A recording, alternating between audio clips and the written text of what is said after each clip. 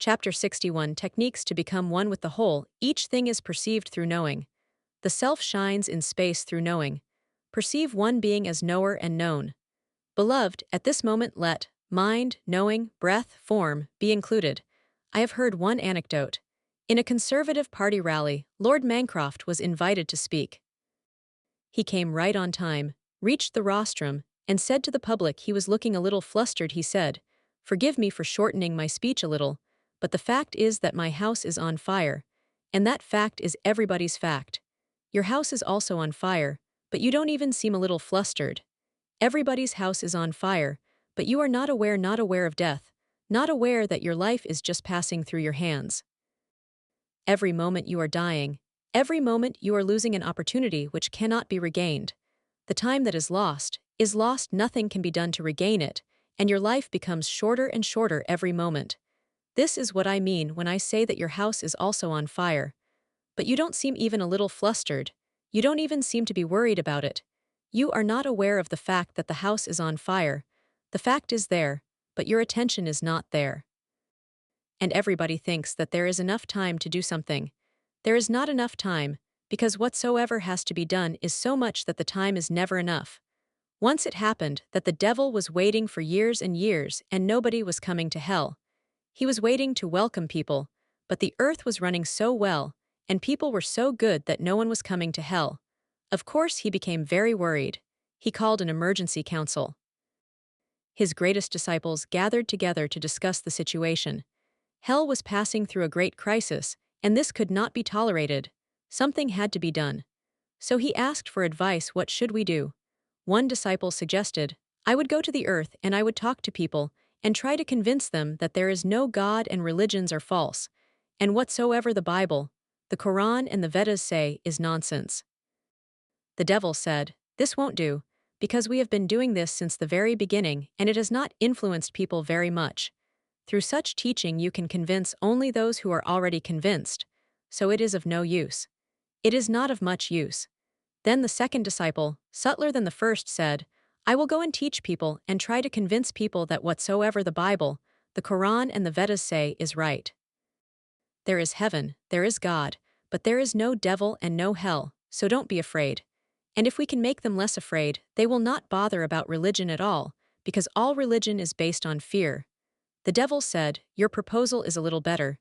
You may be able to, you may succeed in convincing a minority, but the majority will not listen to you. They are not as much afraid of hell as they are greedy of heaven. Even if you convince them that there is no hell, they will still want to enter into heaven, and they will try to be good for that. So this also won't do much. Then the third disciple, the subtlest of them all, said, I have an idea. Give me a chance to try it. I will go and say that whatsoever religion says is absolutely true. There is God, and there is devil, and there is heaven, and there is hell, but there is no hurry. And the devil said, right, you have the right system. You go. And it is said that since then, there has never been a crisis in hell. Rather, they are worried about the overpopulation. This is how our minds are functioning. We always think there is no hurry. These techniques we are talking about will be of no use if your mind thinks there is no hurry. Then you can go on postponing, and death will come first. That day will not come when you think there is a hurry.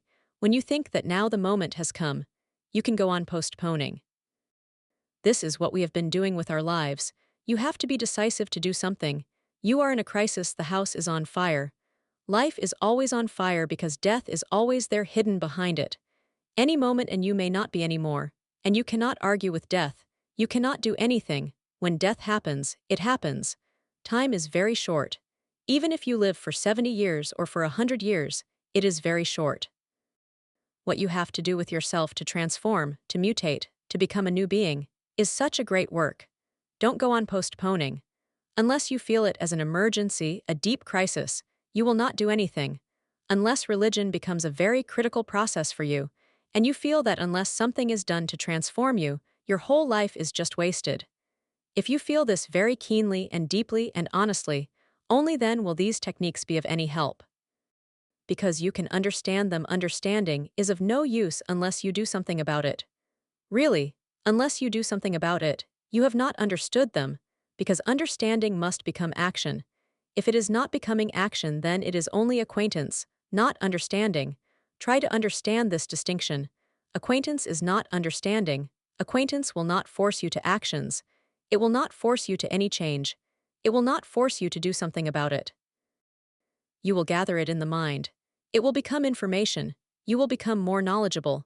But at death, everything stops. You go on collecting many things, never doing anything about them. They become just a burden on you. Understanding means action. When you understand a thing, immediately you start working on it, because if it is right and you feel it is right, you have to do something about it.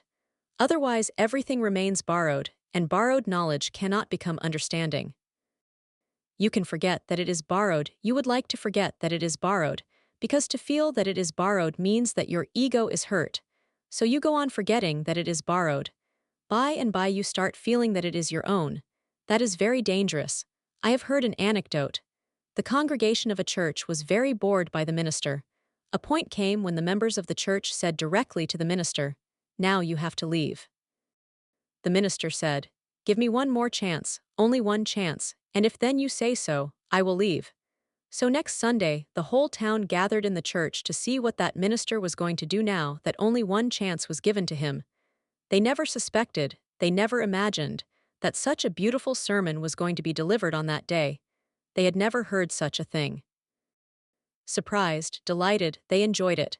And when the sermon was finished, they gathered around the minister and they said, "You need not leave, you remain here.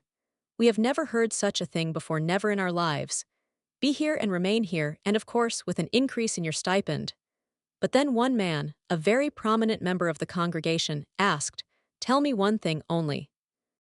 When you started your lecture, you raised your left hand with 2 fingers raised, and when you closed your lecture, you raised your right hand, again with 2 fingers raised. So what is the meaning of this symbol?" The minister said, "The meaning is easy. Those fingers are symbolic of quotation marks. That sermon was not mine, it was borrowed. Always remember those quotation marks. It is very good to forget them, you feel good, but all that you know is within quotation marks. It is not your own, and you can drop those quotation marks only when something has become your own experience. These techniques are to change knowledge into experience. These techniques are to change acquaintance into understanding. That which belongs to a Buddha, or to a Krishna, or to a Christ, through these techniques can belong to you, that can become your own. And unless it becomes your own, no truth is true. It may be a grand lie, a beautiful lie, but no truth is true unless it becomes your experience individually, authentically your own. 3 things. First, always remember that your house is on fire. Second, don't listen to the devil. He will constantly say to you that there is no hurry. And thirdly, remember, acquaintance is not understanding. Whatsoever I am saying here will make you acquainted. It is needed, but it is not enough. It starts you on a journey, but it is not the end. Do something so that knowledge doesn't remain as memory, but becomes your experience and your life. Now the first technique, each thing is perceived through knowing. The self shines in space through knowing. Perceive one being as knower and known. Whenever you know something, it is known through knowing. The object comes to your mind through the faculty of knowledge. You look at a flower. You know this is a rose flower. Few rose flower is there and you are inside. Something from you comes to the rose flower. Something from you is projected on the rose flower. Some energy moves from you, comes to the rose, takes its form, color, and smell, and comes back and informs you that this is a rose flower. All knowledge, whatsoever you know, is revealed through the faculty of knowing. Knowing is your faculty. Knowledge is gathered through this faculty. But knowing reveals 2 things, the known and the knower. Whenever you are knowing a rose flower, your knowledge is half if you forget the knower who is knowing it. So while knowing a rose flower, there are 3 things: the rose flower, the known, and the knower, you, and the relationship between the 2, knowledge. So knowledge can be divided into 3 points: knower, known, and knowing. Knowing is just like a bridge between 2 points, the subject and the object. Ordinarily, your knowledge reveals only the known. The knower remains unrevealed. Ordinarily, your knowledge is one arrowed. It points to the rose, but it never points to you. Unless it starts pointing to you, that knowledge will allow you to know about the world, but it will not allow you to know about yourself. All the techniques of meditation are to reveal the knower. George Gurdjieff used a particular technique just like this. He called it self-remembering. He said that whenever you are knowing something, always remember the knower. Don't forget it in the object. Remember the subject. Just now you are listening to me. When you are listening to me, you can listen in two ways. When your mind can be focused towards me, then you forget the listener. Then the speaker is known, but the listener is forgotten. Gurdjieff said that while listening, know the speaker and also know the listener. Your knowledge must be double-arrowed, pointing to 2 points, the knower and the known. It must not only flow in one direction towards the object. It must flow simultaneously towards 2 directions, the known and the knower. This he called self-remembering. Looking at a flower, also remember the one who is looking. Difficult, because if you do try it, if you try to be aware of the knower, you will forget the rose. You have become so fixed to one direction that it will take time. If you become aware of the knower, then the known will be forgotten. If you become aware of the known, then the knower will be forgotten. But a little effort, and by you can be aware of both simultaneously. And when you become capable of being aware of both, this Gurdjieff calls self-remembering. This is one of the oldest techniques that Buddha used, and Gurdjieff again introduced it to the Western world. Buddha called is samyak smriti, right mindfulness.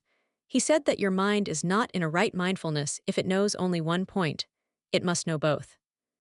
And then a miracle happen if you are aware of both the known and the knower. Suddenly you become the third, you are neither. Just by endeavoring to be aware of both the known and the knower, you become the third, you become a witness. A third possibility arises immediately, a witnessing self comes into being, because how can you know both? If you are the knower, then you remain fixed to one point. In self-remembering, you shift from the fixed point of the knower. Then the knower is your mind and the known is the world, and you become a third point, a consciousness, a witnessing self. This third point cannot be transcended, and that which cannot be transcended is the ultimate. That which can be transcended is not worthwhile, because then it is not your nature, you can transcend it. I will try to explain it through an example. In the night you sleep and you dream. In the morning you wake and the dream is lost. While you are awake, there is no dream. A different world comes into your view. You move in the streets, you work in a factory or in an office. Then you come back to your home, and again you fall asleep at night. Then this world that you knew while you were awake disappears. Then you don't remember who you are. Then you don't know whether you are black or white, poor or rich, wise or foolish. You don't know anything. You don't know if you are young or old. You don't know if you are man or woman. All that was related with the waking consciousness disappears. You enter the world of dreams, you forget the waking world. It is no more. In the morning, again the dreaming world disappears. You come back, which is real, because while you are dreaming, the real world, the world that you knew when you were awake, is no more. You cannot compare. And while you are awake, the dreaming world is no more. You cannot compare, which is real.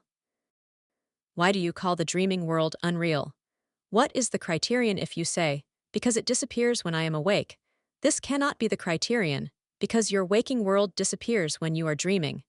And really, if you argue this way, then the dreaming world may be more real, because while you are awake you can remember the dream, but while you are dreaming you cannot remember the waking consciousness and the world around it. So which is more real and more deep? The dreaming world completely washes away the world that you call real. Your real world cannot wash away the dreaming world so totally. It seems more solid, more real. And what is the criterion? How to say? How to compare? Tantra says that both are unreal. Then what is real? Tantra says that the one who knows the dreaming world and the one who knows the waking world, he is real because he is never transcended. He is never cancelled. Whether you dream or whether you are awake, he is there, uncancelled. Tantra says that the one who knows the dream, and the one who knows that now the dream has stopped, the one who knows the waking world, and the one who knows that now the waking world has disappeared, is the real. Because there is no point when it is not. It is always there. That which cannot be cancelled by any experience is the real. That which cannot be transcended, beyond which you cannot go, is yourself. If you can go beyond it, then it was not yourself. This method of Gurdjieff's, which he calls self-remembering, or Buddha's method, which he calls right mindfulness, or this Tantra Sutra, lead to one thing. They lead within you to a point which is neither to known nor the knower, but a witnessing self which knows both. This witnessing self is the ultimate, you cannot go beyond it, because now whatsoever you do will be witnessing. Beyond witnessing you cannot move. So witnessing is the ultimate substratum, the basic ground of consciousness. This sutra will reveal it to you. Each thing is perceived through knowing. The self shines in space through knowing. Perceive one being as knower and known. If you can perceive in yourself one point which is both knower and known, then you have transcended object and subject both. Then you have transcended the matter and mind both. Then you have transcended the outer and inner both. You have come to a point where the knower and the known are one. There is no division. With the mind, division will remain. Only with the witnessing self, division disappears. With the witnessing self you cannot say who is the known and who is the knower, it is both.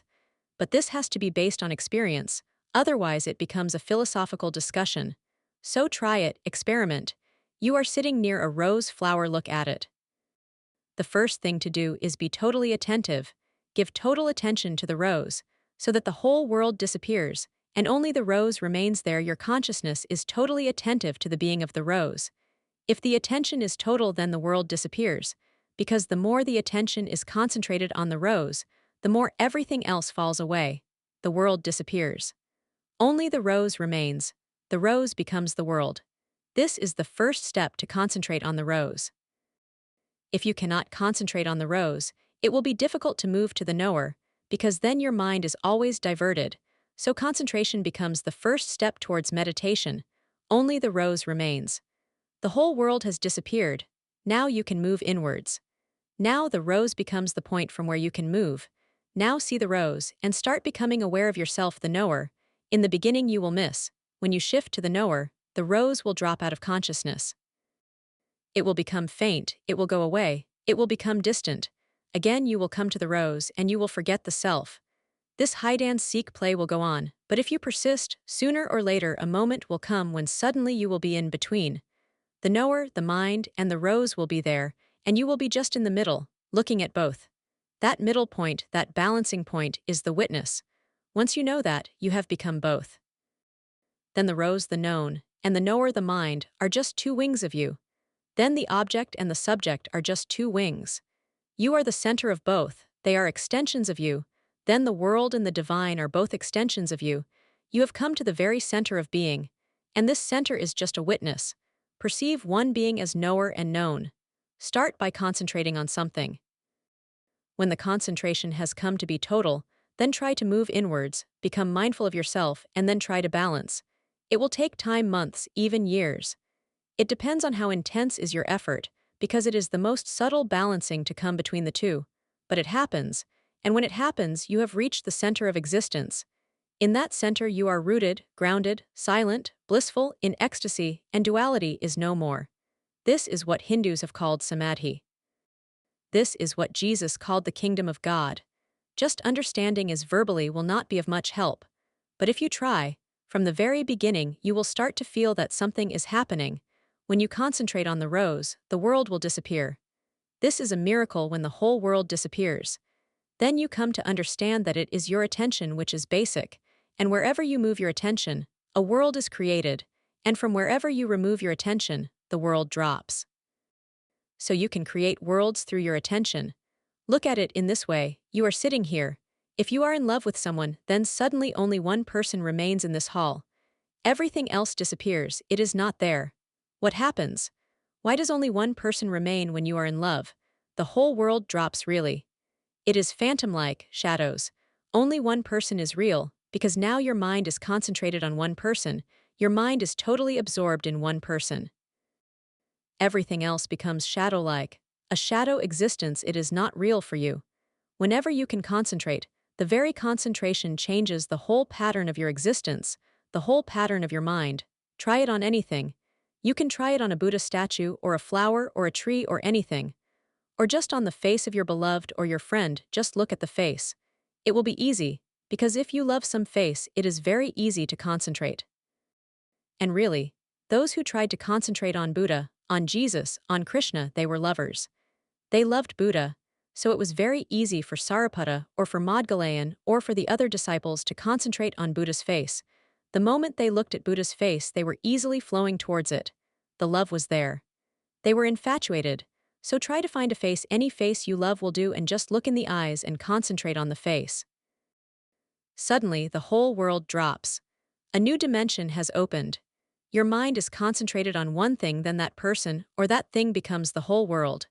When I say this, I mean that if your attention is total towards anything, that thing becomes the whole world. You create the world through your attention. Your world you create through your own attention.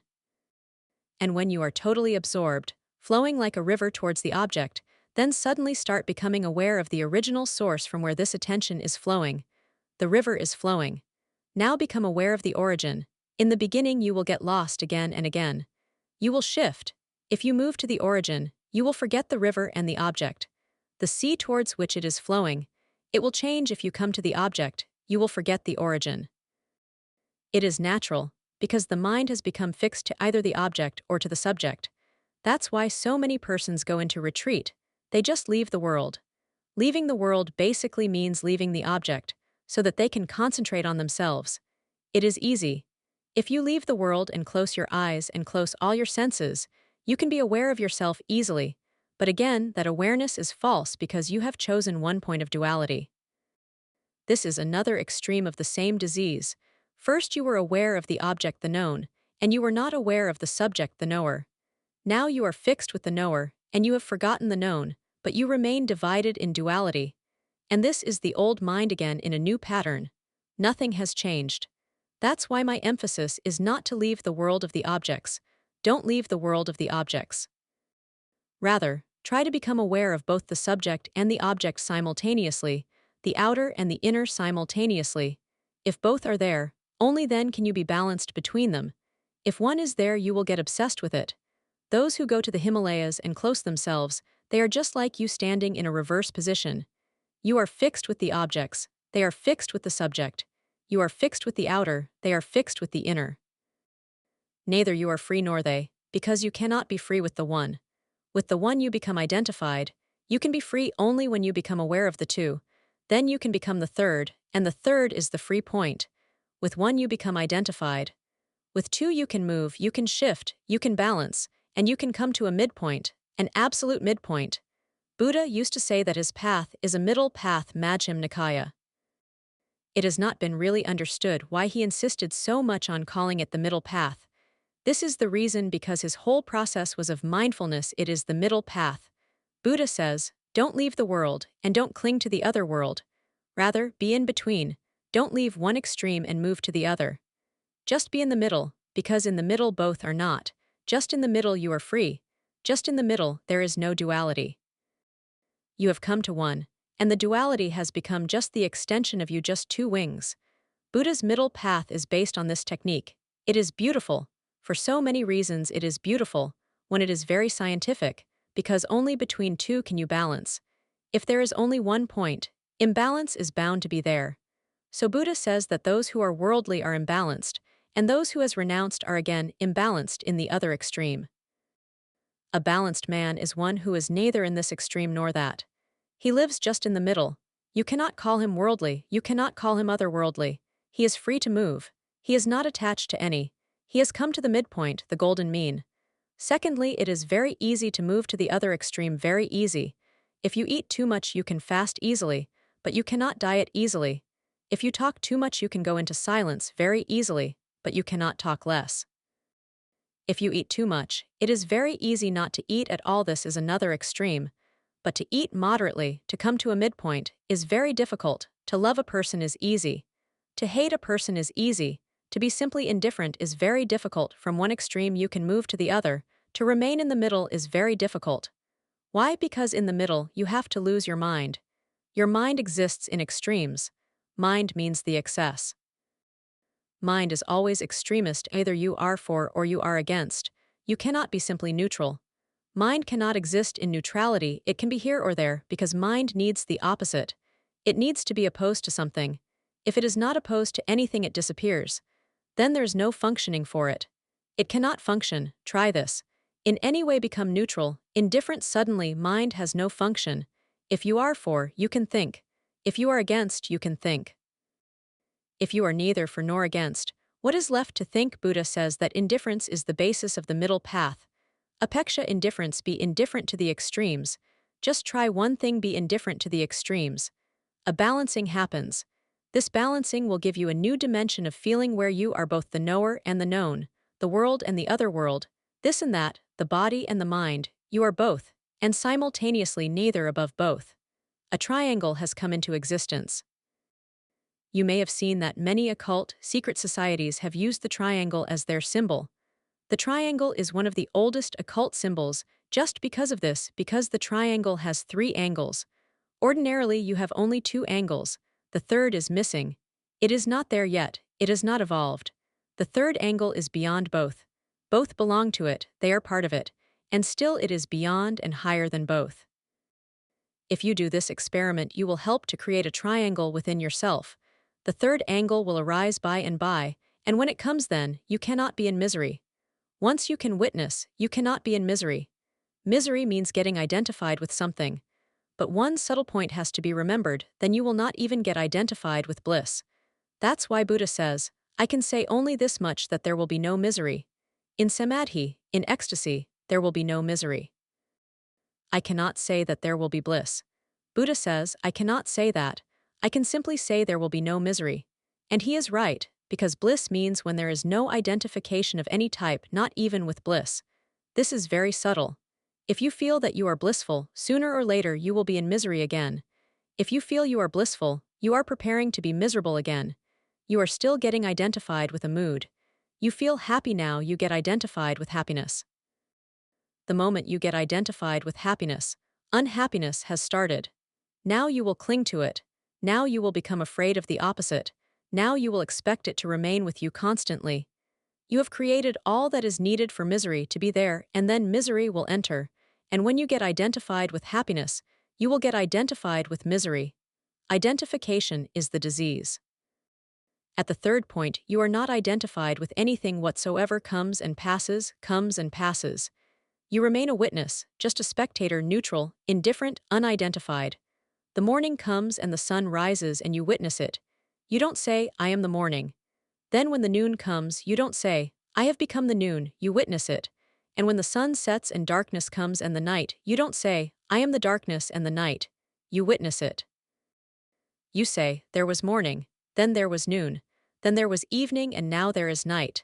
And again there will be morning, and the circle will go on, and I am just an onlooker. I go on witnessing.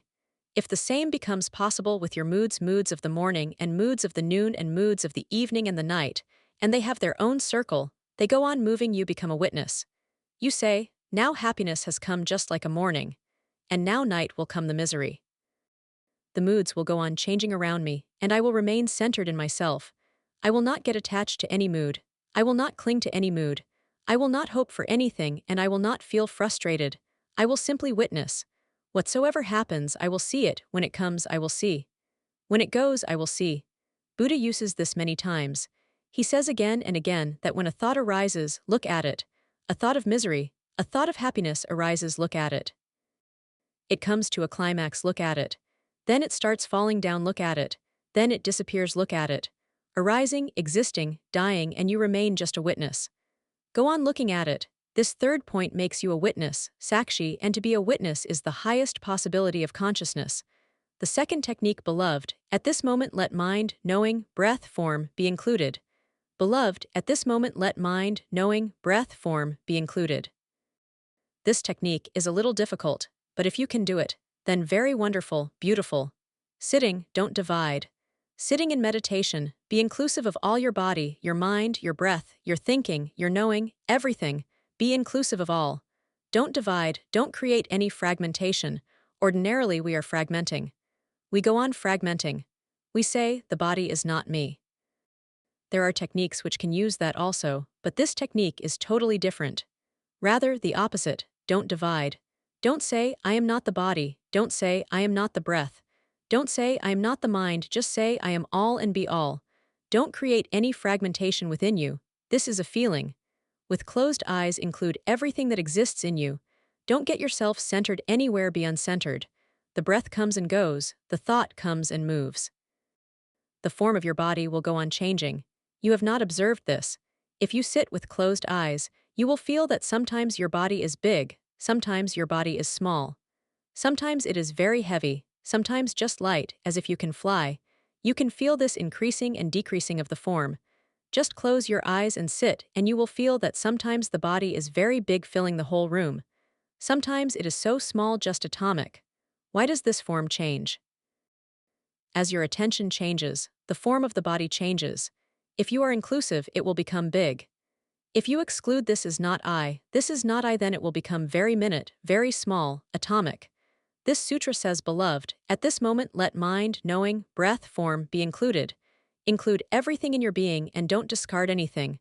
Don't say, this is not I, say I am, and include everything in it. If you can do this just sitting, wonderful, absolutely new happenings will happen to you. You will feel there is no center. In you there is no center. And with the center gone, there is no self, there is no ego. Only consciousness remains consciousness like a sky covering everything. And when it grows, not only your own breath will be included, not only your own form will be included. Ultimately, the whole universe becomes inclusive to you. Swami Ramtirth used this technique for his own sadhana. A moment came when he started saying, the whole world is in me, and the stars move in me. Somebody was talking to him and he said, it is very beautiful here in the Himalayas.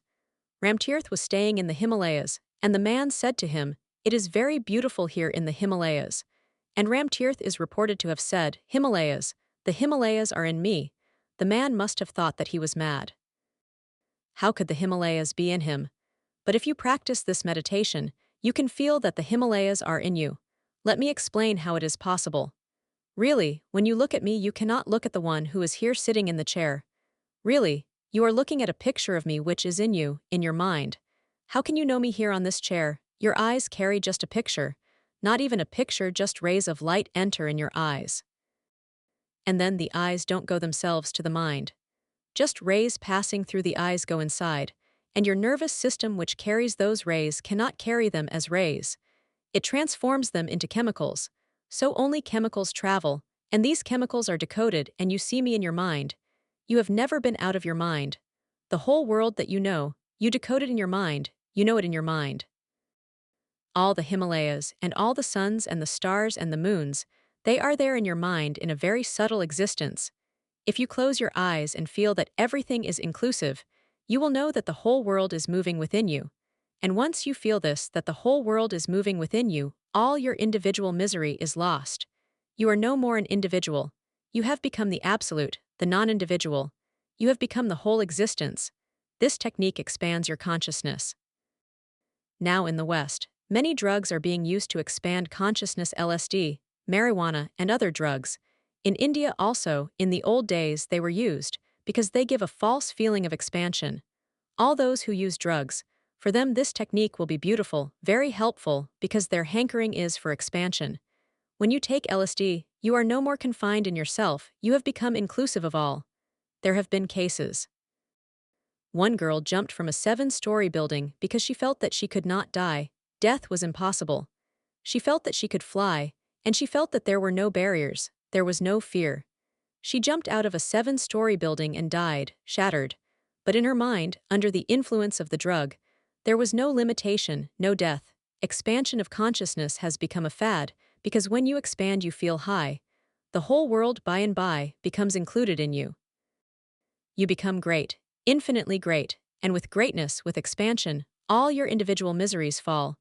But through LSD or marijuana or other drugs, this is only a false feeling. Through this technique, this feeling becomes real. Really, the whole world comes within you. There are 2 reasons for this. One, our individual consciousness is not really individual. Deep down it is collective. We look like islands, but all the islands deep down are connected to the earth. We look like islands, different. I am conscious, you are conscious, but your consciousness and my consciousness somewhere deep down is one. It is connected to the earth, the basic ground. That's why many things happen which look inexplicable. If you meditate alone, it will be more difficult to enter into it. But if you meditate with a group, it is very easy, because the whole group works as a unit. In meditation camps, I have felt and observed that after 2 or 3 days your individuality is no more. You become part of a greater consciousness, and very subtle waves are being felt, very subtle waves start moving, and the group consciousness evolves. So when you dance, you are not really dancing, but the group consciousness is dancing. You are just a part of it. The rhythm is not only within you, the rhythm is also without you. The rhythm is all around you. In a group you are not. the superficial phenomenon of being islands is forgotten, and the deeper phenomenon of being one is realized. In a group, you are nearer to the divine. Alone, you are further away, because again, you become concentrated on the ego, on the superficial difference, on the superficial separation. This technique helps, because really you are one with the universe. It is only a question of how to dig it or how to fall into it and realize it. Being with a friendly group always gives you energy. Being with someone who is antagonistic, you always feel that your energy has been drained out. Why?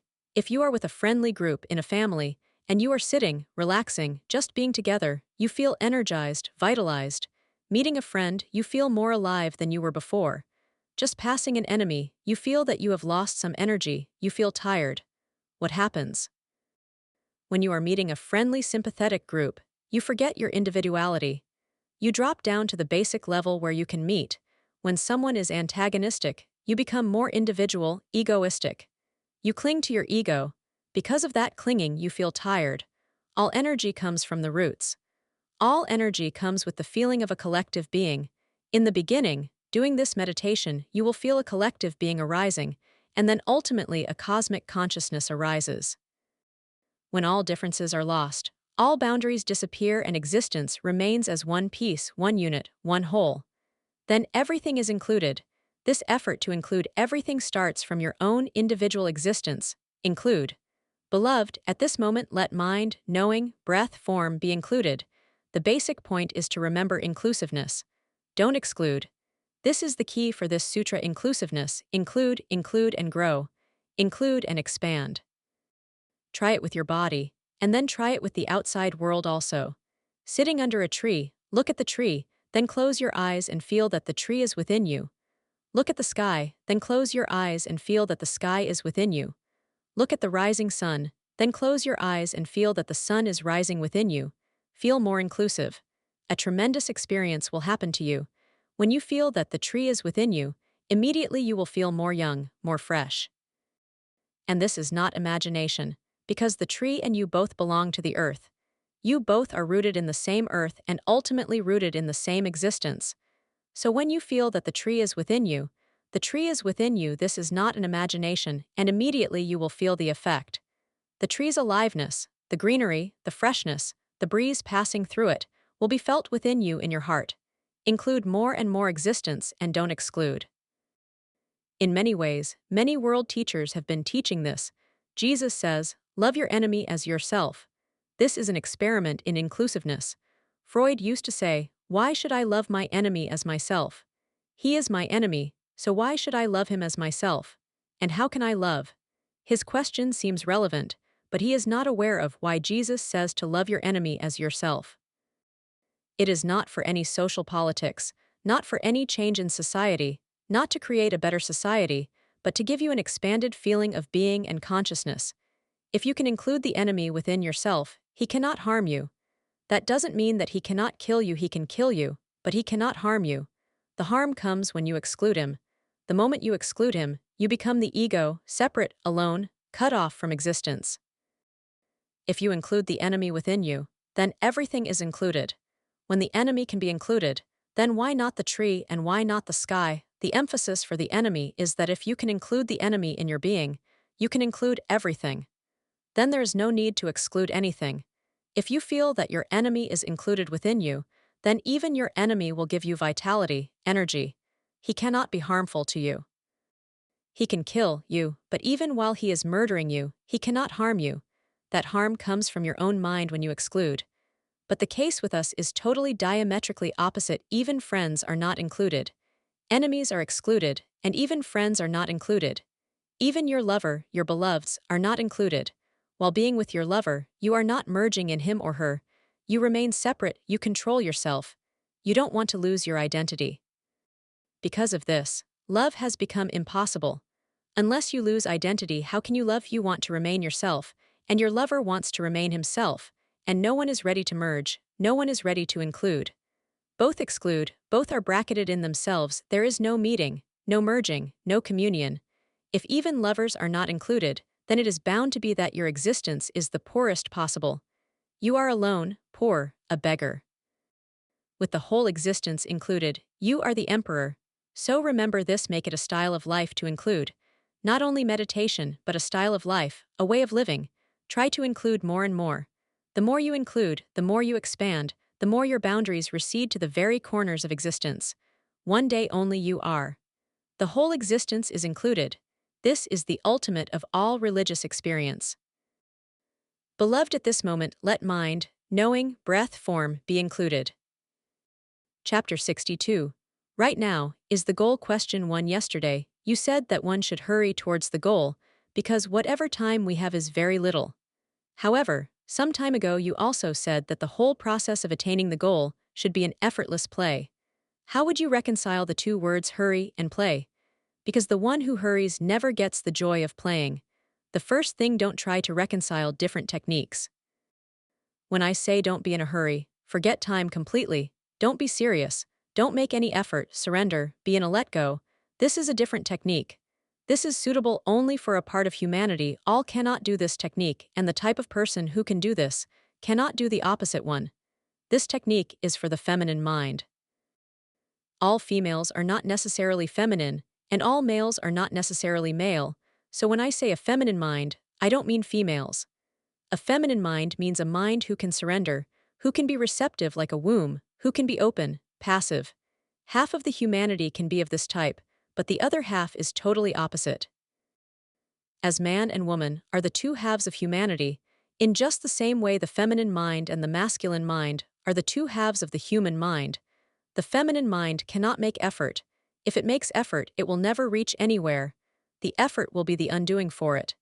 It will only create anguish and tension and no achievement. The very working of the feminine mind is to wait and allow things to happen.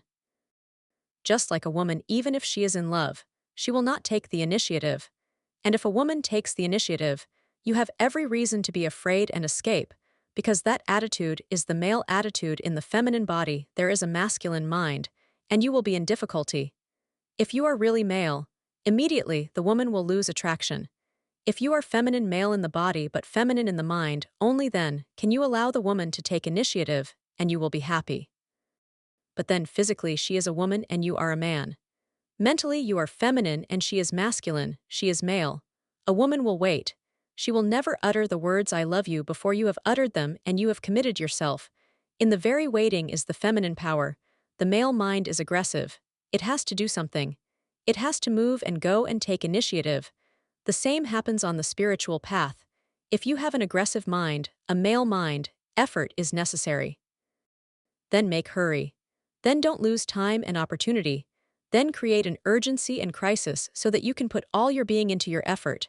When your effort has become total, you will achieve. If your mind is feminine, then there is no hurry at all. There is no time. You may or may not have observed that women have no sense of time. They cannot have. So the husband is standing outside the house, and he is honking the horn and saying, "Come down." And the wife says, "I have told you 1,000 times that I am coming in 1 minute. Continuously for 2 hours I have been telling you that I am coming in 1 minute, so don't get mad. Why are you honking the horn?" The feminine mind cannot have a sense of time. It is the male, aggressive mind who is time-worried, time-conscious. They are totally different. The feminine is not in any hurry. There is no hurry. Really, there is nowhere to reach. That's why women cannot become great leaders, great scientists, great warriors. They cannot become. And if sometimes there are freak women, they have a male mind, for example, Joan of Arc or Laxmi Bai, they are only feminine in body. The mind is not feminine at all. It is masculine. For the feminine mind there is no goal, and our world is man-oriented. So women cannot be really great in a man-oriented world, because greatness is related to the goal. Some goal has to be achieved. Then you become great, and the feminine mind is not after any goal. Here and now she is happy. Here and now she is unhappy. There is nowhere to move. The feminine mind exists in the moment. That's why the feminine curiosity is never for the far away. It is always about the neighborhood. She is not interested in what is happening in Vietnam. She is interested in what is happening in the other house, the intimate, the here. The man looks absurd. Why are you worried about what Nixon is doing or what Mao is doing? The woman is interested in the love affairs that are going on in the neighborhood. She is curious about the near. The far is meaningless. Time doesn't exist. Time exists for those who have a goal to reach. Remember, time can exist only when you have to reach somewhere. If you don't have to reach anywhere, what is the meaning of time? Then there is no hurry. Look at this situation from a different angle. The East is feminine and the West is masculine. The East has never been concerned much about time. The West is mad after time. The East has been very leisurely moving slowly as if not moving at all. No change, no revolution. Such a silent evolution that it creates no noise anywhere. The West is just mad. Every day revolution is needed, and everything has to become a revolution. Unless everything is changing, it seems we are not going anywhere. We have become static. If everything is changing and everything remains in an upheaval, then the West feels that something is happening. And the East thinks that if there are upheavals, it means we are diseased, something is wrong. That's why there is change. If everything is okay, there is no need for any revolution, for any change. The Eastern mind is feminine. That's why in the East we have praised all the feminine qualities: compassion, love, sympathy, nonviolence, acceptance, contentment, all feminine qualities.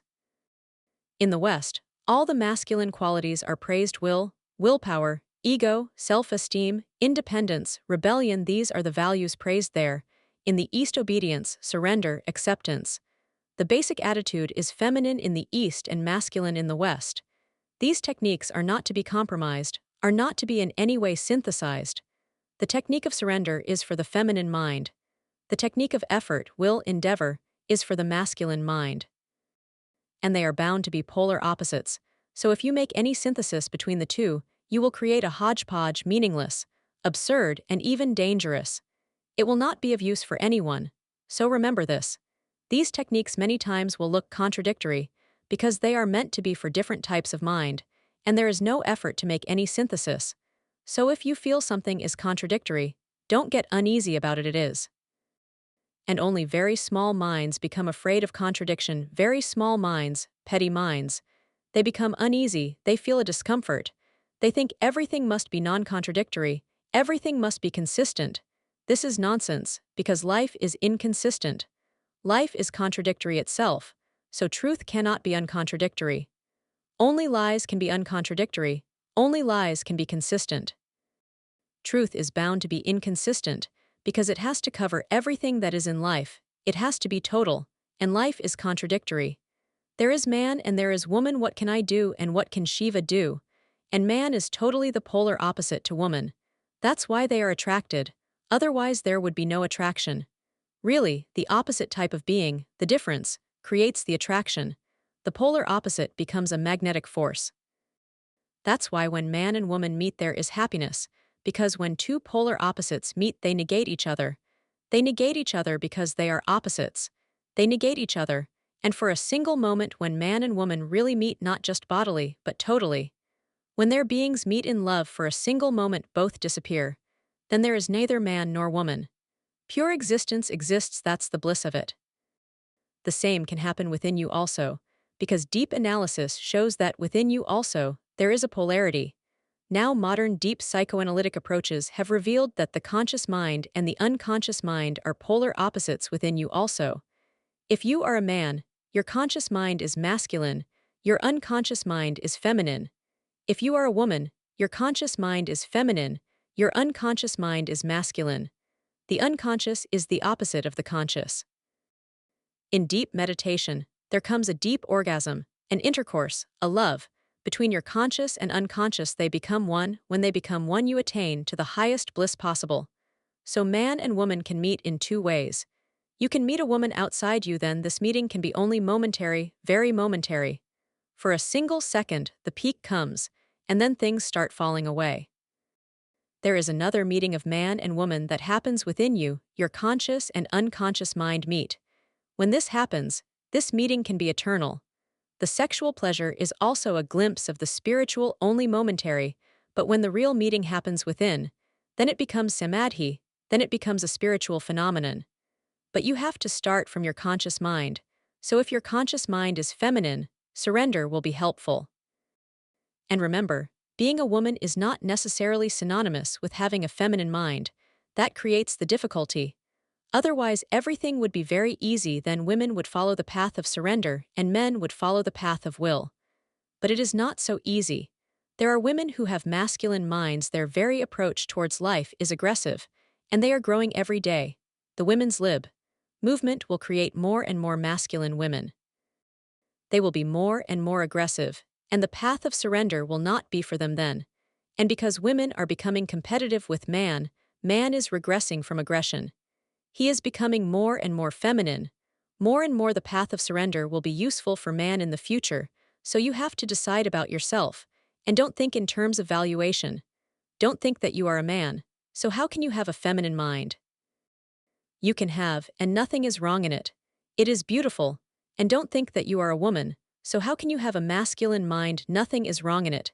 It is beautiful, be authentic towards your own mind. Try to understand what type of mind you have, then follow the path that is for you, and don't try to create any synthesis. Don't ask me how I am going to reconcile these two. I am not going to. I am never for reconciliation, and I am not for non-contradictory statements. They are stupid and childish. Life is contradictory, and that's why life is alive. Only death is consistent and non-contradictory. Life lives through opposition, through encountering the opposite pole, and this opposition, challenge, creates energy. It releases energy, and life moves through it. This is what Hegelians say: a dialectical movement, thesis, antithesis, and then the synthesis again becomes a thesis and creates its own antithesis, and this goes on. Life is not monotonous. It is not logical. It is dialectical. You must understand the difference between logical and dialectical. The question is because you think life is logical, so you ask how you will reconcile, because logic always reconciles. Logic cannot tolerate the contradictory. Logic cannot tolerate the contradictory. Logic has to somehow explain that it is not contradictory, and if it is contradictory, then both cannot be true. Then one must be wrong. Both can be wrong, but both cannot be true. Logic tries to find non-contradiction everywhere. Science is logical. That's why science is not totally true to life, cannot be. Life is contradictory, illogical. It works through the opposite. It is not afraid of the opposite. It uses the opposite. The opposites are only apparently opposite. Deep down they work together. It is dialectical, not logical. It is a dialogue between the opposites, a continuous dialogue. Think for a single moment, if there is no contradiction, life will be dead, because from where will come the challenge, from where will come the attraction, from where will the energy be released?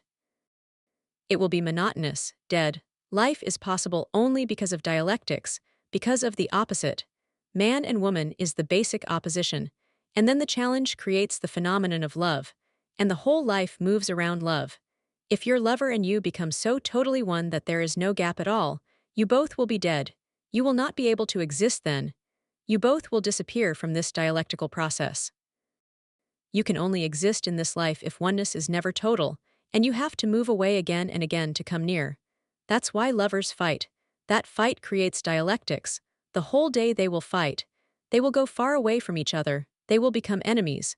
This means that they have now come to be really polar opposites. They have moved as far away as possible. The lover starts thinking how to kill this woman, and the woman starts thinking how to get rid of this man. They have moved to the very farthest corner possible. And then again in the evening they are making love. When they are far away, so far away, again the attraction comes. Again they look from such a far away point that they feel attracted. Then they have become simply man and woman again, not lovers. Then they are man and woman, strangers. They will fall in love again. They will come near. A point will come when they will become one for a single moment, and that will be their happiness, their joy. But the moment they have become one, the process to go away starts again. In the very moment when the wife and husband are one, if they can be a witness to it, they will see they have started being separate again. The very moment the peak comes, the process starts to be different, to be separate, to be opposite. This goes on moving again and again. You come near and go away. This is what I mean. Life creates energy through polarities. Without polarities, life cannot exist. If two lovers really become one, they disappear from life. They are liberated really. They will have no rebirth again. There will be no life in future. If two lovers can become so totally one, their love has become the deepest meditation possible. They have achieved what Buddha achieved under the Bodhi tree. They have achieved what Jesus achieved on the cross. They have achieved non-duality. Now they cannot exist. Existence, as we know it, is dual, dialectical, and these techniques are for you who exist in duality. So there will be many contradictions because these techniques are not philosophy. These techniques are meant to be done and lived.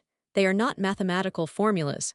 They are actual life processes. They are dialectical, they are contradictory. So don't ask me to reconcile them. They are not the same, they are opposite. Try to find out what is your type. Can you relax? Can you let go? Can you be in a passive moment, not doing anything? Then all the techniques which require will are not for you. If you cannot relax, and if I say to you to relax and you immediately ask me how to relax, that how shows your mind, that how shows that you cannot relax without making an effort. Even for relaxation, you need some effort, so you ask how. Relaxation is relaxation. There is no how to it. If you can relax, you know how to relax. You simply relax. There is no effort, no method. Just as in the night, you go to sleep. You never ask how to go to sleep. But there are persons who have insomnia. If you say to them, I just put my head on the pillow, and it's okay, I am asleep, they cannot believe you, and their suspicion is meaningful. They cannot believe you. You are deceiving because they also put their head on the pillow. They go on putting their head the whole night, nothing happens. They are going to ask how to put the head on the pillow. There must be a secret which you are not telling them, you are deceiving. The whole world is deceiving them. Everybody says, we just go to sleep. There is no how to it. There is no technology. They cannot believe you and you cannot blame them. You say, we simply put down our heads, close our eyes, put off the light, and we are asleep. They also do the same procedure. They do the same ritual, and they do it more correctly than you have ever done, but nothing happens. The light is off, they have closed eyes, lying on their bed, nothing is happening. Once you lose the capacity to relax, then technique is needed. Then they need technique. Then without technique, they will not be able to sleep. So if you have a mind which can relax, then surrender is for you.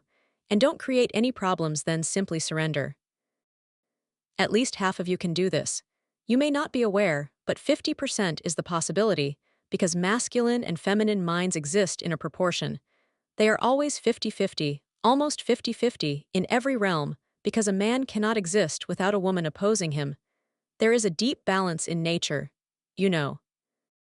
115 boys are born to 100 girls. Because boys are weaker than girls, so by the time they are sexually mature, 15 boys will have died. 115 boys are born for every 100 girls. Girls are stronger, they have more stamina, more resistance. Boys are weak, they don't have so much resistance, so 115 boys are born for 100 girls. Then 15 boys die. The moment they become sexually mature, by the age of 14, the number will be the same.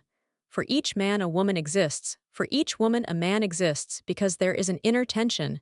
They cannot exist without it. That polar opposite is needed. And similar is the case with the inner mind also. The existence, the nature, needs a balance, so half of you are feminine and can be deeply in surrender very easily, but you can create problems for yourself. You may feel that you can surrender, but you think, how can I surrender? You feel that your ego may be hurt.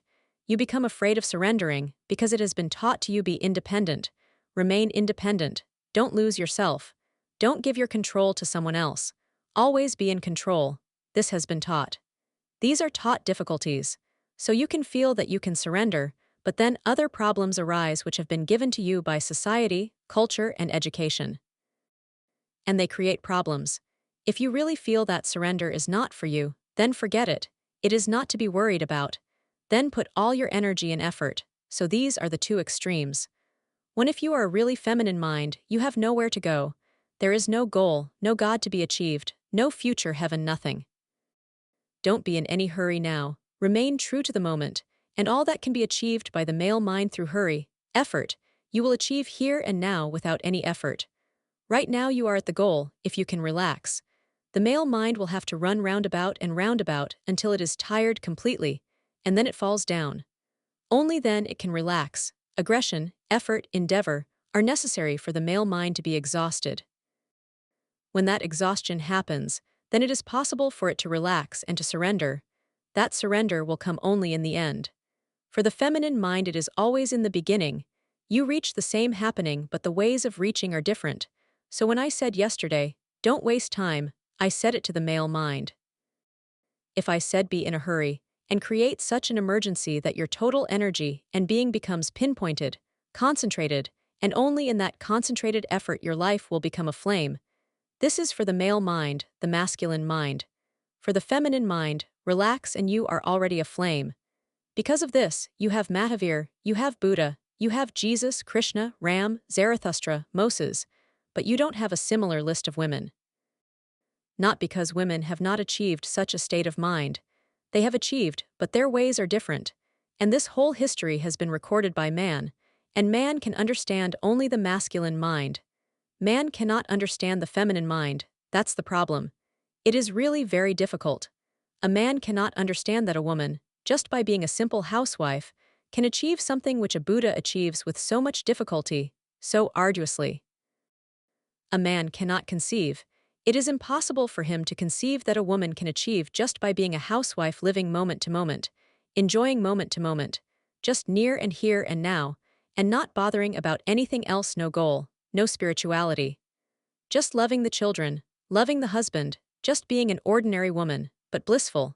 No need to make such arduous effort as a Mahavir is making 12 years of long, arduous effort. But man will appreciate Mahavir, because he can appreciate effort.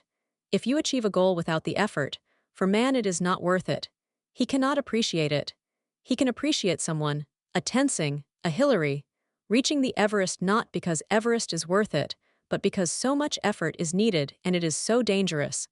And if you say that you are already on the Everest, he will laugh, because Everest is not meaningful, the effort to reach it is meaningful.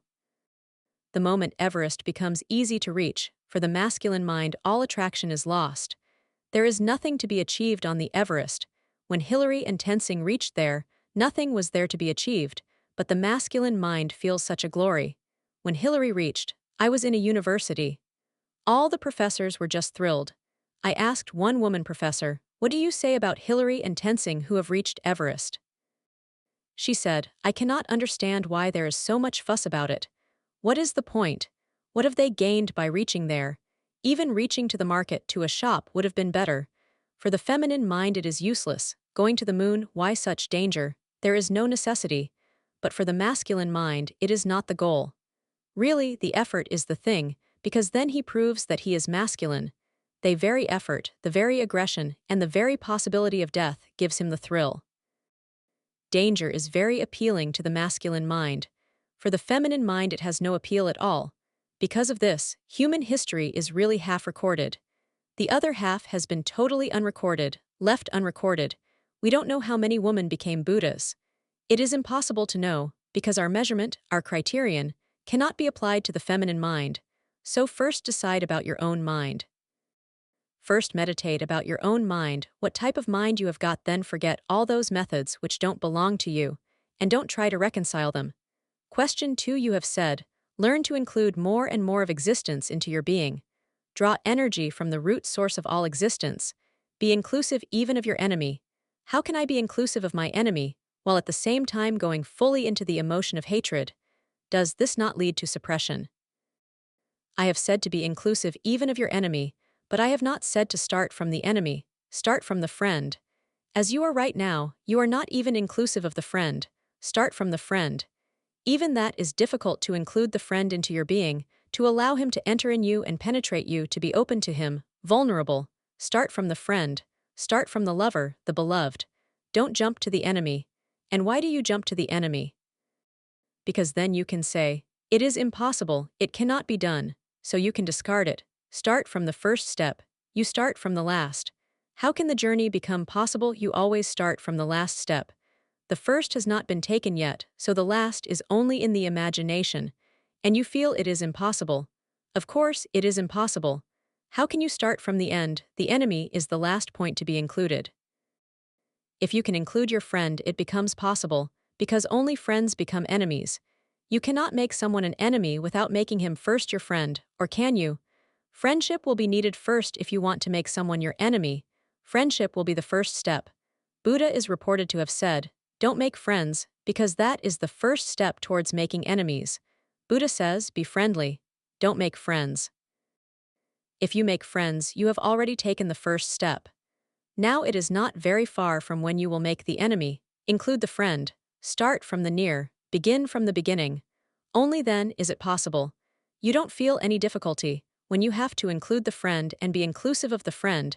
It is difficult because it is not a question of the friend or the enemy. It is a question of your opening. Even for the friend you are closed. Even with the friend you remain guarded. Even with the friend you have not revealed your being totally, so how can you include him? You can include him only when there is no fear, when you are not afraid, when you can allow him to move within you, and you are not making any security arrangements. Even with the beloved you are closed. You have not opened your mind. Still, there are a few things which are secret, private. If you have privacy, you cannot be open, you cannot be inclusive, because then the privacy can be known, then your secrets can become public. It is not easy to include even a friend, so don't think it is difficult to include an enemy. It is impossible right now. That's why Jesus' teaching became impossible, and Christians became pseudo. They had to, because Jesus says, love your enemies, and you are not even capable of loving your friends. He gives you an impossible goal. You are bound to become hypocrites, pseudo. You will not be authentic. You will talk about loving your enemies, and you will hate your friends. I am not saying that, so the first thing, don't think of the enemy right now. That's a trick of your mind, think of the friend. The second thing, the question is not to include someone. The question is to be inclusive. That's a quality of your consciousness. Create the inclusiveness, create the quality. How can you create the quality? For that is the technique. You are sitting near a tree. Look at the tree. It is outside you, but if it is really outside you, you cannot know it. Something of it has already traveled within you. That's how you can know the tree is there. It is green. But do you know that the green exists in you, not in the tree? When you close your eyes, the tree is not green. Now scientists say this, that the color is given by you. Everything in nature is colorless. There exists no color. Color comes into being when rays traveling from a particular object meet your eye. Then the color is created. So color is given by your eye. It is a meeting of the tree and you where greenness happens. The flowers are there in bloom, the scent comes to you, and you smell it. But that fragrance also is given by you. It is not in nature. Only waves are coming towards you, which you translate as smell. It is your nose which smells it. If you are not there, there will be no smell. There have been philosophers like Berkeley or Nagarjuna, Shankara, who say the world is unreal. It exists in your mind, because whatsoever we know about the world is really given by us. Because of this, Immanuel Kant, a German thinker and philosopher, says that the thing in itself cannot be known. Whatsoever we know is not the thing. It is our projection. Your face looks beautiful to me. Your face is neither beautiful nor ugly. It is my attitude. It is I who make you beautiful or ugly. It depends on me, it is my feeling. If you are alone in the world and there is no one to say that you are ugly or beautiful, you will not be either. Or will you be? If you are alone on the earth, will you be beautiful or ugly? Will you be intelligent or foolish? You will be nothing. Really, you cannot exist alone on the earth. You cannot be. If you are sitting near a tree, meditate. Open your eyes and look at the tree, and then close your eyes and look at the tree within.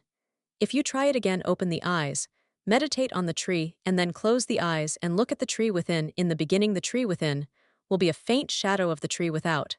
But if you go on continuing, by and by it will come to have the same reality and being as the tree without. And if you continue and persist, which is difficult, a moment comes when the outer tree becomes just a shadow of the inner. The inner becomes more beautiful, more alive, because now your inner consciousness is the soil for it. Now it is rooted in the inner consciousness. Now it is feeling on the consciousness, really. It is something rare. So when Jesus or people like Jesus talk about the kingdom of God, they talk in such colorful language that we think that either they are mad or just in hallucination. They are neither. They have learned how to include existence. Their own inner consciousness has become now a life-giving phenomenon. Now whatsoever is planted within becomes alive.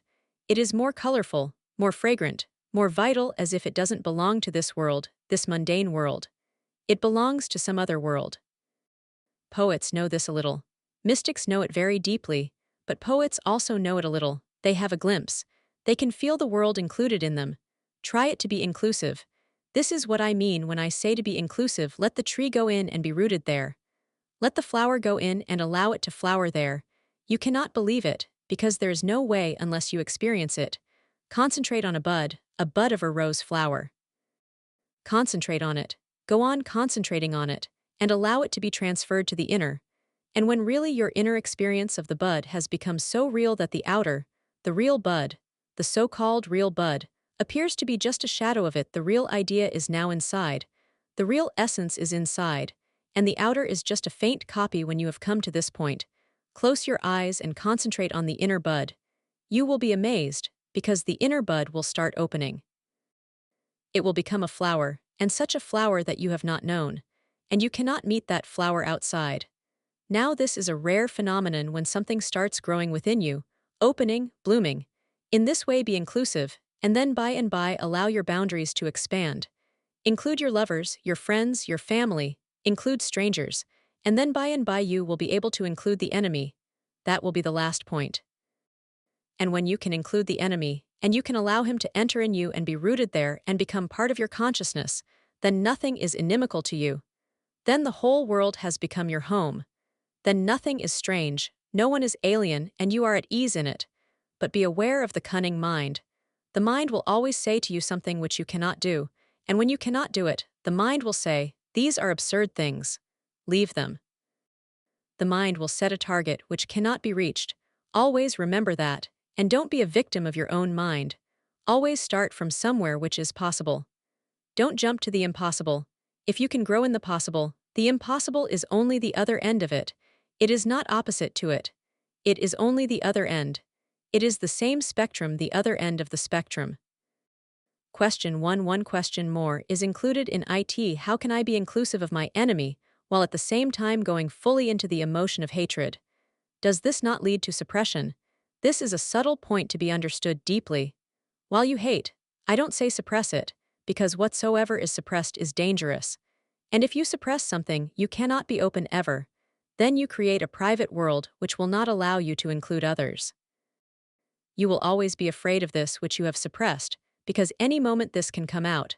So first thing, don't suppress anger, hatred, or anything. But there is no need to express it on someone. You express it on someone because you feel the other is responsible. That is wrong.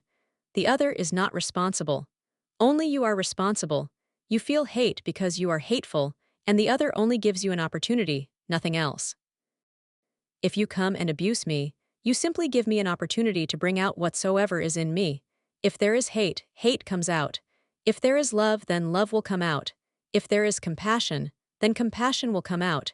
You are just an opportunity for me to be revealed. If hate comes out, don't feel that the other is responsible. He is just instrumental. We have a beautiful word in Sanskrit for it, nirmit, instrumental. He is not the cause. The cause is always within. He is just the instrument to bring the cause out. So just be thankful to him, be thankful that he makes you aware of your own hidden hate. He is a friend. You convert him into an enemy because you impose all responsibility on him. You think that he is creating the hatred. No one can create anything in you. Remember that forever. If you go to Buddha and abuse him, he is not going to hate you. He is not going to be angry with you. Whatsoever you do, you cannot make him angry. Not because your effort is less, but because the anger is not there. You cannot bring it out. The other is not the source of hate, so don't throw it on him. Just be thankful to him, be grateful to him, and the hate that is within you, throw it out into the sky. The first thing. The second thing, be inclusive about hate also. That's a deeper realm, a deeper dimension. Be inclusive of hate also. What do I mean when I say this? Whenever there is something bad, whenever something which you call bad, evil, happens, you never include it in yourself. Whenever something good happens, you include it. If you are loving, you say, I am love. When you hate, you never say, I am hate. When you have compassion, you say, I am compassion. When you are angry, you never say, I am anger. You always say, I am angry, as if anger has happened to you. As if you are not anger, it is just a happening from outside, something accidental. And when you say, I am love, it seems something essential. Not something accidental that has happened to you, not something that has come from without, it is coming from within. Whatsoever is good, you include it. And whatsoever is bad, you don't include it. Be inclusive of the bad also. Because you are hate, you are anger, and unless you feel this deeply that I am hate, you will never go beyond it. If you can feel, I am anger, a subtle process of transformation sets in immediately. What happens when you say, I am anger? Many things happen. First, when you say, I am angry, you are different from the energy you call anger. This is not true, and from an untrue base, nothing true can happen. This is not true, this anger is you. This is your energy. It is not something separate from you. You separate it because you create a false image of yourself that you are never angry, that you are never hateful, that you are always loving, that you are always kind and sympathetic. You have created a false image of yourself. This false image is your ego. This ego goes on saying to you, cut anger, cut hate, they are not good. Not because you know they are not good, but because they don't give you the image. They don't feed your ego and your image. You are a good man, respectable, nice, cultured, you have an image. Sometimes you fall down from the image, those are accidents, you regain your image again. Those are not accidents. Really, they are more true about you. When you are angry, your true self is revealed more truly than when you are smiling falsely. When you show your hate, you are more authentic than when you pretend love.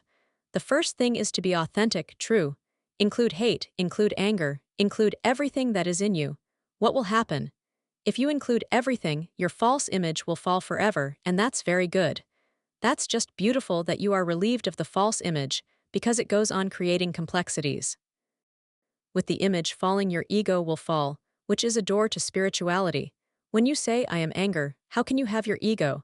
When you say, I am hate, I am jealousy, I am cruelty, I am violence, how can you have the ego? The ego can be had easily when you say, I am Brahma, I am the Supreme God. Then it is easy, I am Atma, the Supreme Self, then it is easy. But when you say, I am jealousy, hate, anger, passion, sex, you cannot have the ego. With the false image, the ego falls. You become true, natural. Then it is possible to understand your reality. Then you can approach your anger without any anti-attitude. It is you, you have to understand that it is your energy. And if you can be understanding about your anger, the very understanding changes and transforms it. If you can understand the whole process of anger and hate, in the very process of understanding it disappears, because a basic ingredient to be angry and to be hateful is to be ignorant about it, to be unaware about it, to be unalert about it. So whenever you are not alert, you can be angry. When you are alert, you cannot be angry. The alertness absorbs all energy, which becomes anger. Buddha has said again and again to his monks, I don't say not to be angry. I say while you are angry, be alert. This is really one of the fundamentals for mutation. I don't say not to be angry. I say while angry, be alert, try it. When anger comes, be alert. Look at it, observe it, be conscious of it. Don't be sleepy. And the more alert you are, the less anger. In a moment when you are really alert, anger is not the same energy becomes alertness. Energy is neutral. The same energy becomes anger. The same energy becomes hate. The same energy becomes love. The same energy becomes compassion. The energy is one. These are all expressions, and there are basic situations in which energy can become a particular mood. If you are unalert, energy can become anger, energy can become sex, energy can become violence. If you are alert, it cannot become the alertness, awareness, consciousness, doesn't allow it to move in those grooves. It moves on a different plane, the same energy. Buddha says, walk, eat, sit. Whatsoever you do, do. But do fully conscious, mindful, aware that you are doing it. Once it happened that Buddha was walking and a fly came and sat on his head, on his forehead. He was talking to some monks, so without really paying any attention to the fly, he just waved his hand and the fly left his forehead. Then he became aware that he had done something not fully aware, because his awareness was towards the monks to whom he was talking, so he said to the monks, "Excuse me for a single minute." He closed his eyes and he raised his hand again. The monks were amazed at what he was doing, because now there was no fly. He raised his hand again and waved his hand near the spot where the fly was. It was not there now. He brought his hand back and then he opened his eyes and said, "You can ask now." But those monks said, "We have forgotten what we were asking. Now we want to ask you what you did. There was no fly, it was there previously, so what did you do?" Buddha said, "I did as I should have done before fully consciously raising the hand. It was not good of me. Something had been done unconsciously, automatically, robot-like. Such alertness cannot become anger. Such alertness cannot become hate, impossible. So first include hate, anger, all that is thought to be bad. Include it in yourself, include it in your image so that your ego falls down. You come down on the ground from the sky, you become true, then don't throw it on someone else. let it be there. Express it to the sky, be fully alert. If you are angry, move in a room, be alone, and be angry and express your anger and be alert. Do whatsoever you would have done with the person who was instrumental. You can take his picture there, or just put a pillow there and say, "You are my father," and give a good beating. Be fully alert. Be fully alert about what you are doing, and do it. It will be a deep realization. The anger will be expressed, and you will be alert. And you will be able to laugh.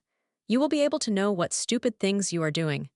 But you could have done this to your real father, you are only doing it to the pillow. And if you really do it authentically, you will feel very kindly, very loving towards your father.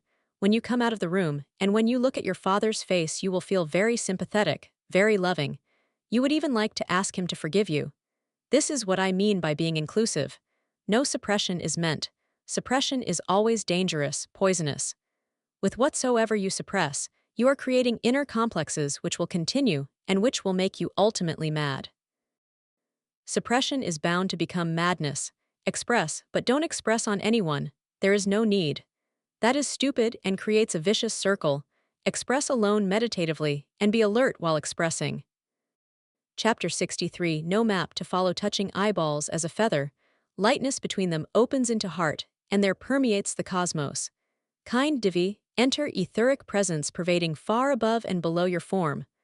Once it happened in a church that after a very long dry sermon, the minister announced that there would be a brief meeting of the board, right after the benediction. After the services, a stranger approached the minister. He was the first man. The minister thought, there has been some misunderstanding, because the man was absolutely a stranger. He didn't even look like a Christian. His appearance was that of a Mohammedan, so the minister said, "It seems you have misunderstood the announcement. There is going to be a meeting of the board." The stranger said, "So I have also heard, and if there was someone here more bored than me then, I would like to meet him. But this seems to be the situation of everyone. Look at people's faces, or at your own face in a mirror, and you will feel you are the most bored, and it seems impossible that there can be someone else who is more bored than you. The whole life seems to be a long boredom, dry, dreary, meaningless. Somehow you are carrying it as a burden. Why has this happened? Life is not meant to be a boredom. Life is not meant to be a suffering. Life is a festival, a celebration, a peak of joy, but that is only in poetry, in dreams, in philosophies. Sometimes a Buddha, a Krishna, appears to be in a deep celebration, but they look like exceptions. Really, unbelievable. Not real, just ideal. It seems they never happen. They are our wish fulfillments, myths, dreams, and hopes, but not realities. The reality seems to be our face bored, in anguish, and with suffering impressed on it, and the whole life is just a carrying on anyhow. Why has this happened? And this must not be the basic reality of life. This cannot be, because this happens only to man. The trees, the stars, the animals, the birds, nowhere else does it happen. Except for man, no one is bored. And even if sometimes pain happens, it is momentary. It never becomes an anguish. It never becomes a constant obsession. It is not always on the mind. It is a momentary thing, an accident. It is not carried over. Animals can be in pain, but they are not in suffering. Pain looks like an accident. They get over it, they don't carry it. It doesn't become a wound. It is forgotten and forgiven. It goes into the past. It never becomes a part of the future, when pain becomes a constant thing, a wound, not an accident but a reality, essential, as if you cannot exist without it, then it becomes a problem, and that problem has arisen only for the human mind. Trees are not in suffering. There seems to be no anguish. Not that death doesn't occur to them. Death occurs, but it is not a problem. Not that painful experiences are not there. They are there, but they don't become life itself. Just on the periphery they happen and disappear. Deep down in the inner core, life remains celebrating. A tree goes on celebrating. Death will happen, but it happens only once. It is not carried over constantly. Except for man, everything is in a festive mood. Only man is bored. Boredom is a human phenomenon. What has gone wrong? Something must have gone wrong. In a way, this can be a good sign also. Boredom is human. You can define the human being through boredom. Aristotle has defined the human being as rational. That may not be exactly true. It is not 100% true, because the difference is only of degree. Animals are also rational, less rational, but not absolutely irrational. There are animals which are just below the human mind. They too are rational in their own way. Not as much as man, but not completely devoid of reason. The difference is only of degrees, and man cannot be defined by reason alone. But through boredom, you can define him. He's the only bored animal. And this boredom can come to such a climax that man can commit suicide. Only man can commit suicide. No animal commits suicide. That is an absolutely human phenomenon. When boredom comes to such a point that even hope becomes impossible, then you drop dead by yourself, because then there is no sense in carrying all this. You can carry this boredom, this pain, because somewhere the tomorrow is yet hopeful. This is bad today, but tomorrow something will happen. Because of that hope you go on carrying. I have heard, once it happened, one Chinese emperor sentenced his prime minister to death. The day the prime minister was to be hanged, the emperor came to see him to say a goodbye. He had been his devoted servant for many, many years, but he had done something which irritated the emperor so much that he had sentenced him to death. But remembering that this was going to be the last day, the emperor came to meet him. When the emperor came, he saw the prime minister weeping, and tears were rolling down from his eyes.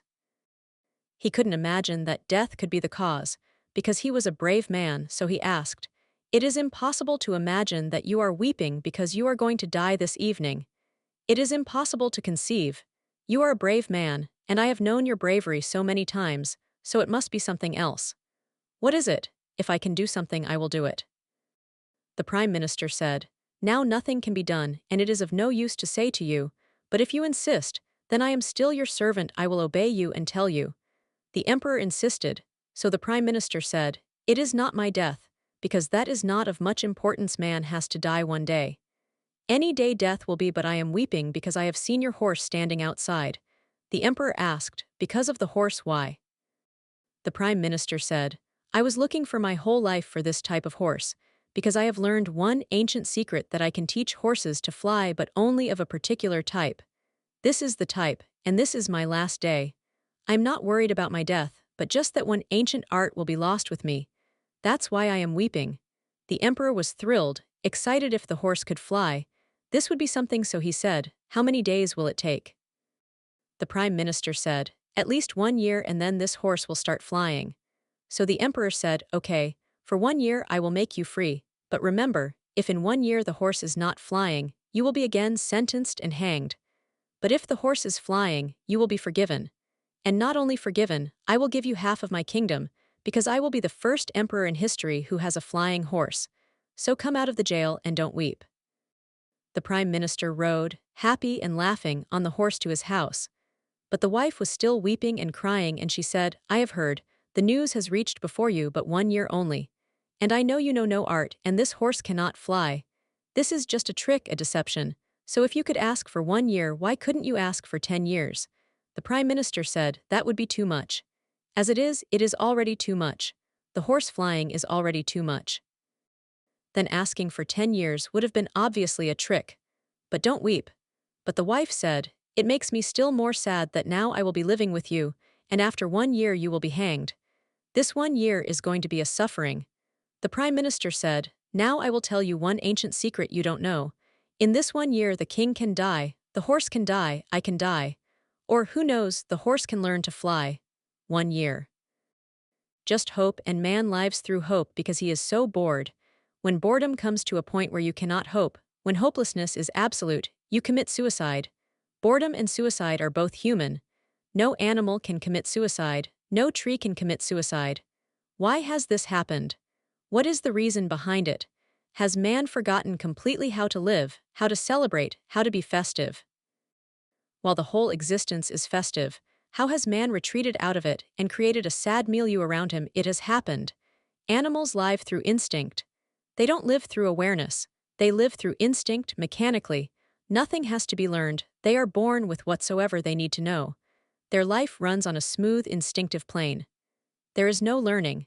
They have an inbuilt program, a blueprint in their cells, for all that they need to live and be happy, so they go on living mechanically. Man has lost instinct. Now there is no blueprint to live. You are born without any blueprint, without any inbuilt program. No mechanical lines are available for you to move on. You have to create your own path. You have to substitute instinct with something which is not instinct, because instinct has dropped. You have to substitute your instinct with intelligence, with awareness. You cannot live mechanically. You have gone beyond that stage where mechanical life is possible. It is not possible for you. You cannot live like animals, and you don't know how to live in some other way. This is the problem. You don't have a natural inbuilt program to follow. Without a program, you have to face existence. And boredom, suffering, is bound to be your destiny if you cannot create such awareness that you can live through awareness rather than living through instinct. You have to learn everything. This is the problem. No animal needs to learn anything. You have to learn everything, and unless you learn it, you cannot live it. You have to learn how to live. No animal needs it. This learning is the problem. You learn many things. You learn how to earn money, you learn mathematics, you learn history, you learn science, but you never learn how to live. That is creating the boredom. The whole of humanity is bored because a basic thing remains untouched. And it cannot be left to instinct, because there are now no instincts to live. For man, instinct has dropped. That door is closed. You have to build your own program. You are born without a map. This is good, because existence thinks you are so responsible you will create your own map. This is a glory. This is magnificent. This makes man the highest, the peak of existence, because existence leaves you free. No animal is free. He has to live and follow a particular program that existence gives to him. When he is born with a program. He has to follow it. He cannot go astray, he cannot choose. There are no alternatives given to him. For man, all alternatives are open, and with no map to move with. If you don't learn how to live, your life will become a dreary affair. This has happened. Then you can go on doing many things, and still you will feel you are not alive, dead. Deep down something is dead, not alive. You go on doing things because you have to. Just to live you go on doing things, but that just to live is not life. There is no dance in it, no song in it. It has become a business. There is no play in it, and obviously you cannot enjoy it. These techniques of Tantra are to teach you how to live. They are to teach you not to depend on animal instinct, because it is no more there. It has become so faint it cannot work for you, it cannot function. It has been observed, that if a human child is brought up without the mother, he will never be able to learn love, he will never be able to love. For his whole life he will remain without love, because now there is no instinct, he has to learn it. Even love has to be learned. A human child who is brought up without love cannot learn it. He will not be able to love, if a mother is not there.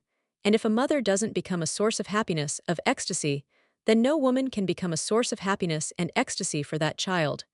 When he becomes mature, grown up, he will not be attracted to women, because now instinct is not functioning. This will not happen to animals in the right moment. They will start functioning. They will become sexual. They will move towards the opposite sex that is instinctive, mechanical. With man nothing is mechanical. If you don't teach a human child language, he will not learn it. If you don't teach it, he is not going to have it. It is not natural. There is no instinct for it. Whatsoever you are is because of your learning. Man is less nature and more culture. Animals are simply nature.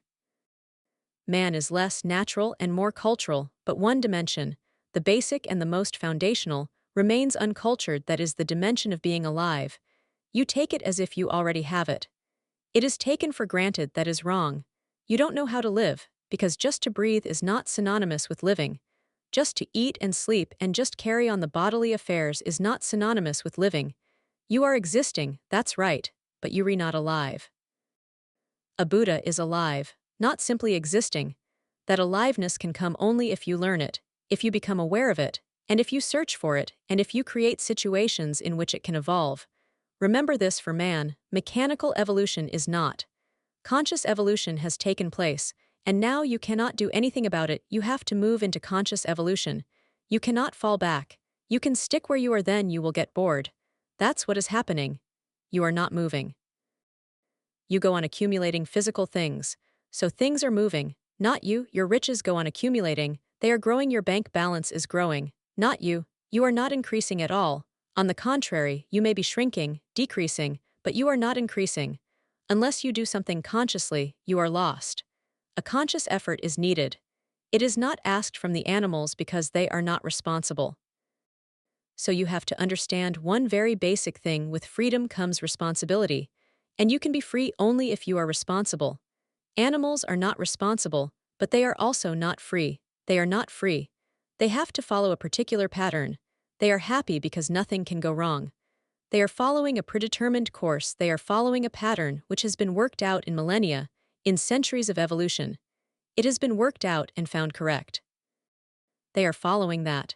There is no possibility of going wrong. There is every possibility for you to go wrong, because there is no plan, there is no map, there is no pattern. Your life ahead is not charted, you are free. But then a great responsibility falls on you, and that responsibility is to choose rightly, to work rightly, and to create your future through your effort. Really, the human being has to create himself through his own effort. What existentialists in the West say is true. They say man is born without an essence, or you can say without a soul. Sartre, Marcel, Heidegger, they say that man is born without an essence. He is born as an existence, and then through his own effort he creates the essence. He is born only as a possibility, and then through his own effort he creates the soul. He is born only as a form, and then through his own conscious effort he creates the substance. Just the contrary is the case for all nature. Every animal, every plant, is born with an essence, with a soul, with a program, with a fixed destiny. Man is born as an opening with no fixed destiny. This creates burden. This creates responsibility. This gives you fear, anguish, anxiety. And then wherever you are, if you don't do anything you get stuck. That getting stuck creates boredom. You can be alive, happy, festive, joyful, only when you are moving, when you are growing, when you are increasing, when you are creating the soul. Really when you are pregnant with the divine, and when the divine is growing in your womb, when you are going to give birth. For Tantra, God is not the beginning, God is in the end. God is not the creator, but the ultimate peak, the omega point of evolution. It is the last, not the first. Not the alpha, but the omega. And unless you become pregnant, and unless you carry a child within you, you will be bored, because then your life is futile. Nothing is going to come out of it. No fruit is going to come out of it. That creates boredom. You can make this opportunity a source of evolution, or you can miss the opportunity and can make it a point of suicide. It depends on you. Because man can commit suicide, only man can grow spiritually. No animal can grow spiritually. Because man can destroy himself, he can also create. Remember, both the possibilities move simultaneously. No animal can destroy himself. Impossible. You cannot conceive of a lion thinking about suicide, to jump from a cliff and end the whole thing. No, impossible. No lion can think of it. Howsoever brave, no lion can think of ending himself, destroying himself. He's not free. You can conceive of destroying yourself. It is impossible to find a human being who has not thought many times to destroy himself, and if you can find a human being who has not thought of committing suicide, then either he is animal or God. That is very basically human, the possibility to destroy. But that also opens another door. Simultaneously, both the doors open. You can create also. You can create yourself, because you can destroy yourself. No animal can create himself. You can create yourself, and unless you start creating, you will be destroying. Unless you create yourself, start creating. And it is not a thing to create yourself, it is a process you have to go on creating. Unless you reach to the ultimate, you have to go on creating. Unless the God is born within you, you have to go on creating. If you are not creating, you will be bored. Uncreative life is boredom. All these techniques are to help you to create, to be reborn, to become pregnant. Now I will take the techniques. The first technique. This technique is very easy and really wonderful. You can do it, anyone can do it.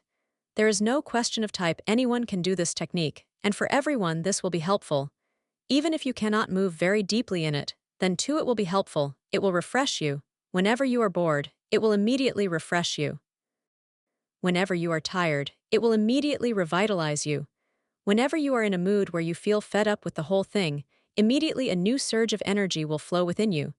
So for everyone, even if you are not meditation on it, it will be helpful, a medical help. It will give you health, and it is very easy to do. No prerequisites. The sutra is touching eyeballs as a feather, lightness between them opens into heart and there permeates the cosmos.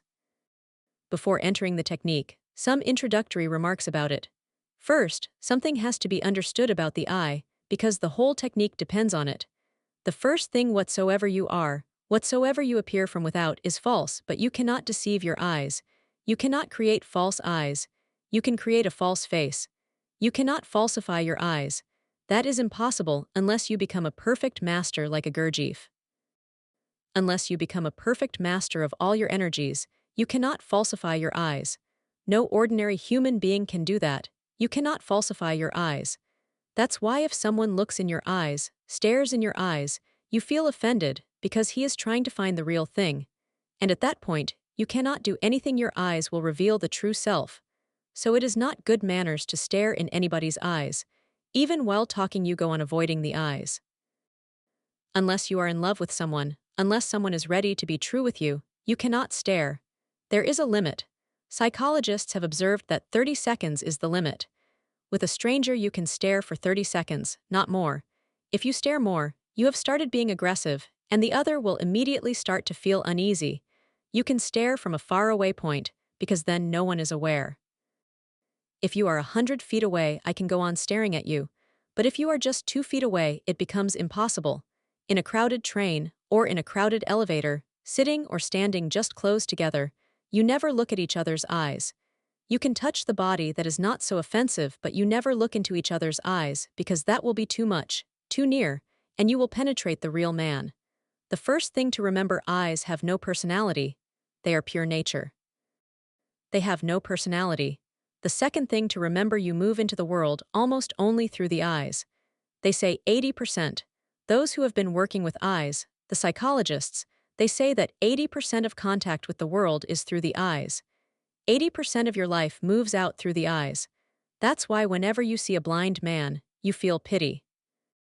You never feel so much pity and sympathy when you see a deaf man, but when you see a blind man, suddenly you feel sympathy and compassion. Why? Because he is 80% non-alive. A deaf man is not so non-alive. Even if your feet are cut and your hands are cut, you will not be so unalive, but a blind man is 80% closed. He lives only 20% through your eyes. 80% of your energy moves out. You are moving into the world through the eyes. So when you get tired, the first thing is the eyes. Later on, other parts of the body will be affected. The eyes will be the first to be drained of energy. If you can refresh your eyes, you can refresh your whole body, because they are 80% of your energy. If you can revitalize your eyes, you have revitalized yourself. In a natural surrounding, you never feel as tired as you feel in an unnatural city, because in a natural surrounding your eyes are continuously fed. The greenery, the fresh atmosphere, everything relaxes your eyes and feeds them. In a modern city, everything exploits your eyes and nothing feeds them. So move to a remote village, or to a hilltop where nothing artificial is in the milieu, where everything is natural, and you will see a different type of eyes. The twinkling, the quality, will be different: fresh, animal-like, penetrating, alive, dancing. In a modern city, eyes are dead. Just living on the minimum. They don't know what festivity is. They don't know what freshness is. The eyes are unaware of any life flowing through them. They are just being exploited. 80% of your energy moves from your eyes, so you have to be perfectly aware, and you have to learn an art about this movement, this energy, and the possibility of the eyes. In India, we have been calling blind men prajnachakshu wisdom eye for a particular reason, because every misfortune can be transformed into a great opportunity. 80% of the energy moves through the eyes, and when a person is blind, he is 80% not alive. With the world, 80% of his contact is lost. He is very poor as far as the world without is concerned. But if he can use this opportunity of being blind, then he can use this 80% of his energy for his inner world. This 80% that you cannot use ordinarily, unless you know the art. So 80% of his energy is with him. It is a reservoir, and the energy that normally moves out can move within. If he knows how to allow it to move within, he will become a wisdom eye. A blind man is not a prajnachakshu, a wisdom eye, just by being blind, but he can be. He doesn't have ordinary eyes, but he can get the eyes of wisdom. The possibility is there. We named him Prajnachakshu just to make him aware that he should not be sorry that he doesn't have eyes. He can create an inner eye, and 80% of energy is with him, which is not with those who have eyes. He can move it, he can use it. Even if the blind man is not aware, he becomes more silent than you are. He becomes more relaxed. Look at a blind man. He is more silent. His face is more relaxed. He seems to be at ease with himself. No discontent. This will not be the case with a deaf man. He will be more restless than you, and he will become cunning. But a blind man is never cunning, never restless, never calculative. Basically trusting in a deep faith with existence. Why does this happen? Because the 80% of energy, even if he doesn't know anything about it, is moving within. It becomes a constant fall, just like a waterfall. Even unaware, it goes on falling on his heart. The same energy that moves out goes on falling on his heart that changes the quality of his being. In ancient India, the blind man was very much respected, very much respected. In deep respect, we called him prajnachakshu, wisdom eye. The same you can do with your eyes, and this technique is for that to help your energy which moves out to fall back upon yourself, upon your own heart center. If it falls on the heart, you become as light as possible. You feel as if the whole body has become a feather, as if gravitation has absolutely no effect on it, and immediately, you are connected with the deepest source of your being, which revitalizes you. For Tantra, deep sleep revitalizes you not because of sleep, but just because the energy which was moving out moves in. If you know the secret, then what an ordinary man is doing in 6 hours or 8 hours sleep, you can do within minutes. What an ordinary man is doing in 8 hours, really he is not doing. He is allowing nature to do something, and he is not aware of what it is. A mysterious process is happening in your sleep. One of the basic things is that your energy is not moving out. It goes on falling on your heart, and that revitalizes you. You are in a deep bath with your own energy. Something more about this moving energy. You might have observed that whenever there is a dominant man, he always stares in your eyes. Whenever there is a dominated man, he looks down. Slaves, servants, or anyone who is inferior to someone will never stare in the eyes of the superior. But the superior can stare. Kings can stare, but standing before a king, standing in the audience of the king, you are not supposed to stare. That would be an offense. You have to look down. Really, with your eyes your energy moves. It can become a subtle violence, and not only in man, even in animals. When two strangers meet, two animals meet, they stare each other in the eye just to judge who is going to be the superior and who is going to take the role of the inferior. And once one animal looks down, the thing is decided, then they will not fight. The thing is over. It is now taken for granted who is superior. Even children play the game of staring into each other's eyes, and whoever looks away is defeated, and they are right. When two children stare into each other's eyes, whosoever becomes first uncomfortable and starts fidgeting and starts looking away and avoiding the look of the other, is defeated. The one who goes on staring is stronger. If your eyes can defeat the other's eyes, it is a subtle indication that you are stronger than the other. On the stage, when someone comes to speak or to act, he becomes very afraid. A great trembling happens. Even with those who are long in the profession, old actors. Even when they come on the stage, a fear grips them because so many eyes are staring. There is so much aggressive energy. There is so much energy from the thousands of people staring at them that they suddenly start trembling deep down. A fear grips them. A subtle energy is flowing through the eyes, a very subtle energy. The subtlest, the most refined of physical forces, is flowing through the eyes, and the quality of the energy changes with you. From the eyes of a Buddha, a different type of energy is flowing. From the eyes of a Hitler, a totally different type. If you look at Buddha's eyes, they accept you, they welcome you, they become a door. If you look at Hitler's eyes, they reject you, they condemn you, they push you away, they throw you away. For Hitler, his eyes are like weapons. For Buddha, his eyes are compassion. The quality of the eyes changes. Sooner or later, we must come to measure the eye energy, and then there will be no need to know much about the man. Just the eye energy and its quality will show what type of man is hidden behind. Sooner or later that will be possible. This sutra, this technique touching eyeballs as a feather, lightness between them opens into heart, and there permeates the cosmos. Touching eyeballs as a feather. Use both your palms, put them on your eyes, and allow the palms to touch the eyeballs, but just like a feather, with no pressure. If you press, you miss the point, you miss the whole technique. Don't press. Just touch like a feather. You will have to adjust, because in the beginning you will be pressing.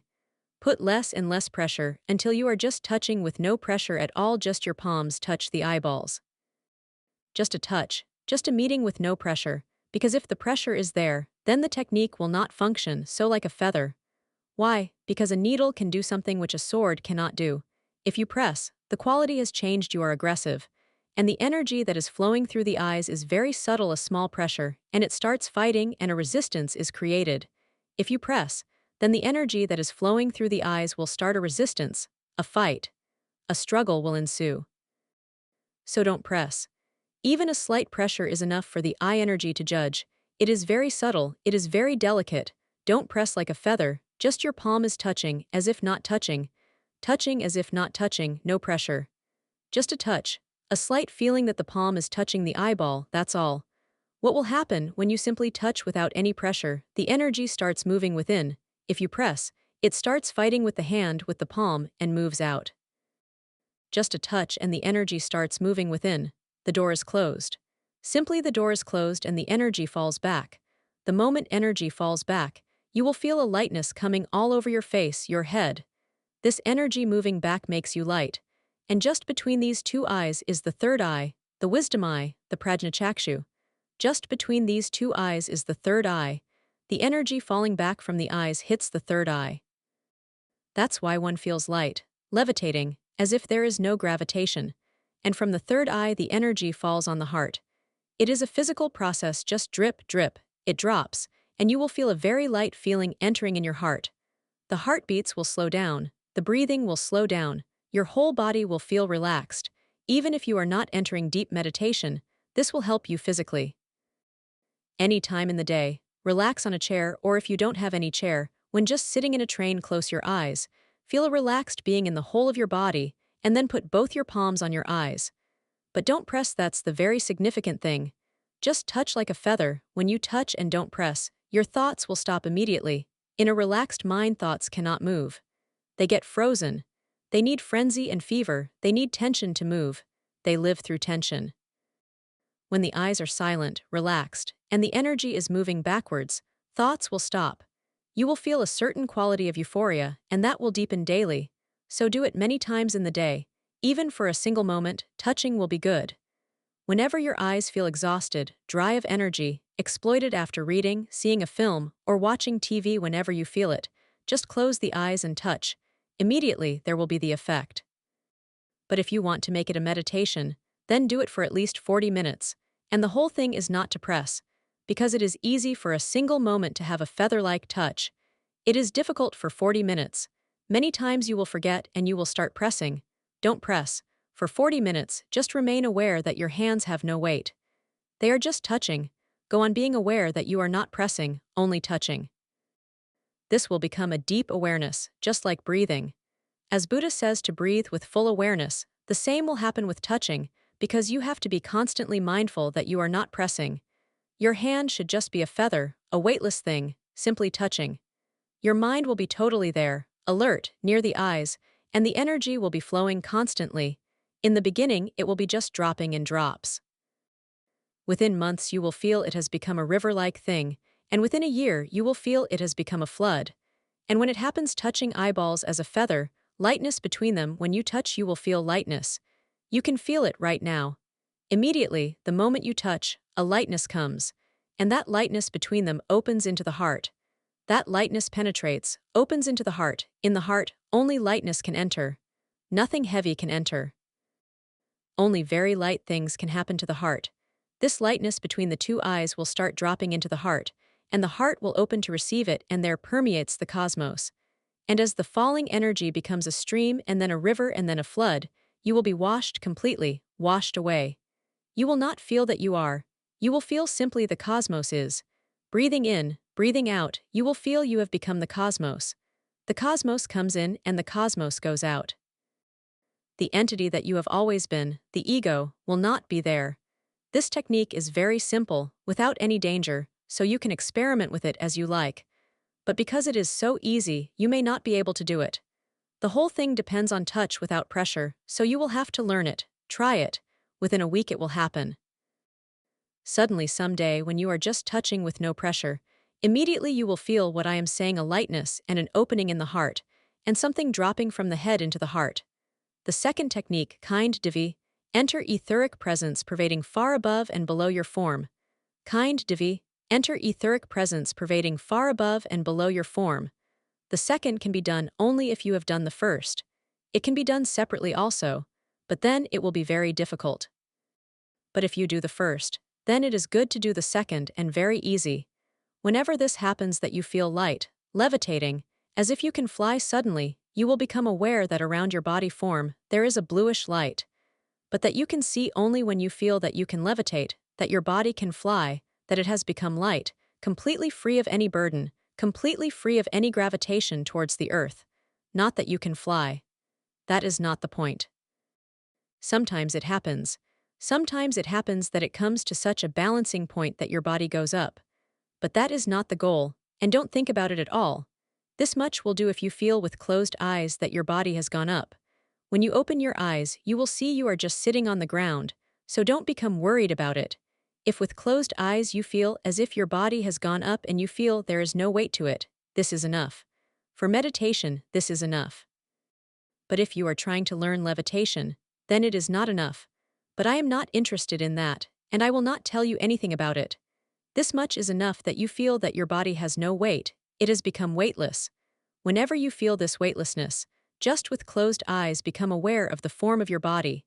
Just with closed eyes, feel your toes and their form, and the legs and their form, and then the form of the whole body.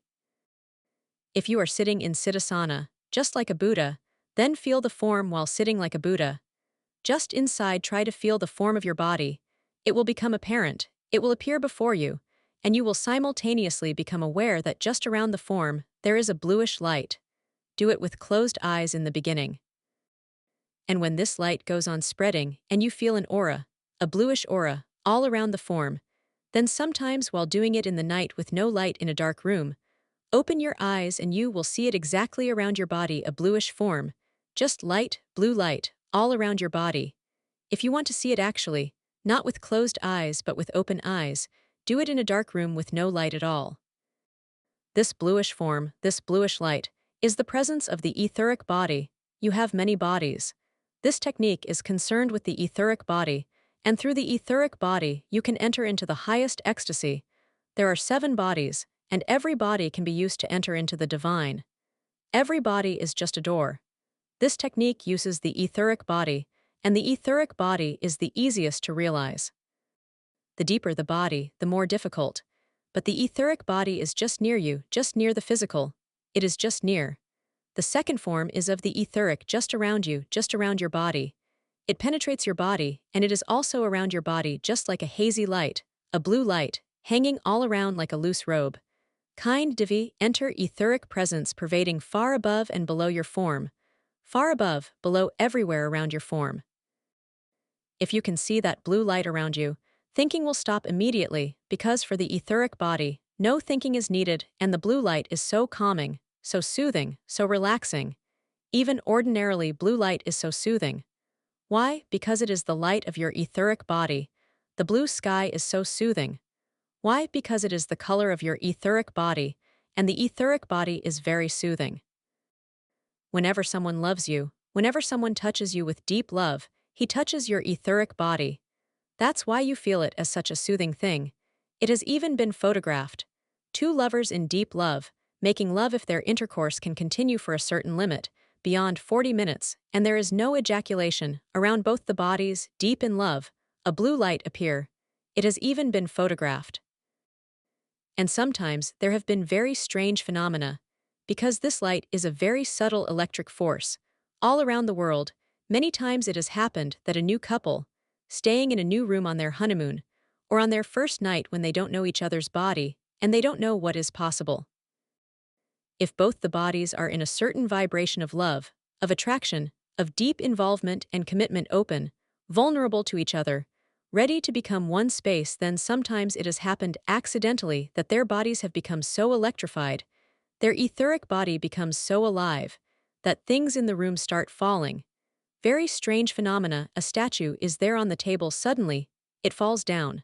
The glass on the table suddenly breaks. There is no one else, only the couple making love, and they have not even touched the glass, or suddenly something catches fire. These cases have been reported to many police stations all around the world, and much investigation has been done. And then it was found that 2 persons in deep love can create such an electric force that it may affect things around them. That force also comes through the etheric body. Your etheric body is your electric body. Whenever you are overflowing with energy, you have a bigger range to your etheric body. Whenever you are sad, depressed, you don't have any etheric body near your body. It recedes back into the body. So with a sad person, depressed person, you will also feel sad. If a really sad person enters in this room, you will feel that something has gone wrong, because his etheric body affects you immediately. He becomes an exploiter, because his own etheric forces are so depressed they start feeding on others. A sad person will make you sad, a depressed person will make you depressed, an ill person will make you ill, because it is not only that which you see that he is. Something hidden is constantly working. Even if he has not said anything, even if he is smiling outwardly, if he is depressed, he will exploit you. Your etheric body will lose its energy, he will exploit, he will feed on you. When someone is happy and he enters, immediately you feel a happiness around you, because he is throwing so much etheric force. He is really giving you a feast. He is feeding you. He has so much, he is overflowing. When a Buddha moves around, or a Christ, or a Krishna, they are constantly giving you a feast. Constantly you are guests. And when you come after seeing a Buddha, you feel so refreshed, so alive, so vitalized, so rejuvenated. What has happened? Buddha may not have said anything. Even a darshan, just a look, and you feel something has changed within you, something has entered within you. What is entering? He is so overflowing with his energy. And whosoever is at peace with himself is always overflooded, because his energy is not wasted in unnecessary nonsense in which you are wasting your energy. He is always overflooded, and whosoever comes can take. Jesus says, "Come unto me. If you are heavily burdened, come unto me. I will unburden you." Really, he is not doing anything. It is just his presence. It is said that whenever a God-man, a Tirthankara, an avatar, a Christ, moves on the earth, around him a particular milieu is created.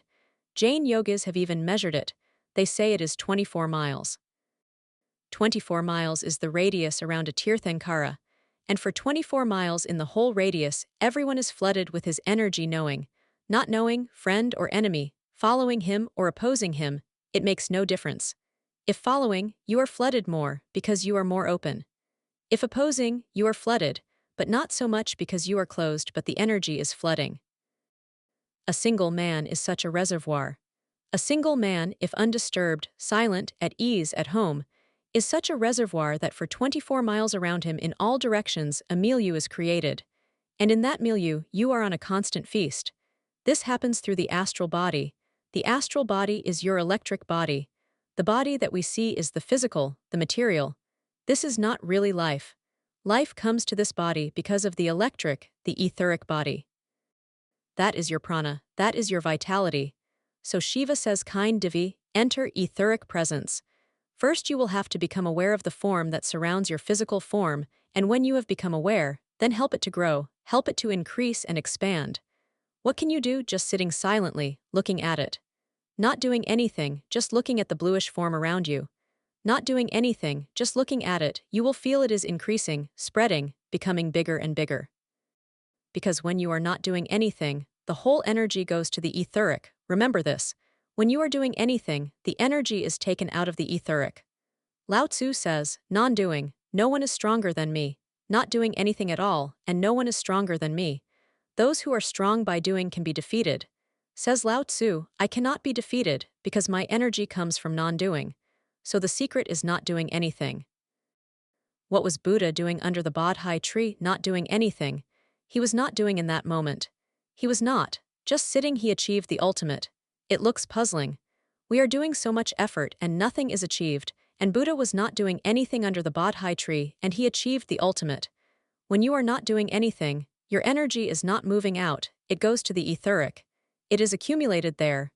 Your etheric body becomes an electric reservoir. And the more it grows, the more you become silent. The more you become silent, the more it grows. And once you know how to give energy to the etheric body and how not to waste it unnecessarily, you have come to realize, you have come to know about a secret key. Then you can be festive. Really, only then can you be festive. As you are now, drained of energy, how can you be festive? How can you celebrate? How can you blossom? Flowers are part of the luxury. When the tree is overflowing with energy, then flowers come. Flowers are always luxury. If the tree is starved, flowers won't come, because even for the leaves there is not enough food. There is a hierarchy. First, the roots will be fed, because they are the most basic. If they disappear, then there is no possibility for the flowers. Then the trunk will be fed, then the branches will be fed. If everything goes okay and energy is still there, then the leaves will be fed. And if still the food is there and the tree is totally satisfied and no food is needed, no energy is needed to exist and survive, suddenly it blooms. The overflowing energy becomes flowers. Flowers are a feast for others. It is a presentation. It is a gift from the tree to you. And the thing happens in man also. A Buddha is a tree which has flowered. Now the energy is so overflowing that he has invited all and sundry to come and share. First try the first technique, and then try the second. You can do it separately also, but it will be more difficult to realize the bluish form of the ethereal body. Chapter 60 For Choicelessness is Bliss. Question 1 is it that there are only two alternatives before man, a life of abiding sorrow and suffering, or one of divinity and bliss, and this choice lies with him. How is it that most have chosen the path of sorrow and suffering? It is a very significant question, but very delicate also.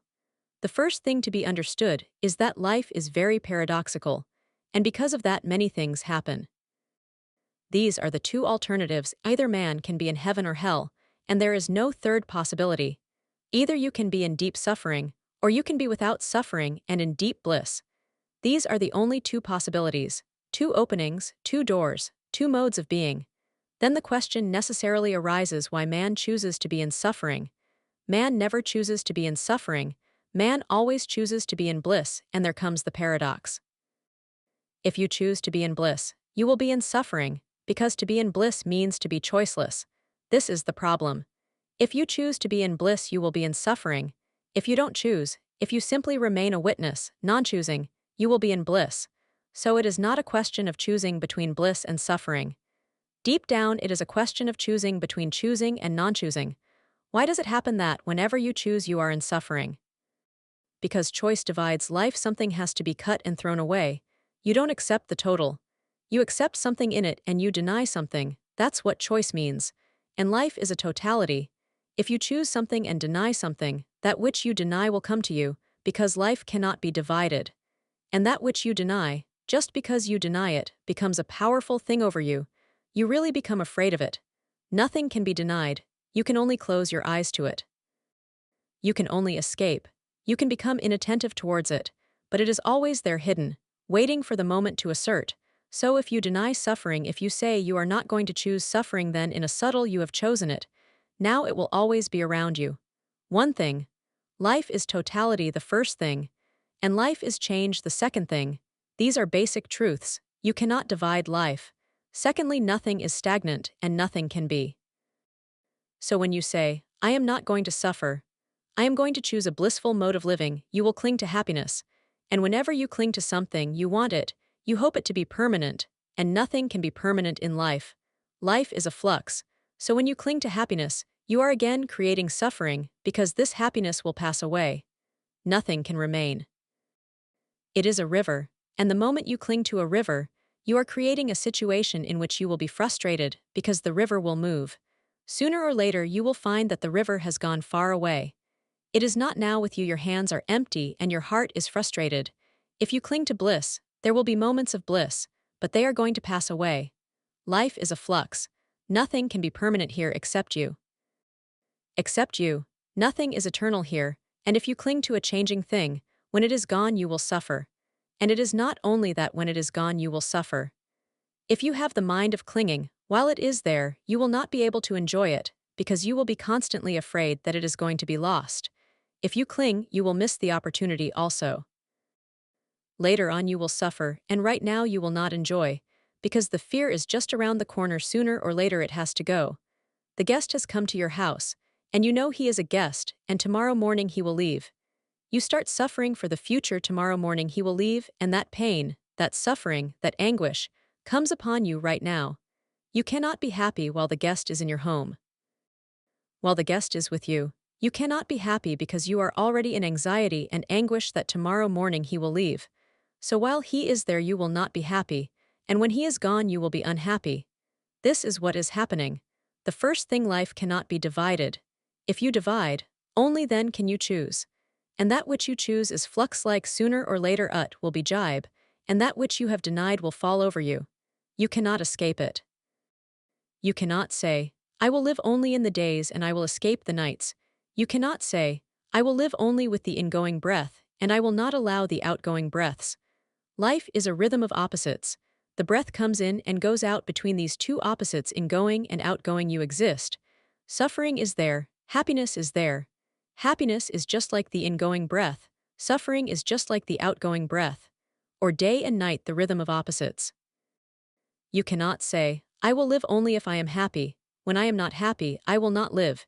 You can take this attitude, but this attitude will make you suffer more. No one chooses suffering, remember. You ask why man has chosen to suffer. No one has chosen to suffer. You have chosen not to suffer, you have chosen to be happy, and you have chosen strongly. You are doing everything to be happy, and that's why you are in suffering, why you are not happy. So what is to be done? Remember that life is total. You cannot choose, the whole life has to be lived. There will be moments of happiness and there will be moments of suffering, and both have to be lived. You cannot choose. Because life is both, otherwise the rhythm will be lost, and without rhythm there will be no life. It is just like music. You hear some music, there are notes, sounds, and after each sound there is silence, a gap. Because of that gap, that interval of silence, and the sound, because of both the opposites, music is created. If you say, I will choose only sounds and I am not going to take the gaps, there will be no music, it will be a monotonous thing, it will be dead. Those gaps give life to sound. This is the beauty of life, that through opposites it exists. Sound and silence that creates music, the rhythm. The same is with life. Suffering and happiness are two opposites. You cannot choose. If you choose, you have become a victim. You will suffer. If you become aware of this totality of the opposites and the way that life functions, you don't choose the first thing. And when you don't choose, there is no need to cling. There is no meaning in clinging. When suffering comes, you enjoy the suffering, and when happiness comes, you enjoy the happiness. When the guest is at home, you enjoy him. When he is gone, you enjoy the suffering, the absence, the pain. I say enjoy both. This is the path of wisdom. Enjoy both, don't choose. Whatsoever falls upon you, accept it. It is your fate, it is how life is, and nothing can be done about it. If you take this attitude, there is no choosing, you have become choiceless. And when you are choiceless, you will become aware of yourself, because now you are not worried about what happens, so you are not outgoing. You are not worried about what is happening around you. Whatsoever happens, you will enjoy it, you will live it, you will go through it, you will experience it, and you will gain something out of it, because every experience is an expansion of consciousness. If there is really no suffering, you will be poor for it, because suffering gives you depth. A man who has not suffered will always remain on the surface. Suffering gives you depth. Really, if there is no suffering, you will be saltless. You will be nothing, just a boring phenomenon. Suffering gives you tone, a keenness. A quality comes to you which only suffering can give, which no happiness can give. A man who has remained always in happiness, in comfort, who has not suffered, will not have any tone. He will be just a lump of being. There cannot be any depth. Really, there cannot be any heart. The heart is created through suffering. Through pain you evolve.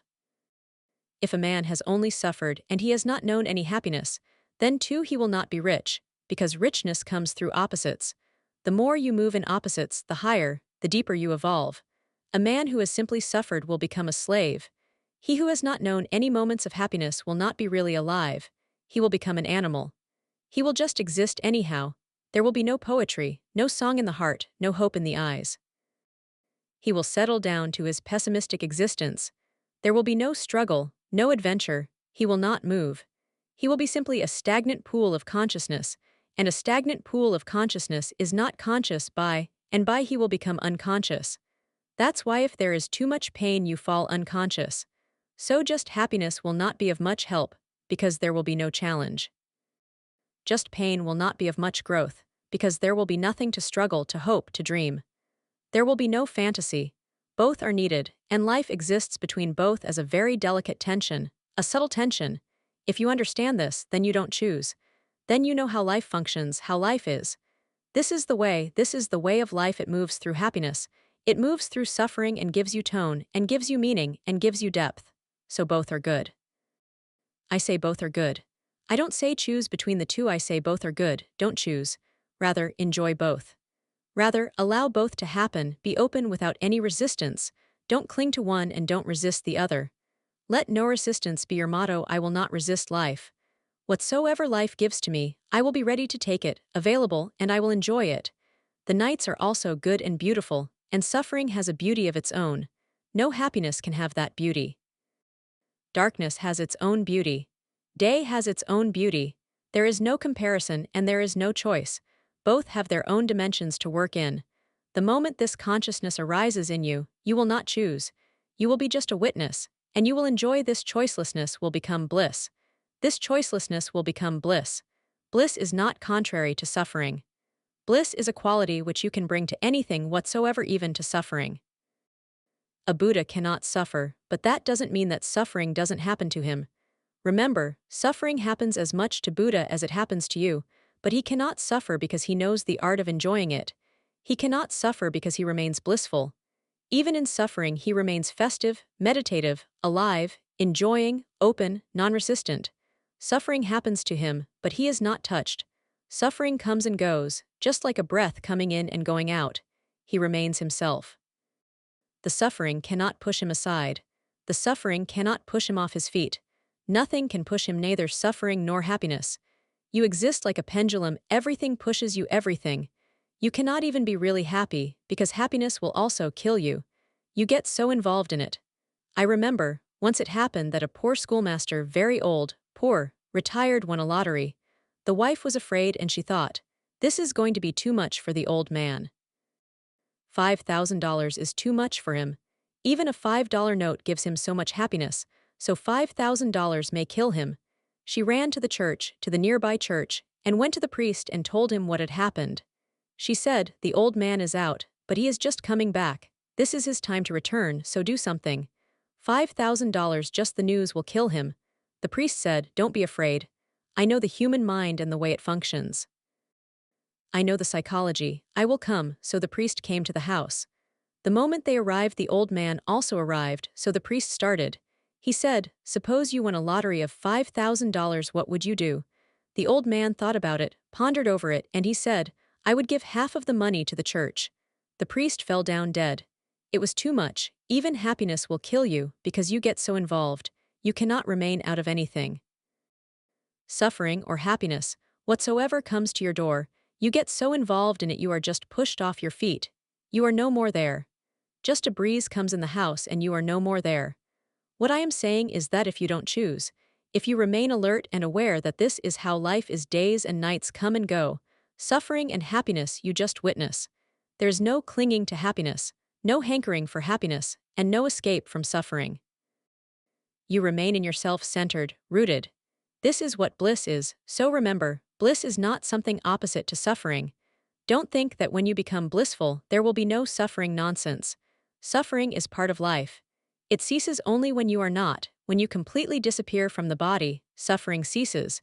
When there is no birth, suffering ceases. But then you are lost in the totality, then you are no more, just a drop has fallen into the ocean and is no more. While you are, suffering will continue, it is part of life. But you can become aware then suffering happens somewhere around you, but it never happens to you. But then happiness also never happens to you. Don't think that happiness will go on happening to you, and suffering will not happen, both will not happen to you. They will just happen around, just on the periphery, and you will be centered in yourself. You will see them happening, you will enjoy them happening, but they will happen around you. They will not happen to you. This becomes possible if you don't choose. That's why I said this is delicate, subtle. Because of the paradoxical life, you choose happiness and you fall in suffering. You try to escape from suffering, and more suffering is invited. So you can take it as an ultimate law, whatsoever you choose, the opposite will be your fate. Say it as an ultimate law, whatsoever you choose, the opposite will be your fate. So whatsoever is your fate, remember, you have chosen it by choosing the opposite. If you are suffering, you have chosen your suffering by choosing happiness. Don't choose happiness and suffering disappears. Don't choose at all. Then nothing can happen to you, and everything is a flux except you. that has to be understood very deeply. Only you are the constant factor in existence, nothing else. Only you are the eternity, nothing else. Your awareness is never a flux. Suffering comes, you witness it. Then happiness comes, you witness it. Then nothing comes, you witness it. Only one thing remains constant, witnessing, and witnessing is you. You were a child. Or, if you move even further backwards, once you were just an atomic cell. You cannot even imagine it, just an atomic cell in your mother's womb, not even visible to the naked eyes. If that cell comes before you and you encounter it, you will not be able to recognize that once you were that. Then you were a child, then you became young, and now you are old or lying on your deathbed. Many things happened. Your whole life has been a flux. Nothing remained the same for even 2 moments. Heraclitus says you cannot step twice in the same river, and this he says for the river of life. You cannot have 2 similar moments. The moment that has gone cannot be repeated. It is gone forever. You cannot have it again. The same cannot exist. In such a great flux, only one thing within you remains the same, the witnessing. If you could have witnessed in your mother's womb, the quality of consciousness would have been the same. If you could have witnessed when you were a child, the quality of witnessing would have been the same, young or dying, while just dying on your bed. If you can witness, the quality of consciousness will be the same. The only one thing deep down within you is your witnessing self, your consciousness that remains the same. Everything else changes, and if you cling to any object of the world of change, you will suffer. Nothing can be done about it. You are trying to do the impossible, that's why you suffer. I know you never choose, but that is not the point. If you suffer, you have chosen it indirectly. Once you become aware of this indirectness of life, this paradoxical quality of life, you will stop choosing. When choice falls, the world has disappeared. When choosing falls, you have entered the absolute. But that is possible only when the choosing mind disappears completely. A choiceless awareness is needed, and then you will be in bliss. Rather, you will be the bliss. And I will repeat again, suffering will continue to happen, but now nothing can make you suffer. Even if you are suddenly thrown into hell, just by your presence there, for you it will be a hell no more. Someone asked Socrates where he would like to go, so Socrates said, I don't know whether there is a hell and a heaven. I don't know whether they are there or not, but I will not choose between them. My only prayer will be this: allow me to be alert wherever I am. Let me be fully aware wherever I am. Whether it is hell or heaven, that is irrelevant. Because if you are fully alert, hell disappears. Hell is your being not aware. If you are fully aware, heaven appears. Heaven is your being fully aware. Really, there are no such geographical places as hell or heaven. And don't go on thinking in childish terms that someday you will die and God will send you to heaven or hell according to your doings, according to whatsoever you have done on earth. No, you carry your hell and heaven within you. Wherever you move, you carry your hell or heaven with you. Even God cannot do anything. If suddenly you meet him, he will look like a hell. You carry your hell within you. You project it wherever you are, you will suffer. The encounter will be just death-like, intolerable. You may become unconscious. Whatsoever happens to you, you carry within you. The seed of consciousness is the seed of the whole existence. So remember, if you suffer, you have chosen it consciously, unconsciously, directly, indirectly, you have chosen it. It is your choice and you are responsible. No one else is responsible. But in our mind, in our confused mind, everything is upside down. If you suffer, you think you suffer because of others. You suffer because of you. No one can make you suffer. That is impossible. And even if someone makes you suffer, it is your choice to be in suffering through him. You have chosen him, and you have chosen a particular type of suffering through him. No one can make you suffer, it is your choice. But you always go on thinking that if the other changes, or if the other is doing something else, you will not suffer. I have heard. Mullah Nasruddin was filling out a report because he had crashed his car into a parked car. He was filling out a report, and many things were asked. When he came to the part where it was asked what the driver of the other vehicle could have done to avoid the accident, he filled it. He should have parked the car somewhere else. The car was parked there. He should have parked it somewhere else. Because of him, the accident has happened. And this is what you are doing. Always the other is responsible. He should have done something or other, and there would have been no suffering. No, the other is not responsible at all. You are responsible, and unless you take this responsibility consciously upon you, you will not change. The change will become possible, Easily possible, the moment you realize that you are responsible for it. If you have suffered, it was your choice. This is what the law of karma is, nothing else. You are wholly responsible. Whatsoever happens, suffering or happiness, hell or heaven, whatsoever happens, ultimately you are totally responsible. This is what the law of karma is, total responsibility is with you. But don't be afraid, don't be scared by it, because if the total responsibility is with you, then suddenly a door of freedom opens, because if you are the cause of your suffering, you can change. If others are the cause, then you cannot change. Then how can you change? Unless the whole world changes, you will suffer, and there seems to be no way to change others, then suffering cannot end.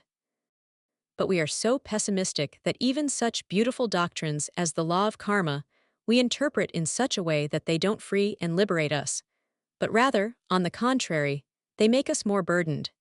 In India, the law of karma has been known for at least 5,000 years or even more.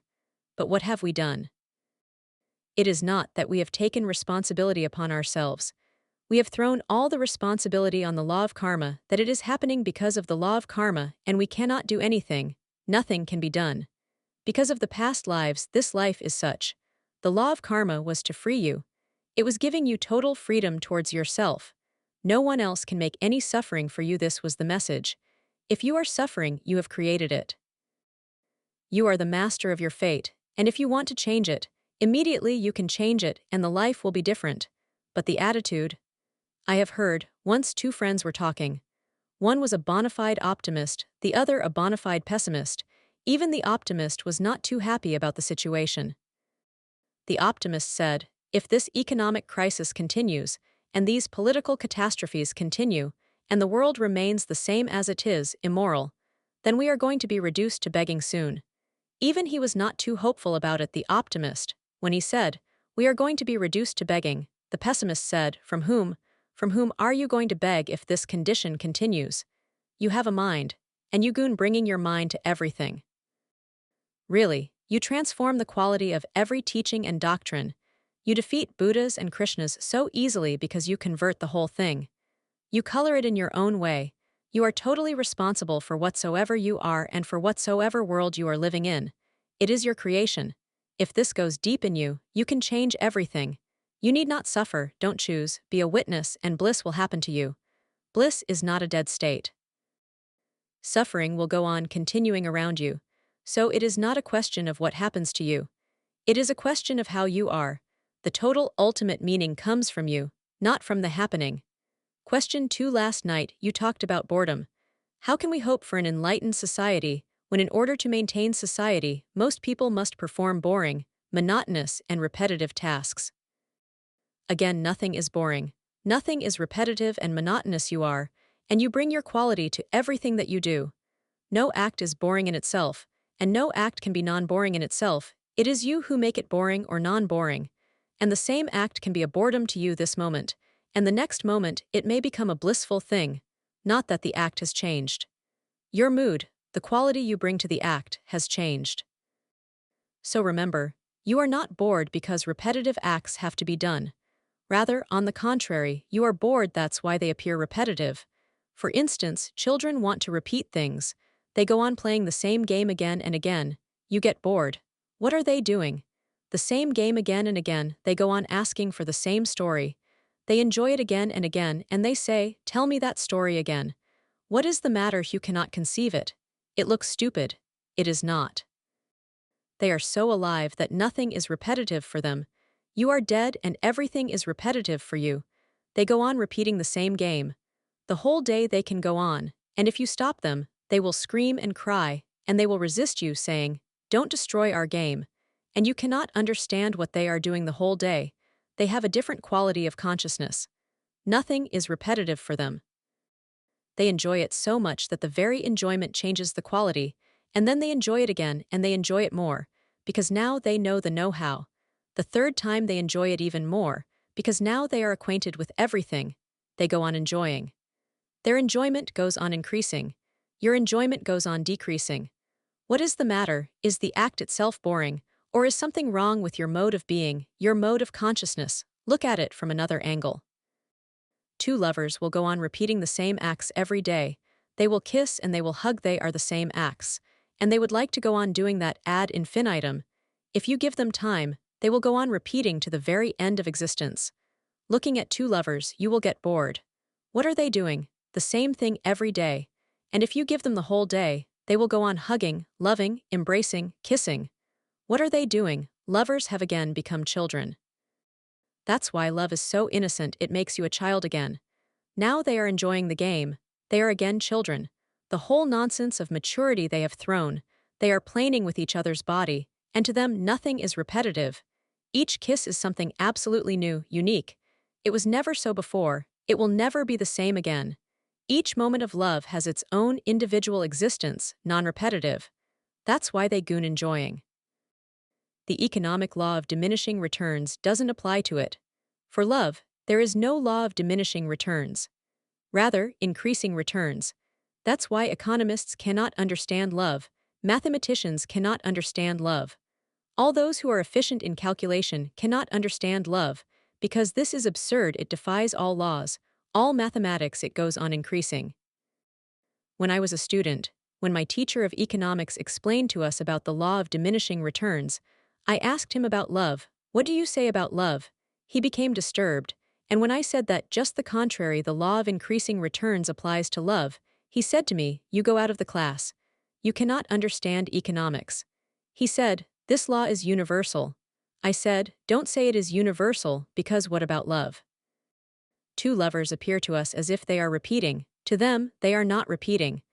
But to a prostitute, the law of economics will apply, because for her, love is not love. It is a commodity, something to be sold, something which can be purchased. So if you go and kiss a prostitute, for her it is boredom, repetition, and someday she will say, "This is nonsense. I am bored of being kissed and kissing the whole day. It is intolerable." She will say that it is a repetitive act. That's what I want to show you, the distinction. For a lover it is not repetitive. For a prostitute it is repetitive. So really, the act itself is not repetitive. It is your quality that you bring to it. Whatsoever you do, if you love it, it will never be repetitive. If you love your doings, your acts, there will be no boredom. But you don't love. I go on talking to you every day. I can goon ad infinitum, I love it. It is not repetitive for me. From eternity to eternity, I can goon talking with you. Communication, to communicate with your heart, is love to me. It is not a repetitive act, otherwise I would get bored. I have heard, one small child went with his father and mother to the church one Sunday, and then the next and the next. On the third Sunday, this little child asked his father, "The God must be getting bored, because there are the same faces every day in the church. For 3 Sundays we have been coming here, the same faces. The God must be bored, seeing them turning up again and again every Sunday. But the God is not bored. The whole existence has been repeating continuously. It looks like repetition to us, but if there is a being, a total being, something like a God, he is not bored. If he is bored, there is no need to continue. He can stop. He can say no more. He can say finished. But he is not bored. Why? He loves whatsoever is happening is his love. He is a creator, not a worker, not a laborer. He is a creator. A Picasso is not bored, he is a creator. If your act becomes creation, you will not be bored. And your act becomes creation if you love it. But the basic difficulty is that you cannot love whatsoever you do because you hate yourself, that's the problem. So whatsoever you do, you hate it, because basically you hate yourself. You have not yet accepted yourself, you have not yet thanked existence for your existence. From your heart there is no thank you towards God. Really, you have a grudge. Why have you created me? Deep down you go on asking, why have I been thrown into existence? What is the purpose? Think, if suddenly God meets you, what will be the first question you will ask? You will ask, why have you created me? To suffer, to be in agony, to be unnecessarily wandering through lives and lives. Why did you create me? Answer, you have not accepted yourself, so how can you accept your acts? Love yourself. Accept yourself as you are. Because action is secondary, it flows from your being. If I love myself, then whatsoever I do, I love it. And if I don't love it, I stop it. What is the need to continue? But you don't love, and the source is unloved, so the products of that source cannot be loved. Whatsoever you do, you may be an engineer, or you may be a doctor, or a chemist, or a scientist. Whatsoever you do, you will bring hate to it. Your hate makes it repetitive. You hate it, and you go on finding excuses for why you are doing it. You say, I am doing it for my wife, for my children. And your father was doing it for you, and his father was doing it for him, and your children will do it for their children, and no one will enjoy life. These are tricks. You are simply a coward. You cannot escape from it, because it gives you security, safety, income, bank balance. Because you are a coward, you cannot stop doing it, and you cannot start doing that which you love. Then you go on putting everything on your children, on your wife, and they are also doing the same. Ask the child. He is going to the school, he is bored. He says, I am going for my father. He feels happy. If I don't go, he feels very miserable. And your wife? She is doing everything just for you and the children. No one is really existing for himself. No one loves himself enough to exist for himself. Then everything goes wrong. The source is poisoned, and then all that comes out of that source is poisoned. And don't think that if you change your job, you will love it. No, you will bring your quality to the new job also. In the beginning, it may be a sensation, something new, but sooner or later you will settle down and it will be the same. Change yourself, and love whatsoever you do. Howsoever small, it makes no difference. I am reminded of an anecdote. It happened that when Abraham Lincoln became president, on the first day when he was inaugurating the Senate, someone who was very jealous of his power, his prestige, his success, stood and said to Abraham Lincoln, Lincoln, don't forget that your father was a shoemaker. It was absolutely irrelevant, absurd, and the man who said this added, your father was a shoemaker, and he used to make shoes for my family, don't forget him. It was just to insult him, and the whole Senate laughed because everyone was jealous. Deep down everyone was feeling, this chair belongs to me, and this man has usurped it. Of course, whenever someone succeeds, he succeeds in some cunning way. Only you succeed rightly. This is how we adjust to others' successes. It was cunning, by some wrong techniques somehow he has reached. This is how W can tolerate it and console ourselves. So the whole Senate laughed. But Abraham Lincoln said something which is beautiful. He said, it is so good of you to remind me of my father. I know he was a shoemaker, but I have never seen such a shoemaker. He was unique, he was a creator, because he loved shoemaking. And I cannot think myself as successful as he was, because I don't love this presidency as much as he loved shoemaking. He enjoyed it, he was blissful. I will never be as blissful in this presidency as he was just as a shoemaker. But why have you remembered him this moment? I know, said Abraham Lincoln, that my father was making shoes for your family, but they never complained, so I hope the shoes were all right. But you remember him in this moment. Without any relevance, I feel some shoe is still pinching. I am his son, I can repair it. If you love yourself, if you love your work, you live in a different milieu. In that milieu nothing is repeated. Repetition appears only to a bored mind. Don't say that you are bored because of repetitive acts. Acts appear repetitive because you are bored, then whatsoever you do will appear repetitive. But look at life. Life enjoys repetition.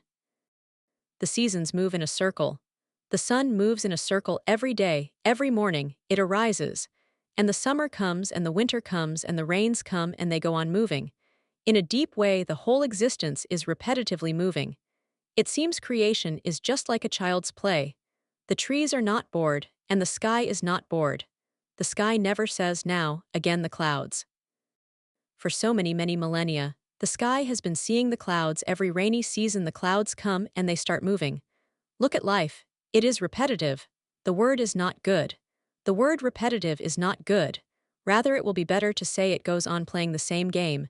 It enjoys it so much that it wants to repeat it again, and it goes on increasing. It goes on moving towards a climax. Why does man get bored with repetition?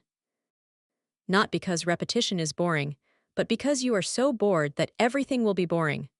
Once it happened that Sigmund Freud was asking a patient questions. Just the preliminary basic questions that he asked before the psychoanalysis could start. He asked, look at the bookcase, and what does it immediately remind you of?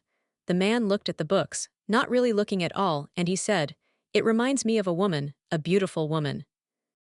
This was good for Freud, because it was falling under his theory that everything is sexual, so he said, okay.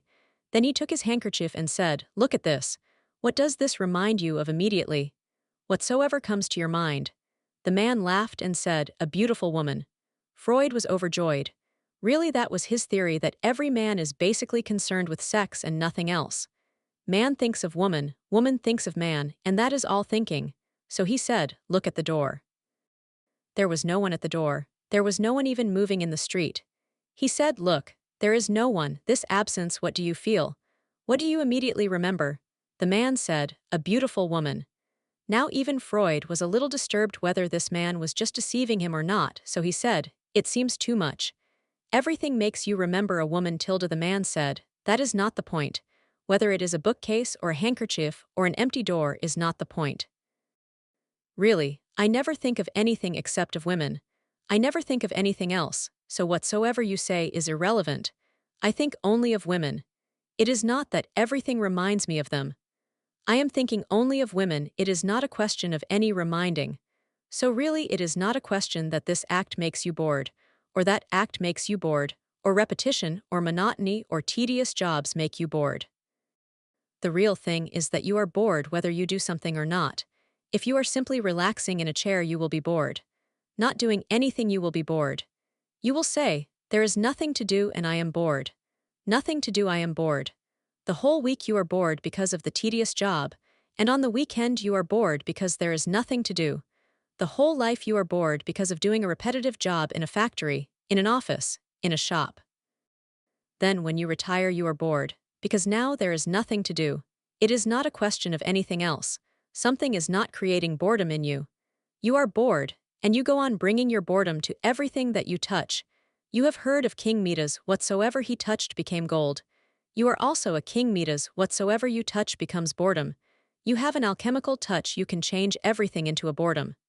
Everything, I say. Don't think of changing jobs, actions. Think of changing the quality of your consciousness. Be more loving to yourself. The first thing to remember is to be more loving to yourself. The moralists have poisoned the whole world. They say, "Don't love yourself. This is selfishness." They say, "Love others, don't love yourself. The love of the self is sin." And I say to you that this is absolute nonsense, and not only nonsense. It is dangerous nonsense. Unless you love yourself, you cannot love anybody. It is impossible, because a man who is not in love with himself cannot be in love with anybody. If you are in love with yourself, only then can your overflowing love reach somebody. A man who has not loved himself will hate himself, and if you yourself hate yourself, how can you love anybody? You will hate others also. You can only pretend. And when you cannot love yourself, how do you expect others to love you? Everyone is condemned in his own eyes. The whole moralistic teaching gives you only one thing: techniques of self-condemnation, how to condemn yourself, how you are bad, a criminal, guilty, a sinner. Christianity says that your being a sinner is not a question of what you do / you are born a sinner. It is not a question of whether you do some sin or not. No, you are a born sinner. Man is born in sin. Adam, the first man, committed the sin, and you are descendants. The sin has been committed, nothing can be done. Now it cannot be undone, and you are born into sin, Adam's sin. If you are born in sin, how can you love yourself? If your very being is guilt, how can you love yourself? And if you cannot love yourself, you cannot love anybody.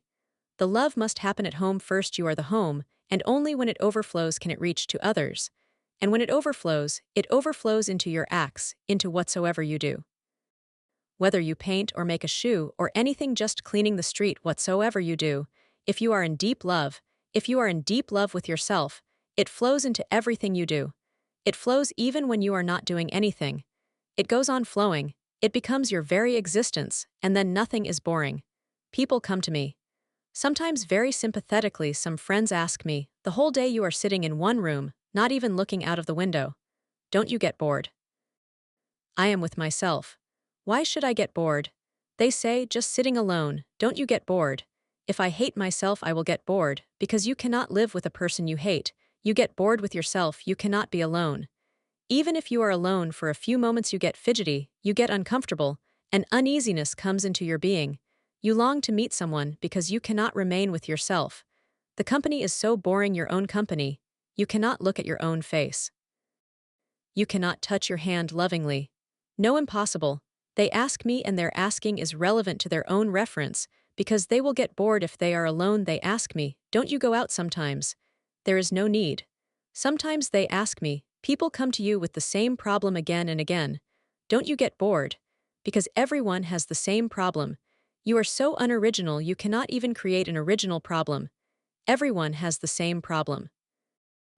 Some are related with your love, with your sex, with your peace of mind, with your confusion, or something else, some psychology, some pathology. Something but man can be easily divided into 7 categories. And there are the same questions, the 7 basic questions, and people go on asking them. So friends ask me, don't you get bored? I never get bored, because each individual is unique to me. And because of the individual, the problem he brings is not a repetition because the context is different. The individual is different. You come with your love problem. Another comes with his love problem. Both look similar, but they are not. Because 2 individuals are so different, their difference changes the quality of the problem. So if you can categorize into 7 categories, but I never categorize. Each individual is so unique that he cannot be put with anyone else. No category can be made. But then you have to have a very keen awareness to penetrate to the very root where the individual is unique. Otherwise, on the surface everyone is alike. Just on the surface everyone is alike, with the same problems, but if you penetrate deep, if you are alert and ready to move with the person to the deeper core of his being, the deeper you go, the more original, individual, and unique a phenomenon comes into being. If you can see to the very center, this person before you is unrepeatable. He has never been before, he will never be again. He is just unique. And the mystery then overfills you, the mystery of the unique person. Nothing is a repetition if you know how to penetrate, how to be loving and alert. Otherwise, everything is repetitive. You are bored because you have a consciousness which creates boredom. Change the consciousness, and there will be no boredom. But you go on changing objects that will not make any difference. Chapter 65. Life is a mystery, not a problem. Put mind stuff in such inexpressible fineness above, below, and in your heart. Consider any area of your present form as limitlessly spacious. Life is not a problem but a mystery. For science, life is a problem, but for religion, it is a mystery. A problem can be solved. A mystery cannot be solved. It can be lived, but it cannot be solved.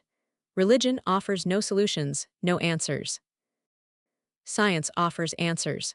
Religion has none.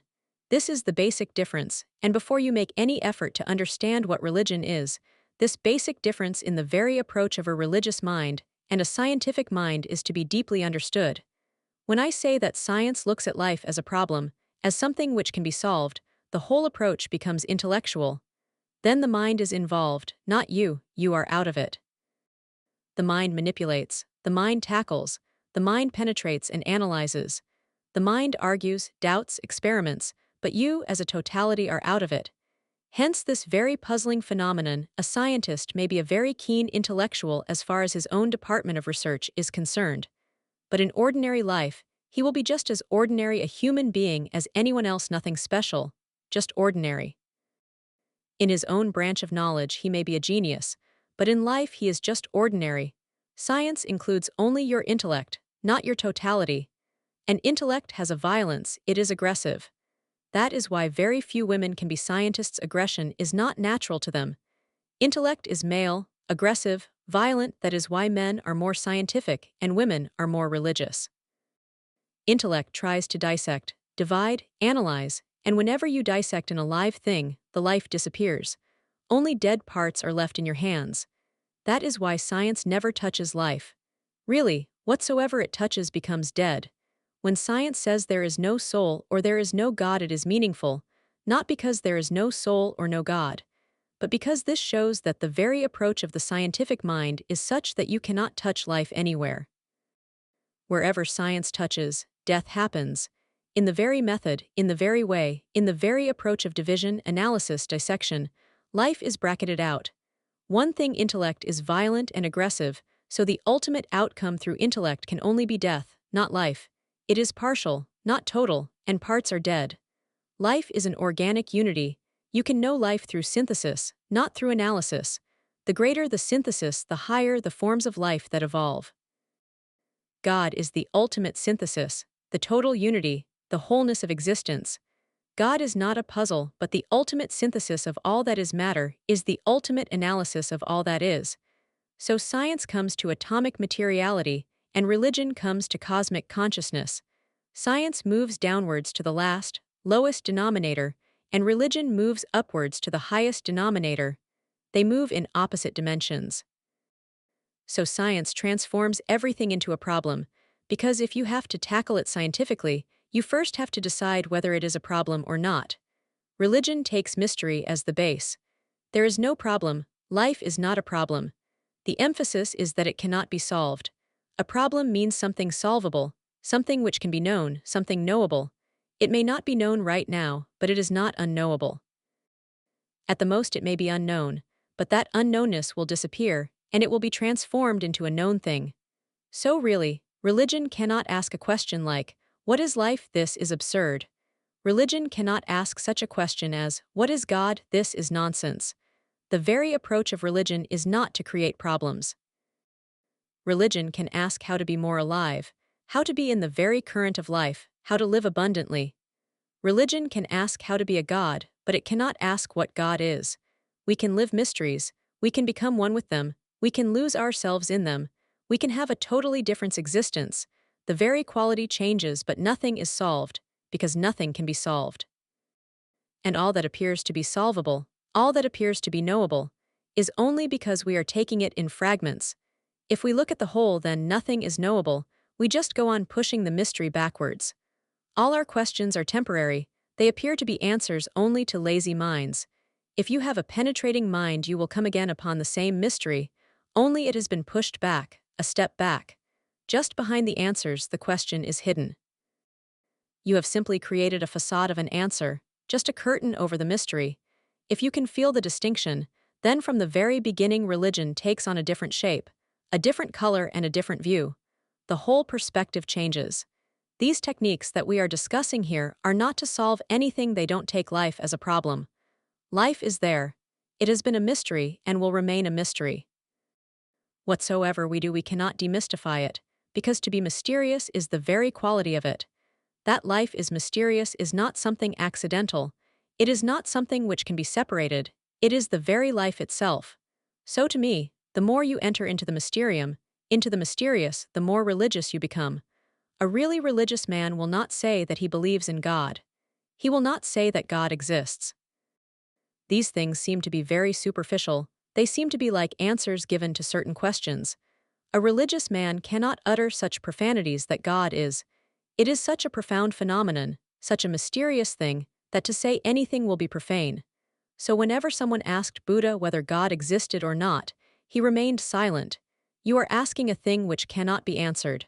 Not that there is no God, but to answer such a thing will make it answerable. Then life will become a problem which can be answered. Then the mystery disappears. So Buddha said, "Don't ask me any metaphysical questions. Questions can only be physical. Physics can answer them. Metaphysical questions are not there, they cannot be, because metaphysics means the mystery." These techniques are to help you to move more deeply into mystery, not into knowledge. Or you can look at it in a different way. These techniques are to help you to be unburdened of your knowledge. They are not to help you to increase your knowledgeability, because knowledgeability is the barrier. The door is then closed for the mystery. The more you know, the less you are capable of penetrating deep into life. The original wonder must be recaptured, because in a childlike sense of wonder nothing is known and everything becomes a mystery. And if you move into the mystery, the deeper you move, the deeper the mystery becomes. Then a moment comes when you can say that you don't know anything. That is the right moment. Now you have become meditative. When you can feel a deep ignorance, when you become aware that you don't know anything, you have come to the right balancing point from where the door of the mystery can open. If you know, then the door is closed. If you are ignorant, fully alert that you don't know anything, the door suddenly opens. The very feeling that you don't know opens the door. So take these techniques not as knowledge, but as a help to make you more innocent. Ignorance is innocent. Knowledge is always a sort of cunningness, cleverness. If you can use your knowledge to be ignorant again, then you have used it rightly. This is the only use of all the scriptures, of all the knowledge, of all the Vedas to make you childlike again. Now the first technique put mind stuff in such inexpressible fineness above, below, and in your heart. 3 things. First, if knowledge is important, then the head is the center. If childlike innocence is important, then the heart is the center. The child lives in the heart. We live in the head, the child feels. We think. Even when we say that we feel, we think that we feel. Thinking becomes primary for us, feeling becomes secondary. Thinking is the tool for science, Feeling is the tool for religion. You must start to be a feeling organism again, and both the dimensions are different. When you think, you remain separate. When you feel, you melt. Think about a flower, a rose flower. When you think, you are separate. There is a gap, a distance, a space. For thinking, space is needed. For thoughts to move, distance is needed. Feel the flower and the gap disappears. The distance drops. Because for feeling, distance is the barrier. The closer you come, the more you feel. A moment comes when even closeness appears to be a sort of distance, and then melting happens. Then you cannot feel the boundaries of where you are and where the flower is, of where you end and where the flower begins. Then boundaries melt into each other. The flower enters you in a way, you enter the flower in a way. Feeling is losing the boundaries. Thinking is creating the boundaries. That is why thinking always insists on definitions, because without definitions, you cannot create boundaries. Thinking says define first, and feeling says don't define. If you define, feeling stops. The child feels. We think. The child comes close to existence, he melts and allows the existence to melt into him. We are isolated, imprisoned in the head. We are like islands. This sutra says to come back to the heart center, start feeling things. It will be a great experiment if you start feeling things. Whatsoever you do, give a certain amount of your time and energy to feeling. You are sitting here, you can listen to me, but that will be part of thinking. You can also feel me here, but that will not be a part of thinking. If you can feel my presence, then definitions are lost. Then really, if you come to a moment of feeling, you don't know who is speaking and who is listening. This can happen right this very moment. Then the speaker becomes the listener, and the listener becomes the speaker. Then really they are not two, rather, they are two poles of one phenomenon. On one pole is the speaker, on another pole is the listener. But these are just poles. Isolated, they are not real. The real thing is just in between these two, the life, the flow. Whenever you feel, something other than your ego becomes important. Object and subject lose their definitions. A flow, a wave, exists on one pole the speaker, on another pole the listener, but the life is the wave. Head gives you clarity, and because of this clarity much confusion has come into being because the head defines clearly, marks boundaries, makes maps. With reason, everything is clear-cut, no vagueness, no mystery is allowed. All that is vague is rejected, only the clear is real. Reason gives you a clarity, and because of clarity, a great misunderstanding arises. Clarity is not reality. Reality is always unclear, vague. Concepts are clear, reality is mysterious. Concepts are rational, reality is irrational. Words are clear, logic is clear, life is not clear. The heart gives you a melting vagueness. It reaches reality more intimately, but it is not clear. And because we have chosen clarity as the goal, we have been missing reality. You must have unclear eyes to enter reality again. You must be vague, you must be ready to enter into something which cannot be conceptualized, into something which is not logic, into something which is staggering and real, staggering and alive. Clarity is dead, it remains fixed. Life is a flux, nothing is fixed, nothing remains the same the next moment. How can you be clear about it? If you insist too much on clarity, you will lose contact with it. That is what has happened. This sutra says that the basic thing is to come back to the heart center, but how to come to it, put mind stuff in such inexpressible fineness above, below, and in your heart. The word mind stuff is not a good translation of the original Sanskrit word chit, but English has no other equivalent. So it is good in a way, it carries the meaning, not of mind but of mind stuff. Mind means mentation, thinking, thought, and mind stuff means the background upon which these thoughts float, just as in the sky the clouds move. Clouds are the thoughts and the sky is the background upon which they move. That sky, consciousness, has been called mind stuff. Your mind can be without thoughts. Then it is chit, then it is pure mind. When it has thoughts, it is impure mind. If your mind can be without thought, then it is very subtle, the subtlest thing possible in existence. You cannot conceive of a more subtle possibility.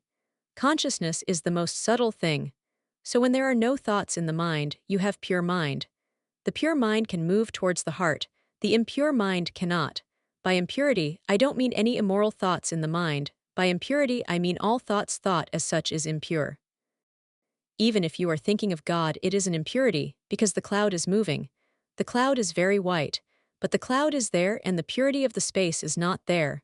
A cloudless sky is not there. A cloud may be a black cloud, a sexual thought moving in the mind, or the cloud may be a white cloud, beautiful, a prayer moving in the mind, but in both cases the pure mind is not there. It is impure, clouded.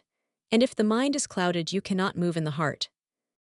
This has to be understood, because with thoughts you cling to the head. Thoughts are the roots, and unless those roots are cut, you cannot fall back to the heart. The child remains in the heart only up to the moment that thoughts crystallize, that thoughts start floating in his mind. Then they take root. Then through education, culture, cultivation, they become rooted. Then by and by the consciousness moves from the heart to the head. The consciousness can remain in the head only if there are thoughts. This is basic. If there are no thoughts, consciousness immediately drops back to its original innocence in the heart. Hence so much emphasis on meditation, so much emphasis on non-thinking, on thoughtless awareness, on choiceless awareness, or on Buddha's right mindfulness, which is just mindfulness without any thought, just being aware. What happens then? A very great phenomenon happens because when the roots are cut, immediately consciousness drops back to the heart, to the original place where it had been. You become a child again. Jesus said, "Only those who are like children will enter into the kingdom of my God." He refers to those persons whose consciousness has come back to the heart. They have become innocent, childlike. But the first basic requirement is to put mind stuff in such inexpressible fineness. Thoughts can be expressed. There is not a single thought which is inexpressible, nor can there be. If it is inexpressible, you cannot think it. If you can think it, it is expressible. There is not a single thought which you can say is inexpressible. The moment you can think it, it has become expressible. You have already expressed it to yourself. Consciousness, pure consciousness, is inexpressible. That is why mystics go on saying that they cannot express what they know. Logicians always raise the question that if you know, then why can't you say it? And their argument has meaning and significance. If you really say that you know, then why can't you express it? For a logician, knowledge must be expressible. That which can be known can be made known to others. There is no problem. If you have known it, then where is the problem? You can make it known to others. But the mystic's knowledge is not of thoughts. He has not known it as a thought, he has known it as a feeling. So really, it is not good to say, I know God. It is better to say, I feel. It is not good to say, I have known God. It is better to say, I have felt him. That is a more accurate description of the phenomenon, because the knowledge is through the heart. It is like feeling. It is not like knowledge. Put mind stuff in such inexpressible fineness. Mind stuff, consciousness, chit, is inexpressible. If a single thought is moving, it is expressible.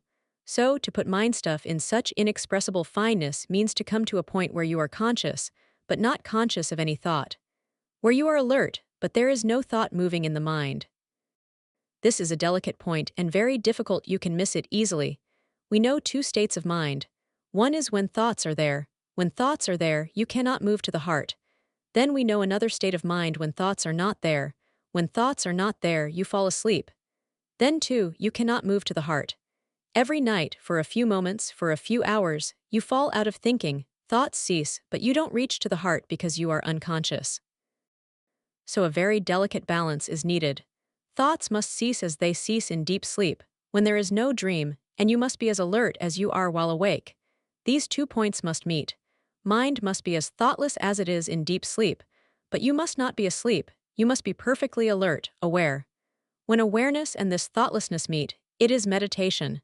That is why Patanjali says that samadhi is like sushupti. The highest ecstasy, samadhi, is like the deepest sleep, with only one difference in it: you are not asleep. But the quality is the same: thoughtless, dreamless, undisturbed, without a single ripple, totally calm and quiet, but alert. When you are aware and there is no thought, you will feel a sudden transformation in your consciousness. The center changes, you are thrown back, you are thrown to the heart. And from the heart, when you look at the world, there is no world, there is only God. From the head, when you look towards existence, there is no God, there is only material existence. Matter, material existence, the world and God are not two things, two outlooks, two perspectives. They are the same phenomenon looked at from two centers of being. Put mind stuff in such inexpressible fineness, above, below, and in your heart. Be totally in it, merged, immersed. Be simply consciousness, above, below, in the heart. The whole heart surrounded by simple consciousness. Not thinking anything in particular, just being aware, with no word, with no verbalization, not thinking at all, just being. Put mind stuff above, below, and in your heart, and everything will become possible to you. All the doors of perception will be cleansed, and all the doors of mysteries will be opened. Suddenly, there will be no problem. And suddenly, there will be no misery. It is as if the darkness has disappeared completely. Once you know this, you can move back to the head, but you will not be the same. Now you can use the head as an instrument. You can work with it, but now you are not identified with it. And even while working with it and looking at the world through it, you will know that whatsoever you are seeing is because of the intellect. Now you are acquainted with a higher standpoint, a deeper view, and any moment you want to, you can drop back. Once you know the passage and how consciousness drops back. How your age, your past, your memory, and your knowledge disappear, and you become a newborn child again. Once you know this secret, this passage, you can travel to that point as many times as you like, and you can be refreshed again and again. If you have to move to the head, you can use it. You can move in the ordinary world, working but not getting involved in it, because deep down you know that that which is known by the intellect is partial. It is not the whole truth, and a partial truth is more dangerous than a lie, because it appears to be true and you can be deceived by it. Some more points. When you move to the heart, you look at existence as a total being. The heart is not departmental. The heart is not a fragment of you. The heart means you in your totality. Mind is a fragment, hand is a fragment, leg is a fragment, stomach is a fragment, the whole body taken in parts is fragmented. The heart is not a fragment. That is why my hand can be cut off and I will be alive. Even my brain can be removed and I will be alive, but if the heart is gone, I am gone. Really, my whole body can be removed, but if my heart is beating, I am alive. The heart means your wholeness, so when the heart fails, you are no longer there. All other things are just parts, disposable. If the heart is beating, you will remain intact. The center of the heart is the very core of your existence. I can touch you with my hand. That touch will give me a certain knowledge about you, about your skin, whether it is smooth or not. The hand will give a certain knowledge to me, but that knowledge will be partial because the hand is not my wholeness. I can see you. My eyes will give a certain knowledge from a different standpoint, but that will not be the whole. I can think about you again, the same thing, but I cannot feel you in part. If I feel you at all, I feel you in your wholeness. That is why, unless you know through love, you never know the wholeness of any person. Only love can reveal the whole personality to you, the whole being, the essential, the total. Because love means knowing through the heart, feeling through the heart.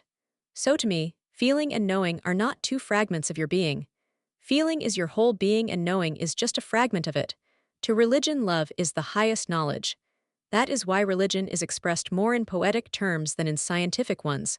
Scientific terms cannot be used, they belong to the realm of knowing. Poetry can be used, and those who have come to know reality through love, whatsoever they say becomes poetry. The Upanishads, the Vedas, the sayings of Jesus or Buddha or Krishna, they are all poetic statements. It is not just a coincidence that all the old religious scriptures are written in poetry. It has a significance. It shows that there is some affinity between the world of a poet and the world of a mystic. The mystic is also using the language of the heart. The poet is only a mystic in certain moments of flight. Just as when you jump, you can go away from the gravitation of the earth, but you again come back to it. A poet means a person who has been for some seconds on a flight into the world of the mystics. He has had some glimpses. A mystic is one who has gone beyond gravitation completely, who lives in the world of love, who lives through the heart. This has become his very abode. For the poetic person, it is just a glimpse. Sometimes he falls down from the head to the heart. But this is just for the time being. Again, he goes back to the head. So if you see a beautiful poem, don't try to see the poet who has written it, because you will not meet the same person. You will be disappointed because you will meet a very ordinary man. He had a glimpse. For certain moments reality was revealed to him, and he came down to the heart. But he doesn't know the passage. He is not the master of it. It has been a happening, and he cannot move to it by his own will.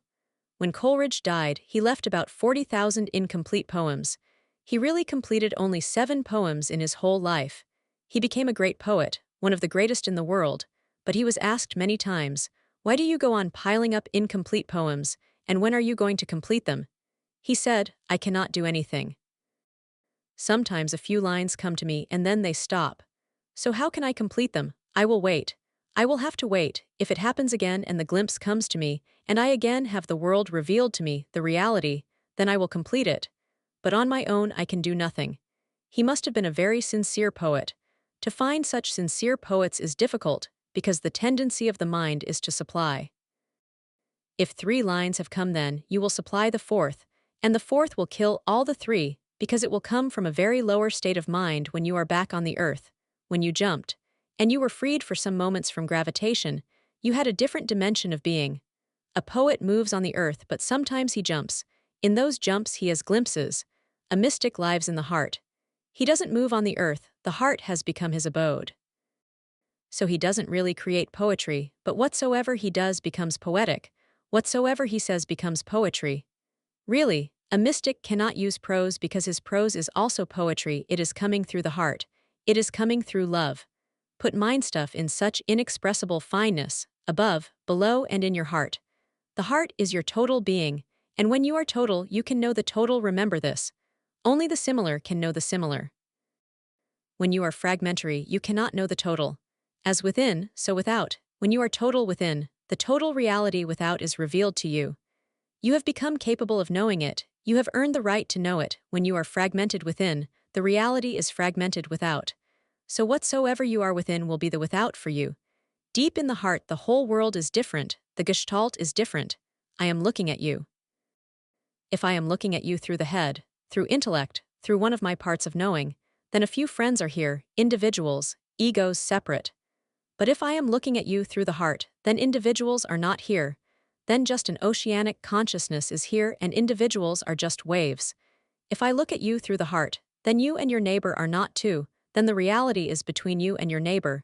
You are just 2 poles, and the real is just in between. Then here there is an ocean of consciousness in which you exist as waves. But waves are not separate, they are linked together. And you are melting every moment into the other, whether you know it or not. The breath that was within you just a moment ago has left you now, it is moving into your neighbor. Just a moment before, it was your life and you would have died without it, and now it is moving into your neighbor. It is his life now. Your body is continuously radiating vibrations. You are a radiator, so your life energy is constantly moving into the neighbor, and his life energy is moving into you. If I look at you from my heart, if I look at you with loving eyes, if I look at you totally, then you are just radiating points, and life is moving continuously from you to others and from others to you. And not only just in this room, this whole universe is a constant flux of life energy. It goes on moving. There are no individual units, it is a cosmic whole.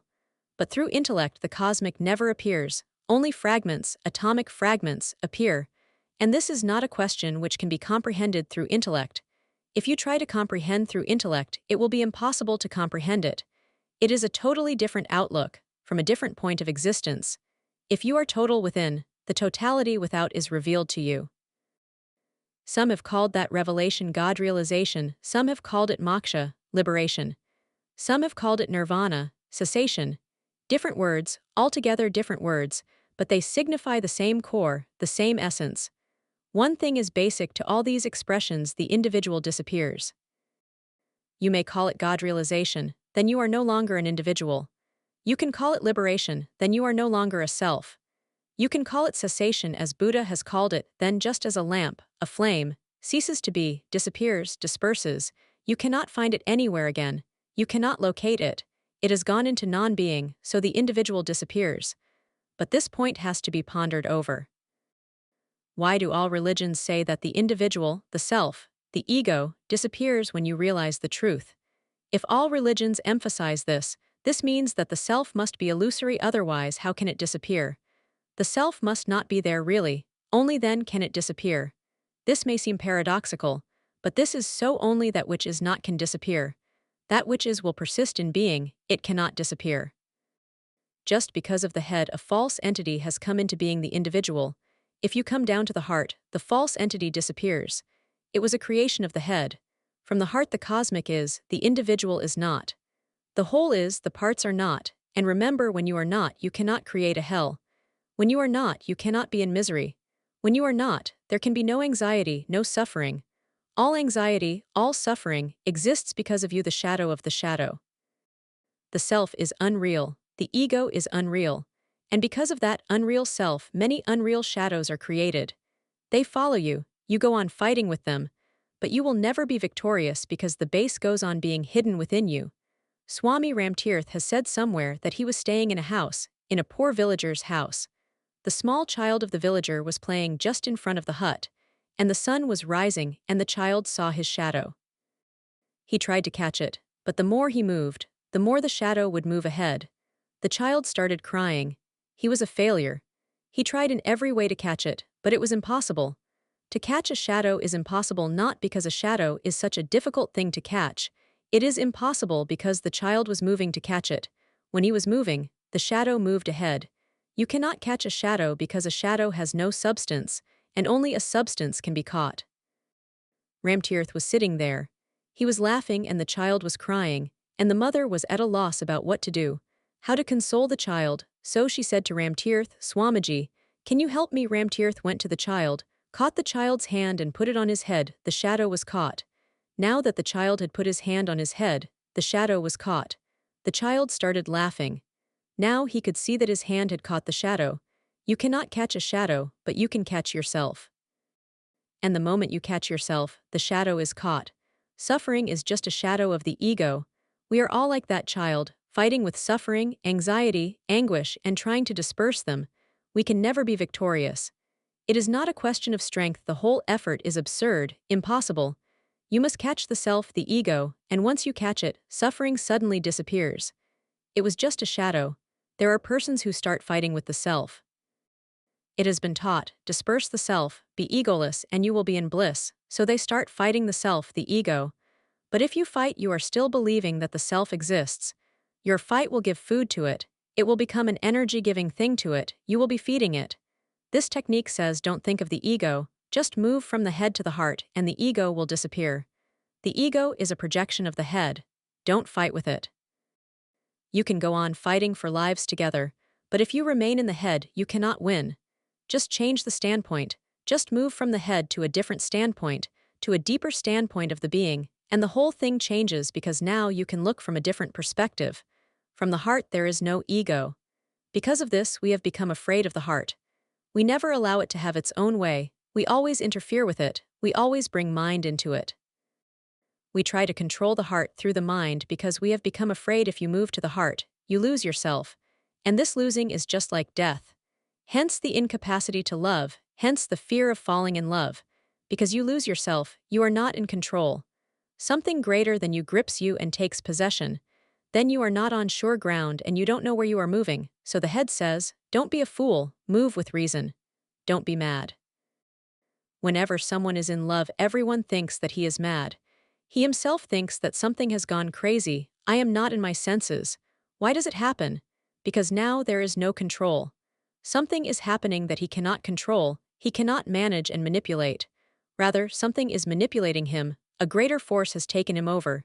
He is possessed. But unless you are ready to be possessed, there can be no God for you. Unless you are ready to be possessed, there is no mystery for you, and no bliss, no benediction. One who is ready to be possessed by love, by prayer, by the cosmos, means one who is ready to die as an ego. Only that one can know what life really is, what life has to give. What is possible becomes immediately actual, but you must put yourself at the stake.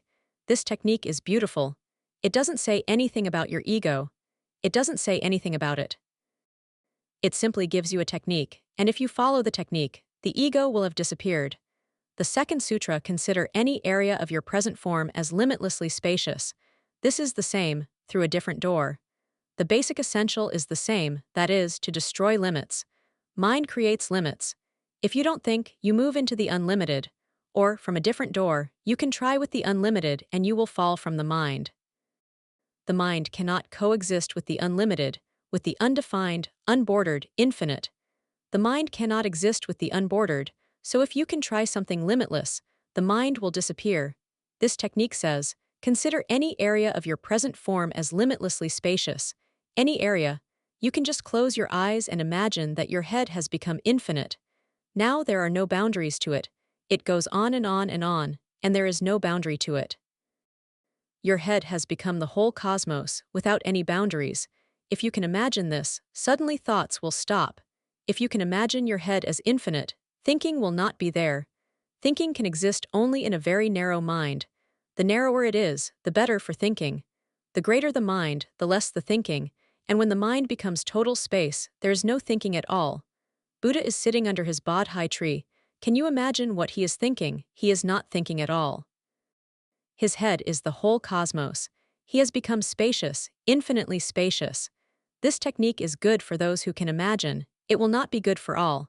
For those who can imagine, and for whom the imagination becomes so real that you cannot really say whether it is imagination or real, it will work. Otherwise, it will not be of much use. But don't be afraid, because at least 30% of people are capable of such imagination. These people are very powerful. If your mind is not very educated, it will be easy for you to imagine. If it is educated, then the creativity is lost, then your mind is just a storage space, a bank. And the whole education system is a banking system. They go on banking and dumping stuff onto you. Whatsoever they feel has to be dumped onto you, they do. They use your mind for storage, then you cannot imagine. Then whatsoever you do is just repeating that which has been taught to you. So those who are uneducated, they can use this technique very easily. And those who have come out of university without being distorted by it, they can also use it. Those who are really still alive, even after so much education, they can do it. Women can do it more easily than men. All those who are imaginative, dreamers, they can do it very easily. But how to know whether you can do it or not? You can do a small experiment before entering it. Just lock both your hands together and close your eyes. For 5 minutes, anytime, relax in a chair, lock both your hands together, and just imagine that the hands are so locked that even if you try, you cannot open them. It will look absurd to you because they are not locked, but you just go on imagining that they are. For 5 minutes go on thinking, and then say 3 times in your mind, "Now I will try to open my hands, but I know it is impossible. They are locked and they cannot be opened." Then try to open them. 30% of you will not be able to open your hands. They will be really locked, and the more you try, the more you will feel that it is impossible. You will start perspiring, you cannot open your own hands. Then this method is for you. Then you can try this method. If you can easily open your hands and nothing has happened, this method is not for you. You will not be able to do it. But don't get scared if your hands do not open, and don't try too much, because the more you try, the more difficult it will be. Just close your eyes again, and imagine that now your hands are unlocked. You will need 5 minutes again to go on imagining that when you try to open them, they will open immediately. Unlock the same way as you locked them, just through imagination. And if this is possible, that your hands become locked just by imagination, and you yourself cannot open them, then this technique will work miracles for you. And in these 112 techniques, there are many which work with imagination. For all those techniques, this hand-locking experiment will be good. Just remember, experiment whether or not the technique is for you. Consider any area of your present form as limitlessly spacious. Any area. You can consider the whole body. Just close your eyes and consider that the whole body is spreading, spreading, spreading, and then the boundaries are lost. It has become infinite. What will happen? You cannot even conceive of what will happen. If you can conceive that you have become the cosmos, that is the meaning, the infinite, all that is bound up with your ego will not be found there. Your name, your identity, all will be lost. Your poorness or richness, your health or your disease, your miseries, all will be lost, because they are part of the finite body. With an infinite body they cannot exist, and once you know this, come back to your finite body. But now you can laugh. And even in the finite you can have the sense, the feel of the infinite, then you can carry it, try, and it will be good if you try from the head, because that is the base of all illness. Close your eyes, lie down on the ground or sit on a chair and relax. Just look within the head. Feel the walls of the head spreading, expanding. If you feel that it will be very staggering, then try it slowly. First think that your head has come to occupy the whole room. You will actually feel your skin touching the walls. If you can lock your hands, this will happen. You will feel the coolness of the walls which your skin is touching. You will feel the pressure, go on moving. Your head has gone beyond now, the house has come within your head, then the whole town has come within your head. Go on spreading. Within 3 months, slowly, you can come to the point where the sun rises in your head. It starts moving in your head. Your head has become infinite. This will give you a deep freedom such as you have never known. And all the misery that belongs to this narrow mind will disappear. In such a state, Upanishadic seers could say, Aham Brahmasmi, I am the divine, I am the absolute. In such ecstasy Analahak was uttered. Mansoor cried in ecstasy, Analahak, Analahak, I am the God. Mohammedans couldn't understand him. Really, no sectarian will be able to understand such things. They thought he had gone mad, but he was not mad, he was the sanest person possible.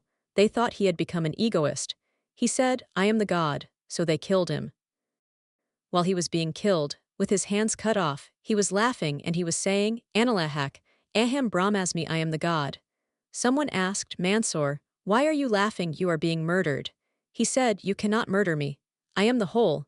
You can murder only a part. How can you murder the whole? Whatsoever you do to it cannot make any difference. Mansoor is reported to have said, if you really wanted to kill me, you should have come at least 10 years before. Then I was. Then you could have killed me. But now you cannot kill me, because I am no more. I myself have killed the ego which you could have killed and murdered. Mansoor was practicing certain Sufi methods of this type, the type in which one goes on expanding, until the expanse becomes so infinite that one is no more. Then the whole is and the individual is not. In these past few decades, these past 2 or 3 decades in the West, psychedelic drugs have become very significant. And the attraction is really one of expansion, because under the influence of the drug your narrowness, your limitations, are lost. But it is a chemical change. Nothing spiritual happens out of it. It is just a forced violence on the system you force the system to break. You can have a glimpse that you are no longer confined to anything, that you have become infinite, liberated. But this is because of the chemical enforcement. Once back, you will be again in the narrow body, and now this body will feel more narrow than before. Again you will be confined to the same imprisonment, but now the imprisonment will be more intolerable because you have had a glimpse. And because that glimpse was through a chemical you are not master of it, you will become a slave, you will become addicted. Now you will need it more and more. This technique is a spiritual psychedelic. If you practice it, a spiritual change will take place which will not be chemical and of which you will be the master. Take it as a criterion: if you are the master, then the thing is spiritual. If you are the slave, then beware, the thing may appear to be spiritual, but it cannot be. Anything that becomes addictive, powerful, enslaving, imprisoning, is leading you towards more slavery, more unfreedom, whatsoever the appearance. So take it as a criterion that whatsoever you do, your mastery must grow through it. You must become more and more the master of it. It is said, and I repeat it again and again, that when meditation has really happened to you, you will not need to do it. If you still need to do it, it has not yet really happened. Because that too has become a slavery. Even meditation must disappear. A moment must come when you need not do anything. Then just as you are divine. Just as you are the bliss, the ecstasy. But this technique is good for expansion, for expanding the consciousness. Before trying it, try the hand-locking experiment so that you can feel. If your hands become locked, you have a very creative imagination. It is not impotent. Then you can work miracles through it. Chapter 66, Enlightenment. The most ordinary. The first question. Question 1. Last night you said that when there are no thoughts in the mind becomes an empty space, and the doors to all the mysteries are opened. I feel this inner space deeply and clearly, but there is nothing special that I feel as mystery. Will you explain what you mean by the mystery and how it is felt? The inner emptiness itself is the mystery. You cannot feel it, and you cannot know it, you become it. You are it. When the inner space is there, then you are not, you cannot observe it. If you observe it, then the inner space has not yet appeared. Who will observe it? If you can observe it, you are separate from it, so it is not inner, it is outer, it is out to you. The inner has not yet become empty, it is filled. The ego is there in a very subtle form. As an observer or onlooker, it is there. The inner is not empty yet, because when the inner is empty, you are not. So the first thing to remember is that you will not be a witness to the mystery, you will be the mystery. You will not be able to observe it because you cannot be separate, there cannot be any duality, one thing. When the inner is really empty, you are not, because you are the thing by which the inner is filled. Because of you it is not empty. Because of you the space is covered, occupied. when you dissolve, when you simply disappear, only then the inner emptiness is there. So you will not be a witness to the mystery. Until you are not, the mystery will not be revealed. When you are not, the mystery will be revealed. So if you say that you feel inner emptiness, it means you are not the emptiness. Emptiness is something that is happening to you, around you, but you are not empty. So really this emptiness is just a thought of emptiness. That is why you can say that now your inner space has become empty. This is a thought. This emptiness is not real. This emptiness is just part of the mind. The observer is there, so the object must be there. You can make emptiness an object, a thought. It is reported that Bokuju became empty like this. He must have come across this type of emptiness. He came to his master and he said, "Now there is nothing, I have become empty." The master said, "Go out and throw this nothingness also. This nothingness is still something, why are you carrying it? If you have really become nothing, you will not be able to report it. Who will carry it? Who will feel in it a certain achievement?" The master said to Bokuju, "You have done well, you have become empty, now go and throw out this emptiness also." You can be filled with emptiness, that is the problem. And if you are filled with emptiness, you are not empty. The second thing. What do I mean by mystery? Whatsoever you understand, I don't mean, because you think that a mystery will be something very amazing, staggering, shocking, that you will be thrown off the ground. That is not the point. Mystery is the simple, pure existence with nothing amazing about it, nothing staggering. You will not be pushed aside, not thrown, not shocked, not puzzled. Mystery is nothing mysterious really. This very ordinary existence, accept it as it is without creating any problem. When you don't create a problem, this existence is the mystery. When you create the problem, you are destroying the mystery. Now you are in search of a solution, some answer. The same mind goes on. If you hear me talking about the mystery, then you think about something very special. There is nothing special in existence. Only for the ego does the word special exist. It is reported that when Lin Kai achieved enlightenment, he laughed. His disciples asked, "Why are you laughing?" He said, "I am laughing for this. I was endeavoring for thousands and thousands of lives for this. It is so ordinary. This is the mystery, nothing special."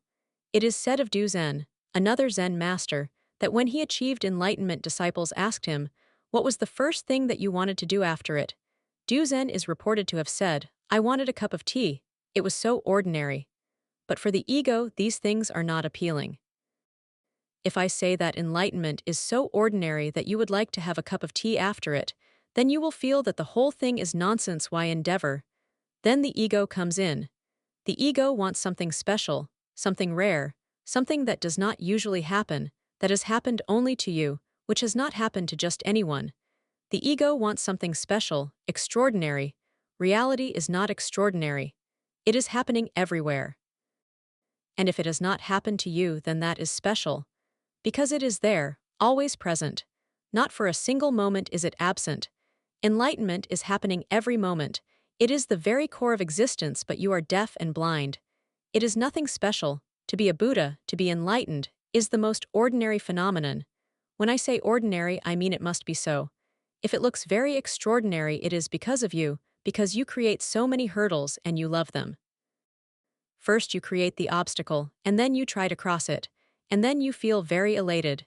In the first place, there is no obstacle. But your ego will not feel good. You must create a long route to come to the point that was the nearest, the most intimate one, and you had never missed it.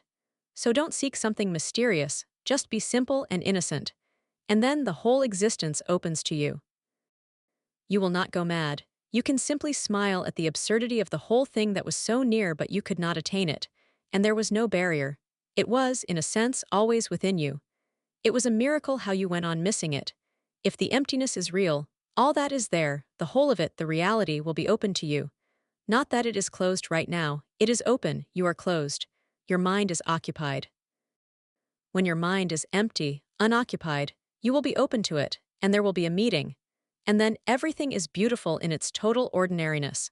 Hence it is said that one who has known becomes absolutely ordinary. He is one with the reality. To be hankering for the special is the way of the ego, and all the ways of the ego create gaps and distances between you and the real. Be empty and everything will have happened to you. Not that you will have must to report, there is nothing to be reported. It is thought that Buddhas and Krishnas, or those who have attained the ultimate, cannot describe it because it is so simple. Complex things can be described, remember. Simple things cannot be described. The more complex a thing is, the easier the description is, because in a complexity you can divide, contrast, compare. With a simple thing you cannot do anything. For example, if I ask you, what is yellow, what will you say? Yellow is so simple, there is nothing complex about it. If I ask, what is water, you can say, H20. It is complex, there is hydrogen, there is oxygen, so you can define it. But if I ask you, what is yellow, at the most you can say that yellow is yellow. But that is a tautology, it makes no sense. What will you do if I say, what is yellow? You may indicate a yellow flower, you may indicate a yellow sun rising, but you are not saying anything, you are indicating. A simple thing can only be indicated. A complex thing can be defined, divided, analyzed. Buddhas are silent, not because they have encountered a very complex reality, they are silent because of a phenomenon so simple that it can only be indicated, not defined. So they can lead you towards it, but they cannot say anything about it. That mystery is not a complex thing. It is very simple, the simplest possible. But you can only meet with it when you have also become simple. If you are complex, you cannot meet it. There is no meeting ground. Only when you have become simple, totally simple, innocent, empty, the reality, and you meet. Then there is a reflection of it in you, it echoes in you, it enters into you. But don't wait for anything special. Nirvana is nothing special. When I say this, what is happening to your mind? When I say this nirvana is nothing special, what do you feel? How do you feel? You feel a little disappointed. In the mind the question must be arising, then why struggle? Then why make any effort? Then why meditate? Then why these techniques? Look at that mind is the problem. The mind wants something special. And because of that desire, the mind goes on creating special things. In reality, there is nothing special, either the whole of reality is special or nothing is special. Because of this desire, the mind has created heavens, paradises. And it is not satisfied with one, it goes on creating many. Christians have one heaven, Hindus have 7 because there are so many good people. There must be a hierarchy. The supreme good, where should they go? There is no end to it. In Buddha's days, there was a sect who believed in 700 heavens. You have to place the egos, the highest ego must go to the highest heaven. I was looking at a book of the Radha Swamis. They say there are many divisions, 14 divisions. Only their guru has reached to the last. Buddha is somewhere in the 7th, Krishna somewhere in the 5th, Mohammed somewhere in the 3rd. Only their guru has reached to the 14th, and everyone else is given a place, categorized. Only their guru is special. This is the desire to be special. And everyone is according to his desire. I have heard an anecdote. In a Sunday school, the priest was giving a religious lesson to the very small boys of the neighborhood. He talked much about what good people would achieve the crowns of glory and a heavenly reward. Those who are good would be crowned in heaven. Then at the end of his talk he said, "Who will get the biggest crown?" There was silence for a while, then a little boy, the hat maker's son, stood up confidently and said, "The one who has the biggest head." This is what we are all doing. Our definition of the biggest head may differ, but we have a conception of something special in the end. And because of that special we go on moving. But remember, because of that special you are not moving anywhere at all, you are moving in desires. And a movement in desire is not a progress, it is circular. If you can still meditate knowing well that nothing special is going to happen, that you will just come to a reconciliation with the ordinary reality, that you will be in harmony with this ordinary reality, if with this mind you can meditate, then enlightenment is possible this very moment. But with this mind, you won't feel like meditating, you will say, leave everything if nothing special is going to happen. People come to me and they say, I have been meditating for 3 months and nothing has happened yet, a desire. And that desire is the barrier, it can happen in a single moment if desire is not there. So don't desire the mysterious, really, don't desire anything. Just be at ease, at home with reality as it is. Be ordinary. To be ordinary is wonderful. Because then there is no tension, no anguish. To be ordinary is very mysterious because it is so simple. To me, meditation is a play, a game. It is not a work. But to you it goes on being work. You think in terms of work, it will be good to understand the distinction between work and play. Work is end-oriented, not enough in itself. It must lead somewhere, to some happiness, to some goal, to some end. It is a bridge, a means. In itself it is meaningless. The meaning is hidden in the goal. Play is totally different. There is no goal to it, or it itself is the goal. Happiness is not beyond it, outside it. To be in it is to be happy. It will not give you any happiness outside of it. There is no meaning beyond it. All that is there is intrinsic, internal. You play, not because of any reason, but because you enjoy it right now. It is purposeless. That's why only children can play, really. The more you grow, the less capable you become of playing. Because of more and more purpose, more and more you ask why should I play? More and more you become end-oriented. Something must be achieved through it. In itself it has no meaning. Intrinsic value loses meaning for you. Only children can play because they don't think of the future. They can be here timelessly. Work is time. Play is timeless. Meditation must be like play, not end-oriented. You must not meditate to achieve something because then the whole point is lost. You cannot meditate at all if you are meditating for something. You can meditate only if you are playing with it, enjoying it, if nothing is to be achieved out of it, if it is beautiful in itself. Meditation for meditation's sake. Then it becomes timeless. And then the ego cannot arise. Without desire, you cannot project yourself into the future. Without desire, you cannot start expectations. And without desire, you will never be disappointed. Without desire, time really disappears. You move from one moment of eternity to another moment of eternity. There is no sequence. And then you will never ask why nothing special is happening. For myself, I have not come to know the mystery yet. The very play is the mystery. Being timeless, desireless is the mystery. And to be ordinary is the goal, if you allow me to use the word. To be ordinary is the goal. If you can be ordinary, you are liberated.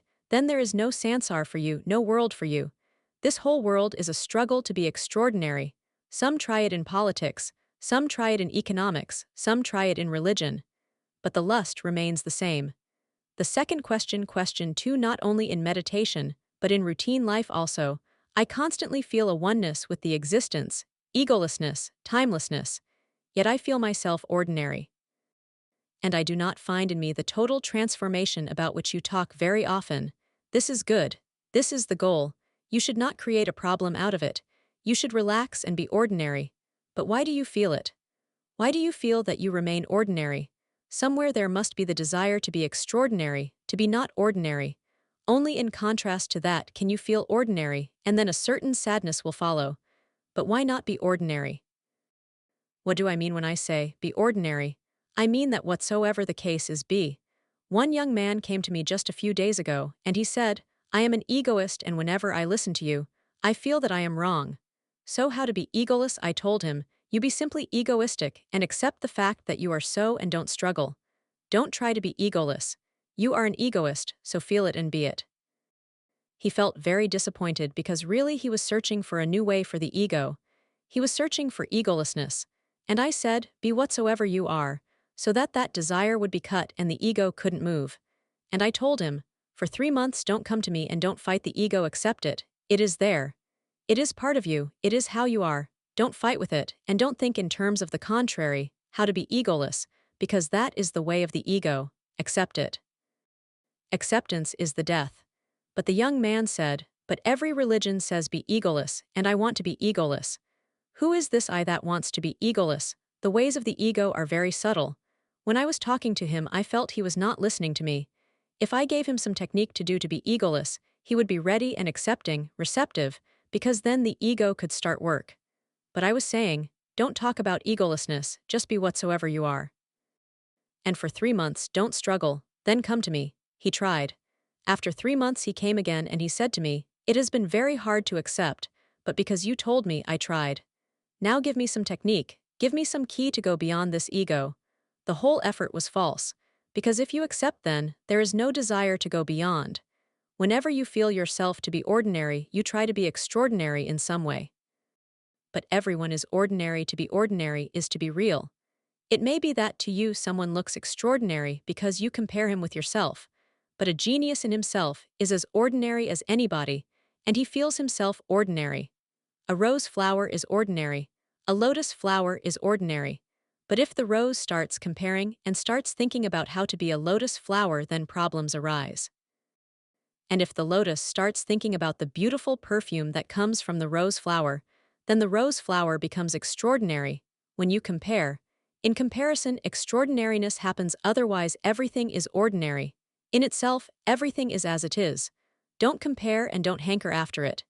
If you hanker, then meditation will disappoint you, because meditation will bring you to a point where you feel your total ordinariness. Be receptive to it, welcome it, it is good. It shows that meditation is progressing, deepening. But somewhere the desire for the extraordinary is still there, and that is creating the barrier. If that desire disappears, you will not feel yourself as ordinary. You will simply be. How can you feel that you are ordinary? You will simply be. And to be so simple that you don't feel whether you are ordinary or extraordinary, is to attain. It is good, don't be disappointed by it. If you are disappointed, then remember that you are carrying a desire, and that desire is creating poison. Why is there this madness? Why does it come and happen to everyone? This whole world is mad. Because of this, everyone is trying to be something special, somebody. Life happens to you only when you are nobody. When you are so empty that there is no one, then the whole of life flows through you without any barrier, without any obstacle, without any hindrance. Then the flow is total and complete. When you are somebody, you become a rock, you disturb the flow, life cannot move through you. There is a struggle, a resistance, and of course you create much noise. And you may think that because you are creating so much noise that you are something extraordinary. Be an empty vessel, passage, with no resistance, so that life can flow through it easily. Then no noise will be created. You may not be able to feel that you are, because you only feel that you are when you fight. The more you fight, the more you feel. Life flows so smoothly through you that you may even completely forget that you exist. There's no barrier, no resistance, no rejection, no negation, and you are so welcoming that you even forget that you are. It was heard about one Zen master that he would call his own name many times during the day. In the morning he would call, Bokuju. And then he would say, "Yes, sir, I am here." Bokuju was his name, and his disciples would ask why he did this. He would say, "I go on forgetting. I have become so smooth that I have to remind myself Bokuju, and then I say, 'Yes, sir, I am here.'" Life can become such a smooth flow, such a silent river, that no noise is created. But if you are bent upon being something, somebody, extraordinary, special, then life cannot flow through you. Then there is a constant struggle between life and you, between your small ego and the cosmos. This is creating madness. The whole earth has become a mad planet. And this madness cannot be helped by treatments, therapies, because it is so basic a style of life that it is not a pathology. This is how we are living. Our whole style of life is mad. So you cannot be helped through therapies unless the whole lifestyle changes. There are only two lifestyles, ego-oriented and egoless-oriented. You must be somebody. This is one way of life. Then madness is the outcome. Really, the madman is the most extraordinary man. He has achieved extraordinariness because now he is completely uprooted from reality. He is not concerned with the reality at all. Now he lives isolated in himself. He has created his own world. Now the dream is the real, and the real has become just a dream. Everything is upside down. You cannot convince a madman that he is wrong, because he is very logical. Madmen are very rational and logical. One madman used to come out of his house every day in the morning and chant some mantras and make some gestures. So, whosoever was passing would ask, naturally, what he was doing. And the madman would say, "I am protecting this neighborhood from ghosts." So the person who was asking would say, "But there are no ghosts in this neighborhood." And the man would say, "See, because of my chanting mantras, there are no ghosts." He is rational, you cannot convince him ghosts are not there because of his chanting. But he lives now in his own subjective dream world and you cannot pull him out.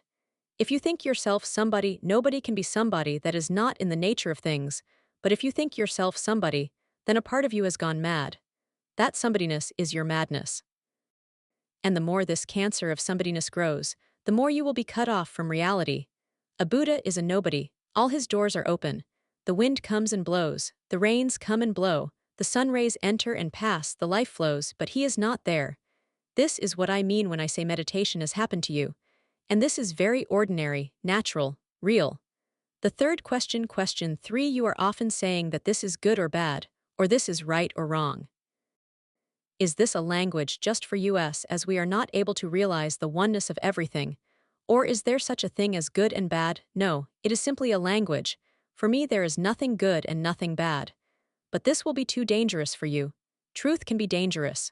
Really, only truth can be dangerous. Lies are never so dangerous because they are not potential.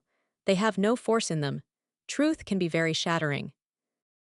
It is the truth that there is no good, no bad, that nothing is right, nothing is wrong. Everything is as it is, all condemnation, division, is futile, but this will be dangerous for you. This will be too much for you, you will misunderstand it. You cannot understand it. When there is nothing good, nothing bad, you cannot understand it, and you will have your own interpretation of it.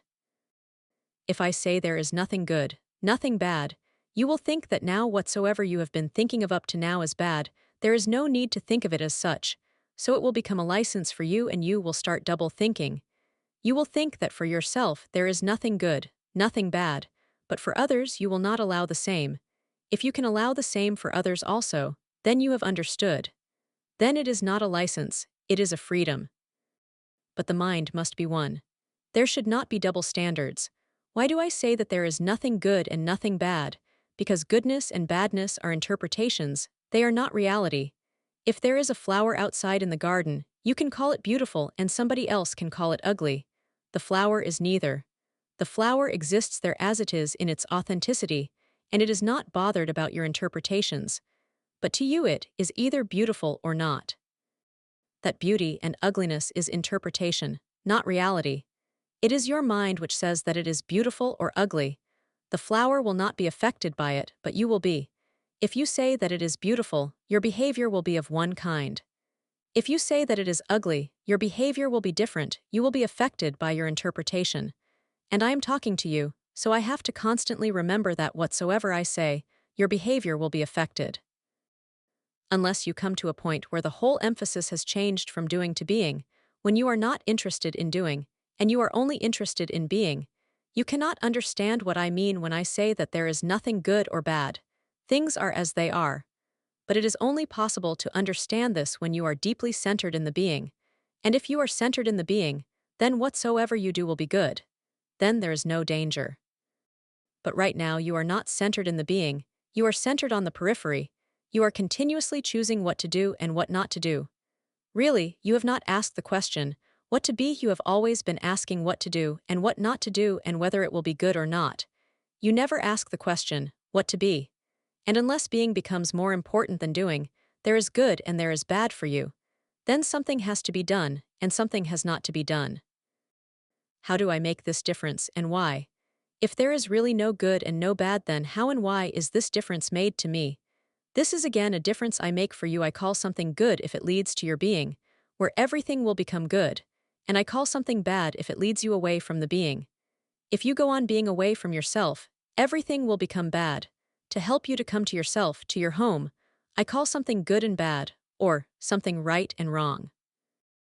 It is better to use the words right and wrong than the words good and bad, because I am more concerned with techniques of how to bring yourself to your being. So, a technique can be right if it brings you to your being.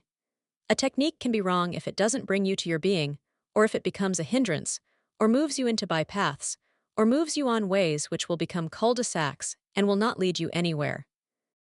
But if you ask me, ultimately there is nothing good, nothing bad, nothing right, nothing wrong.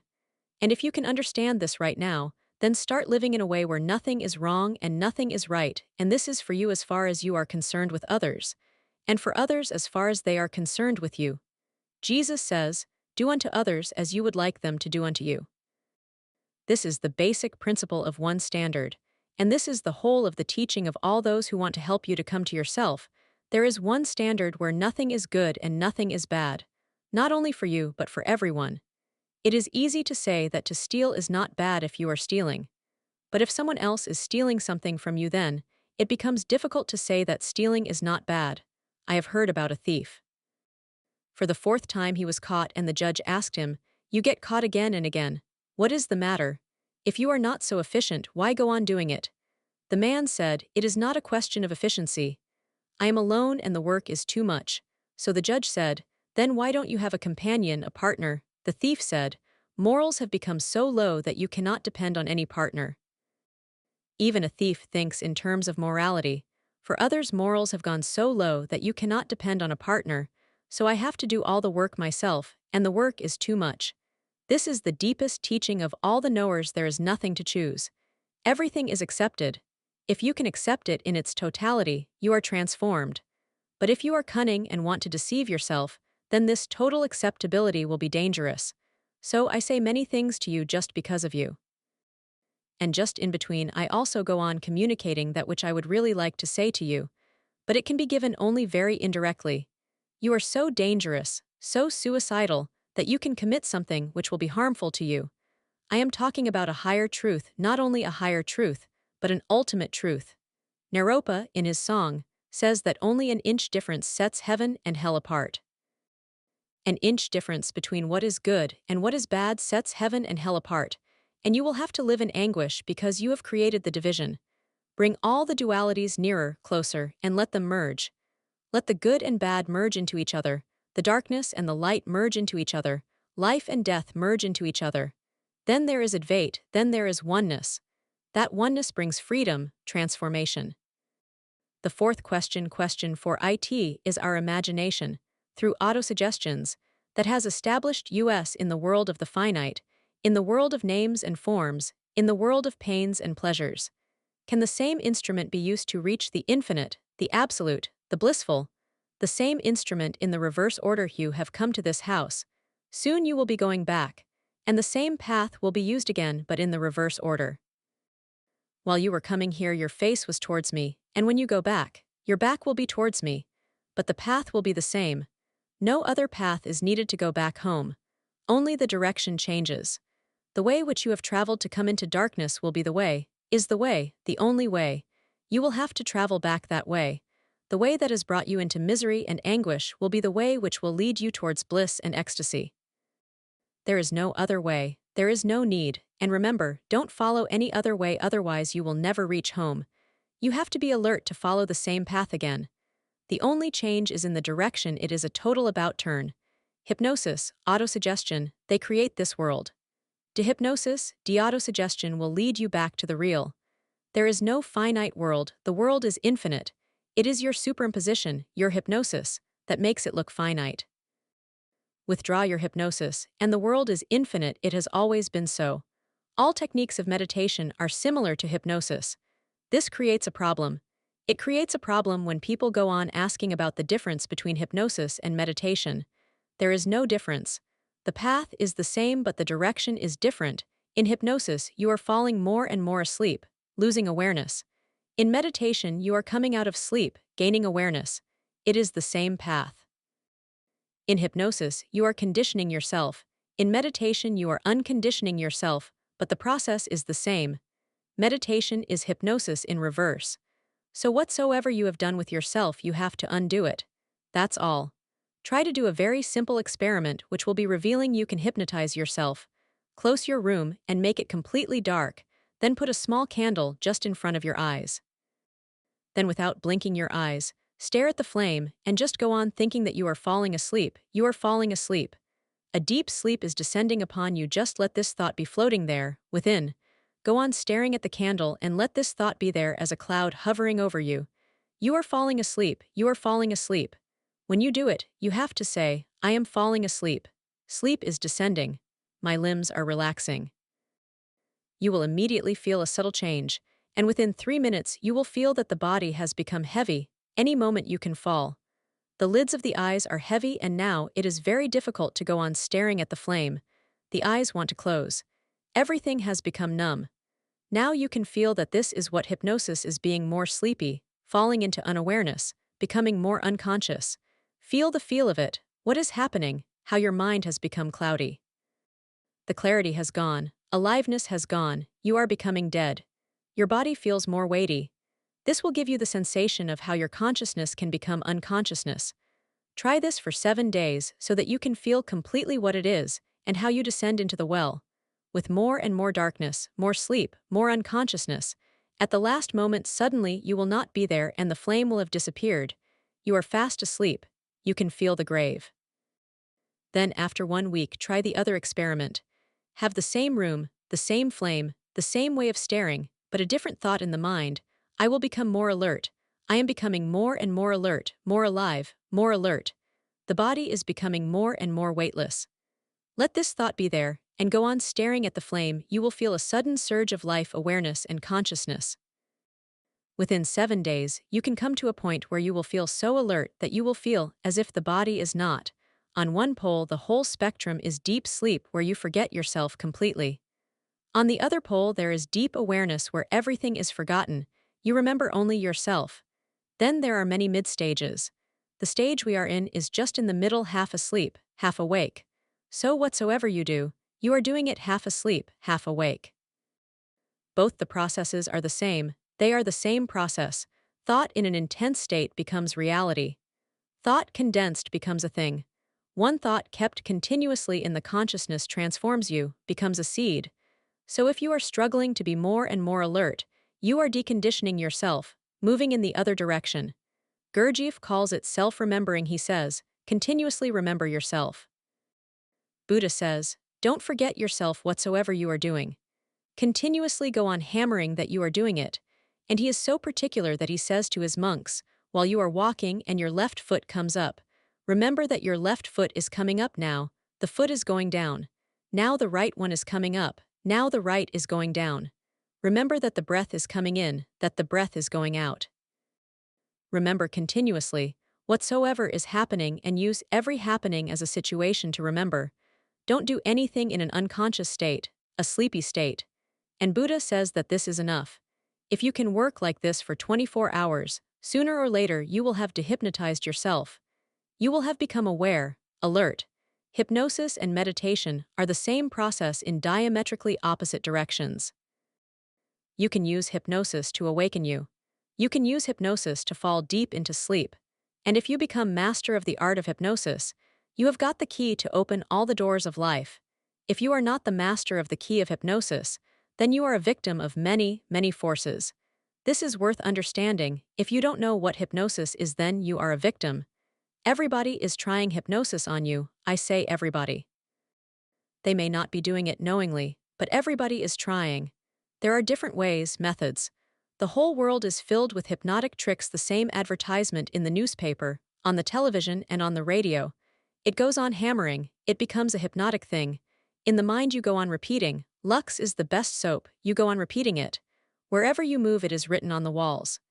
In films you see it, on the TV screen it is there, on the radio it is there, in magazines, in newspapers, in anything Lux toilet soap.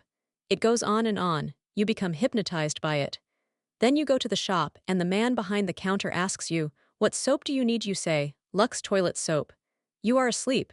You are not saying it consciously. It has been hammered in and now it is built in. Crores of rupees are spent on advertising just to hypnotize you. Those advertisements have to be repeated continuously. Repetition is the way. Then there is imprint, and you become unconscious about it. Then suddenly it comes out of your mouth, Lux toilet soap, and you think that you are choosing. You are not the chooser. The whole education system is hypnotic. That's why for the teacher a higher place is needed. It must be measured scientifically, because there is a particular point. The way I am sitting here is at a wrong point. This is not right. Your eyes should be in attention looking at me, in much tension. Not relaxed, then you are easily hypnotized. Hitler used every proportion. He had an expert committee to measure how much distance from the audience and how much height was needed so that the eyes are correctly at attention, where they become easily hypnotized and sleepy. And then, all the lights would be put off in Hitler's lecture hall. The only lights would be on Hitler. Nobody could see anywhere else, and so you were forced to look only at him. In a particular situation, a particular tension was created. In this tension, he would go on saying something for a while. The things that he wanted to put into you would be said later on, when the whole audience had become sleepy. Then the words would simply move into the unconscious and start functioning. Now, they have invented subliminal advertisements in films. As you watch a film, between two scenes, just for a fraction of a second, the advertisement will be flashed. You will not be able to read it. You will not even know what has happened. Simply watching the film, Suddenly, for a few seconds, the advertisement will be there, but you will not be continuously aware of it. Only 2 persons in 100 can feel that something has happened. Only those who have very keen eyes can feel that something was in between. 98% will not feel it, but the unconscious has read it, it has entered you. There was one experiment about it in an American film. They flashed a particular brand of cold drink on the screen, something new. Only 2% of the people became aware that there was an advertisement. 98% were fully unaware. But in the interval, many people went out and asked for the drink. They were not aware that there had been an advertisement because it had been so fast. Hypnosis is all around. Education uses it, politics uses it, the market uses it, everyone is using it. And if you are not aware, then you are a victim. Become aware. If you become aware, you can use it. Not to hypnotize others, but to dehypnotize yourself. And if you can become completely dehypnotized, you are free, you are liberated. And there is no conflict between meditation and hypnosis. The conflict is in the directions, the process is the same. Chapter 67. Neither mind nor matter feel your substance. Bones, flesh, blood, saturated with the cosmic essence. Feel the fine qualities of creativity permeating your breasts and assuming delicate configurations. Philosophers all over the world have been arguing for centuries about what basic stuff the universe is made of, what the substance is. There have been propositions, systems, that say that matter is the basic reality and mind is just an outgrowth, that matter is basic and mind is just a byproduct, that mind is also material, only subtle. Charwak proposed this in India, Epicurus in Greece, and even today, Marxists and other materialists go on talking in terms of matter. Just opposite to this, there has been a second system of thinking which says that mind rather than matter is the basic stuff, and that matter is nothing but a form of mind. Vedanta and other idealist philosophies of the world have reduced everything to mind. Just at the beginning of this century, it was thought that the materialists had become victorious because physics and other scientific investigations were proving, or appeared to be proving, that matter was the basic substance. But just 2 or 3 decades ago, the whole thing changed completely. One of the greatest scientists of this age, Eddington, said, "Now we can say that the universe appears to be more like a thought than like a thing." And as the physicists, Max Planck and Einstein, worked deeper, they came to realize that the deeper one penetrates matter, the more matter disappears, something more than matter, more beyond than matter, appears to be there. You can call it mind more easily than matter because it is a form of energy. One thing is certain, it is not material in the old sense at all. For Tantra, for yoga, there has been no choice. Tantra doesn't say that either matter or the mind is the basic reality. Tantra has a third standpoint, and I think that that standpoint is ultimately going to win. Tantra says mind and matter are both forms of something which we can call X. Neither matter nor mind is substantial, but a third entity, which exists in both but which is not confined to either, is the real. These two are the manifestations. Matter and mind are not realities, but forms of a third reality, a basic reality, which remains hidden. Whenever it manifests itself either as matter or as mind. So the whole conflict between mind and matter and their followers is baseless, because the ultimate substratum that physics has now come to know is really neither like matter nor like mind. The division has disappeared, the duality has disappeared. The behavior of the basic substance is very vague. Sometimes it behaves like matter, and sometimes it behaves like mind. You may be surprised to know that physics cannot say anything about individual atoms. They are unpredictable, just like any human being. Nothing can be said about the individual atom and how it is going to behave. It appears that it has a certain independence. No causality can predict how it is going to behave. We can predict mass behavior, but we cannot predict the behavior of an individual atom. Sometimes it behaves in cause-effect terms, like matter, and sometimes it behaves like mind, as if it has a will of its own, as if it has a choice. With Tantra, this idea of physics fits very well. But why does Tantra say that the basic reality is the third, the unknown, the X? Not because Tantra is interested in propounding any theory about reality. No. It is proposed just as a help for sadhana, just as a help for spiritual growth. If it is so that the reality is the third, and mind and matter are just two manifestations, then you can enter the reality through two doors, either from matter or from mind. If you try to enter from matter, then there are certain techniques to use. Hatha yoga is a technique to enter the reality through matter, through the body. You have to do something with the body, you have to transform the body, you have to crystallize certain chemical phenomena in the body, and then you will enter into the reality. Or, you can enter directly through the mind. Raja yoga and other methods are used to enter through the mind. And for Tantra, both are right. You cannot say to Tantra, how can a body posture, a particular body posture, be helpful to enter reality? Tantra says it can be helpful. A certain body posture is not a mere body posture, because body is the manifestation of the reality. So when you give your body a certain posture, you are giving the reality a certain form. And there are postures with which you can easily enter into yourself. A certain food can be helpful. A certain practice of breathing can be helpful. These are material things: food, breathing, body. But you can enter through them. And similar is the case with mind. Just working with mind also you can enter. Many times the question may have arisen in your mind about Shiva telling Parvati certain techniques, which look just imaginary. The question is bound to arise: how can imagination be helpful? Even imagination is a mode of reality, because the mind is a manifestation of reality. And when you change the imagination in the mind, you are changing the mode of reality. For Tantra, nothing is unreal. Even a dream has its own reality and it affects you. So a dream is not a mere dream. A dream is as real as anything else because it affects you, it changes you. You are different because you dreamed it.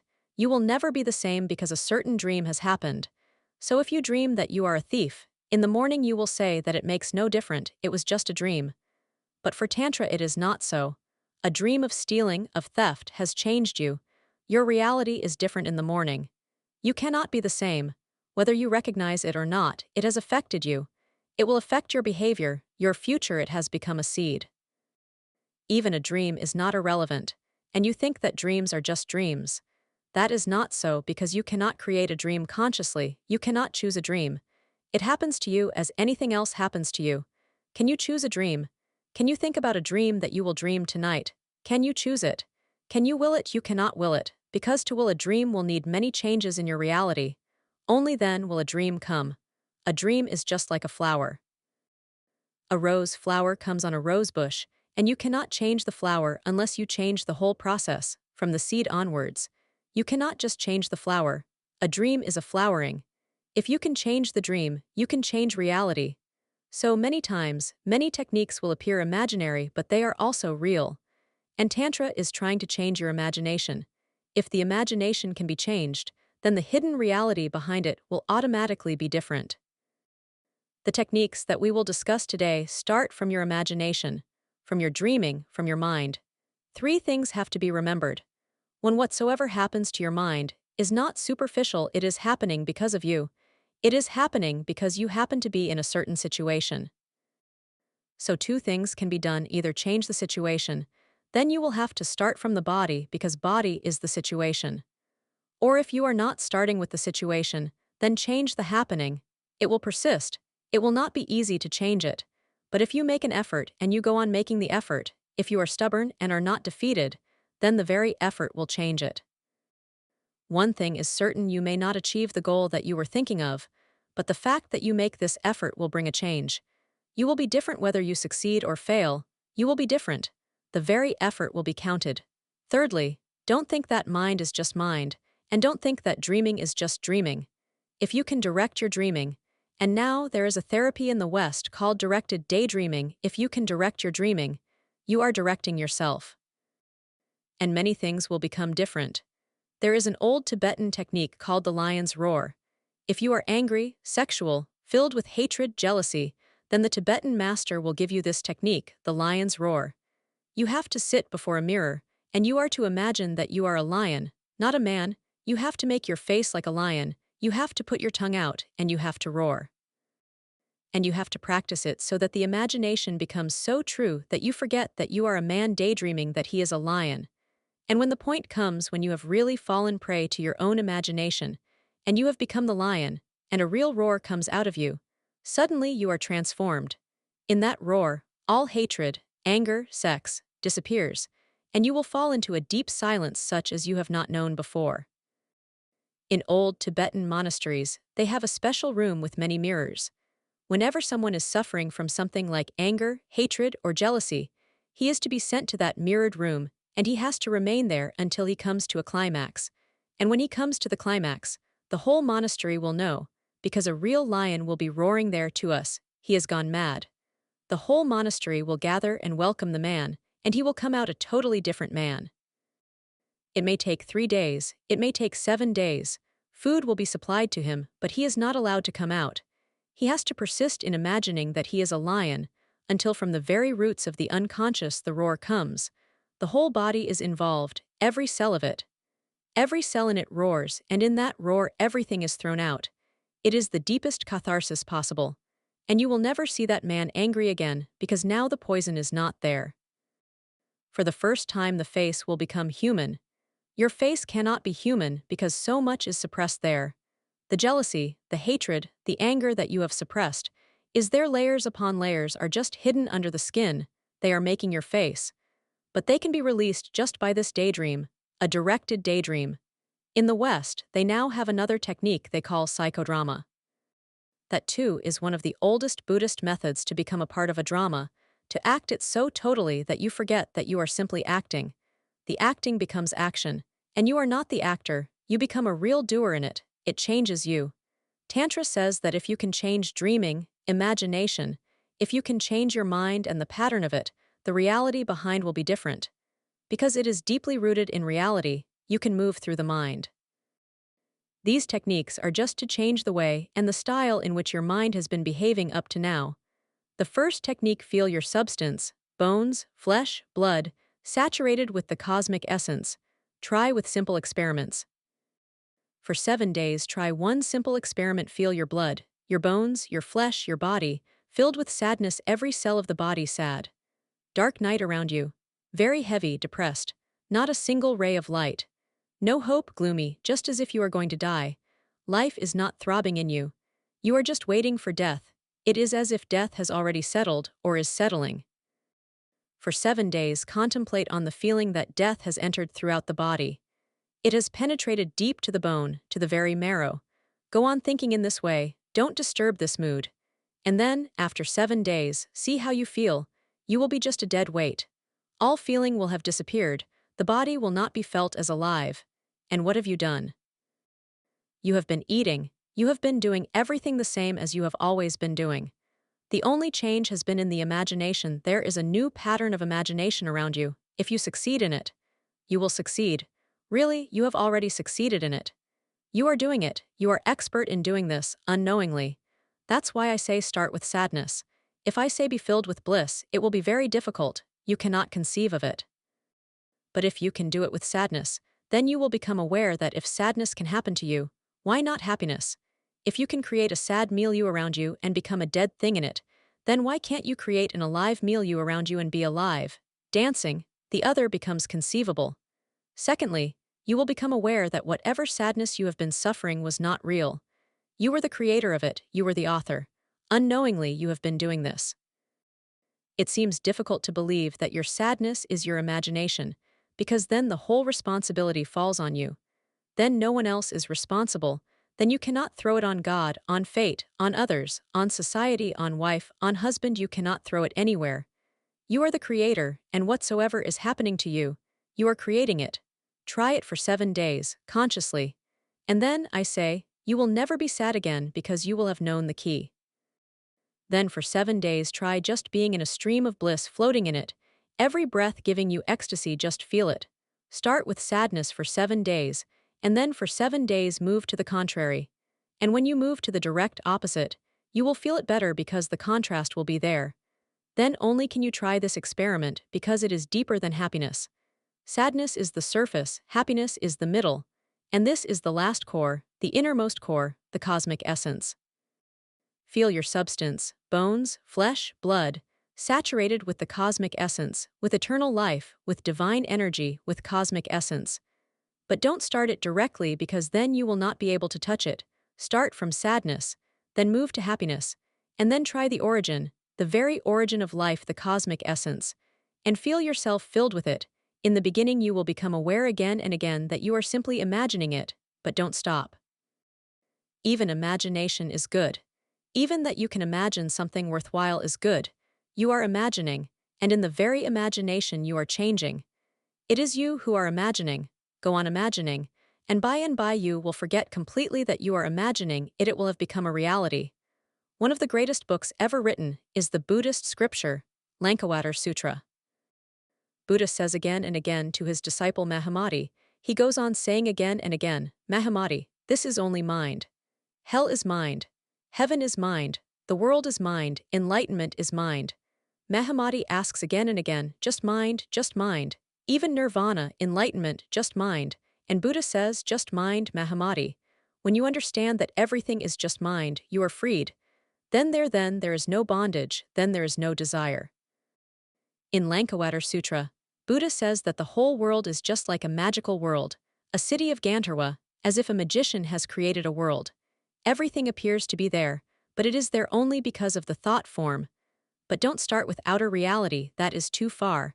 That too is mind, but it is very away from you. Start from the very near you own moods. And you will be the master if you can feel and know that they are your own creation. Whenever you start thinking in terms of sadness, you become sad, and you become receptive to all the sadness around you. Then everybody helps you to be sad. Everybody helps. The whole world is always ready to help you, whatsoever you do. When you want to be sad, the whole world is helpful, cooperative. You have become receptive. Really, you fall to a certain wavelength where only sadness can be received. So even if someone comes to cheer you up, he will make you more sad. He will not look friendly. He will not look understanding. You will feel that he is insulting you because you are so sad and he is trying to cheer you up. He thinks your sadness is superficial. He is not taking you seriously. And when you are ready to be happy, you are on a different wavelength. Now you are attuned to all the happiness that this world can give. Now everywhere flowers start flowering. Now every sound and noise becomes musical, and nothing has happened. The whole world remains the same, but you are different. You have a different pattern of looking, a different attitude, a different perspective. Through that perspective, a different world comes to you. But start with sadness because you are expert in that. I was reading a sentence of some old Hasid mystic. I liked it very much. He says there are certain people who, if their whole life becomes a bed of roses, will not be happy until they develop some allergy towards the roses. Roses cannot make them happy. Only when they become allergic will they start feeling alive. They can be attuned only to sadness, to illness, to disease. They cannot be aware of anything else. They go on finding sadness. They are searchers after something wrong. Something sad, depressed, dark. They are death-oriented. I have been meeting hundreds and hundreds of persons deeply, intimately, closely. When they start talking about their sadness, I have to be serious, otherwise they will not feel that I am sympathetic. They will not feel good about it. Then they will never turn to me again. I have to be sad with their sadness and serious with their seriousness to help bring them out of it. And this is their own creation, and they are making every effort to create it. And if I try to bring them out, they create every type of barrier, not knowingly of course, because no one will do it knowingly. This is what the Upanishads call ignorance. Unknowingly you go on disturbing your own life. You go on creating more problems and anxieties. And whatsoever happens will not make any difference because you have a pattern whatsoever happens. There are persons who come to me and say, we are lonely, so they are unhappy. And the next moment, someone comes and says he cannot find a place where he can be lonely, so he is unhappy. Then there are persons who have too much work on their minds, so they are unhappy. And there are persons who have no work, so they are unhappy. A person who is married is unhappy. A person who is not married, he is unhappy. It seems it is impossible for man to be happy. That's what I mean when I say you are experts. You are very efficient in finding ways and means to be unhappy. And you always succeed. Start from sadness, and for 7 days, be completely unhappy for the first time. That will transform you totally. Because once you know that consciously you can be unhappy, you will become conscious whenever you become unhappy. Then you will know what you are doing it is your own doing. And if you can be unhappy by your own mind, then why can't you be happy? There is no difference, the pattern is the same. And then you can try this. Feel your substance, flesh, blood, bones, saturated with the cosmic essence. Feel as if the divine is flowing through you. You are not, but the cosmic exists in you. God exists in you. When you feel hungry, he feels hungry. Then to give food to the body becomes worship. When you feel thirsty, he feels thirsty. The cosmic in you. When you feel sleepy, he feels sleepy. He wants rest, relaxation. When you are young, he is young in you. When you fall in love, he falls in love. Be saturated with him, and be totally saturated with him. Don't make any distinction, good or bad. Whatsoever happens is happening to him. You just withdraw. You are no longer there, only he is there. So good or bad, hell or heaven, whatsoever happens, happens to him. All the responsibility is thrown onto him, and you are no more. The no moreness that this technique can bring you is the ultimate in religion, but you have to be saturated with it. And you don't know any saturation. You don't feel your body as porous. You don't feel that in your body a life energy is flowing. You think of yourself as something solid, dead, closed. Life can happen only when you are vulnerable, open, not closed. Life moves through you, and whatsoever happens is happening to the life energy, not to you. You are just a fragment. And all the boundaries that you have created around you are false. They are not real. You cannot exist alone. If you are alone on the earth, can you exist? You cannot exist alone. You cannot exist without the stars. Somewhere Eddington says that the whole existence is like a spider's web. The whole existence is a spider's net. If you touch the net anywhere, the whole vibrates. If you touch existence anywhere, the whole vibrates. It is one. If you touch a flower, you have touched the whole cosmos. If you look into your neighbor's eyes, you have looked into the cosmos, because the whole net is one. You cannot touch any part without touching the whole, and no part can exist without the whole. When you start feeling this, the ego will disappear. The ego exists only when you take a certain part as the whole. When you make a part the whole, the ego exists. When you come to know the right proportion, that the part is part, and the whole is whole, the ego disappears. Ego is just a misunderstanding. And this technique, to feel oneself saturated with the cosmic, is just wonderful. From the very early morning, when you feel life awakening, when you feel that the sleep has gone, the first thought must be of this saturation. Now the divine is opening, coming back out of sleep, not you. So Hindus, who have been one of the most penetrating races in the world, will start their first breath with the name of God. Now it has become a formality and the essential has been lost. But this was the root of it, that at the moment you become alert in the morning, you must not remember yourself. You must remember the divine. The divine must become the first remembrance and the last at night, when you are falling asleep. The divine must be remembered. He must be the first and the last. And if he is really the first in the morning and the last at night, he will be with you the whole day, in the middle also. You must drop into sleep saturated with him. You will be surprised, because the quality of your sleep will be different. While falling into sleep tonight, please don't you fall into sleep. Let the divine fall into sleep. While you are preparing the bed, prepare it for the divine. The guest is coming. And while you are lying on the bed, let the divine be there, not you treat yourself as the guest. And while dropping into sleep, go on feeling that the divine exists. He saturates every breath. He pulsates in the blood. He beats in the heart. Now he is tired after a whole day of work. Now he wants to sleep. And in the morning, you will feel that you have been sleeping in a different way. The quality of the sleep will be cosmic, because the meeting will be deep at the source. When you feel yourself as divine, you fall into the abyss, because then there is no fear. Otherwise, even in the night while you are sleeping, you are afraid to fall deeply into it. Many people are suffering from sleeplessness not because of any other tension, but because they are afraid to fall asleep, because sleep appears like an abyss, a bottomless thing. I have known a few persons who are afraid. One old man came to me and said that he could not sleep because he was afraid. I asked, "Why are you afraid?" He said, "I'm afraid because if I really sleep and I die, I will not be conscious, alert. And I can die because now I am old and I don't like the idea of dying in sleep. At least let me be aware and alert of what is happening." You go on clinging to something so that you cannot fall into sleep, but when you feel that the divine is there, you have accepted. Then the abyss is also divine. Then you fall very deeply into the very original sources of your being, and the quality will be different. And when you arise in the morning and you feel that sleep has gone, remember that the divine is arising. The whole day will be different, and be saturated whatsoever you do, or you don't do. Let the divine do it, simply allow it to be done. Eat, sleep, work, but let the divine do it. Only then can you be saturated, can you become one with it. And once you feel, even for a single moment, I say that the peak has come, that you are not, that the divine has saturated you completely, you are enlightened. In that single moment, that timeless moment, you will become aware of the whole mystery of life. Then there is no fear, and then there is no death. Now you have become life itself, it goes on and on. It never ends, it never begins. Then life is ecstasy. And the concepts of moksha, of heaven and paradise, are just childish, because they are not really something geographical. They are symbols of this ultimate state of being when the individual has dissolved into the cosmos, or when the individual has allowed the cosmos to dissolve into him.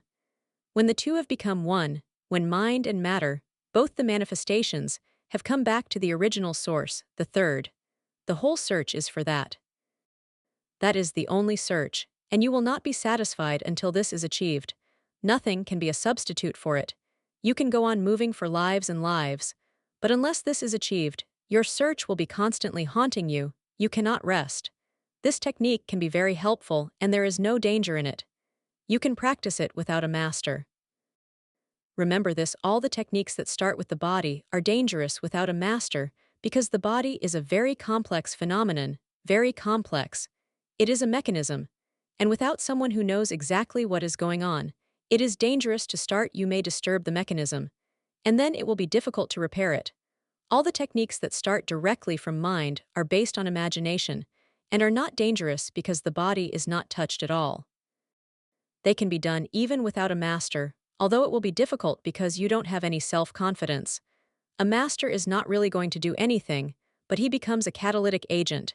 He is not going to do anything, really nothing can be done, but with just his presence, your confidence and trust are touched, and it helps. With just the feeling that the master is there, you move confidently. Because he is present, you are not afraid. Because he is with you, you can move into the unknown, the uncharted. But with body techniques he is very necessary, because the body is a mechanism, and you can do something which cannot be easily undone, you can harm yourself. One man came to me, he was doing Sirshasanas standing on his head for hours together. In the beginning it was very good, and he felt very relaxed and cool the whole day. But then problems followed, and he became very disturbed when the coolness disappeared, and he became hot all over. He became almost mad. And because he thought that Sirshasan helped in the beginning, and he became very cool, and felt very collected, silent, relaxed, he did it more because now he felt so disturbed. He thought more Sirshasan would help him, and Sirshasan was really the cause. The mind mechanism, the brain, needs only a certain amount of blood to circulate through it. If less blood is circulating, you will be in difficulty, and with everyone it is different, it depends. That's why you cannot sleep without pillows. If you try to sleep without pillows, you cannot sleep, or you will sleep less because more blood flows into the head. Those pillows help you. Your head is high so less blood flows, and for sleep, less blood is needed. If more blood flows, then the brain is alert, it cannot relax. If you do too much of Sirshasan, your sleep may be completely lost. You may not be able to sleep at all, and there are dangers. It has been recorded that 7 days is the longest you can go without sleep. Only 7 days, after that you will go mad, because very subtle tissues of the brain will break, and they cannot be replaced easily. While you are standing on your head in Sirshasan, all the blood is flowing downwards towards the head. So I have not seen anyone doing Sirshasan who is in any way intelligent. If a person is doing much Sirshasan, he is bound to become stupid, because the very subtle tissues of the brain will be destroyed. With so much blood passing through, delicate tissues cannot exist. So it has to be decided by a master who knows how much will be helpful to you, a few seconds or a few minutes. And this is just an example. All the bodily postures, asanas, techniques, have to be done with a master. They are never to be done alone because you don't know your body. Your body is such a big thing, you cannot even conceive of it. The small head, your head, has 7 crores of cells in it, and those 7 crores of cells are interrelated. Scientists say that the interrelationship is as complex as the whole universe. Old Hindu seers have said that the whole cosmos exists in the head in miniature. The whole complexity of the universe is there in miniature. If the whole relationship of all the cells can be understood, you have understood the whole complexity of the universe. You are not aware of any cells, and about any relationship you are not aware. And it is good that you are not aware, otherwise you will go mad with such a big war going on. It can go on only unconsciously. The blood circulates, but you are not aware of it. Only just 3 centuries ago it was discovered that blood circulates in the body. Before that it was thought that the blood was static, not circulating. Circulation is a very recent concept, and man has been in existence for millions of years, but no one could feel that the blood was circulating. You cannot feel it. Much speed, much work is going on there. It is a big factory, your body, and one of the most delicate ones. It is constantly repairing itself, constantly renewing itself. For 70 years, if you don't make any trouble for it, it will run smoothly. We have not created any mechanism up to now that can take care of itself for 70 years.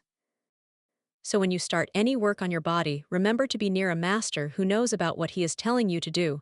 Otherwise, don't do it. But with imagination, there is no problem. It is a simple phenomenon. You can start it. The second technique, feel the fine qualities of creativity permeating your breasts and assuming delicate configurations. A few important points before I enter this. Shiva is talking to Parvati, to Devi, his consort, so this technique is specifically for women. There are a few points to be understood. One, the male body and the female body are similar, but still, different in many, many ways. And the difference is always complementary. Whatsoever is positive in the male body will be negative in the female body.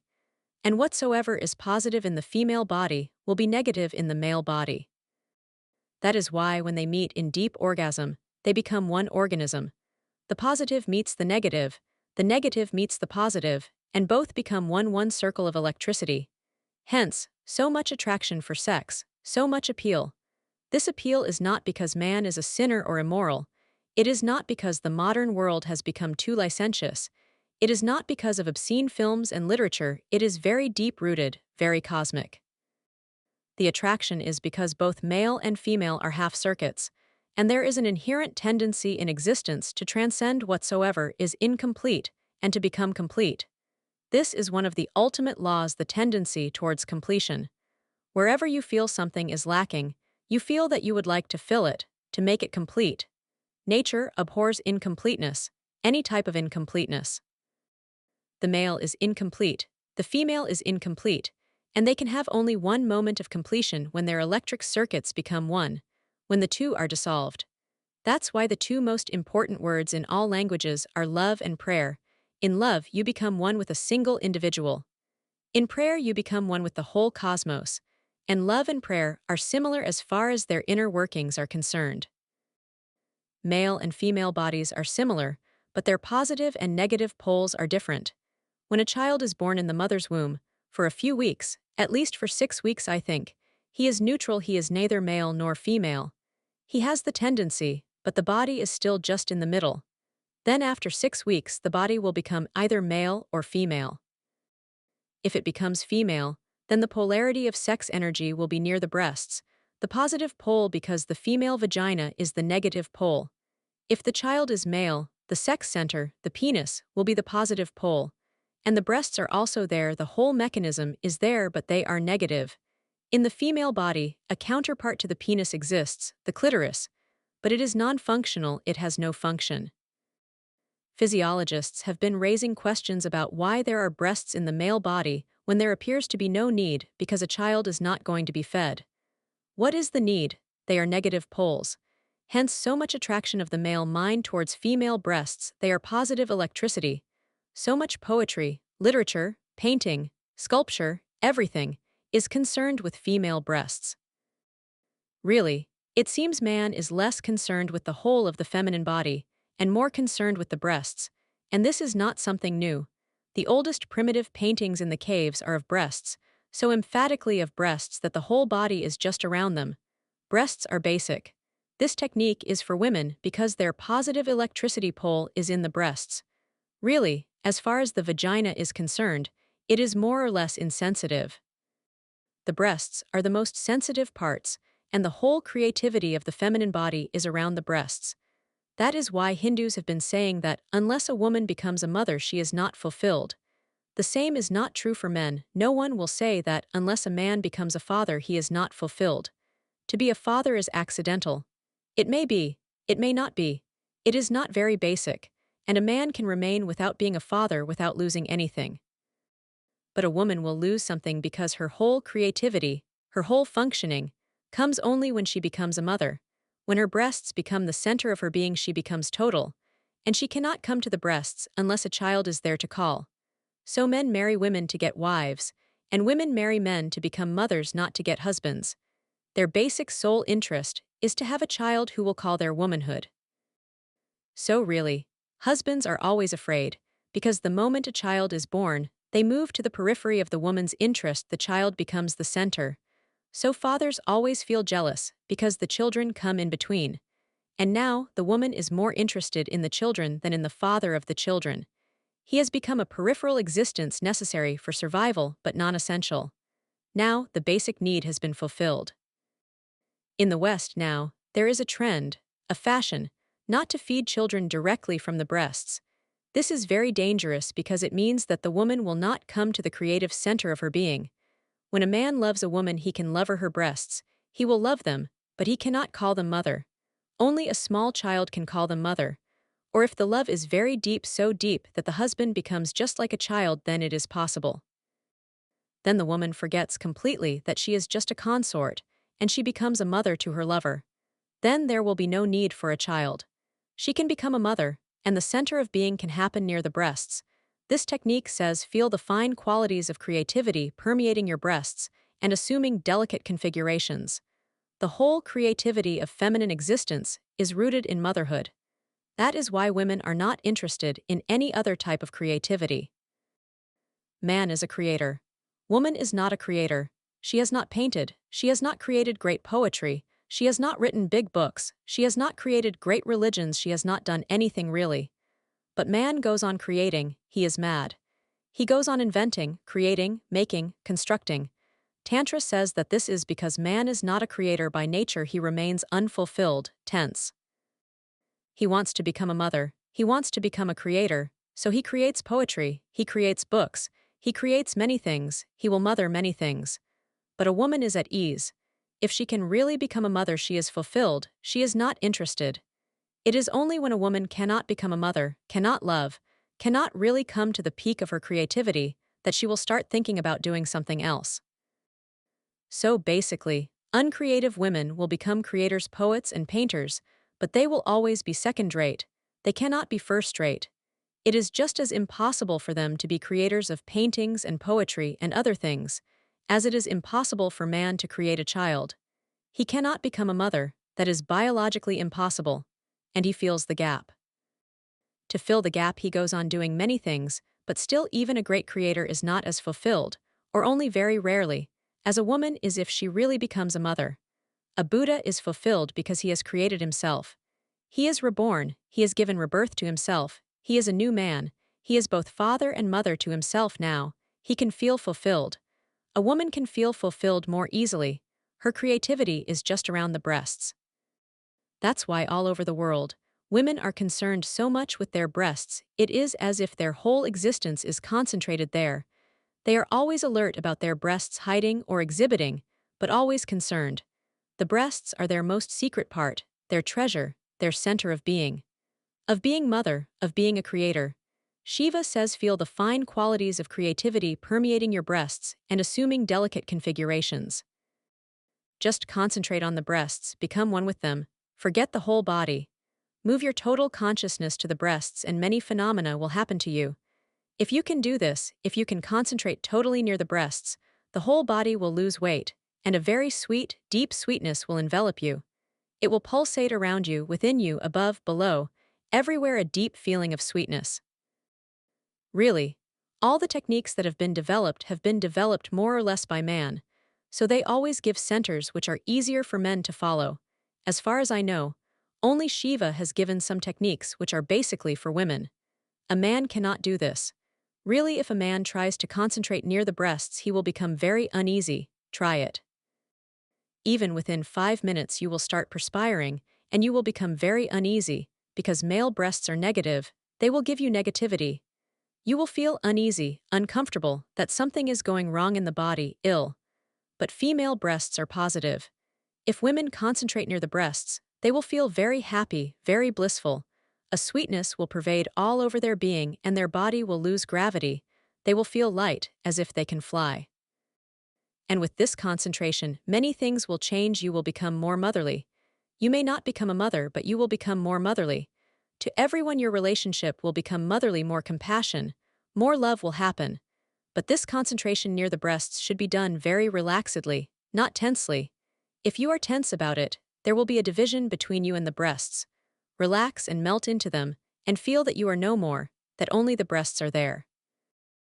If man has to do the same, he will have to do it with the sex center, not with the breasts. Hence the importance of the first chakra in all Kundalini yogas. He has to concentrate just at the root of the penis. There he has the creativity. There he is positive. And remember this always: never concentrate on anything negative, because with the negative everything negative will follow. With the positive, everything positive will follow. When the two poles of man and woman meet, negative is in the upper part of man, positive is in the lower. And negative is in the lower part of woman and positive in the upper. These two poles of positive and negative meet and a circle is created. That circle is blissful, but it is not ordinary. In ordinary sexual acts, the circle does not happen. That is why you feel so attracted towards sex, and so repelled also. You feel so much for it, you need it so much, you ask for it so much, but when it is given, when it is there, you feel frustration, nothing happens. It is possible only when both the bodies are very relaxed and very open to each other without any fear, without any resistance. Then the let go is so complete that the electricities can merge and meet and become a circle. Then there is a very strange phenomenon. Tantra has recorded it, but you may not have heard of it. This phenomenon is a very strange one. When two lovers really meet and become a circle, then a flickering happens. For a moment the lover becomes the beloved, and the beloved becomes the lover, and the next moment, again, the lover is lover, and the beloved is the beloved. The male becomes the female for a moment, then the female becomes the male for the moment, because the energy is moving, and it has become one circle. So it will happen that the male will be active for a few minutes, and then he will relax, and the female will become active. That means that now the male energy has passed to the female body, and she will act while the male will remain passive. And this will go on. Ordinarily you are man and woman.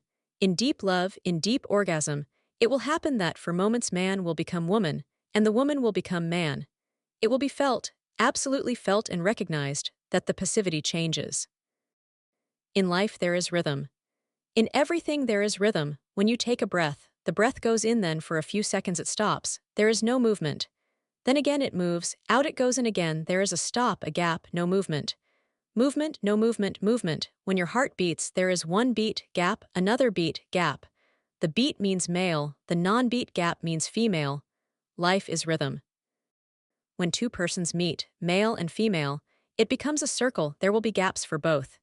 You will be a woman, and suddenly there will be a gap, and you are no longer a woman, you have become a man. You will be man and woman and man. When these gaps are felt, you can feel that you have achieved a circle.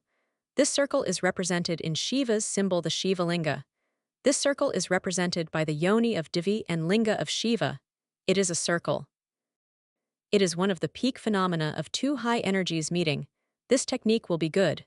Feel the fine qualities of creativity permeating your breasts and assuming delicate configurations. Simply relax, move into the breasts, let your breasts become your whole being. Let the whole body be just a situation for the breasts to exist. Your body has become secondary, just a background, and the breasts are emphasized. And you are totally relaxing in them, moving in them. Then your creativity will arise. The feminine creativity arises only when the breasts become active. Merge into them, and you will feel creativity arising. What does it mean when creativity arises? You will have many visions around you. Buddha and Mahavir have said in their past lives that when they are born, their mothers will see certain visions, certain dreams. Because of those dreams, it could be predicted that a Buddha was going to be born. 16 visions would follow each other. I have been experimenting with this. If a woman really melts into her breasts, certain visions will follow in a certain sequence. She will start seeing certain things. To different women, there will be different sequences, but I will tell you a few. 1. There will be figures, human figures, and if the woman is going to give birth to a child, then the figure of the child will appear. If total melting has happened in the breasts, then the woman can see what type of child is going to be born to her. The figure will appear, and then it will be more clear. If she is not going to be a mother soon or she is not pregnant, then very unknown scents, perfumes will happen around her. The breasts can become sources of very delicate perfumes which are not of this world, which cannot be created chemically. Sounds, harmonious sounds will be heard. All the realms of creativity can appear in new and many configurations. All that has happened to great painters and poets will happen to the woman if she can melt into her breasts. And this will be so real that it will change her total personality. She will become different. And if she goes on with these visions, by and by they will drop, and a moment will come when nothingness, void, emptiness will happen. Shunyata will happen. This shunyata is the highest of meditations. So remember this: if you are a woman, don't concentrate on the third eye. It will be better for you to concentrate near the breasts, on the breasts, right on the two nipples of the breasts. Concentrate there. And the second thing, don't concentrate on one breast, concentrate on both simultaneously. If you concentrate on one, your body will immediately be disturbed. Even paralysis is possible if you concentrate on only one. So just concentrate on both simultaneously, melt into them, and allow whatsoever happens to happen. Just go on watching and don't get attached to any rhythm, because the rhythms will be very beautiful, just heavenly. Don't get attached. Go on watching them and be a witness. A moment will come when they will start disappearing, and when shunyata, nothingness, happens, when just space remains and the breasts have disappeared, then you are under the Bodhi tree. Chapter 68. If you get serious, you lose the point. The first question 1. It has been said that no desire, neither worldly nor religious, can lead towards freedom. But a positive imagination of happiness and bliss is also a sort of desire. Then isn't it true that imagination is also desire, and hence creates tensions? Imagination is not desire. Imagination is just a play. Desire is a totally different thing. You can base your imagination on desire, you can project your imagination through desire, then it will be a bondage. If you simply play with imagination without any desire, not to reach anywhere, not to get anything out of it, but just as a game, then it is not desire and not binding. These techniques of imagination can be helpful only if you are playing with them. If you get serious, you lose the point. But the question is relevant because, really, you cannot conceive of anything which you can do without desire. Even if you are playing, you can play only to reach somewhere, to get something, to win. If there is nothing in the future, you will lose interest. You will say, then why? Then why play at all? We are so end-oriented that we turn everything into a means. This must be remembered. Meditation is the ultimate play. It is not a means to something, it is not a means to enlightenment. Enlightenment happens in it, but it is not a means to it. It is not a means to ultimate freedom. Ultimate freedom happens in it, but it is not a means to it. You cannot use it as a cause to affect something. This has been one of the most puzzling things all through the centuries. Those who have known go on insisting on meditation for meditation's sake. Don't desire anything out of it. Enjoy it in itself. Don't move out of it, and the consequence will be enlightenment. Remember, consequence not effect. Meditation is not a cause, but if you are deep in meditation, enlightenment happens. Really, being deep in the play is enlightenment, but the mind always turns everything into work. It says, do something because this will be the profit from it. Imaginary or real, the mind needs something to hang onto, to project onto.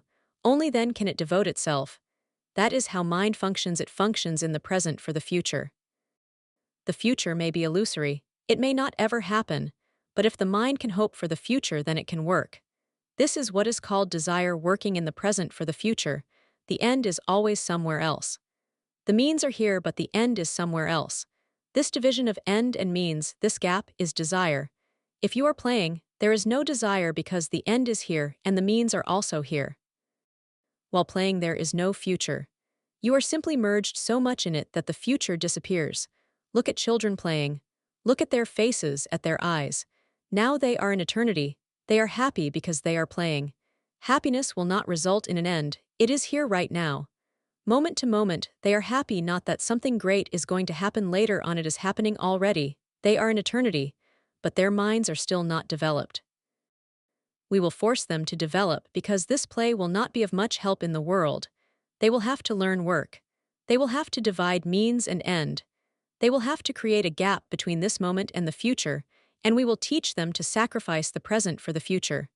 This is the way of the world, the way of the market, the way of desire. Desire makes everything utilitarian. In meditation, you will become a child again, playing, with no idea of the future, enjoying this very moment, enjoying the very act in itself, intrinsically. Then imagination is not desire. Then you can play with it, and it is one of the most beautiful things possible.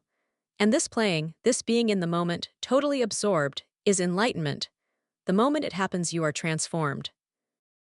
So enlightenment is never in the future, it is always in the present. And it is not a work to be done, it is a game to be played. That is the meaning of the Indian concept of Leela. God is playing. He is not engaged in work. This world is not utilitarian, it is just a play of energy. Energy enjoys itself playing. It divides itself and then plays the game of hide and seek. So really, Indian seers have never said that God is the creator. They say that God is the player because the very word creation carries much seriousness about it, as if there is some end and something has to be achieved. God creating the world, this is absurd. Because it means that something is lacking, so God is creating the world to achieve something. Or it means that there is a future, so God also lives in desire. Jains and Buddhists could not understand the Hindu concept of Leela, so they completely denied God. Because if God creates the world, then he desires, so Jains and Buddhists say that if God desires, then God is part of the world. He himself is not free, he himself is not liberated. So they completely denied the concept of God because they say that God means one who is beyond desire. And they say that Mahavir is a god, he is beyond desire, but Brahma is not a god because he creates the world, he desires the world. They couldn't follow the concept of Leela. The concept of Leela is totally different from the concept of creation. God is just playing and you cannot ask why, because a play has no why to answer. If children are playing, can you ask, "Why are you playing?" They will say, "We are playing, so we are playing." Playing is good in itself, the energy is moving, abundant energy is overflowing. The more you grow, the less you play. Why? Because now your energy is not so overflowing. Now you have become economical. Now you know that you have a certain amount of energy and you have to channel that energy for work, to achieve something. Children are just overflowing. Their energy is so much that they have to play. The play is just overflowing energy, too much energy moving. Then they enjoy the very moment. A child is jumping, running, but not to reach some goal. Running itself is a beautiful experience of vital energy, an experience of vitality, an experience of being alive, of overflowing so abundantly that you can throw out the energy without any economical mind behind it. God means absolute energy, infinite energy. God cannot be economical. He has so much, so infinitely much, that he can only play. And this play goes on and on. There is no end to it. There cannot be because the energy is infinite, and you cannot ask why energy moves. There is no why to it. If God created the world, you can ask, why have you created the world? But if he is simply playing, you cannot ask why. When you also become a player, you become divine. If you are a worker, you are human. If you are a player, you have become divine. Then you share in the game. That's why we have called Krishna the absolute avatar. We have not called Ram the absolute avatar, we call him a partial avatar, a partial coming of the divine to the world. But Krishna we call an absolute coming. The difference is that Ram is serious. He is still utilitarian, end-oriented. This is right and that is wrong. Only in work do right and wrong exist. This should be done, and that should not be done. This is good and that is bad. For Krishna, everything has become a play, so everything is arbitrary, just rules of the game. If you follow the rules, and if you follow them knowing that this is a game, and that the rules have to be followed, it is good. If you don't follow, nothing is wrong. Really, you are playing the reverse game of not following. If you obey, you follow the game of obedience. If you don't obey, you follow the game of disobedience, the game of rebelliousness. But nothing is wrong. What you want to play is your choice. And if you are not serious and are happy whatsoever you do, you are enlightened. There are rules because a game has to be played with others. If you are playing alone, there is no question of rules. Then you can change your rules any moment you like.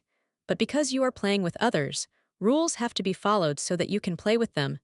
There isn't any other reason behind it. Morality is a rule. Love is a rule.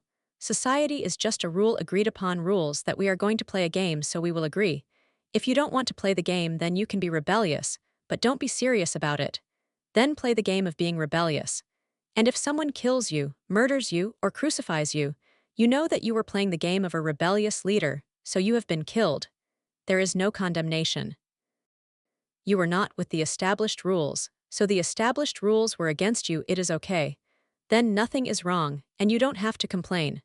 Once you become aware that the concept of work, utility, reaching somewhere, the goal, is the bondage, it doesn't mean that you stop playing the game in the market you go on playing. But you know that this is a game. It doesn't mean that you divorce your wife, you go on playing the game of marriage. But know well that this is a game. Don't get serious about it. And if you want to play the game of divorce, you can play it. But remember, don't get serious about it. Divorce or marriage, these are alternative games. Being a worldly man or becoming a sannyasin, these are alternative games. But don't be serious about it. Be light-hearted, festive. And whatsoever you choose, you can play. And whatsoever consequences follow, you will welcome them because there is nothing serious about them. Once this deepens in your consciousness, and it will deepen if you start playing with meditation, it will be a good beginning. Because in meditation, you alone are the player. That's why it can be a good beginning, the right beginning. You are alone playing the game, so you can forget society, and society will not come to interfere. This is a solo game, meditation, a solo game. You play alone. So whatsoever you want to play, you can play, but forget the ends. If there are ends, you have also turned meditation into a work. Just play it, enjoy it, love it. It is beautiful in itself. There is no need for any other end to beautify it. People come to me and they say, "We are enjoying meditation, but tell us what is going to happen. What will be the end result?" I tell them, "This is the end result that you are enjoying, enjoy it more." But they go on insisting, "Tell us something about it. What will be the end result? Where will we reach to?" They are not concerned at all where they are always concerned with where they will reach to. The mind cannot exist in the present, so it goes on giving you excuses to move into the future. These excuses are the desires. So, if you desire to be a god, to be a Buddha, your meditation will be a sort of desire, and then it is not meditation. If you don't desire anything, you just enjoy being here, you just celebrate being alive, you enjoy the inner energy playing in imagination, in visions, in emptiness, whatsoever you choose, and you are totally one with this moment of enjoyment, then it is meditation. Then there is no desire, and with no desire, the world drops. With a non-desiring, playful mind you have entered, you are already in it. But this has to be hammered into your mind again and again, because your mind is a transformer. It transforms anything into a desire, anything it can transform, even non-desire, into a desire. People come to me and they say, "How does one achieve the state of non-desire? How to achieve the state of non-desire?" Now this has become the desire. Your mind has a transforming mechanism. Whatsoever you put in will come out as a desire. Be alert of this and enjoy moments so much that no energy is left to move into the future. Then, any day, any moment, it will happen to you that suddenly all the darkness falls. Suddenly all that is a burden disappears. Suddenly you are freed. But the emphasis should be more and more on play, the present, here and now, and less on the future. The second question 2 yesterday, you said that mind is reality, dream is reality. Then why do gurus like you take the trouble to teach us that mind is the only barrier, mind is the only obstacle? Gurus and disciples are mind phenomena. Because your mind needs gurus, there are gurus, you create them. Because you want to be taught, there are teachers. You need them. This is a game. When I say marriage is a game, don't think that I would not say that guru and disciples is not a game. It is a game. Some people enjoy it, so they play it. If you enjoy it, play it deeply. If you don't enjoy it, forget it. But this is one of the most beautiful of games. It goes even deeper than marriage. It is one of the most beautiful, most refined of games, and only when a culture reaches the peak does this game develop, never before. So really, only in India has the game developed. The game of the guru and the disciple came into being here. Now the West is discovering it for the first time because now the West is reaching to a peak. This game is the most luxurious. It is not ordinary, so only people who can afford it can play it. And if you know that this is a beautiful game and you enjoy it, you can play it. But don't get serious about it. And disciples can be forgiven if they are serious. But when teachers are serious, it is absurd. It cannot be forgiven if they are not even aware that this is a game. In reality, all games disappear, but for the mind, games exist. By this, I am not saying that you should stop playing. I am only saying that you should become aware that this is a play, and then if you enjoy it, go on playing it. If you don't enjoy it, then stop.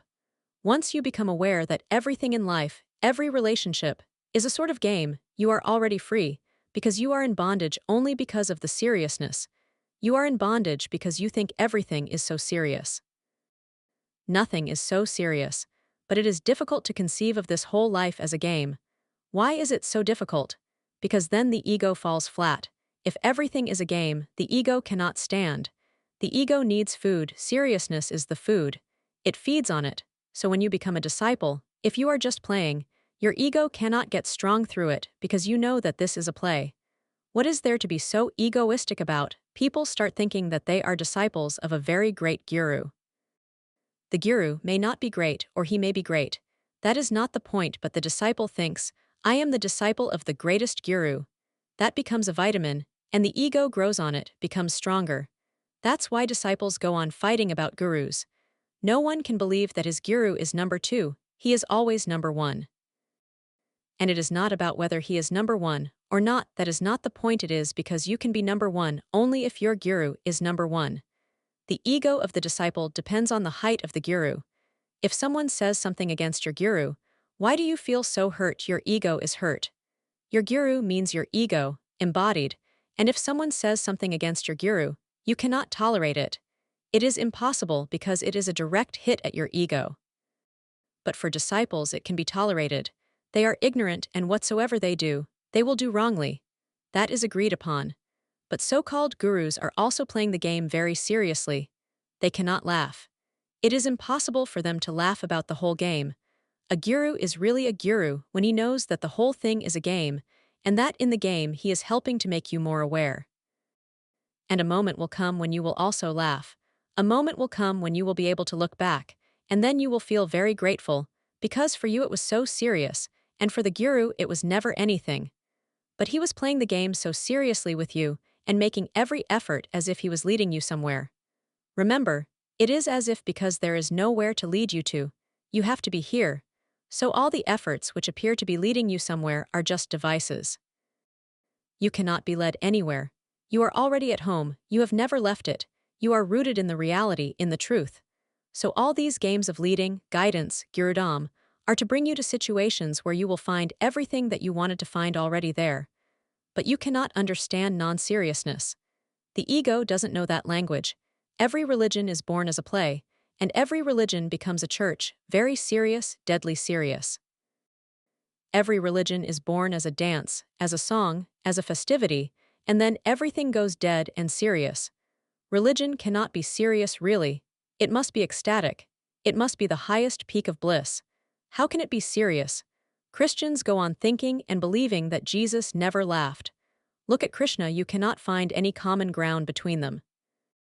Not that Jesus was like that, but Christians have made him serious because only around a serious Jesus is a serious church possible. And then the whole game of popes so serious, so burdened. Jesus must have been a very light-hearted man, laughing, enjoying, eating, drinking, dancing.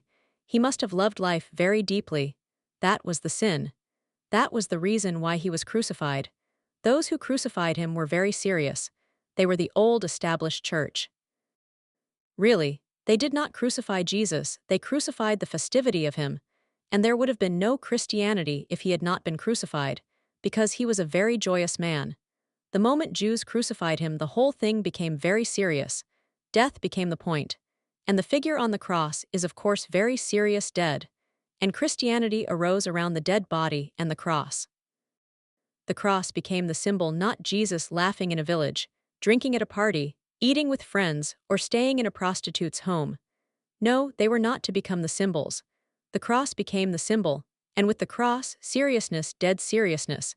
And because of that cross and the crucified Jesus, Christianity went against life. All that is alive became sin, and every religion goes on doing this in its own way. Those who are very sophisticated will not do it in this way, they will do it in another way. We have not transformed Krishna. India is a very sophisticated land. It will not do such a thing, but we have never taken him to our heart. He is just a myth, beautiful. The Gita became more important than Bhagavad. Krishna's life is not so important for Hindus, but his message delivered on the war field is very important. Why? Because it is a serious thing. A war field is nearer to death than to life. Krishna's life is very much alive, but that has become a myth and nobody bothers about it. His few words uttered on the war field have become more important than his whole life. And then there are pundits who go on explaining that his life is just symbolic. It is not real. His playing with the gopis is not real. Gopis are just symbols of senses, not real. They are not real women of bone and flesh, no. Gopis are not women, they are symbolic, and pundits are very efficient in doing such tricks. They say that Krishna is the soul and the gopis are the senses of the body. The senses are dancing around the soul. This is a sophisticated country. They kill Krishna, they crucify Krishna, but in a very sophisticated way. His festivity is killed. It becomes symbolic, meaningless, and his whole real life is pushed aside. He was dancing with real women, but that is shocking because we cannot conceive of Krishna dancing with real women. We can allow him to dance with symbolic women, but not with real women. We will be shocked, life shocks us. We have become so dead that anything alive shocks us. Every religion is born in festivity, and when the festivity dies, know well that the religion is dead. Whenever a new religion is born, all the old religions will be against it, because again the festivity will be there. Just as when a child is born, every child is born as a player, festive, alive, celebrating, irresponsibly celebrating, not believing in the future, believing in the here and now. The whole society will be against him. The whole society will try to put him right before he goes astray. He must be put on the right track. The same happens with every new religion.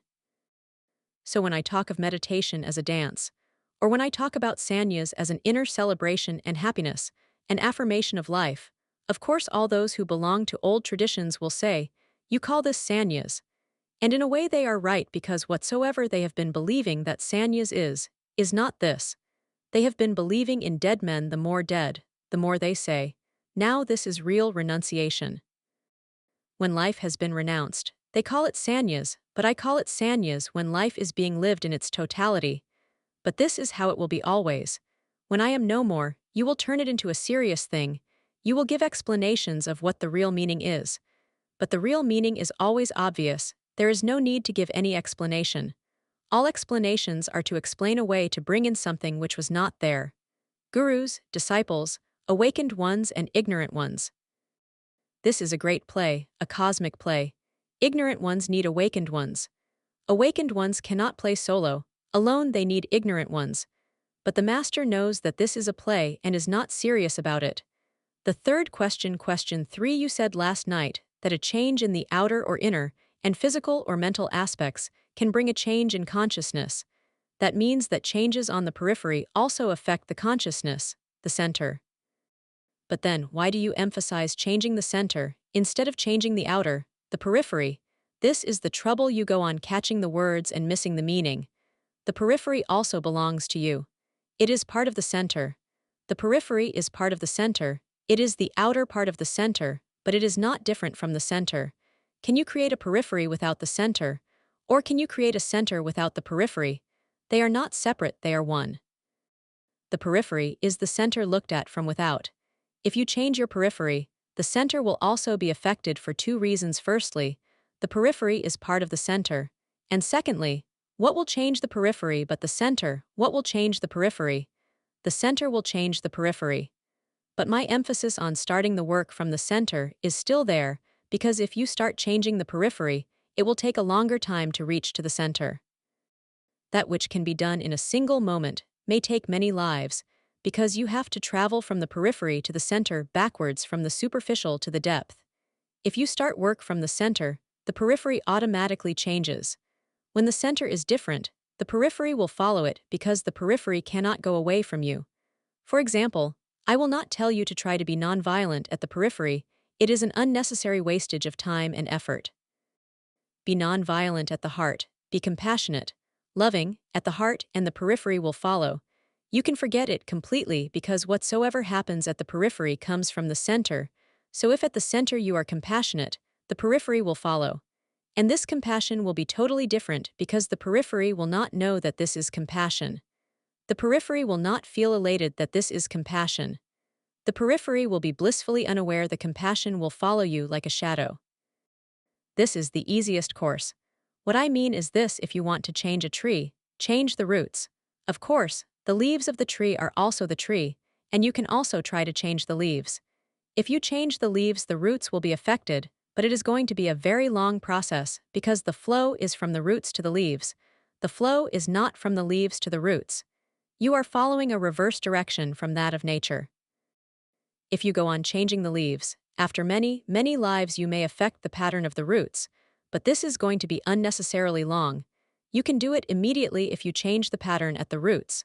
The leaves will change and will become different. So when I emphasize the center, I don't mean that the periphery is separate from the center. And when I emphasize the center, I don't mean that you cannot affect the center from the periphery. You can, but this is the longest route possible. If you choose to travel the long route, it is up to you. Nothing is wrong in it. If you enjoy the journey, then the long route is good. If you just want to see the side views, then the long route is good. Otherwise, start from the center. It is like this: we are sitting here and you are listening to me. So a center is created in this room. You become the periphery. I become the center. A group soul exists. You are centered towards me. If someone wants to affect this room and this group soul, it is better to start from me than from you. Because if I change my mind, effects will come soon. But if someone starts from you, it is going to be a very long effort. Because for one thing, you are many and first he has to change you one by one, and then he must try to change me through you. This is going to be very long, and it may not succeed ever. The other is easier. If he changes me, and if you are attached to me as the center, immediately there will be effects in your body, in your being. The same phenomenon is happening. There is the center, and there is the periphery of your life. With a direct hit at the center, the periphery will follow. It has to follow. There is no other way to go. Changing the periphery is a piecemeal affair. You change one fragment, and 99 other fragments remain as the old. Then, when you move to another fragment, those 99 others will change the one you tried to change. They will make it again the old. The whole pattern will be against it. I can change one habit. Much effort will be needed, but not your whole pattern, because your center goes on giving you all the old habits. I have changed only one habit, and there are thousands of habits. This changed habit is just from the surface, forced. The moment you become unaware, all the other habits and the pattern will change it again into the old. So much effort is wasted working on the periphery. I have seen people who have been working their whole life for ordinary things. For example, someone has been trying for his whole life to stop smoking. This has been the whole aim, the only aim, and he has not achieved it. I tell such a person that even if you achieve it, what is achieved? The while life is lost just in trying to stop smoking. It is not worth it. When you reach to the divine source, to God, you will only be able to say that you have stopped smoking. This won't be worth telling. And the whole life has been spent trying to stop smoking, and even that has not been achieved. This is piecemeal work. And the problem is not smoking. You are fighting against a current by changing a small wave, and the whole river goes on flowing. If you change a wave, the whole river will change the wave back again into itself, because the pattern, the built-in pattern, goes on being flashed from the center to the periphery. It is a built-in program. Whatsoever is happening on the periphery has happened already in the center. That's why it is happening there. The periphery comes to know about things which have been happening very deeply. Move to the cause and don't be too much concerned with the effect. This is scientific. Change the center. Don't try to stop smoking. Don't try to stop this and that. Follow the deepest pattern. Why is smoking there? Why is this obsession with sex there? Why is this obsession with money there?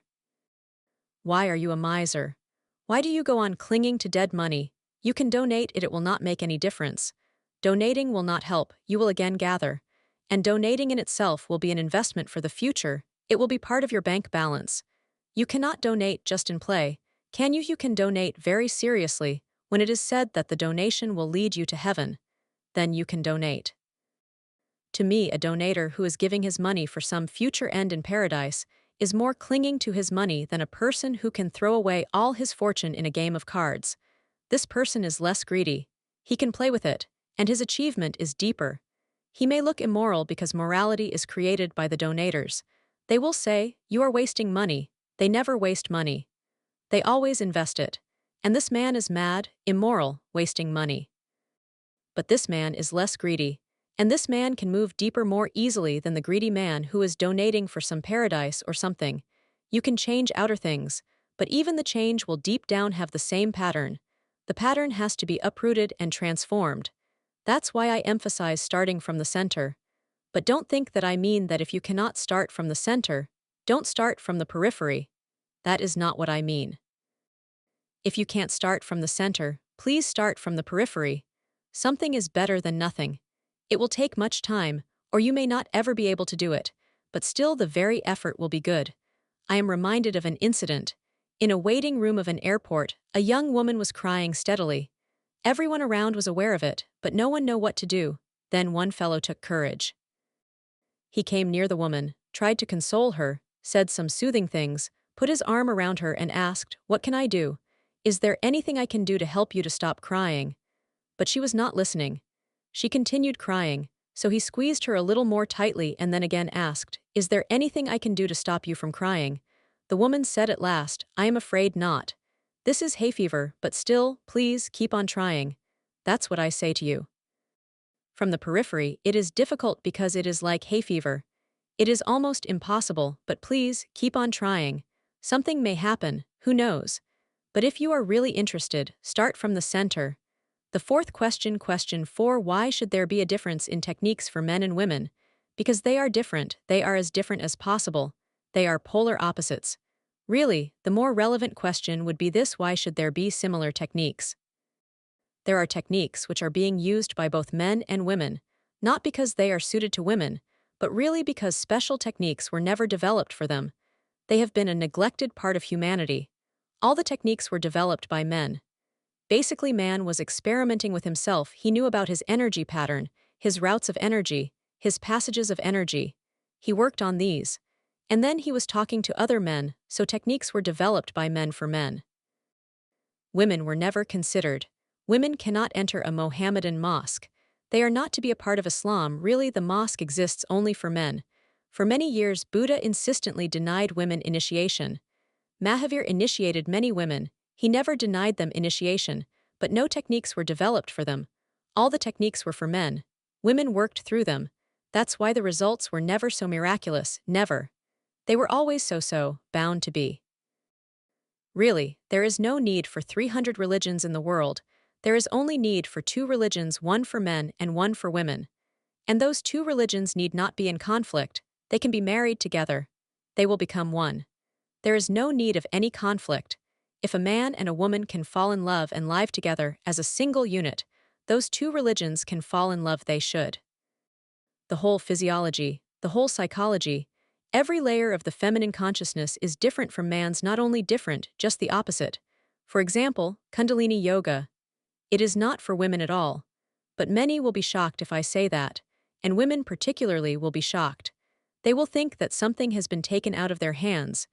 It is not for them at all because Kundalini is based on the positive sex center for man. The positive sex center is at the root of the penis for men, not for women. For women, that center is negative, and energy cannot be raised from a negative center. So almost always, it is the case, this is my observation, that whenever women say they are feeling Kundalini arising in they are imagining. It cannot happen, but they are very imaginary, more imaginary than men. So if I work with 10 women and 10 men, 9 women will feel the energy arising, and only 1 man will feel the energy arising. This is miraculous because it cannot happen. They go on coming to me and I say, okay, it is happening. What to do? It is impossible, scientifically impossible, because energy can come only from a positive pole. Totally different techniques should be developed. Totally different techniques, but because man and woman live so near, so close together, they go on forgetting that they are different. Nothing is similar, and it is good that nothing is similar, because that's why they can become one circle of energy. They are complementary, they fit into each other. But because they fit, that doesn't mean that they are similar, they fit because they are not similar. And whenever two similar types of bodies and minds try to fit into each other, this is perversion. So I say that homosexuality is a perversion. In the West, now, it has become more and more prevalent. Now homosexuals think they are progressive, they have their clubs, parties, institutions, magazines, propaganda, everything, and their number is rising. In certain countries, it has come to near about 40%. Sooner or later, homosexuality will become a pattern all over, a normal pattern. Now even certain states in America are allowing homosexual marriage if people insist. You have to allow it because the government has to serve the people. If two men want to live together in marriage, it is no one's business to create obstacles. It's okay. If two women want to live together, married, it's no one's business. It's their own affair. But this is basically unscientific. It is their affair, but unscientific. It is their affair and no one needs to interfere. But their minds are unenlightened about the very basic pattern of human energy and its movement. Homosexuals cannot develop spirituality. It is very difficult. Their whole pattern of energy movement is disturbed. The whole mechanism is shocked, perverted. And now, if homosexuality grows too much in the world, very different techniques will have to be developed, unknown before, to help them to move towards meditation. When I say a man and woman are two counterparts of one whole, I mean they are complementary. And the complementariness is possible only when their opposite poles meet. Look at it in this way: the vagina is the negative pole in the feminine body, and the breasts are the positive pole. This is the rod of magnetism, the positive pole near the breasts, the negative pole near the vagina. For man, the negative pole is at the breasts, and the positive pole is at the penis. So when breasts meet, male and female, negative and positive are meeting. And when sex centers meet in coitus, negative and positive are meeting. Now both magnetic rods are meeting at their opposite poles. Now there is a circle, the energy can flow, the energy can move. But this circle will happen only when a man and woman are in love. If they are not in love, then only their sex centers will meet. One positive pole will meet with one negative pole. There will be an exchange of energy, but linear. A circle cannot be made. That's why without love you never feel satisfied. Sex without love becomes just a trifle. It is not deep moving. Energy moves, but in a line a circle is not made. And when a circle is there you become one, not before. When you are deep in love, then breasts also meet, never before. So the sex act is very easy, the love act is more complex. The sex act is just physical, two energies meeting and dissipating. Hence, if there is only sex, sooner or later you will feel frustrated, you waste energy, and nothing is gained. The gain happens only when there is a circle. If the circle is totally there, then both the partners will come out of the sex act more energetic, more alive, more charged, with more energy flowing. If there is only the sex act, both partners will come out of it discharged, faint, they have lost energy. Sleep will follow because all they are feeling is weak. In this one pole meeting, men are at more of a loss than women. That's why women can become prostitutes, because the positive pole is man and the negative pole is woman. Energy flows from man to woman, but not vice versa. So a woman can be in 20 or 30 sex acts in one night, a man cannot. A man cannot be in two. It depends on age, how his energy is moving, because nothing is gained. So to me, if prostitution is bad, it is not because of prostitution, it is because a circle is impossible. You are not charged. You simply waste your energy. If there is love, then man and woman meet on two poles. Man gives to the woman, and the woman returns it back. This is reciprocal, mutual. For females, meditation will be good if it starts from the breasts. That is their positive pole. Because of this, many strange things become possible, happen. Man always likes to enter the woman immediately. He is not interested in foreplay because his positive pole is always ready. And women are always reluctant to enter into the sex act immediately, without any foreplay, because their negative pole is not ready, and it cannot be ready. Unless the man starts loving the woman from the breasts, the negative pole will not be ready. They can yield, but they will not participate. And man thinks the sex act is simple. Why waste time? Enter the woman immediately and he is finished within minutes. But the woman was not apart, she was not aroused. That's why women have a hankering that their lovers should touch their breasts. love their breasts a deep hankering. Only when their breasts have become filled with energy does their second pole of the magnetic rod, which is negative, respond. Then they are alive to it. Then they can participate.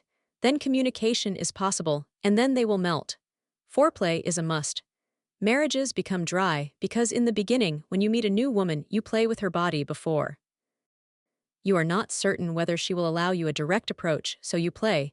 You just feel the ground to see whether she is ready. But when she is your wife, you take her for granted. There is no need. Wives are so dissatisfied with their husbands, not because their husbands are not loving, but because they are wrongly loving. They don't think that a woman exists in a different way, that her body responds in a different way just opposite to them.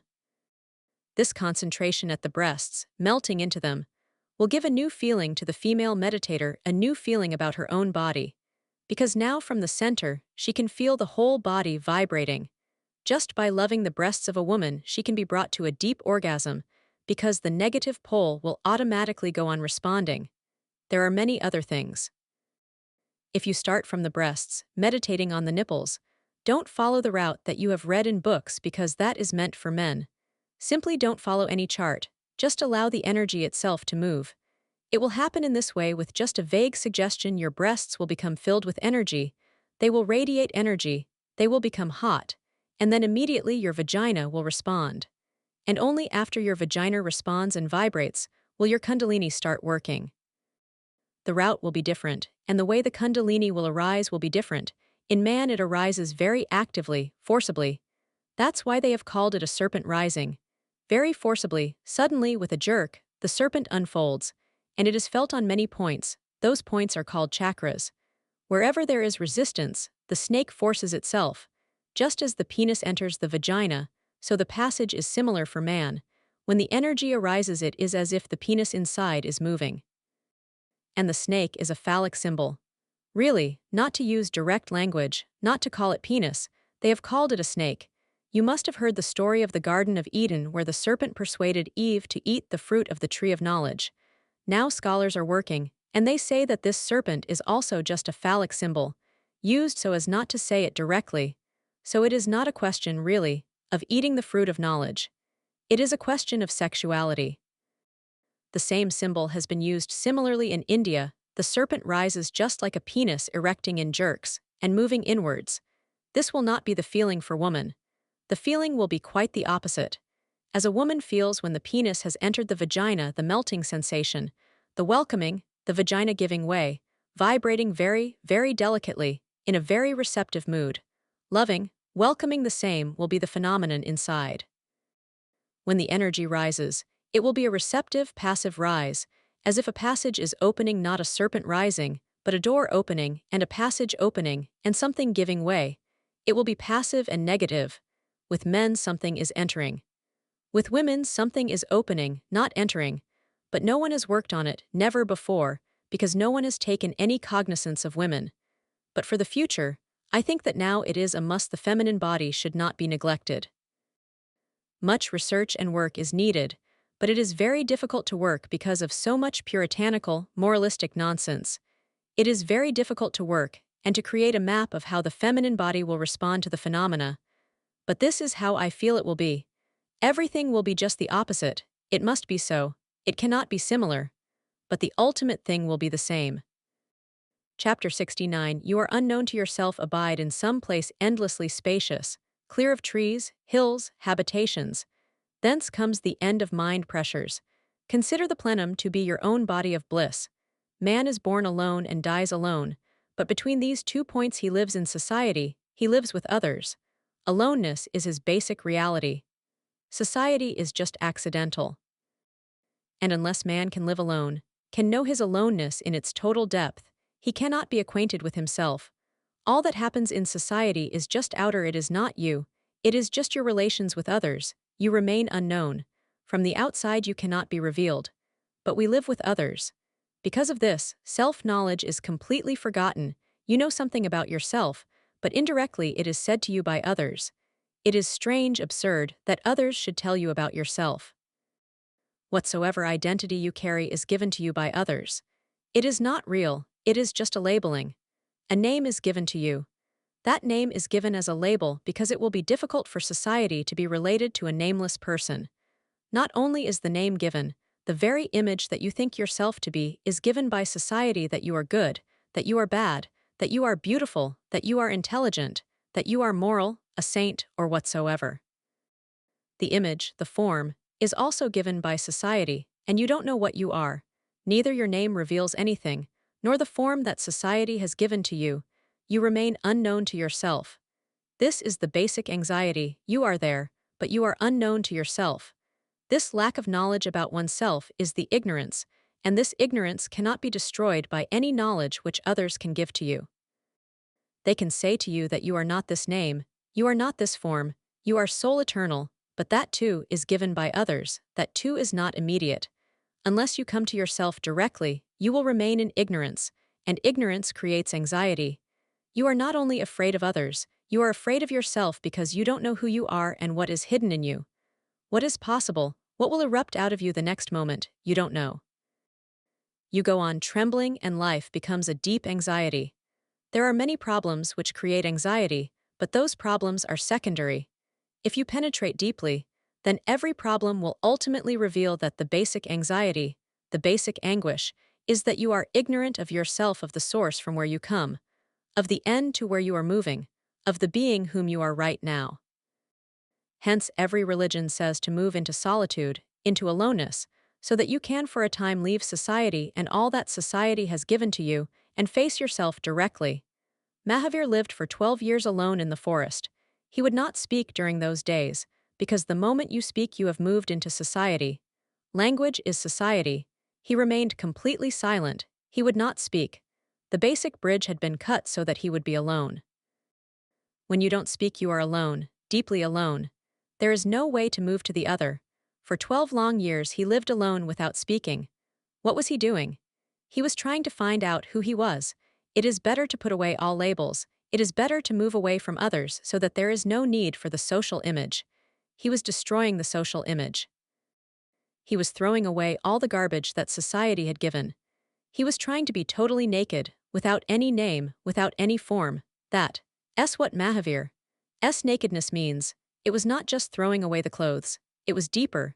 It was the nudity of being totally alone. You also use clothes for society. They are to hide your body, or they are to cover you in the eyes of others, because society doesn't approve of your whole body. So whatsoever society doesn't approve of, you have to hide. Only particular parts of the body are allowed to be in the open. The society chooses you in parts. Your totality is not approved of, not accepted. The same is happening with the mind, not only with the body. Your face is approved of, your hands are approved of, but your whole body is not approved of, particularly the parts of the body that can give any hint of sex. They are disapproved of, not accepted. Hence the importance of clothes. And this is happening with the mind also. Your total mind is not accepted, only parts of it, so you have to hide the mind and suppress it. You cannot open your mind. You cannot open your mind to your deepest friend because he will judge. He will say, "This is what you think, this is what goes on in your mind." So you have to give him only that which can be accepted, a very minute part, and all else that is in you has to be hidden completely. That hidden part creates many diseases. The whole psychoanalysis of Freud consists only of bringing the hidden part out. It takes years before the person is healed. But the psychoanalyst is not doing anything, he is simply bringing the suppressed part out. Just to bring it out becomes a healing force. What does it mean? It means the suppression is the illness. It is a burden, a heavy burden. You wanted to confess to someone. You wanted to tell, to express. You wanted someone to accept you in totality. That is what love means. You will not be rejected. Whatsoever you are, good, bad, saint, sinner, someone will accept you in your totalness. He will not reject any part of you. That's why love is the greatest healing force. It is the oldest psychoanalysis. Whenever you love a person, you are open to him, and just by being open, your cut, divided parts are brought together, you become one. But even love has become impossible. Even with your wife you cannot tell the truth. Even with your lover you cannot be totally authentic, because even his or her eyes are judging. He or she also wants an image to be followed. An ideal. Your reality is not important, the ideal is important. You know that if you express your totality, you will be rejected, you will not be loved, you are afraid, and because of this fear, love becomes impossible. Psychoanalysis brings the hidden part out, but the psychoanalyst is not doing anything, he is simply sitting there listening to you. No one has listened to you, it seems. That is why you now need professional help. No one is ready to listen to you. No one has the time. No one has much interest in you. So professional help has come into being. You are paying someone to listen. And then year in, year out, he will listen to you every day, or twice a week, or thrice a week, and you will be healed. This is miraculous. Why should you be healed just by listening? It is because someone pays attention to you without any judgment, and you can tell anything that is in you. And just by telling, it comes up and becomes a part of the conscious. When you cut off something, deny something, prohibit something, suppress something, you are creating a division between the conscious and the unconscious, the accepted and the rejected. This division has to be thrown. Mahavir moved into aloneness so that he could be as he was with no fear of anybody. Because he didn't have to show a face to anybody, he could throw away all the masks, all the faces. Then he could be alone, totally naked, as he is under the stars, by the river and in the forest.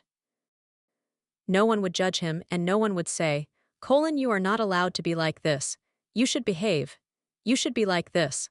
Leaving society means leaving the situation where suppression has become inevitable. So nudity means to be as one is, with no barriers, no withholding. Mahavir moved into silence, into loneliness, and he said, unless I find myself not the self that others have given to me, that is false. But the self that I am born with, I will not return to society. Unless I know who I am, I will not return to society.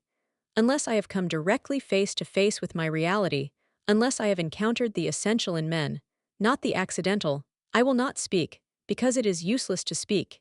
You are the accidental. Whatsoever you think you are is the accidental part. For example, you are born in India. You could have been born in England or in France or in Japan. That is the accidental part. But just by being born in India, you have a different identity. You are a Hindu. You think yourself a Hindu, but you would have thought yourself a Buddhist in Japan, or a Christian in England, or a communist in Russia. You have not done anything to be a Hindu, it is just an accident.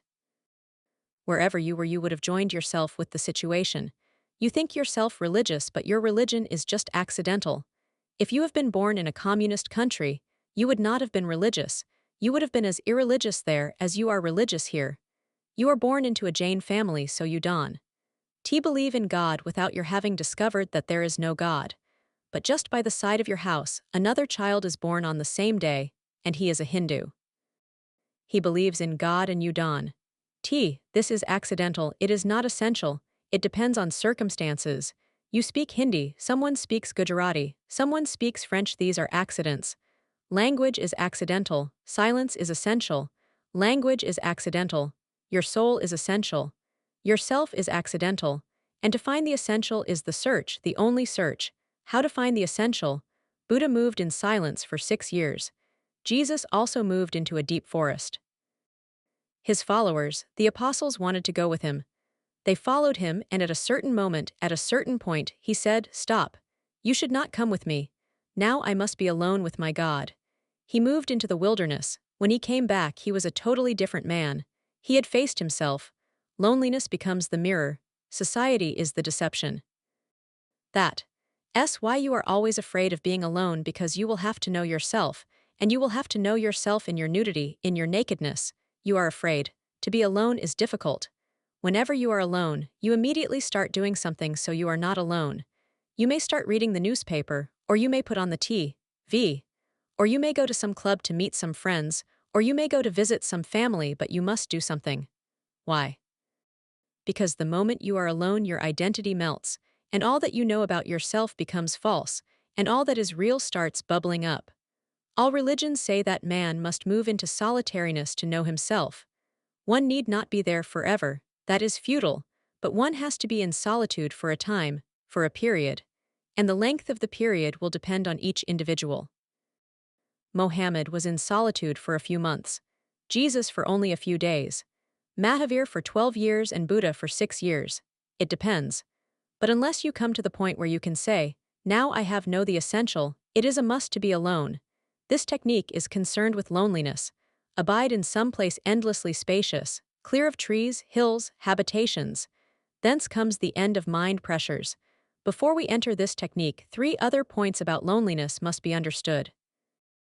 1. To be alone is basic, foundational, that is how your being is, in the mother's womb you are alone, totally alone, and psychologists say that the hankering for nirvana, for enlightenment, for salvation, for paradise, is really a deep imprinted memory of the experience of the mother's womb.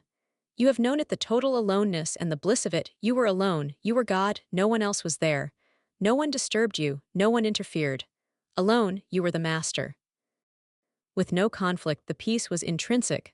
Silence was there, no language, you were deep in yourself. You are not consciously aware of the fact, but it is deeply imprinted. It is there, hidden in the unconscious. Because of this, psychologists say that everyone thinks that life in childhood was beautiful. And every country and every race thinks that somewhere in the past was the golden age, somewhere in the past, life was blissful. Hindus call it Satya Yug, age of truth. In the past, somewhere, the very, very past, before history began, everything was beautiful and blissful. There was no conflict, no strife, no violence, only love prevailed. That was the golden age. Christians say that Adam and Eve lived in Eden, in the garden, in absolute innocence and blissfulness. Then came the fall. So the golden age is before the fall. Every country, every race, every religion believes that the golden age was somewhere in the past. And the strangeness is that howsoever deeply into the past you move, this was always believed to be so, always. In Mesopotamia, a stone has been found which is 6,000 years old. There is an inscription on it. If you read it, you will feel that it is the editorial of today's morning newspaper. The inscription says that this age is the age of sin. Everything has gone wrong. The son doesn't believe in the father, the wife doesn't believe in the husband. Darkness has set. Where are those days, the days of the past, those golden days? This is a 6,000-year-old inscription. Lao Tzu says that in the days of the past, in the days of the ancients, everything was beautiful. Then Tao prevailed, then there was nothing wrong, and because there was nothing wrong, no one preached. There was nothing wrong to be changed, transformed, and there was no priest, no preacher, no moral leaders, because everything was so right. Lao Tzu says that in those days, those old days, there was no religion. There was no need because Tao prevailed. Everyone was so religious that there was no need for religion. There were no sages then, because there were no sinners. Everyone was such a sage that naturally, no one was aware of who was a sage and who was a sinner. Psychologists say that this past never existed. This past is just the deep memory within every individual of the womb. It existed. Really, Tao was in the womb, and everything was beautiful. Everything was as it should be. Completely unaware of the world, the child is moving in bliss. The situation of the child in the womb is just as it is for Vishnu on his Sheshnaga.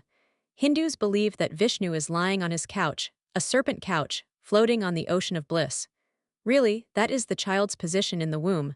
The child floats. The mother's womb is just like the ocean. And you may be surprised to know that the water in which the child floats in the mother's womb has the same constituents as the ocean water, very similar, the same salts, everything. It is ocean water, soothing, and the womb always keeps the right temperature for the child. The mother may be shivering with cold, that makes no difference. For the child it is always the same temperature in the womb. He is warm, blissfully floating, with no worries, no anxieties, no responsibilities, alone. He is not aware of the mother. Mother doesn't exist for him. This sanskar, this imprint, is carried on by you. This is the basic reality, how you were before you entered society, and this will be the reality again when you go out of society and die. You will again be alone. And between these 2 points of loneliness, your life is filled with many events. But those events are accidental. Deep down you remain alone because that is your basic reality. Around that aloneness, many things happen. You get married, you become 2, then you have children and you become many. Everything goes on happening but just on the periphery. The deep stratum remains totally alone. That is your reality. You may call this your Atma, your essence. In deep solitude, this essence has to be recaptured. So when Buddha says that he has achieved nirvana, really he has achieved this loneliness, this basic reality. Mahavir says he has achieved kaivalya. The very word kaivalya means loneliness, the alone. Just below the turmoil of events, that aloneness is there. It runs through you like a thread running in a mala. The beads are apparent, but the thread is not. But the beads are hanging on the thread, and the beads are many and the thread is one. Really, the mala is a symbol of this reality. The thread is the reality, and the beads are just the events which go on hanging on it. And unless you penetrate and come to the basic thread, you will be in anguish, you will be in suffering. You have a history that history is accidental. And you have a nature that nature is non-historical. You are born on a certain date, to certain parents, in a certain society, in a certain age. You are educated in a certain way. Then you enter a particular profession, you fall in love with a woman, you have children. These dramas are beads, events, history, but deep down you are always alone. And if you forget yourself completely because of these events, you have missed the very purpose of being here. Then you have lost yourself in the drama, and you have forgotten the actor who was not part of it, who was just playing the role. All these things are roles. Because of this, India does not have written histories. Really, it is very difficult to be certain about when Krishna was born, when he died. When Ram was born, when he died, or whether he was ever born or not, or is just a myth. We have not written his history, and this is the reason we in India are concerned with the thread and not with the beads. Really, in the religious world, Christ is the first historical person, but had he been born in India, he would not have been historical. We in India are always looking for the thread, the beads are irrelevant, but the West is more oriented towards events, facts, temporal things than to the essential and the eternal. History is the drama. In India, we say that Ramas and Krishnas go on being born in every age. They have been repeated many times before, and they will be repeated many times afterwards. So there is no need to carry on the records. When they are born is irrelevant. What their being is the thread that is the meaningful. So we are not concerned if they were really historical persons or not. We are not concerned with outer things that happen to a being. We are concerned with the being itself, and whether anything happens to it or not. When you move into solitude, you are moving to the thread. When you move into solitude, you are moving into nature. If you are really alone, not even thinking of others, you will feel the world of nature around you for the first time. You will become attuned to it. Right now, you are attuned to society. If you fall from this attunement to society, you will be attuned to nature. When the rains come, they are always coming, but you cannot understand the language of the rains. They don't say anything to you. They don't mean anything to you. At the most, some utilitarian thing about water being needed is realized. So there is some use. But you don't have any dialogue. You cannot understand the language of the rains. The rain has no personality for you. But if you leave society for a time and remain in aloneness, you will start feeling a new phenomenon. The rains will come and they will talk to you. Then you will feel their moods. Someday the rain is very angry, and someday it is very soothing and loving. Someday the whole sky is depressed, and someday it is dancing. Someday the sun rises as if without any will of its own, forced, doing the work. And someday on its own. Now it is not a work but a play. You will feel all the moods around you. Nature has its own language, but it is silent, and unless you are silent you cannot understand it. The first layer of attunement is with society, the second layer of attunement is with nature, and the third layer, the deepest, is with Tao or Dharma. That is the pure existence. Then the tree, then the rains, then the clouds, they are also left behind. Then just existence. Existence has no moods. Existence is always the same. Existence is always the same, always festive, exploding with energy. But one has first to move from society to nature, then from nature to existence. When you are attuned with existence, you are totally alone, but this aloneness is different from that of the child in the womb. The child is alone, but it is not that he is really alone. He is unaware of anything else. He is enclosed in darkness, that's why he feels alone. The whole world exists around him, but he is not aware of it. His aloneness is that of ignorance. When you become consciously silent, one with existence, your aloneness will not be surrounded by darkness, it will be surrounded by light.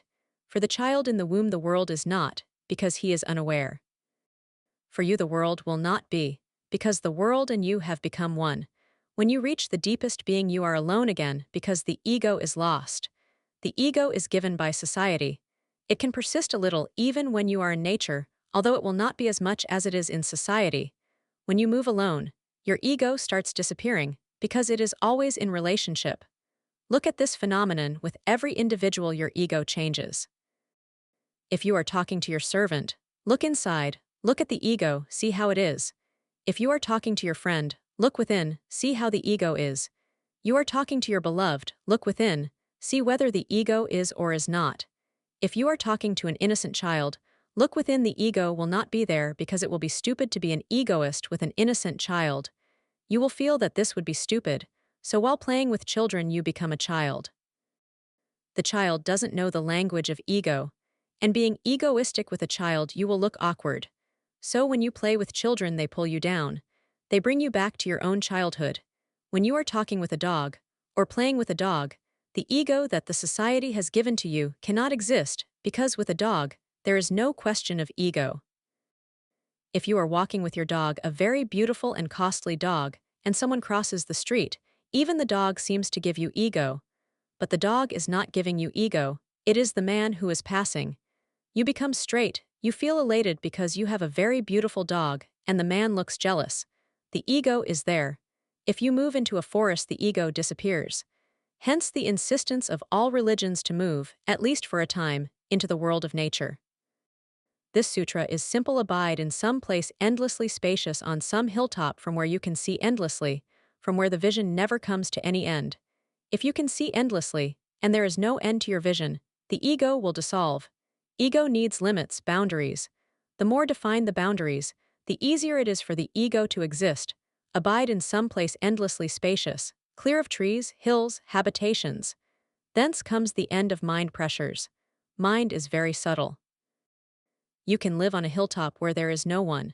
But if you can see a cottage deep down in the valley, you will start talking with that cottage. You will be in relationship with it. The society has come. You don't know who lives there, but someone lives there, and that becomes the boundary. You will start dreaming about who lives there, and your eyes will search each day to see who lives there. The cottage will become a symbol of humanity.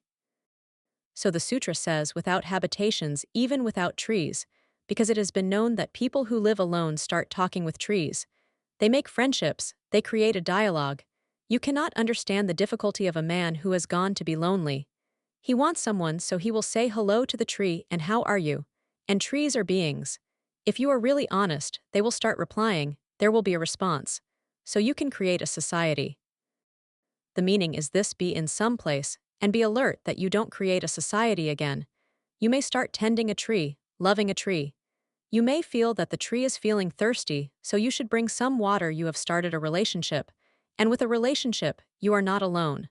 So this is the emphasis: move to such a place, but have it in your mind that you are not going to create any relationship.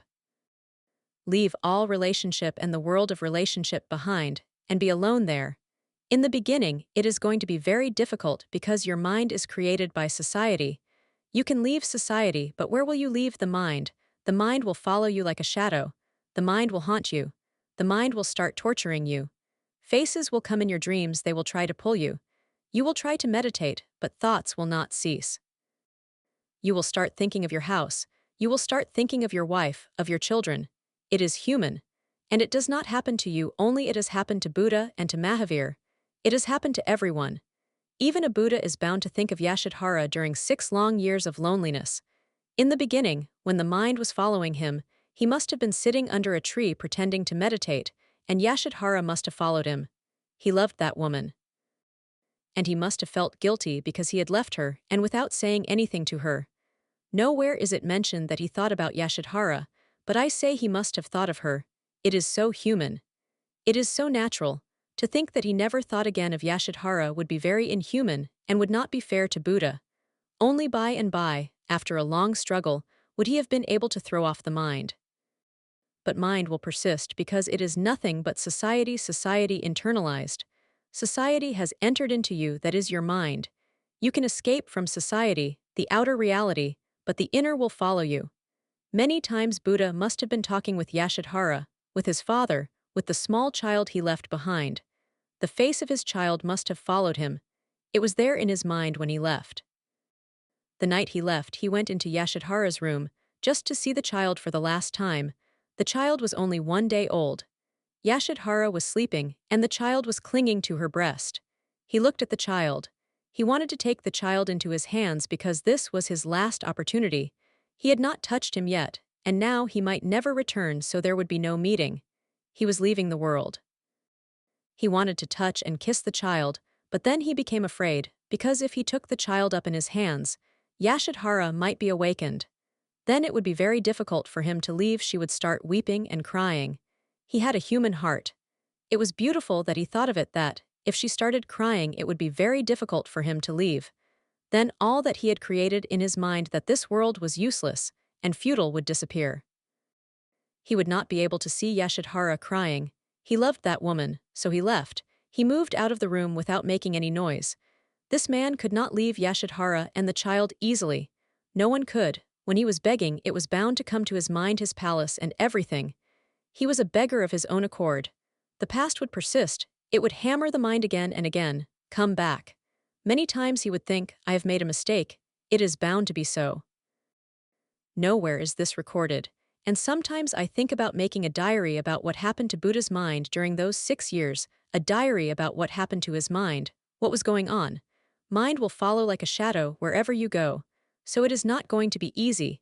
It has never been easy for anyone. It will be a long struggle to make yourself again and again alert.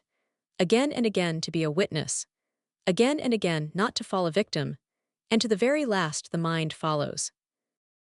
Unless you are desperate, unless you feel that you are incurable, that nothing can be done, the mind will go on haunting you. It will try in every way. It will create fantasies, reveries, dreams. It will create all types of allurements, seductions. It is written in the lives of all the seers that Satan comes, the devil comes to seduce. No one comes, only your mind. Your mind is the only devil and no one else. It will try in every way. It will say to you, I will give you the whole world, come back. It will make you depressed. You are a fool, the whole world is enjoying, and you have come to this hilltop. You are mad. All this religious stuff is humbug, come back.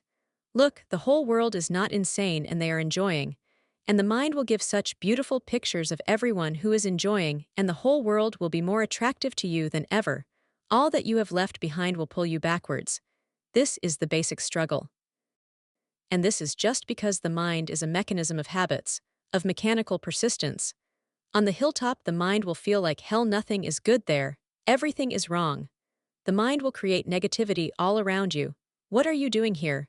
Have you gone mad? The world that you have left behind will become more and more beautiful to your eyes, and the place that you are in will become more and more ugly. But if you persist and you remain aware that this is what the mind is doing, this is what the mind is bound to do, and if you don't get identified with the mind, a moment comes when the mind leaves you, and with it all the pressures. When the mind leaves you, you are unburdened, because it is the only burden. Then there is no worry, no thought, no anxiety. You have entered the womb of existence. Unworried, you float. A deep silence explodes within you. The sutra says, thence comes the end of mind pressures.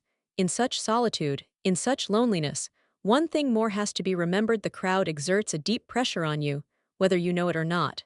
Now, after working on animals, scientists have come to a very basic law.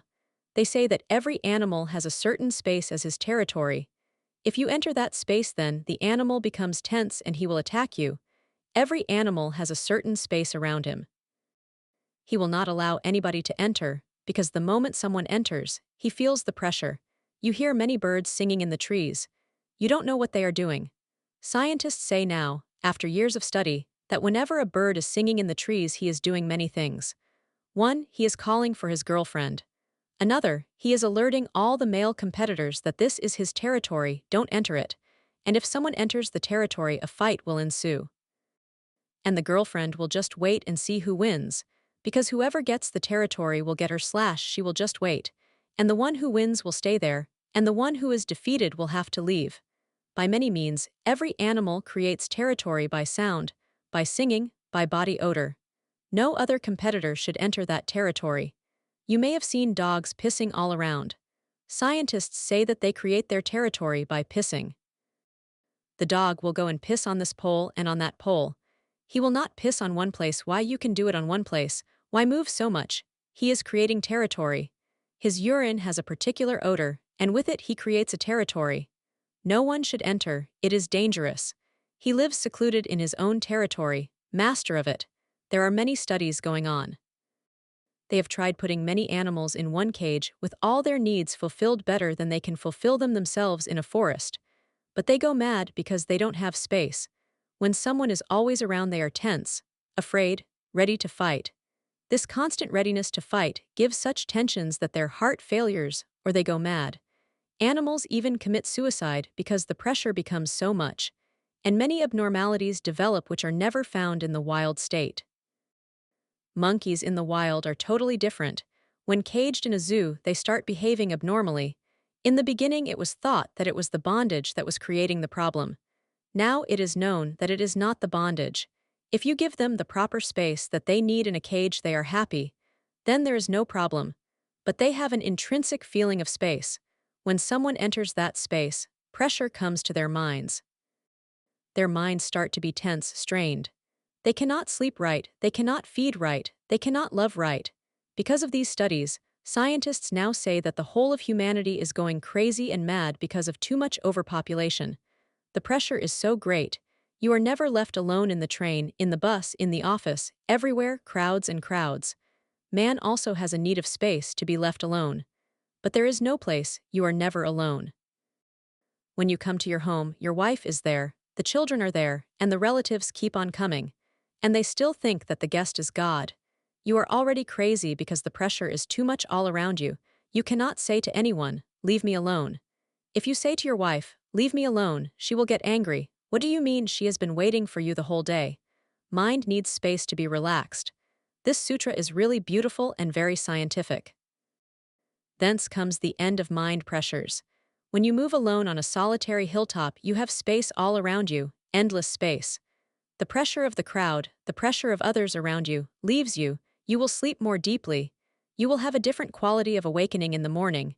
You will feel free. An inner pressure circle is not there. You will feel unimprisoned, unfettered. This is good.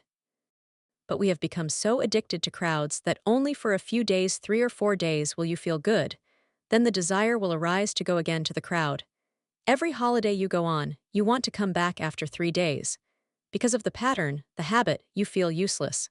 Alone, you feel useless.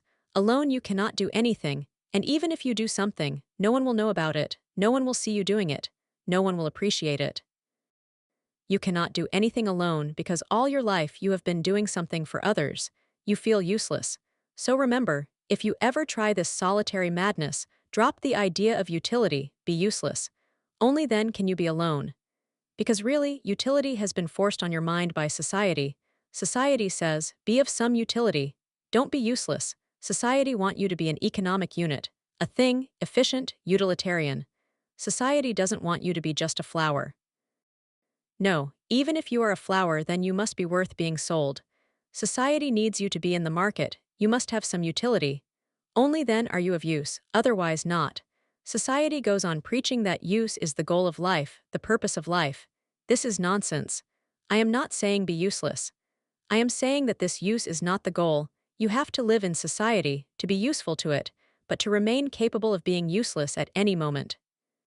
That capacity must be retained, otherwise you become a thing and not a person.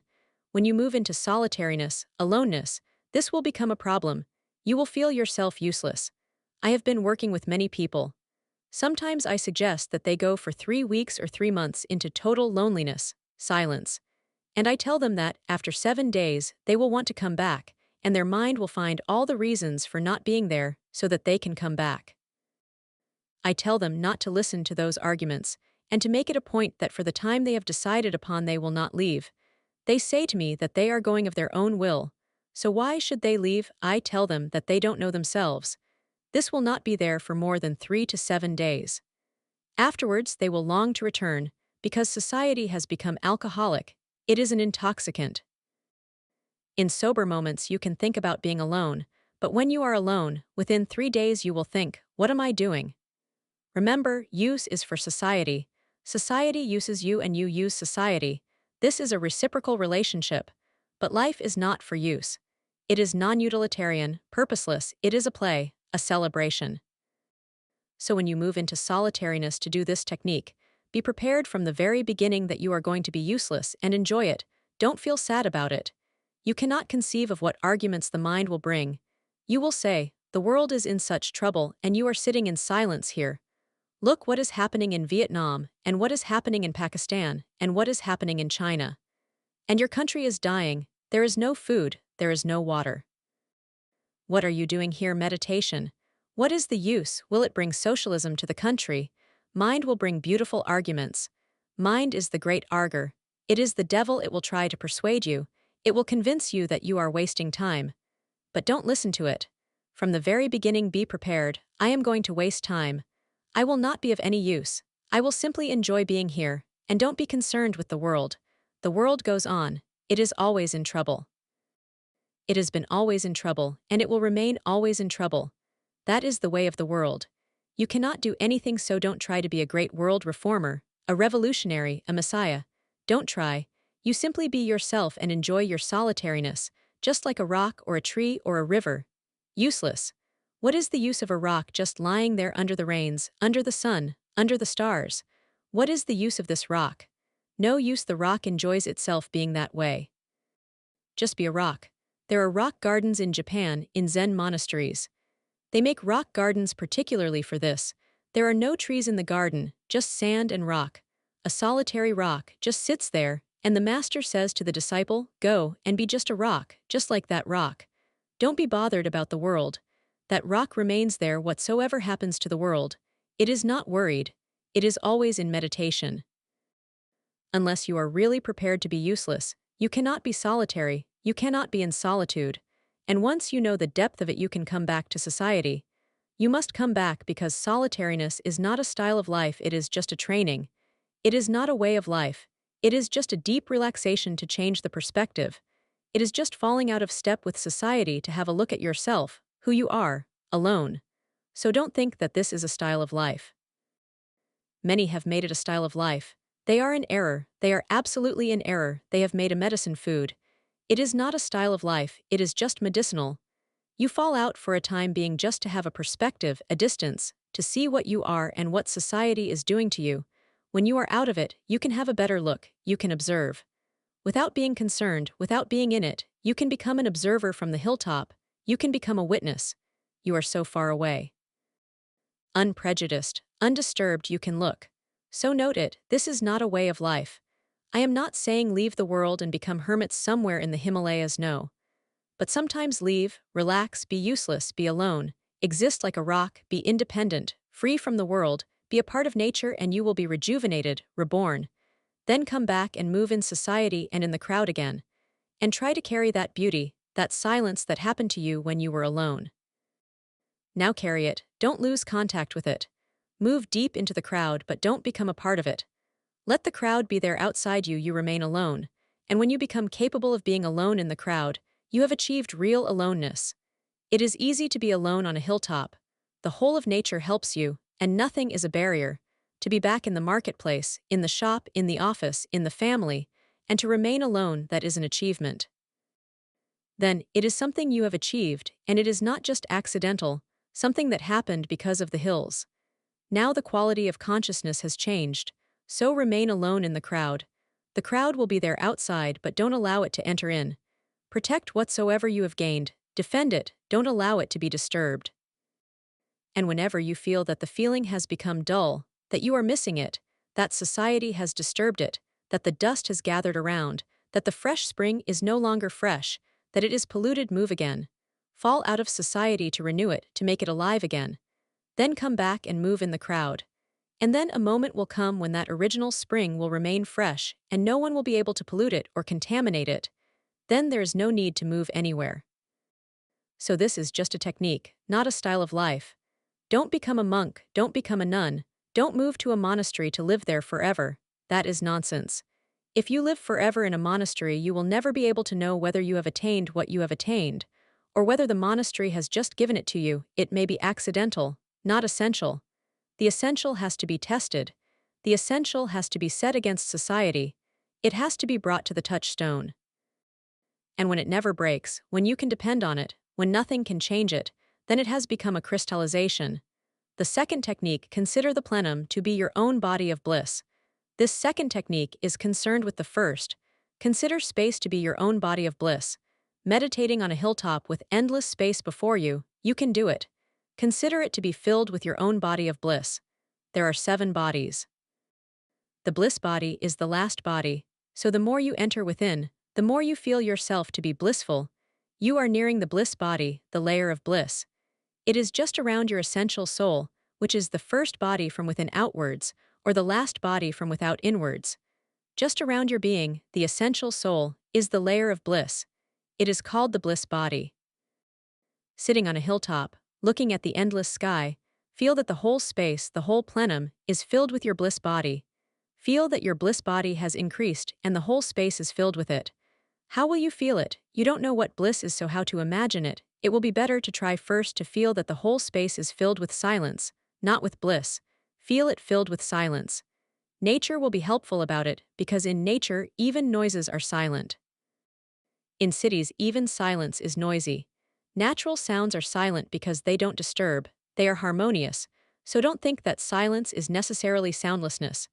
No, a musical sound can be silence because it is so harmonious it doesn't disturb you. Rather, it deepens your silence.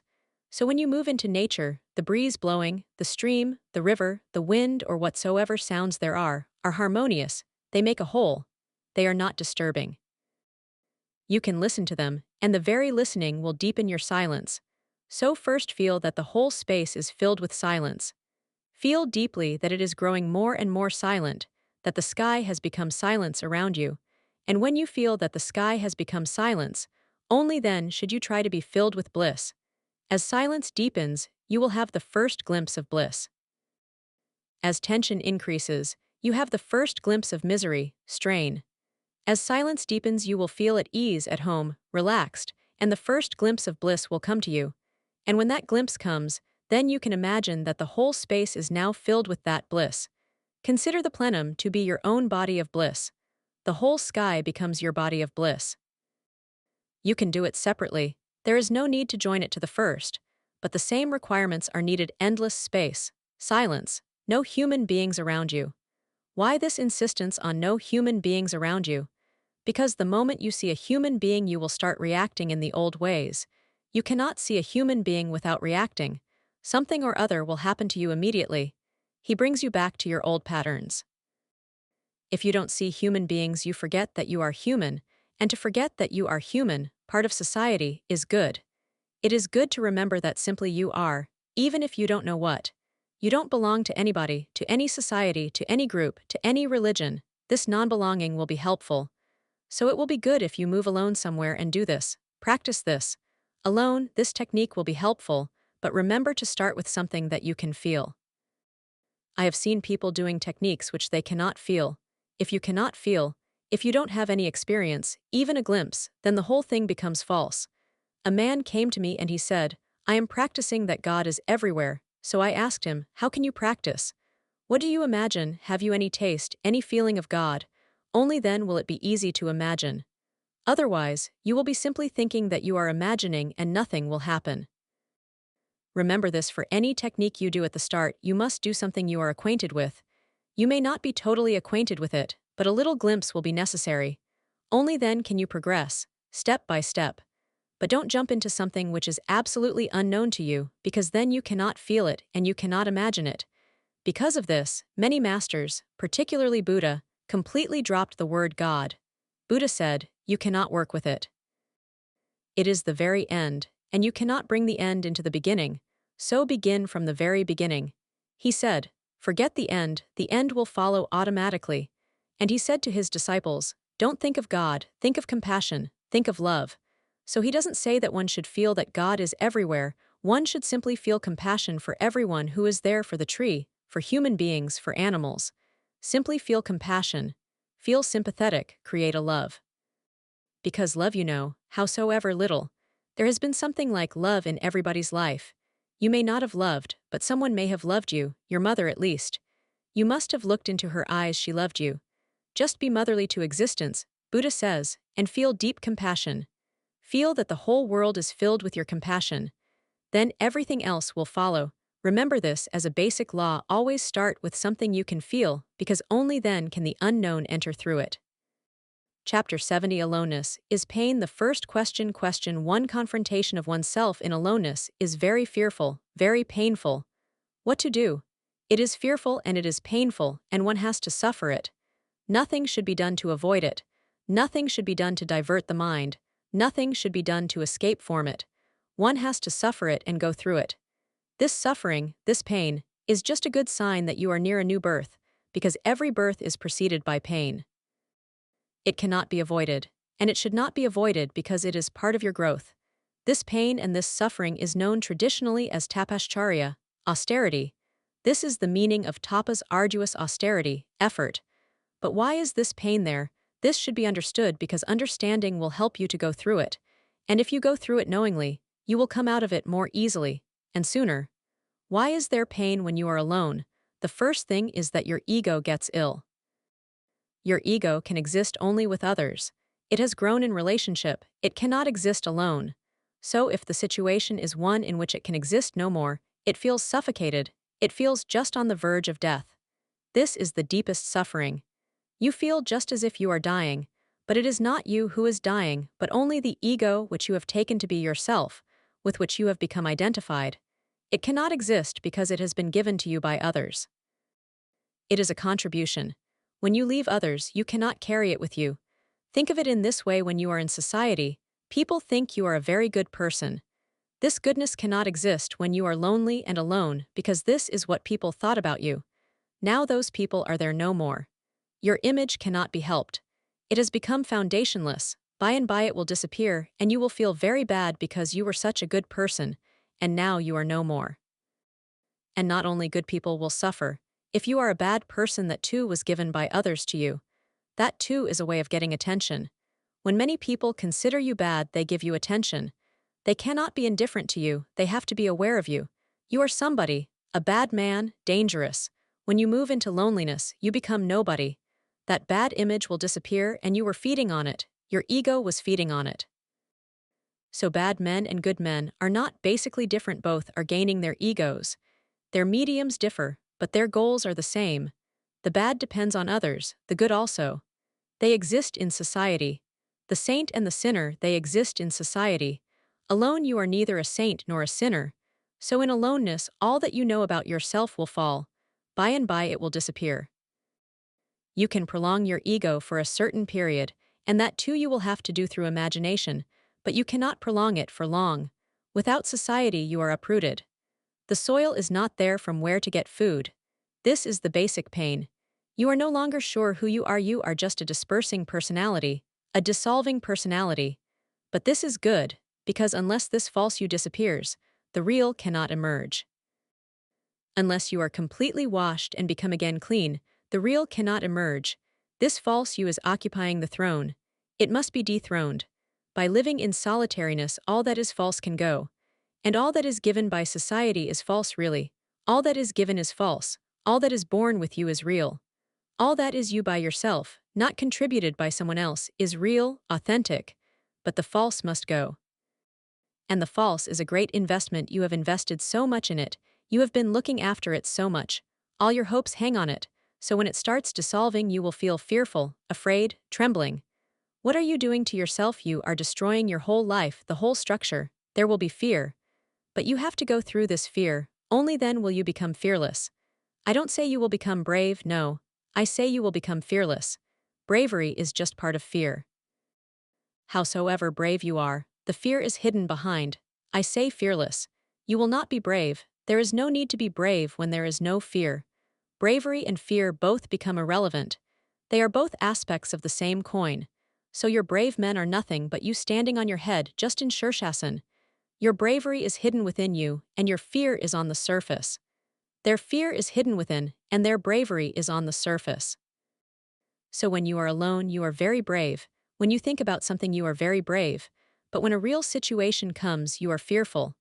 It is said about soldiers, the greatest of them, that before going to the front, they are as afraid as anyone. The inside is trembling, but they will go.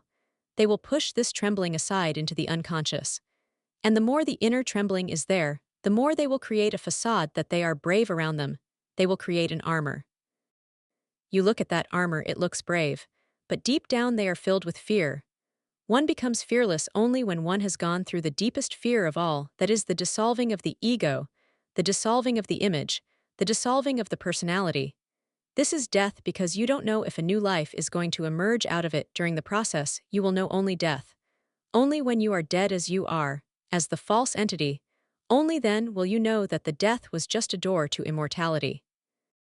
But that will be the end. During the process, you are simply dying.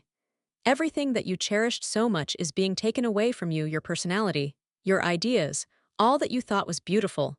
All is leaving you, you are being denuded.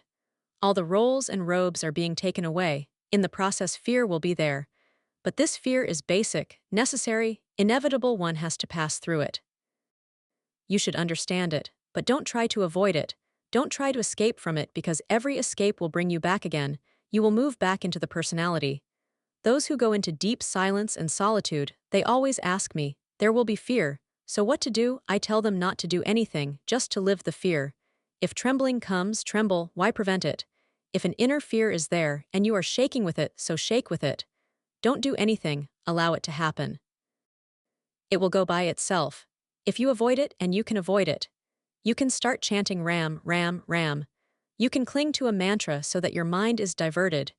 You will be pacified and the fear will not be there. You have pushed it into the unconscious. It was coming out, which was good. You were going to be free from it. It was leaving you. And when it leaves you, you will tremble. That is natural because from every cell of the body, of the mind, some energy which has always been there pushed down, is leaving. There will be a shaking, a trembling. It will be just like an earthquake. The whole soul will be disturbed by it, but let it be. Don't do anything. That is my advice. Don't even chant the name of Ram. Don't try to do anything with it because all that you can do will again be suppression. Just by allowing it to be, by letting it be, it will leave you, and when it has left, you will be altogether a different man. The cyclone has gone, and you will now be centered as you never were before. And once you know the art of letting things be, you will know one of the master keys which opens all the inner doors. Then whatsoever the case is, let it be, don't avoid it. If just for 3 months you can be in total solitude, in total silence, not fighting with anything, allowing everything to be, whatsoever it is, within 3 months the old will be gone and the new will be there. But the secret is allowing it to be, howsoever fearful, painful, howsoever apparently dangerous, death-like. Many moments will come when you will feel as if you will go mad if you don't do something, and involuntarily you will start to do something. You may know that nothing can be done, but you will not be in control, and you will start to do something. It is just as if you are moving through a dark street in the night, midnight, and you feel fear because there is no one around and the night is dark, and the street is unknown, so you start whistling. What can whistling do? You know it can do nothing. Then you start singing a song. You know nothing can be done by singing a song. The darkness cannot be dispelled, you will remain alone, but still, it diverts the mind. If you start whistling, just by whistling you gain confidence and you forget the darkness. Your mind moves into whistling and you start feeling good. Nothing has happened. The street is the same, the darkness is the same, the danger, if there is any, is there, but now you feel more protected. All is the same, but now you are doing something.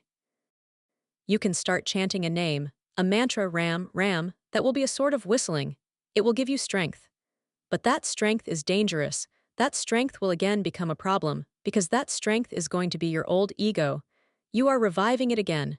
Remain a witness and allow whatsoever happens to happen. Fear has to be faced to go beyond it. Anguish has to be faced to transcend it. And the more authentic the encounter, the more face-to-face, the more looking at things as they are, the sooner the happening will be there. It takes time only because your authenticity is not intense. So you may take 3 days, 3 months, or 3 lives, it depends on the intensity. Really, 3 minutes can also do, 3 seconds can also do. But then you will have to pass through a tremendous hell, with such an intensity that you may not be able to bear it, to tolerate it. If one can face whatsoever is hidden in oneself, it passes, and when it is gone, you are different. Because all that has left you was part of you before, and now it is no longer a part, so don't ask what to do. There is no need to do anything. Non-doing, witnessing, effortlessly facing whatsoever is, not even making a slight effort, just allowing it to be. Remain passive and let it pass, it always passes. When you do something, That is the undoing because then you interfere. And who will interfere? Who is afraid? The same which is the disease will interfere. The same ego which has to be left behind will interfere. I told you that the ego is part of the society. You left the society, but you don't want to leave the part that society has given to you. It is rooted in society. It cannot live without society. So either you have to leave it, or you have to create a new society in which it can live. So you can create an alternative society. That is one of the greatest tricks of the mind. It has always been so. You can create a different society. You can create an ashram. 20 people who think they want to live in solitude can create a monastery, then the monastery has become an alternative society. So they move from society, but they create another society, so basically nothing changes. They remain the same. Rather, on the contrary, they may become more egoistic because now they are the chosen few, the elect. They have left the world, but they have created another world, and the same pattern of relationship moves again. Then there is the chief, then there are the disciples, then there is a master, and all hierarchy and everything comes in miniature form. And then there are good disciples, there are bad disciples, there are successful ones and the unsuccessful ones. So it is the same. In a small group, the whole society is there. That will not do. Now this is happening in the West. A great number of young people are leaving society because they feel that society is rotten, decadent, dying, and they feel it is so decadent that it cannot be changed. This is a very new thing. Young people always think that the society is rotten, but they think it can be changed, transformed, so a revolution is needed. Only in the last stage of a society or civilization does this happen. People start thinking that nothing can be done, that revolution is nonsense, that society is so dead that no one can revive it, that you cannot change it. So you just drop out of it. You cannot do anything, the house is on fire, so you simply escape from it. This is what is happening in the West. Hippies, beatniks, yippies, others, all dropping out of society. But they are creating another society, an alternative society. Hippies themselves have become an alternative society. In ordinary society, if you have long hair, others will look at you as if you have gone astray. Something is wrong. In the hippie society, if you have short hair, you are wrong. Something is wrong with you. What is the difference? In ordinary society, if you live in a dirty way, you are wrong, you are unmannerly, uncultivated, uneducated, unacceptable. But in a hippie society, if you live very cleanly, then something is wrong with you. Then you are still clinging to the old mind, which said that cleanliness is next to God. God has died a long time ago. Now the second thing, cleanliness, has also died. It cannot exist without God. The same condemnation and the same appreciation is there. You can create an alternative society with just the opposite rules, but it makes no difference. Your ego can be fed again. It has been transplanted. A new soil has been formed. To be solitary means not to create an alternative society. Just move out of society, and then whatsoever society has given you will leave you. It can exist only in a milieu, in the social milieu. It cannot exist out of it. You will have to drop it. It will be painful because you are so adjusted to it. Everything is so arranged. It has become such a comfort to be adjusted, where everything is convenient. When you change and move alone, you are leaving all comforts, all conveniences, all that society can give, and when society gives something to you, it also takes something from you, your liberty, your soul. So it is an exchange, and when you are trying to get to your soul in its purity, you have to stop the bargaining. It will be painful, but if you can pass through it, the highest bliss is just near. Society is not as painful as loneliness. Society is tranquilizing. Society is convenient, comfortable, but it gives you a sort of sleep. If you move out of it, inconvenience is bound to be there. All types of inconveniences will be there. Those inconveniences have to be suffered with the understanding that they are part of solitude, part of regaining yourself. This is tapas, this is austerity, and you will come out of it new, with a new glory and dignity, a new purity and innocence. The second question, question 2. Last night, you said that total aloneness is the essential nature, is the ultimate reality of man. Another day you explained that individuality is false and man is a wave in the organic whole of existence. How is a reconciliation possible between aloneness and wholeness? There is no need of reconciliation. Aloneness is wholeness. But aloneness doesn't mean individuality. You are an individual because of society. When you are totally alone, you will not be an individual. An individual means a part of a society, a unit of a society. When you are in the crowd, you are an individual. When you move out of the crowd, not only is the crowd dropping behind, the individual also is dropping behind. That individuality was given to you. Individuality and society are two poles of one phenomenon. Alone, you are not an individual. The individual has to exist in a pattern of society. It is just as when I said that alone you are neither good nor bad, alone you are neither sage nor sinner, alone you are neither beautiful nor ugly, alone you are neither wise nor foolish. Both the dualities drop, the dichotomy drops. The individual exists in society. The individual is the unit of society. Alone you are not an individual, so don't think that you will become an individual when alone.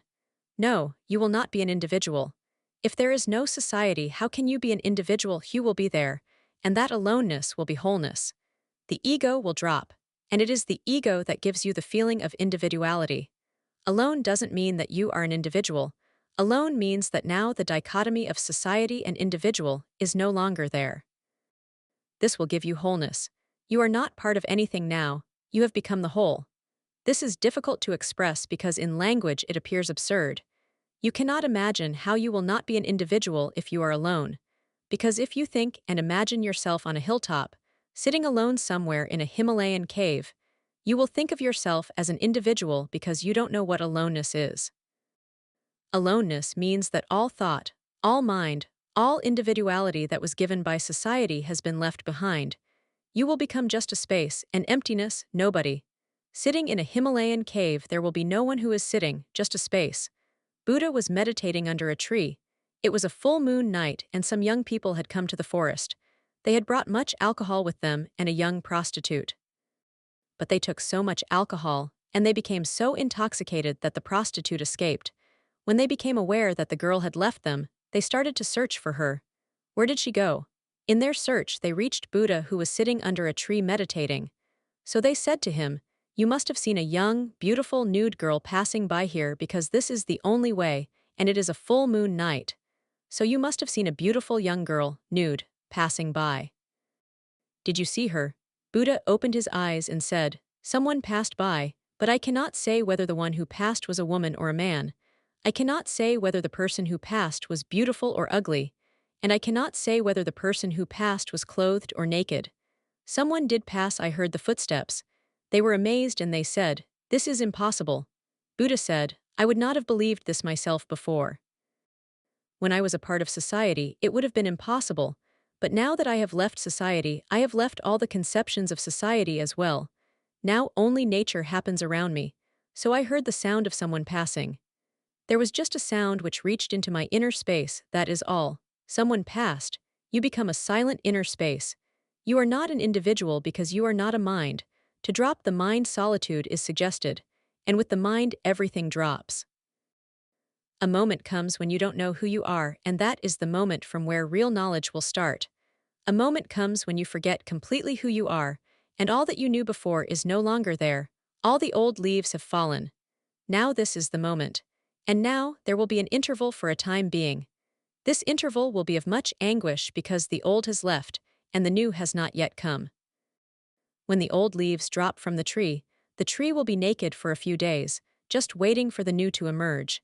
The new leaves are coming, they are on the way, the old have left a place. Now that the place is vacant, the new are flowing towards the space, and sooner or later they will emerge. But you will have to wait. While meditating in aloneness, society will drop, the mind will drop, the ego will drop, and there will be a gap. You will have to pass through that gap also. Now the tree is awaiting for the new leaves to come, but one cannot do anything. What can the tree do? Nothing can be done to bring them sooner, they will take their own course. It is good that the old have dropped because now the place is there. Space is there for the new to emerge. Now there will be no barrier. So there is an autumn of the inner mind. Leaves will drop, it will be painful. You have lived with those old leaves for so long that you will feel that you are losing something. And then there will be a winter of waiting, an inner winter, when you will be nude with no leaves, a naked tree against the sky, and you don't know what is going to happen. Now everything has stopped. Now no bird comes to sing on your branches.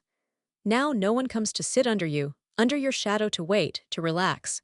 Now you are not in any way aware of whether you are dead or whether a new life is going to happen to you. This is the gap, the interval.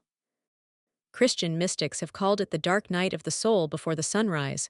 All artificial lights have been put off. The night has become very dark, and the moment nearest to the sunrise will be the darkest. So there is a winter of the inner soul when there are no leaves, and no birds sing, and no one comes to wait under you and relax. You feel dead. Everything has stopped. All movement is gone. This has to be past because then there will be spring, new leaves will come, new life, new flowers. A totally new dimension will appear within you. But remember the autumn, remember the winter, only then is spring possible. The autumn is also part of the spring if you can understand it is making the way for the spring to happen. So autumn is not against spring, it is just the beginning of it. And the gap is also necessary, because in the gap you become ready. The old has left, you are not tormented by it now, not burdened by it. You are pregnant, but pregnancy is waiting, the new child is growing. Before it emerges, manifests itself in the world, it will have to hide deep in the unconscious, because every seed has to go deep into darkness underneath. Hidden, only then does life happen to it. If you put the seed in the sunlight, nothing will happen to it. It needs deep darkness, a womb. So there will be winter while you are pregnant, all movement ceases. You just have to carry the burden, consciously, understandingly, lovingly, hoping, praying, waiting. And then there will be spring. It has been always so. Man is also a tree, and remember, aloneness is wholeness, they are not contradictory. Ego is part, ego is fragmented, ego cannot be whole, ego is against the whole. In aloneness, ego disappears. You become one with the whole and the boundary disappears. When you are really alone, you are the cosmos. You are Brahma. The third question 3 in the first technique taken last night, it is said that to abide in loneliness is to minimize relationship. But on previous occasions, you said that one should maximize the relationship with limitless expansion. Do either. Either expand yourself so much that nothing remains unrelated to you, then you will disappear. Or be so totally alone that nothing remains related to you, then too you will disappear. You are in the middle, where something is related and something is not related, where someone is a friend and someone is an enemy, where someone belongs to you and someone doesn't belong to you, where there is a choice. You are in the middle. Move to either extreme. Become related to everyone, to everything that exists, and you will disappear. It is so tremendous a phenomenon to be related to everything that you cannot exist, you will be flooded. Your ego is so narrow. It can exist with only a few relationships, and that in those two it is against something, otherwise it could not exist. If you are friendly to everything that is in the world, you disappear. If you want to exist as an ego, you can be friendly, but you must also be inimical to someone. You must love someone and you must hate. Then you can exist between these two contradictions. The ego can exist. Either love everything that is and you will disappear, or hate it and you will disappear. They look contradictory, they are not. The technique is the same. The technique is the same whether you love all or whether you hate all. The hatred of everything is known in the East as vairagya, as renunciation. This is hatred of everything, withdrawing your love completely, feeling that everything is useless, not worth anything. If you can hate so totally, you will become total, then you cannot exist. You can exist only when two contradictions are there, love and hate. Between these two you balance. It is just like a man walking on a rope. He has to balance between right and left. If he moves to the left completely, he will fall. If he moves completely to the right, he will fall. So whether you move to the right or to the left makes no difference. Choose one. You will fall down from the rope. If you want to be a man on a rope, you have to balance, sometimes to the left, sometimes to the right. And really the balance is a science. Whenever you lean to the left, you will immediately have to lean to the right because the left will create the possibility of falling. To counterbalance it, you will have to lean to the right. And when you lean to the right, the possibility comes that you can fall. So you will have to lean to the left. That is why you go on moving between love and hate, between friend and enemy, between this and that, like and dislike, attraction and repulsion. You are moving on a rope, continuously. If you don't understand this, your life will be a total misunderstanding. I have been studying many people, and this is one of the basic problems of all. They love, then they hate, and they cannot understand why they hate when they love also. This is how they balance, and this balancing gives you the ego, your personality. If you really want to be without the ego, choose either extreme. Move to the left, love, and don't balance it by the right, you will fall from the rope. Or move to the right, hate and hate totally, and don't move to the left. You will fall from the rope. Mahavir says be detached from everything that is hate, and Krishna says love. That is why Jains can never understand the message of Krishna, impossible. And Hindus have not taken any note of Mahavir, they have not even mentioned his name in their scriptures. Not a single mention. They have not even taken note because he says be so unattached from everything that it becomes hatred. Krishna says love, and love so deeply that hate falls completely from the mind. Both are the same. They look contradictory to you. They are not, either you lean to the left or to the right, it makes no difference. You will fall to the ground, you will not be on the rope. That is certain. That rope is the ego or the world, the sansar, and you are balancing yourself. Many people love me, but I know that sooner or later they will balance and they will hate. And when they hate, they get disturbed. They should not get disturbed because that is how they can be on the rope. But they cannot hate long. Again, they will have to balance. In the morning you love, in the evening you hate, in the morning you love again. Unless you are ready to leave the ego, the balancing will continue. It can continue infinitely, it can continue. The rope is endless. But once you get fed up with the whole game, once you feel that this is nonsense, balancing each time with hate and love, and each time moving to the opposite direction again and again. This is nonsense, then you can move to one, either love or hate, and drop from the rope. And once you drop from the rope, you are enlightened. The balance is sansar, the world. The fourth question for man has an inherent longing to enter into the womb. Kindly explain whether or not man's lust for the sexual act, penetration, symbolizes his inherent longing for this return. Yes, it is part of it. Everything in nature wants to return to the source. This is one of the laws. Whatsoever happens in between is irrelevant. Every circle comes to the end, or to the very beginning, to the original source. Man is born out of the womb. Whenever he is in distress or depression, whenever there is too much responsibility in the world, too much burden, things become heavy, he wants to return back to the womb. Hence this attraction, lust, to enter the woman. You cannot enter, you cannot become a child again, so the sexual act becomes a symbolic act. The penetration becomes symbolic, you are again in the womb. That is why sex is so relaxing, so soothing. All the tensions are gone, your mind is unburdened. In this moment, at least you are ecstatic. It is a catharsis, you are purged of much dirt. So sex becomes a release, a relaxation, and the woman becomes a womb. This is part of the attraction, part of the lust. You may not be aware of it, but all that we have created for comfort is womb-like. In a room, closed, at body temperature, silent, you can relax easily. It is womb-like. And if all the qualities of the womb are there, in your sleeping room, you will sleep deeply. Even a clock on the wall helps you. It goes on tick-tock, tick-tock. It is the same as the heart of the mother going tick-tock, tick-tock, for the child in the womb. He goes on listening to it. The tick-tock rhythm is helpful. The mattress, the pillows, all the things we use are really womb-like. Now scientists are of the mind that sooner or later we will make exactly womb-like sleeping chambers, exactly the same, because they will give you the deepest sleep possible. The ultimate conception of nirvana is also womb-like. In the womb the child is so free, free of all responsibilities. He never comes to know any desire. Before the desire is there, it is fulfilled. That is what Hindus call kalpavriksha. In heaven there are trees under which you sit, and when a desire comes to your mind, immediately it is fulfilled. There is no gap, no time gap, between desire, demand, and supply. There is no time gap. When the desire is there, it is fulfilled. This is happening in the womb. It is kalpavriksha, the wish-fulfilling tree. A child never becomes aware that he is hungry before there is hunger. It is fulfilled. The child never becomes aware that he is thirsty before there is thirst. The thirst is fulfilled. He never becomes aware of any strife, any strain. He is silently served by the cosmos around him. Psychologists say that is why the child in the womb cannot be conscious. Because for consciousness, strife is needed, struggle is needed. Consciousness grows only when there is demand, then a time gap, and then supply. That time gap makes you conscious. If there is no time gap, if whatsoever you need is fulfilled immediately, you will fall asleep. So the child is asleep for 9 months together, not for a single moment does he become alert. There is no need to be alert, all needs are fulfilled.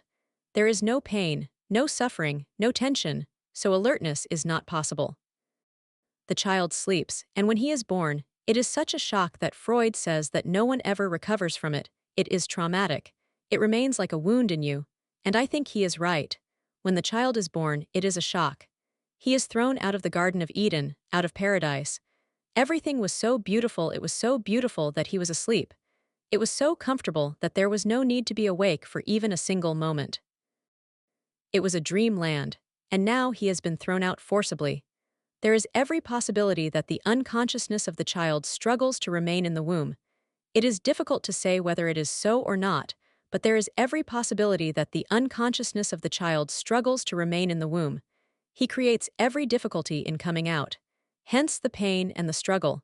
He is being thrown out, expelled. And the first moment out of the womb is bound to be the greatest suffering that the child will ever suffer again. Even death will not be such a suffering. Because in the first moment on his own, he will have to breathe, and the world has started with all its worries. Now he will be the center, and he will be responsible, and he will have to carry his own burden. He is thrown out of the mother. He will have to breathe and to cry when he is hungry. And now nothing is certain whether when he is hungry he will be fulfilled or not, is not certain, it will depend. He has become dependent. Now for every need he has to struggle. But then we provide every comfort for our children, in every way, so the shock is not so much, not too much. The mother goes on fulfilling his needs immediately. Because of this, the child comes to feel that he is the center of the world and the whole world has to follow him. Just a cry and the whole world has to fall at his feet. This gives a very egoistic beginning. So every child is very egoistic. And then other shocks are bound to follow because this is only the first birth, just the beginning of births. Those who know human phenomena deeply say that the whole life is a continuous birth. There are many births. A day will come when the mother will refuse to breastfeed the child. Now he has to depend on foods. He has to chew it. Responsibility grows. Now the food has to be chewed, digested. The milk was something else. The child was not doing anything, simply sucking. He was a sucker. Everyday responsibilities will grow and he will be thrown away, away from the mother. And the further away he is thrown, the more the world surrounds him. The world is hostile, the womb was never hostile. It was so friendly. The world is not friendly, there is competition, and everyone is interested in himself and no one is interested in you. The world is not your mother. When a child moves to the school, he is moving into a hostile world with traumas and many shocks, and it goes on. The ultimate break happens when the child falls in love with a woman. He is becoming grown up. This is the last break with the mother. Now the last link is broken. But still this man-child will go on behaving as if his wife is his mother. She is not. She is interested in herself, and he is interested in himself. Both are interested in themselves. They are egos. And every husband goes on trying to get the wife to behave like his mother. That is the struggle. She cannot behave like that, she has her own interests. The mother was totally devoted. So every man is frustrated with his wife because no wife can be a mother. It is not a question of good and bad wives, no wife can be a mother. Every man is frustrated. I have not yet seen a man who is not frustrated with his wife. It seems impossible not to be frustrated because the desire is so impossible. But the husband feels good when he enters the woman, the wife. Again, he is in the womb. This is a symbolic penetration. In those few moments, he forgets all the worries, the world, everything. He is again a child. Look at a man deep in love with his wife, or beloved, his face will look like a child. All the tensions have gone. So it is not just coincidence that when in love the wife will call the husband baby. I was just reading an anecdote. It was midnight and a house was on fire. At the last moment a woman was pulled out of it. She was mad and crying, "My baby has remained inside." And then suddenly, the baby appeared on the balcony, stood a 360-pound man, and he said, "Don't get worried, I am alive and I am coming." And the whole crowd was wondering what the matter was. But they were deep in love, just lying together, and the man was a baby at that moment. In all ways, mind is seeking a womb-like state again. But you cannot enter the womb, even in a sexual act, you just seem to be. The only possibility of entering the womb again is not physical, it is psychological, or, on deeper layers, spiritual. If you can be one with the cosmos, you will be in the womb again, and this is something which cannot be taken away from you. Then the whole existence becomes a mother. So to me, those religions that have said that God is not a father but a mother are more scientific. Those who have called their God Father are not so scientific. Because a father is not a very essential thing, it is just accidental. Father has not always existed. The word mother is very, very much older than father. Even the word uncle is older than father, because 5,000 years back there was no marriage groups lived together. The child knew his mother, but he didn't know who the father was, so all the male members of the group were uncles. Uncle is an older word than father. All the males were uncles because there was no certainty who the father was. Father is a later arrival. When one male dominated a woman and pushed away all the other males, father came into being. And it is not certain whether it is going to remain, because the family is dispersing. It is not something eternal, just institutional. The father seems to be going. In the future he cannot say. For father there is no hope, he will drop. Uncles will again become important. Mother is basic. Father is social and can be discarded.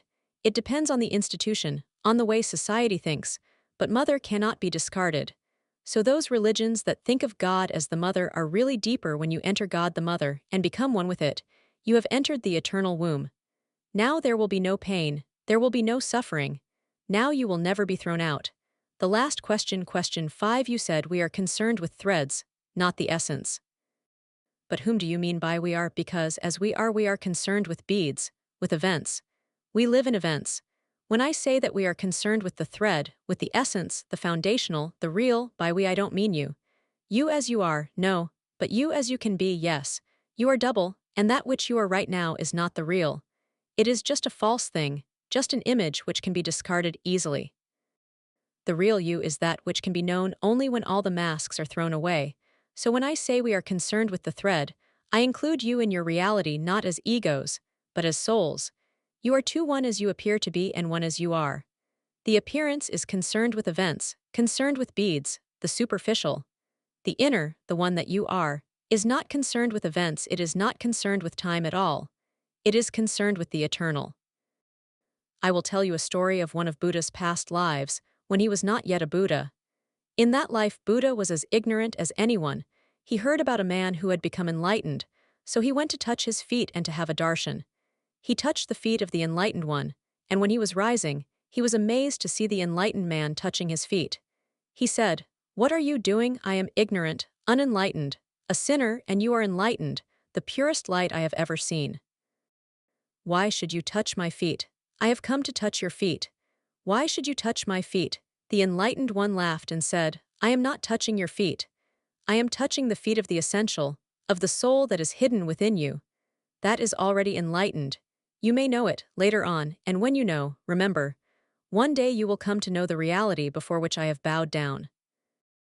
You don't know it right now, your own treasure you don't know, but I know my treasure, and the moment I have known my treasure, I have known everybody else's treasure."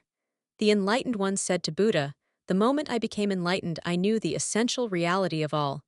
You can go on deluding yourself, that is up to you, but I can penetrate, and I can see the purest light within you.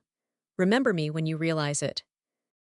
And when Buddha became enlightened in his next life, he said to his disciples, "I didn't understand what that awakened one was saying. It was a mystery. But now I can see what he meant.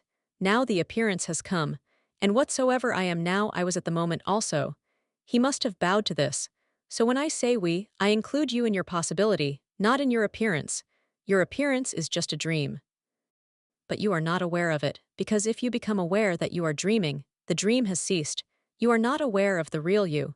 If you become aware, the appearance will disappear. I am aware. So you can understand my difficulty. I see you as enlightened ones. You are already that. You are just playing the game of being ignorant, just trying to deceive yourself, but whatsoever you do makes no difference to the innermost reality. It remains innocent, pure, absolutely pure. You are here. If I look at your surface, you have to be taught many things. But if I look to your inner, there is no need to teach you anything, there is no need to do anything. That is what I mean when I say we are concerned with the thread, the essence, not with the beads, the events, the outer. Remember this someday when you become enlightened, you will know what my meaning was when I said we, and who was included. It is certain that you are not included as you are here, just before me, the appearance, no, but as you have always been, and as you will always be when this curtain is thrown away, when these clouds disappear and the sun rises. I can see the sun behind the clouds. You are so identified with the clouds that you cannot even believe me. If I say you are already enlightened, how can you believe it? You will say I must be deceiving you or playing a trick. This is the truth, but truth is difficult to understand. And you have to travel long before you come to yourselves. You have to travel long before you come to realize that your home is the goal, that you have been always in the place that you wanted to reach. Chapter 71. Forget the periphery in any position, gradually pervade an area between the armpits into great peace. Feel yourself as pervading all directions, far, near. Life without is a cyclone, a constant conflict, turmoil, struggle. But it is only so on the surface, just as on the surface of the ocean are waves, maddening noise, constant struggle. But this is not all of life. Deep down there is also a center, soundless, silent, no conflict, no struggle. In the center, life is a noiseless flow, relaxed, a river moving with no struggle, with no fight, no violence. Towards that inner center is the search. You can get identified with the surface, with the outer. Then anxiety and anguish follows. This is what has happened to everyone. We are identified with the surface and with the struggle that goes on there.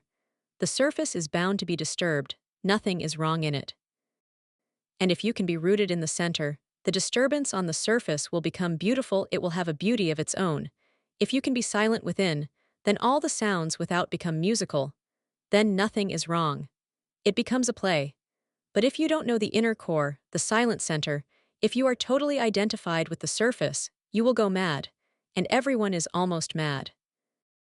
All religious techniques, techniques of yoga, meditation, Zen, are basically to help you to be again in contact with the center, to move within, to forget the periphery, to leave the periphery for a time being and to relax into your own being so deeply that the outer disappears completely and only the inner remains. Once you know how to move backwards, how to step down into yourself, it is not difficult. It becomes as easy as anything. But if you don't know, if you know only the mind clinging to the surface, it is very difficult. Relaxing into one's self is not difficult, non-clinging to the surface is. I have heard a Sufi story. Once it happened that a Sufi fakir was traveling. It was a dark night and he lost his way. It was so dark he couldn't even see where he was moving. Then suddenly, he fell into an abyss. He was terrified. He didn't know what was down there in the darkness or how deep the abyss was. So he caught hold of a branch and started praying. The night was cold. He cried, but there was no one to listen. Only his own voice echoed back. And the night was so cold that his hands were becoming frozen, and he knew that sooner or later he would have to leave the branch. It was going to be difficult to keep on holding it. His hands were getting so frozen that they were already slipping from the branch. Death was absolutely near. Any moment he would fall and die. And then the last moment came. You can understand how terrified he was, dying moment by moment. Then the last moment came, and he saw the branch slipping out of his hand. And his hands were so frozen that there was no way to hold on, so he had to fall. But the moment he fell, he started dancing. There was no abyss. He was on clear ground. And he had suffered all night. This is the situation. You go on clinging to the surface, afraid that if you leave the surface you will be lost. Really, clinging to the surface you are lost. But deep down there is darkness and you cannot see any ground. You cannot see anything else than the surface. All these techniques are to make you courageous, strong, adventurous, so that you can stop the holding on and fall within yourself. That which looks like an abyss, dark, bottomless, is the very ground of your being. Once you leave the surface, the periphery, you will be centered. This centering is the aim. Once you are centered, you can move to the periphery, but you will be totally different. The quality of your consciousness will have changed altogether. Then you can move to the periphery, but you will never be the periphery again. You will remain at the center, and remaining centered at the periphery is beautiful. Then you can enjoy it. It will become a beautiful play. Then there is no conflict. It is a game. Then it will not create tensions within you, and there will be no anguish and no anxiety around you. And any moment that it becomes too much, too heavy on you, you can go back to the original source. You can have a dip. Then you will be refreshed, rejuvenated, and you can move to the periphery again. Once you know the way. And the way is not long. You are not going anywhere else than into your own self, so it is not long. It is just near. The only barrier is your holding on, holding to the periphery, afraid that if you leave it you will be lost. The fear feels just as if you are going to die. Moving to the inner center is a death in the sense that your identity with the periphery will die, and a new image, a new feeling of your being will arise. So, if we want to say in a few words what Tantra techniques are, we can say that they are a deep relaxation into oneself, a total relaxation into oneself. You are always tense. That is the holding, the clinging. You are never relaxed, never in a state of let go. You are always doing something. That doing is the problem. You are never in a state of non-doing, when things are happening and you are just there not doing anything. Breath comes in and goes out. The blood circulates. The body is alive and throbbing. The breeze blows. The world goes on spinning around and you are not doing anything. You are not a doer. You are simply relaxed and things are happening. When things are happening and you are not a doer, you are totally relaxed. When you are a doer and things are not happening but are being manipulated by you, you are tense. You relax partially while you are asleep, but it is not total. Even in your sleep you go on manipulating. Even in your sleep you don't allow everything to happen. Watch a man sleeping, you will see that he is very tense. His whole body will be tense. Watch a small child sleeping, he is very relaxed. Or watch an animal, a cat. A cat is always relaxed. You are not relaxed even while asleep. You are tense, struggling, moving, fighting with something. On your face there are tensions. In dreams you may be fighting, protecting, doing the same things as when you were awake, repeating them in an inner drama. You are not relaxed. You are not in a deep let go. That's why sleep is becoming more and more difficult. And psychologists say that if the same trend goes on, soon the day will come when no one will be able to sleep naturally. Sleep will have to be chemically produced, because no one will be able to fall naturally into sleep. The day is not very far. You are already on the way towards it, because even while asleep you are only partially asleep, partially relaxed. Meditation is the deepest sleep. It is total relaxation plus something more. You are totally relaxed and yet alert. Awareness is there. Total sleep with awareness is meditation. Fully alert, things are happening but you are not resisting, not fighting, not doing. The doer is not there. The doer has gone into sleep. Only a witness is there, a non-doer. Alertness is there. Then nothing can disturb you. If you know how to relax, then nothing can disturb you. If you don't know how to relax, then everything will disturb you. I say everything.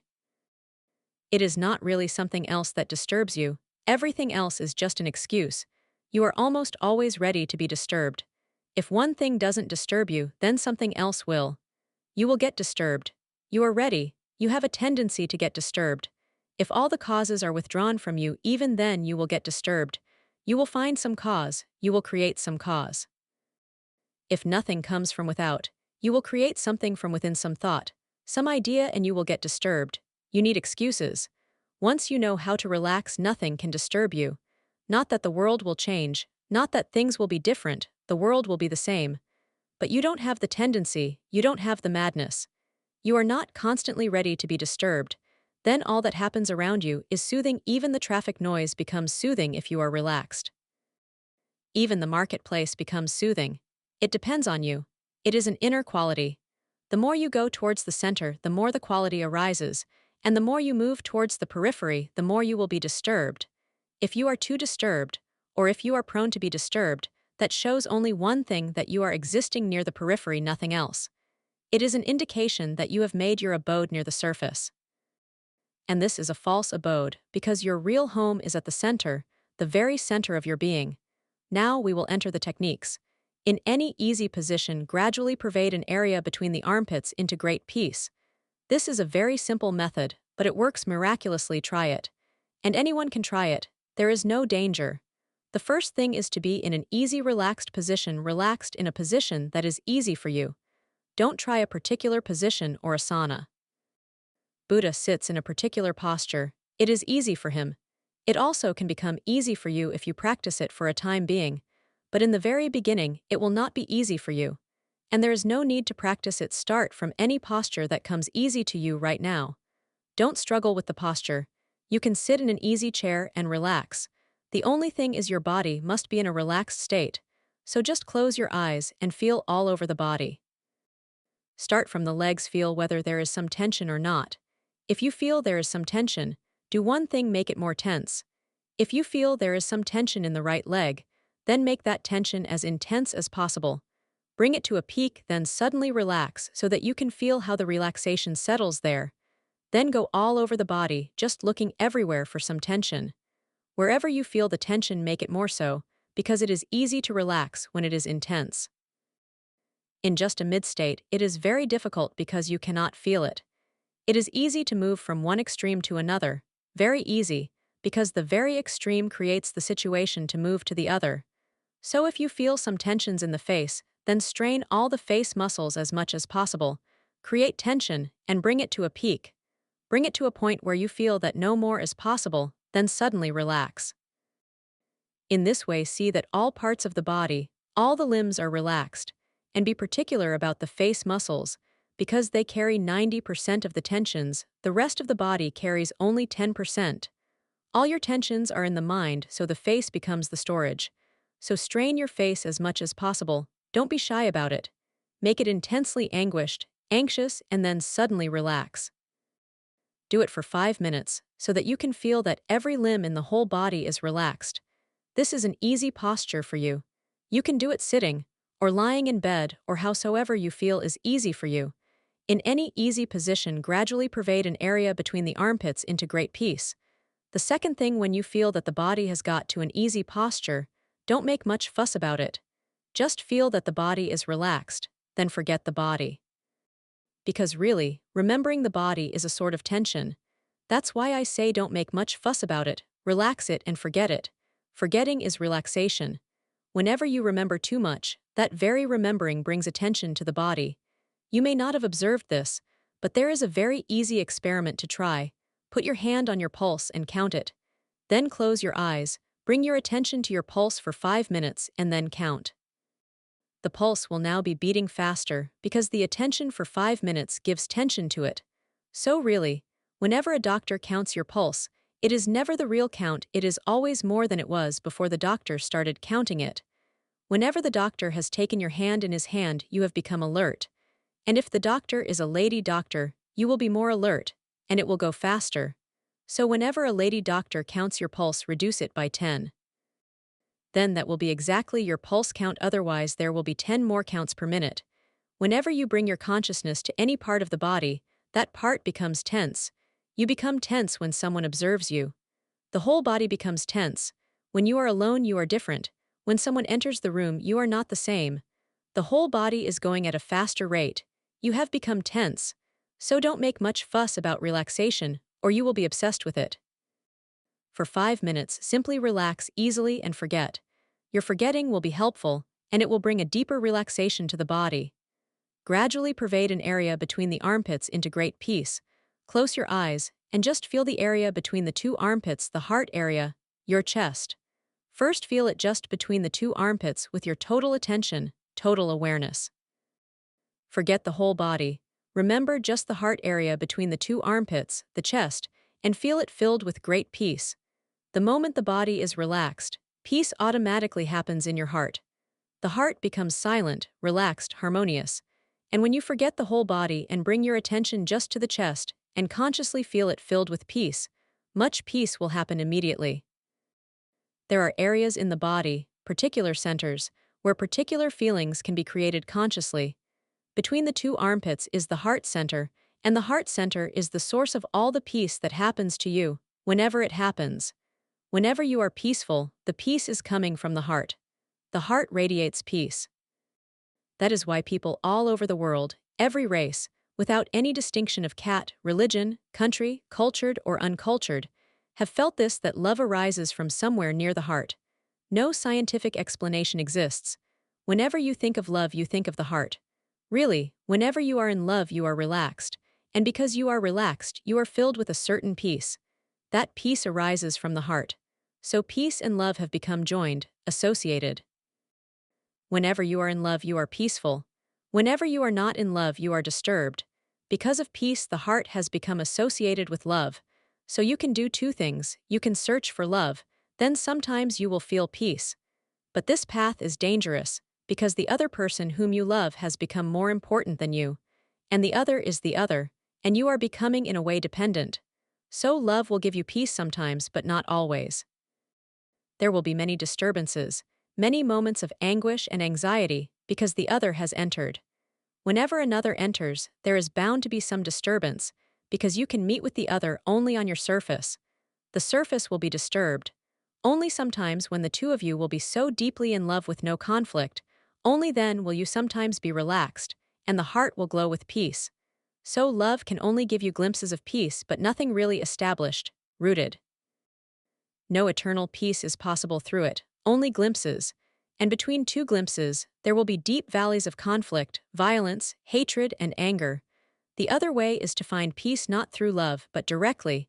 If you can find peace directly, and this is the method for it, your life will become filled with love. But now the quality of love will be different. It will not be possessive. It will not be centered around one. It will not be dependent, and it will not make anyone dependent on you. Your love will become just a lovingness, a compassion, a deep empathy. And now no one, not even a lover, can disturb you, because your peace is already rooted and your love comes as a shadow of your inner peace. The whole thing has become reversed. So Buddha is also loving, but his love is not an anguish. If you love, you will suffer. If you don't love, you will suffer. If you don't love, you will suffer the absence of love. If you love, you will suffer the presence of love. Because you are on the surface, and whatsoever you do can only give you momentary satisfaction, then again the dark valley. First be established in peace on your own, then you are independent, then love is not your need. Then you will never feel imprisoned when you are in love. You will never feel that love has become a sort of dependence, a slavery, a bondage. Then love will be just a giving. You have too much peace so you want to share it. Then it will be just a giving with no idea of return. It will be unconditional. And it is one of the secrets that the more you give, the more it happens to you. The more you give and share, the more it becomes your own. The deeper you enter into the treasury, which is infinite, the more you can go on giving to everybody. It is inexhaustible. But love must happen to you as a shadow of inner peace. Ordinarily, the reverse is the phenomenon. Peace happens to you just as a shadow of love. Love must happen to you as a shadow of peace, then love is beautiful. Otherwise, love also creates ugliness. It becomes a disease, a fever. Pervade an area between the armpits into great peace. Become aware of the area between the armpits and feel that it is filled with great peace. Just feel peace there and you will feel it is filled. It is always filled, but you have never been alert about it. This is only to increase your alertness, to bring you nearer home. And when you feel this peace, you are farther away from the surface. Not that things will not be happening there, but when you try this experiment, and when you are filled with peace, you will feel a distance.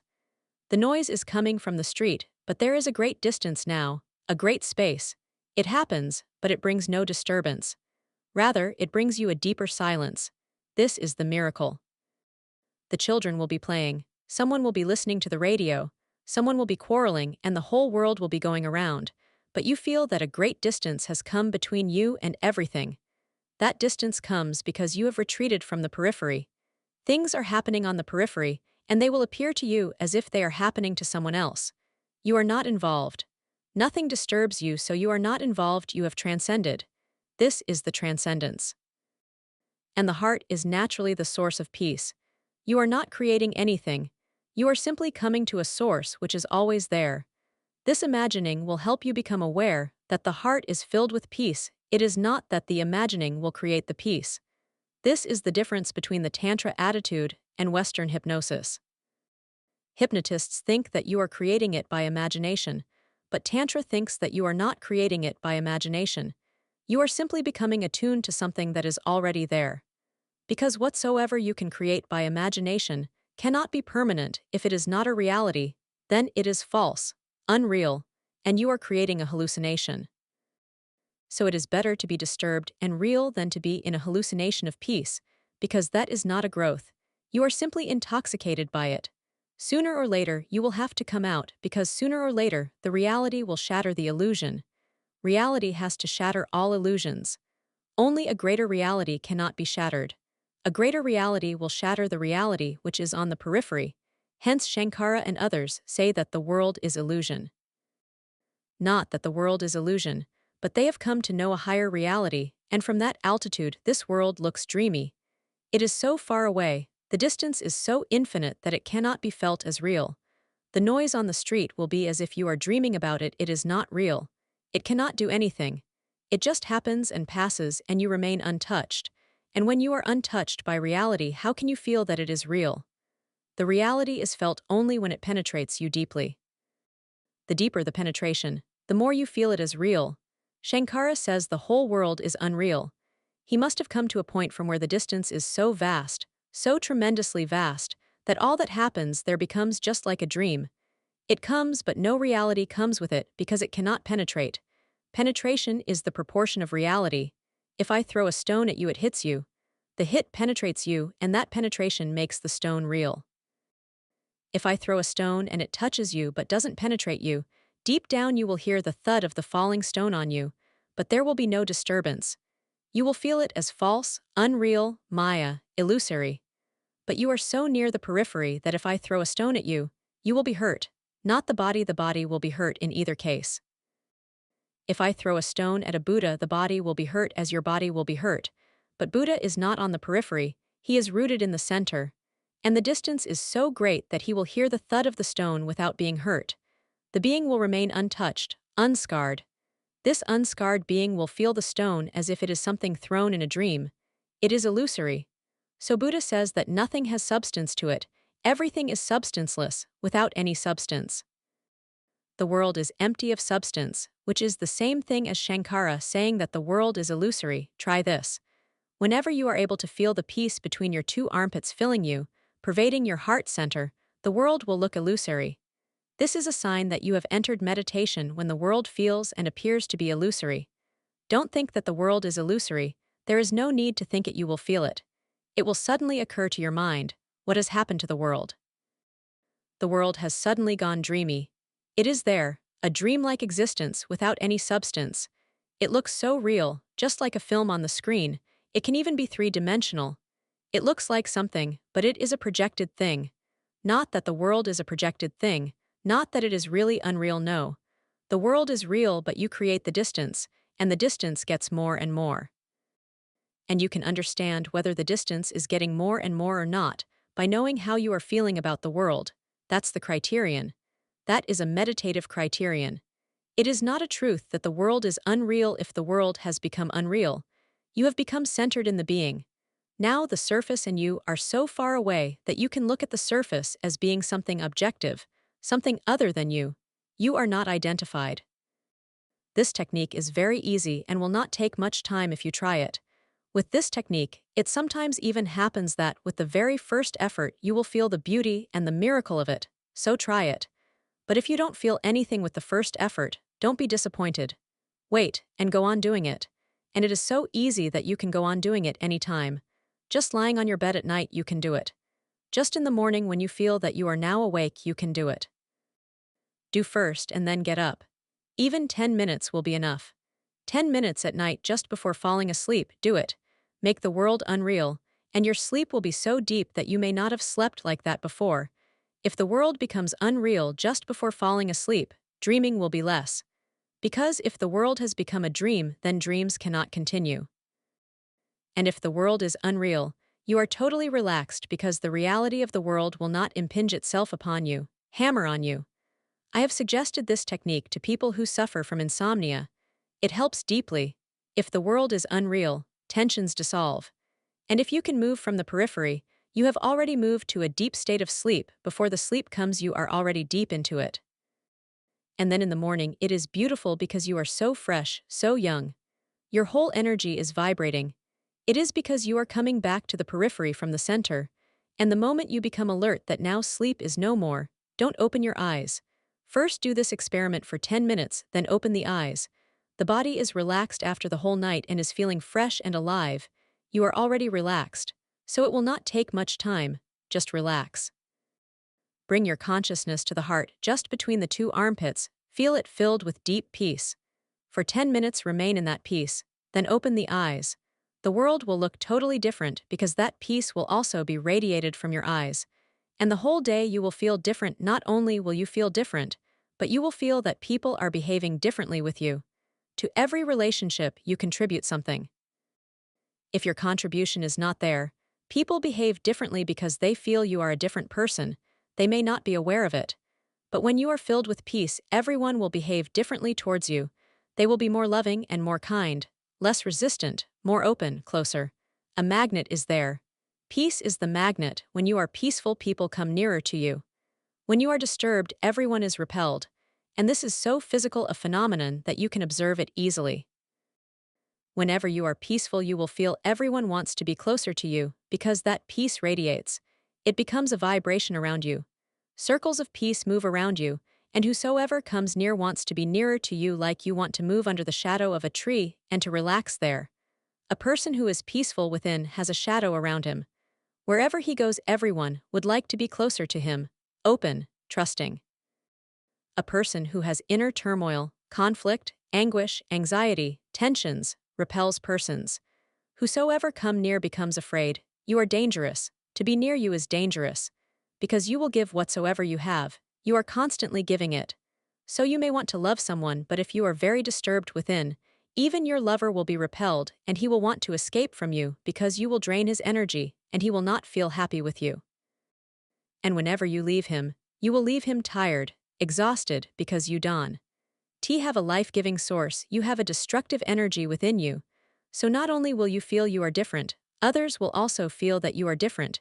Your whole lifestyle can change if you move a little closer to the center, and the whole outlook and the whole outcome. If you are peaceful, the whole world becomes peaceful to you. It is just a reflection. Whatsoever you are is reflected all over. Everyone becomes a mirror. The second technique, feel yourself as pervading all directions, far, near. Tantra and yoga both think that your narrowness is the problem. Because you have made yourself so narrow, so tightly narrow, you feel always in bondage. The bondage is not coming from anywhere else, the bondage is coming from your narrow mind. And it goes on being narrower, and you are very confined. That confinement gives you the feeling of bondage. You have an infinite soul and an infinite being, but that infinite being feels imprisoned. So whatsoever you do, you feel limitations everywhere. Wherever you move, a point of cul-de-sac comes. You cannot move beyond it. Everywhere there is a boundary. There is no open sky to fly. But that boundary is created by you. That boundary is your own creation. You have created it for certain reasons, for security, safety. You have created a boundary. And the narrower the boundary, the more you feel secure. If you have a very large boundary, you cannot watch over all of it. You cannot be alert and watchful everywhere. It becomes vulnerable. Narrow the boundary and you can watch it. You can remain closed. You are not vulnerable. You feel safe. The safety, the security has created the boundary. But then you feel a bondage.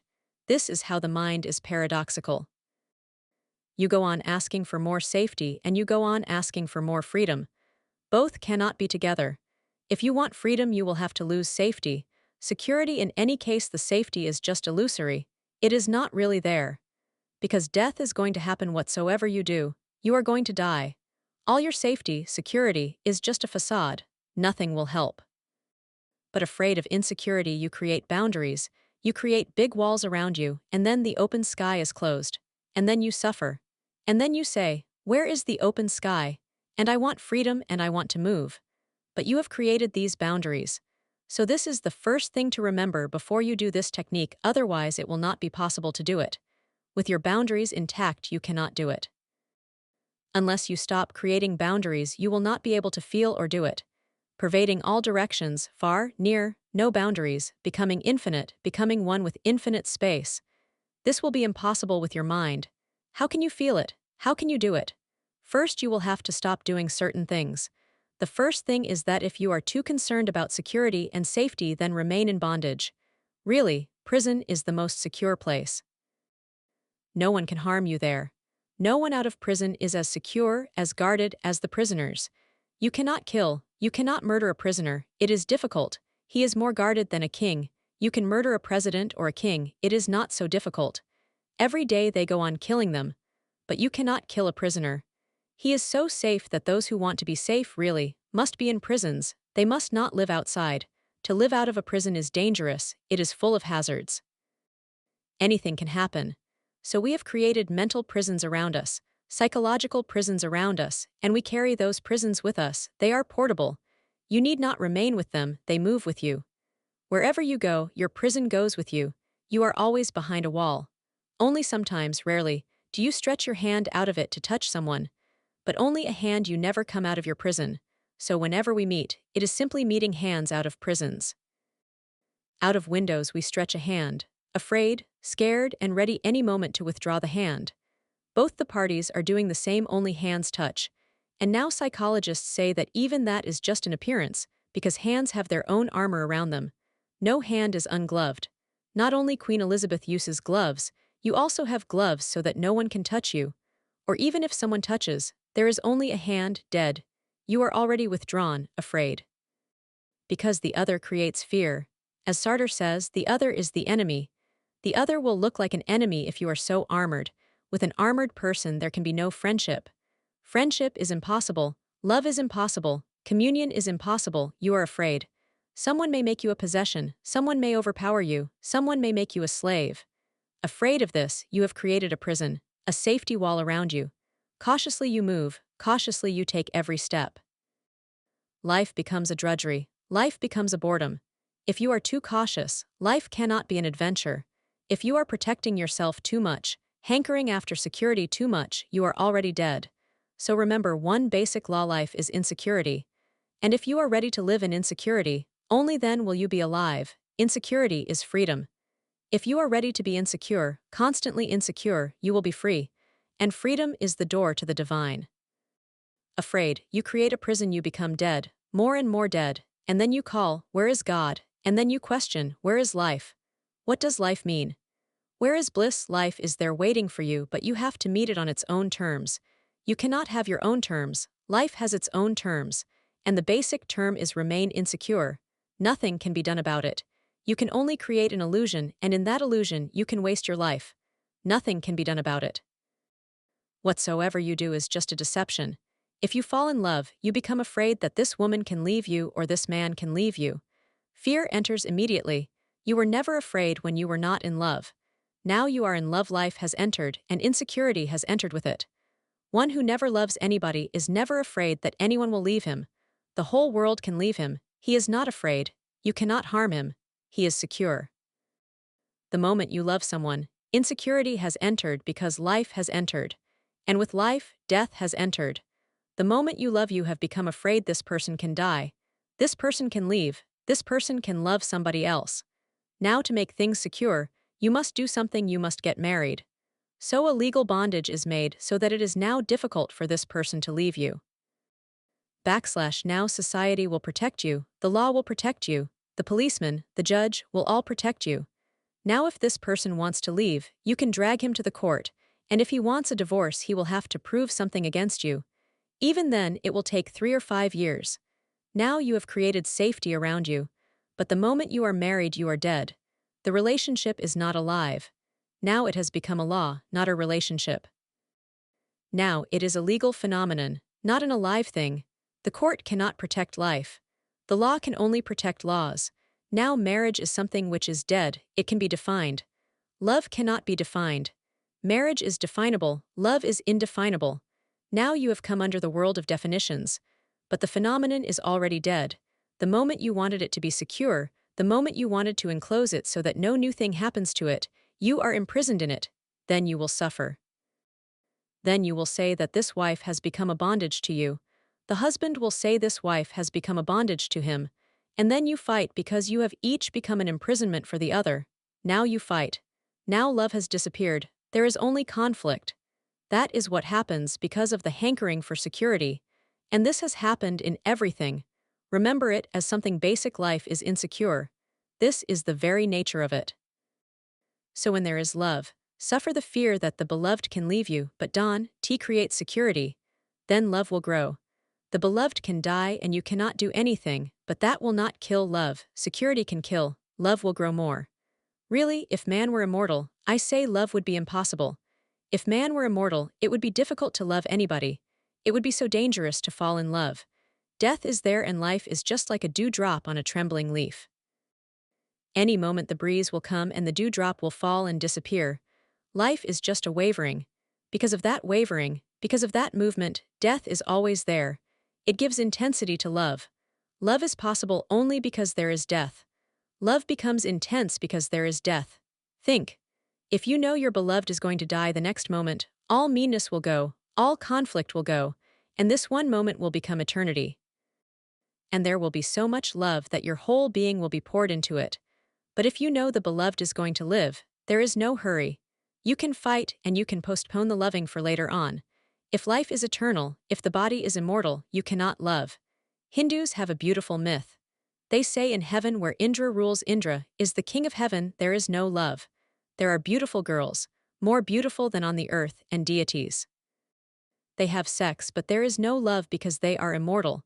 So it is recorded in one of the Indian stories that Urvashi, the chief of the heavenly girls, asked permission of Indra to move to earth for a few days to love a man. What nonsense! Indra said, "You can love here, and you will not find such beautiful persons on the earth." Urvashi said, "They are beautiful but they are immortal, so there is no charm. They are really dead. They are really dead because there is no death to make them alive. They will always be there. They cannot die, so how can they be alive? That aliveness exists against death. A man is alive because death is there constantly, fighting against the background of death. Life exists." So Urvashi said, "Give me permission to move to the earth. I want to love someone." Permission was given, so she came down to earth and fell in love with Pururuwa, a young man.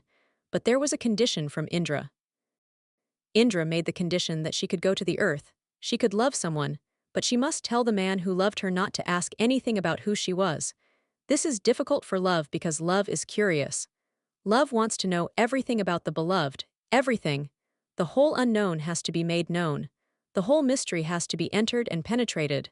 So Indra cunningly made a condition which Urvashi didn't understand the craftiness of.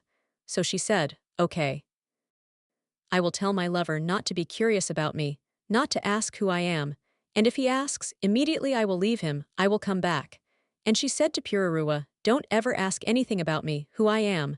The moment you ask, I will have to leave earth." But love is curious.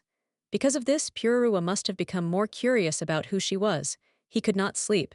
He would go on looking at Urvashi. Who is she? Such a beautiful woman, made of dreamy stuff, doesn't look earthly, doesn't look substantial. Perhaps she comes from somewhere else, some unknown dimension. He became more and more curious. But he also became more and more afraid, because she might leave. He became so afraid that in the night when he went to sleep, he would take a fragment of her sari in his hand because he was not confident about himself. Any moment he could ask, the question was always there. Even in his sleep he could ask. And Urvashi said that even in sleep he could not ask about her. So he slept with a part of her sari in his hand. But one night, he couldn't contain himself, and he thought that now she loved him so much that she would not leave. So he asked. And Urvashi had to disappear. Only a fragment of her sari remained in Pururuwa's hand. And it is said that he is still searching for her. In heaven, there cannot be love because there is no life really. Life exists here on earth where death exists. Whenever you make anything secure, life disappears. Remain insecure, that is the very quality of life itself. Nothing can be done about it, and it is beautiful. Just think if your body was immortal, it would be ugly. You will start finding ways and means of committing suicide. And if it is impossible, against the law, you will suffer so much you cannot even imagine. Immortality is a very long thing.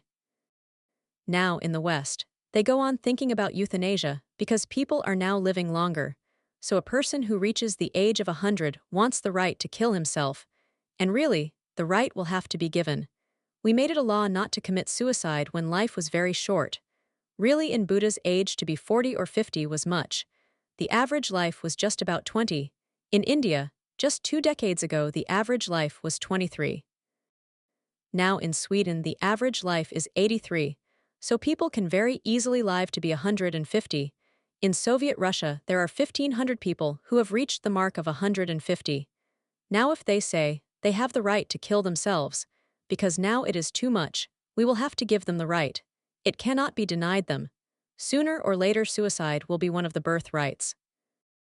You cannot deny it if a person wants to die not for any reason, just because now life has no meaning. It has been too long already. A person living at 100 doesn't feel like living. Not that he is frustrated, not that there is no food. Everything is there, but life has no meaning. So think of immortality. Life will be totally meaningless. The meaning comes with death. Love has meaning because love can be lost. Then it throbs, vibrates, pulsates. It can be lost. You cannot be certain about it. You cannot think anything about it for tomorrow because it may not be there. You have to love the lover, and the beloved with the view that tomorrow may never be there at all. Then love becomes intense. So first, withdraw your efforts to create a secure life. Just by withdrawing, your walls around you will fall. For the first time you will feel rains coming to you directly, the wind blowing at you directly, the sun rising to you directly. You will be under the open sky. It is beautiful. And if it looks horrible to you, it is only because you have become accustomed to living in a prison. You will have to get accustomed to this new freedom. This freedom will make you more alive, more flowing, more open, more rich, more radiant. But the more radiant you are, the higher the peak of your aliveness, the deeper will be the death near you. Just near, you can rise only against death, the valley of death. The peak of life and the valley of death are always near and in proportion. That's why I always say that Nietzsche's dictum is to be followed. It is a very religious dictum. Nietzsche says, live dangerously. Not that you have to seek danger positively, there is no need to seek danger positively. Don't create protections. Don't create walls around you. Live naturally, and that will be dangerous, dangerous enough. There is no need to seek any danger, then you can do this technique.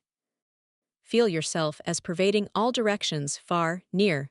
Then it is very easy. If walls are not there, you will already be feeling yourself pervading everywhere.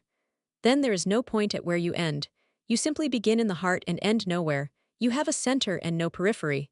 The periphery goes on expanding on and on. The whole space is surrounded by it. Stars move in it. Earths are born and dissolve. Planets arise and set. The whole cosmos becomes your periphery. In this vastness, where will your ego be? In this vastness, where will your suffering be? In this vastness, where will your mean mind be? The mediocre mind, where will it be? It cannot be there in such vastness, it simply disappears. It can exist only in a narrow field. It can exist only when it is walled, enclosed, encapsulated. The encapsulation is the problem. Live dangerously and be ready to live in insecurity. And the beauty is that even if you decide not to live in insecurity, you will. You cannot do anything. I have heard about a king. He was very afraid of death. Kings are more afraid. They are more afraid because they have exploited so many people. They have pushed, crushed. They have played many political games on so many people. They have made many enemies. A real king has no friend. He cannot have. Because the closest friend is also an enemy, just waiting for an opportunity to kill him, to be in his place. A man in power cannot have any friends. A Hitler, a Stalin, a Nixon, they cannot have friends. They just have enemies who are parading around them as friends and just waiting for the right chance to push them aside from the throne. Whenever they get the chance, they do everything. Just a moment ago they were friendly, but their friendliness is a strategy. Their friendliness is a tactic. A man who is in power cannot have friends. So Lao Tzu says, if you want friends, don't be in power, then the whole world will be friendly to you. If you are in power, then you are your only friend, everyone is your enemy. So the king was very afraid. He was very scared of death, it was all around. He was haunted by the idea that everyone around him was going to kill him. He couldn't sleep. So he asked his wise men, his counselors, what to do. They told him to make a palace with only one door. At the door, he should put 7 rings of military men, the first watching the palace, the second watching the first, the third ring watching the second. With only one door, no one could enter and the king would be safe. The king built the palace with only one door and with 7 rings of soldiers watching each other. The news spread all over, and another king from a nearby state came to see it. He was also afraid. News had reached him that his neighbor had built such a secure palace that it was impossible to kill him. He came to visit his neighbor and together, they appreciated very much the idea of only one door and every safety. No danger. While they were looking at the door, a beggar just sitting at the corner of the street started laughing. So the king, the owner of the palace, asked the beggar, "Why are you laughing?" The beggar replied, "I am laughing because you have made one error. You should go inside and close, seal this door also. This door is dangerous, someone can enter it. A door means that somebody can enter, so you do one thing, go inside and let this door be also closed. Then you will be really safe because death cannot enter. But the king said, that means I would be already dead if I closed this door also. The beggar said, you are already 99% dead, you are only as much alive as this door. That is the danger, this much alive. Leave this aliveness also. Everyone in his own way is creating a palace around him where nothing can enter and he can remain in peace. But then you are already dead. And peace happens only to those who are alive. Peace is not a dead thing. Remain alive, live dangerously, live a vulnerable life, open so that everything can happen to you.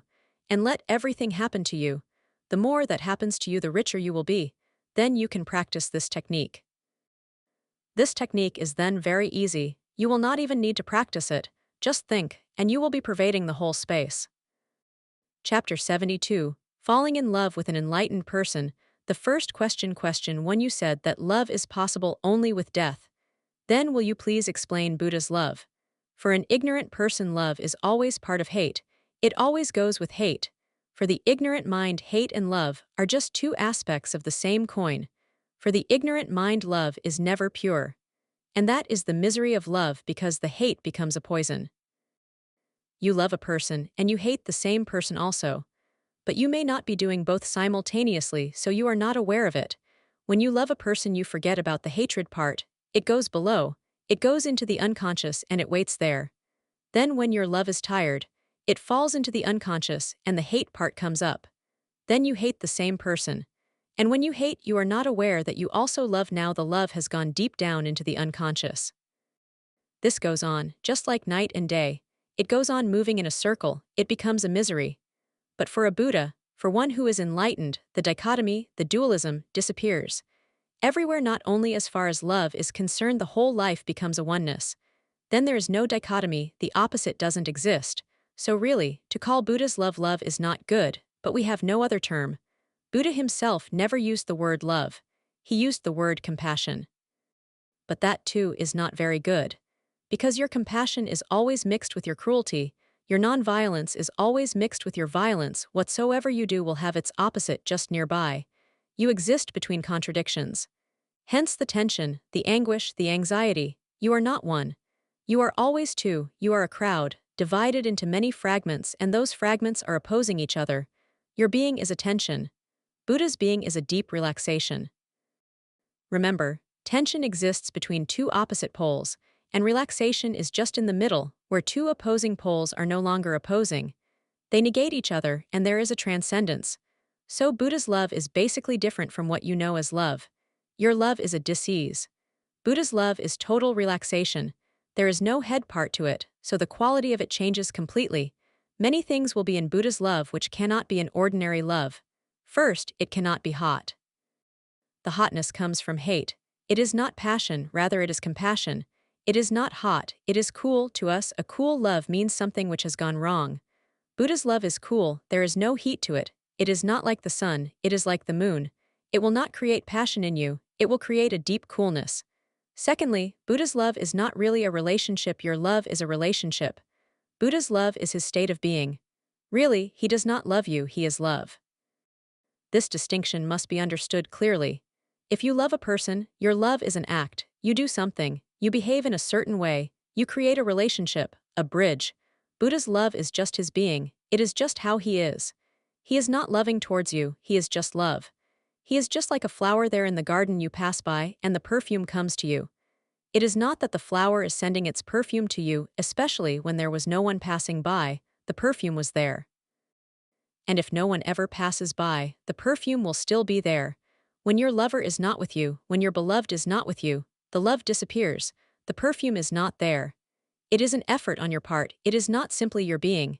You have to do something to bring it out. When no one is there and Buddha is sitting alone under his bodhi tree, then too he is a lover. It looks absurd that then too he is a lover. There is no one to be loved, but still he is a lover. This being a lover is his state. And because it is his state, it is never a tension. Buddha cannot get tired of his love. You will get tired, because it is something you are doing. So lovers get tired of each other if there is too much love. They get tired. They need gaps, intervals to recuperate. If you are with your lover for 24 hours, he will get fed up because it is too much attention. 24 hours of doing something is too much. Buddha is not doing something. He is not tired of his love. It is his very being. It is just as if he is breathing. As you are never tired of breathing, you are never tired of being, so he is not tired of his love. And then the third thing follows: you will be aware that you love. Buddha will not be at all aware, because awareness needs the contrary. Buddha is so filled with love that he will not be aware. If you ask him, he will say, "I love you," but he is not aware of it. It is flowing so silently from him. It has become so intrinsic a part that he cannot be aware of it. You will become aware that he loves, and if you are open and receptive, you will become more aware that he loves you more. It depends on your capacity, on how much you can receive. But to him, it is not a gift. He is not giving anything to you. He is this way. He happens to be this way. Whenever you become aware of your total being, enlightened, liberated, the dichotomy from your life drops. Then there is no duality. Then life becomes a harmony. Nothing is against anything. Because of this harmony, much peace happens. There is no disturbance. Disturbance is not created from without, it is within you. The contradiction goes on creating the disturbance, although you may find excuses without. For example, watch what happens with your lover or a friend, a deep friend, very intimate, close. Live with him and just watch what is happening to you. When you meet, you are very elated, ecstatic, dancing. But how much can you dance? And how ecstatic can you feel? Minutes later you are down, the elation is gone, and after a few hours you are bored, you are thinking of escaping to somewhere else. And after a few days you will be fighting. Just watch what is happening. This is all coming from within, but you will find excuses outside. You will say that now this man is not as loving as he was when he came. Now this man is disturbing me, he is making me angry. And you will always find that he is doing something to you. You will never be aware that your dichotomy, your duality of mind, the opposites within, are doing something. We are never aware of our own workings of the mind. I have heard that a very famous, glamorous Hollywood actress went to a studio for her photograph. The photograph had been taken the day before. The photographer presented the photograph to her, but she was annoyed, furious. She said, "What have you done? You have taken my photographs before and they were heavenly." The photographer said to the actress, "Yes, but you have forgotten that I was 12 years younger when I took your photographs. I was 12 years younger, you forget that." We never look within at what is happening. If the photograph is not okay to you, something is wrong with the photographer. It is not that 12 years have passed and you are older, it is an inner process. The photographer is not concerned at all. But the photographer must have been a very wise man. He said, "You forget that I was 12 years younger then." Buddha's love is totally different, but we don't have any other word for it. The best that we have is love. But if you can remember this, then the quality changes completely. And note one thing, think about it deeply. If Buddha is your lover, will you be satisfied? You will not be. Because you will feel that it is cold, that there is no passion in it. You will feel that he loves you as he loves everyone. You are nothing special. You will feel that his love is not a gift, he is this way. That is why he is loving. You will feel his love to be so natural that you will not be satisfied with it. Think inside. You cannot be satisfied with a love which is without hate, and you cannot be satisfied with a love which is with hate. This is the problem. Either way you will be unsatisfied. If love is with hate, you will be unsatisfied, always ill, because the hate part will disturb you. If love is without hate, you will feel that it is cold. And it is happening to Buddha so naturally that even if you were not there it would be happening, so it is nothing special for you. So your ego will feel unsatisfied. And it is my feeling that if you have a Buddha or a non-Buddha to choose as your lover, you will choose the non-Buddha. Because you can understand his language. The non-Buddha is at least just like you. You will be fighting, you will be quarreling, the whole thing will be just a mess, a mad mess, but still you will choose a non-Buddha. Because Buddha will be so high that you cannot understand the way that Buddha loves unless you rise. With a non-Buddha, with an ignorant person, you need not transform yourself, you can remain the same. He is not a challenge. Really just the contrary happens to lovers. When two lovers meet and fall in love, they both try to convince each other that they are very high. They bring out the best that is within them. They appear to be on the peak. But it takes much arduous effort, you cannot remain on this peak. So when you start settling down, you come back down to the earth. So lovers are always frustrated with each other because they thought the other was just divine. And when they settle, when everything becomes just mundane, just ordinary, they think the other was deceiving. No, he was not deceiving, he was just presenting himself in his best colors. That is all. He was not deceiving anybody, he was not consciously doing anything. He was just presenting himself in his best colors. And the same was done by the other. But you cannot go on presenting yourself like that for long because it becomes arduous, difficult, heavy, so you come down. When two lovers settle, when they start to take each other for granted, then they appear very mean, very mediocre, very ordinary, just the opposite to what they appeared to be before. Then they were angels. Now they appear to be just disciples of the devil. You fall down, you come to your ordinary level. Ordinary love is not a challenge, but it is rare to fall in love with someone who is enlightened. Only very fortunate ones fall in such a love. It is rare. It happens only when you have been searching for an enlightened person for lives together. Only if this has happened do you fall in love with an enlightened person. Fall in love with an enlightened person is in itself a great achievement, but then there is a problem. The problem is that the enlightened person is a challenge. He cannot come down to your level. That is not possible. That is impossible. You have to go to his peak. You have to travel, you have to be transformed. So love becomes a sadhana if you fall in love with a Buddha. It becomes a sadhana, the greatest sadhana that is possible. Because of this, whenever there is a Buddha or a Jesus or a Lao Tzu, many around them are able to reach to peaks in one life that they could not have reached in many lives. But the secret is if they can fall in love. It is not unimaginable. It is imaginable. You may have been there in the time of Buddha, you must have been somewhere around. Buddha might have passed through your village or town, and you may not have even heard him, you may not have seen him. Because even to hear a Buddha or to see a Buddha or to come near to him, a certain love is needed, a certain search is needed on your part. When someone falls in love with an enlightened person, it is meaningful, very meaningful. But arduous will be the path. It is easy to fall in love with an ordinary person, there is no challenge, but with an enlightened person the challenge will be much, and the path will be difficult, because you will have to travel all above. And those things will be disturbing. His love will be cold. His love will look as if it is for everyone. His love will not have the hatred part. This has been my experience. Many people fall in love with me, and then they start to play the game, the ordinary game. Knowingly or unknowingly, they start to play it. In a way it is natural. They start expecting things from me, ordinary expectations, and their mind works in the duality. For example, if you love me, you will feel happy if you can make me happy. This is how love feels. It wants to make the other happy. If you can make me happy, you will feel happy, but you cannot make me happy, I am already.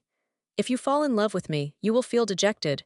You will feel very disappointed because you cannot make me happy. You cannot make me more happy, there is nothing more. If you cannot make me happy, you will feel unhappy, and so you will try to make me unhappy. Because at least if you can do that, that too will be a satisfaction. You will try to make me unhappy unknowingly. You are not alert, you are not aware of it. If you are aware, you will not do it.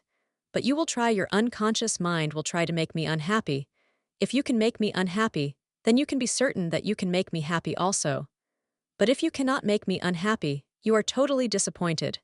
Then you will feel that you are not related to me at all, because this is what relationship means to you. Ordinary love is a disease because the duality goes on persisting, and to understand the love of an enlightened person is difficult. Intellectually, there is no way to understand it, you have to fall in love. And then you have to be alert about your own mind because that mind will go on disturbing. Buddha became enlightened, then he came back to his home, he came back after 12 years, his wife, whom he had loved very much, was very angry, furious.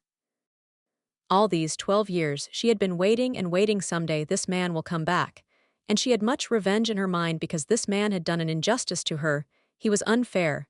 Suddenly one night he had disappeared. At least he could have said something, then it would have been fair, but without saying anything he simply disappeared, leaving her and their small child. For 12 years she waited, and then Buddha came. She was furious, she was mad. Buddha's nearest, closest disciple was Anand. Anand had always followed him like a when Buddha was entering the palace he said to Anand, "Please don't come with me." Anand asked why, because he had an ordinary mind, he was not enlightened.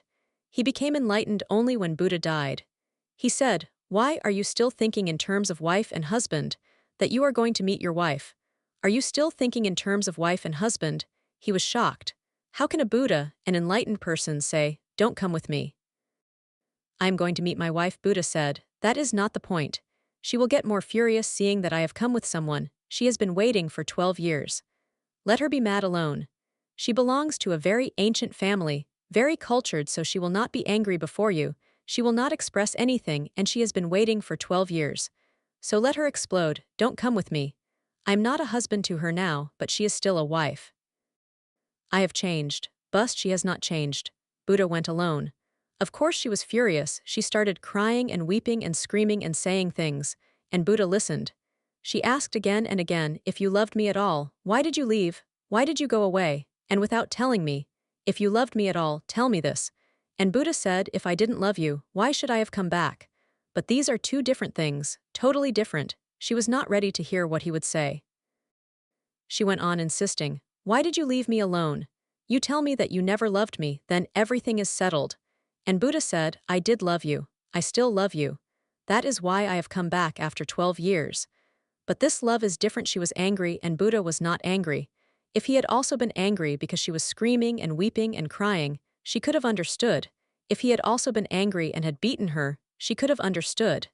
Then everything would have been okay. He was the old man. The 12 years would have disappeared completely and they would have loved again. There was no problem. But he was standing silently and she was mad. Only she was mad, he was smiling. This was too much. What type of love is this? It must have been very hard for her to understand. Just to taunt Buddha, she told her son, who was not 12 years old, "This is your father. Look at him, an escapist. You were just 1 day old when he escaped. This is your father. He is a beggar, and he gave birth to you. Now ask about the heritage. Spread your hands before him. He is your father. Ask him what he has to give to you." She was taunting Buddha. She was angry, naturally. And Buddha called Anand, who was standing outside, and said, "Anand, come and bring my begging bowl." When the begging bowl was given to Buddha, he gave it to his son Rahul and said, "This is my heritage. I initiate you into sannyas." This was his love. But Yashadhara got more mad. She said, "What are you doing? If you love your son, you will not make him a beggar, a sannyasin." Buddha said, "I make him a beggar because I love him. I know what real heritage is and that I am giving to him. My father was not so wise, but I know what is worth giving and I am giving it." These are two different dimensions, two different languages, never meeting anywhere. He is loving. He must have loved his wife. That is why he came back. He must have loved his son. That is why he initiated him. But no father can understand this. When Buddha's father heard about this, he was an old man. Ill, he came running out and he said, "What have you done? Are you bent on destroying my whole family? You escaped from the house. You were my only son. Now my hopes are on Rahul. He is your only son, and you have initiated him into sannyas, so my family is cut. Now there is no possibility for the future. What are you doing? Are you an enemy?" And Buddha said, "Because I love my son, I give him what is worth giving. Neither your kingdom nor your family and its tree is significant. It will make no difference to the world whether this tree goes on growing further or not. But the phenomenon of sannyas that Rahul is initiated into is something significant. I also love my son." Two fathers talking. Buddha's father was again pleading to him, "You come back. I am your father. I am old. I am angry. You have disappointed me. But still I have a father's heart and I will forgive you. Come, my doors are open. Come back. Throw this sannyas, come back. My doors are open. This kingdom is yours. I am waiting. I am very old, but I have a deep love for you and I can forgive. This is love." Then there is the other father, Gautam Buddha himself, giving initiation to his son to leave the world. That too is love. But both loves are so different that it is not good to call them by one name, one word, but we don't have any other. The second question 2 last night, you said that love is alive because it is insecure, and marriage is dead because it is secure. But isn't it true that love in the spiritual depth becomes marriage? No. It never becomes marriage. The deeper it goes, the more love it becomes, but never a marriage. By marriage, I mean an outer bond, a legal sanction, social approval. And I say that love never becomes a marriage because it is never secure. It remains love. It becomes more love, More and more, but the more it is, the more insecure it is. There is no security. But if you love, you don't care about security at all. When you don't love, only then you care about security. When you love, the very moment is so much that you don't care about the next moment, you don't care about the future. What happens tomorrow is not your concern because what is happening right now is so much. It is too much. It is unbearably much, you don't care. Why does security come to the mind? It comes because of the future. Really, you are not rooted in the present. You are not living in the present. You are not enjoying it. It is not a bliss. The present is not a bliss. Then you hope for the future. Then you plan for the future. Then you want to make every security for the future. Love never wants to make any security. It is secure in itself. That is the point. It is so secure in itself that it never thinks about any security. What will happen in the future is not a concern at all because the future is going to grow out of the present. And if the present is so alive, so blissful, the future will grow out of it. Why worry about it? When the present is not a bliss, when it is a misery, then you are worried about the future. Then you want to make it secure, safe. But remember, no one can make anything secure. That is not in the nature of things. The future will remain insecure. You can do only one thing: live the present more deeply. That is all you can do. If any security happens through that, that is the only security. And if it is not happening, it is not happening, nothing can be done. But our mind works in a completely suicidal way. The more miserable the present is, the more you think about the future and want to make it secure. And the more you move into the future, the more the present will be miserable. Then you are moving in a vicious circle. This circle can be broken, but the only way to break it is to live the present moment so deeply that this moment becomes the eternity in its depth. The future is going to be born out of it. It will take its own course. You need not worry about it. So I say that love never thinks of security because love is so secure in itself. Love is never afraid of insecurity. If it is there at all, if love is there at all, it is not afraid of insecurity. Life is insecure, but love is not afraid of insecurity. Rather, love enjoys insecurity because it gives color to life, changing seasons and moods. It gives tone. It is beautiful. The changing life is beautiful because there is always something to discover. There is always something to encounter which is new. Really, two lovers move in a constant discovery of each other, and the landscape is infinite. A loving heart is an infinite landscape. You can never finish it. There is no end to it. It goes on and on. It is as spacious as space itself. Love is not worried about insecurity. Love can enjoy it. It gives a thrill. Only those who cannot love are afraid of insecurity because they are not rooted in life. Those who cannot love are always secure in life. They waste their life just making it secure, and it is never secure. It cannot be. Security is the quality of death. Safety is the quality of death. Life is insecure, and love is not afraid of it. Love is not afraid of life, insecurity, because it is so grounded. If you are not grounded and you feel a cyclone coming, you will be afraid. But if you are grounded, you will welcome the cyclone. It will become an adventure. If you are rooted, the passing cyclone will become a challenge. You will be shaken to the very roots by it.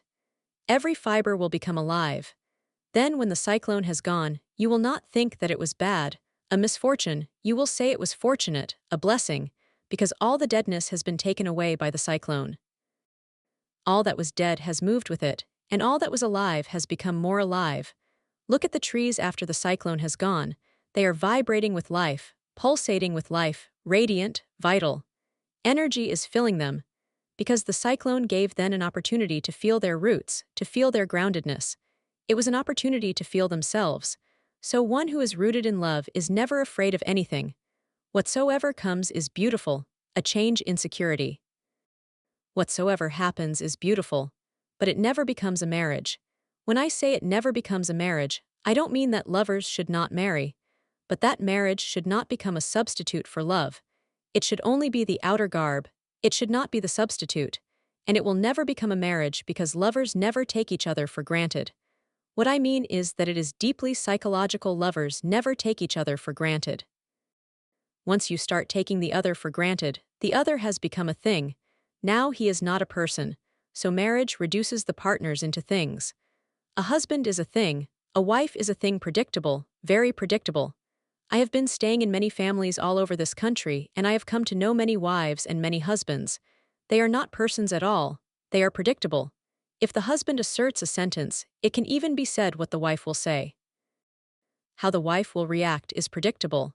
And if the wife says something mechanically, the husband will reply to it mechanically. It is certain, they are playing the same role again and again.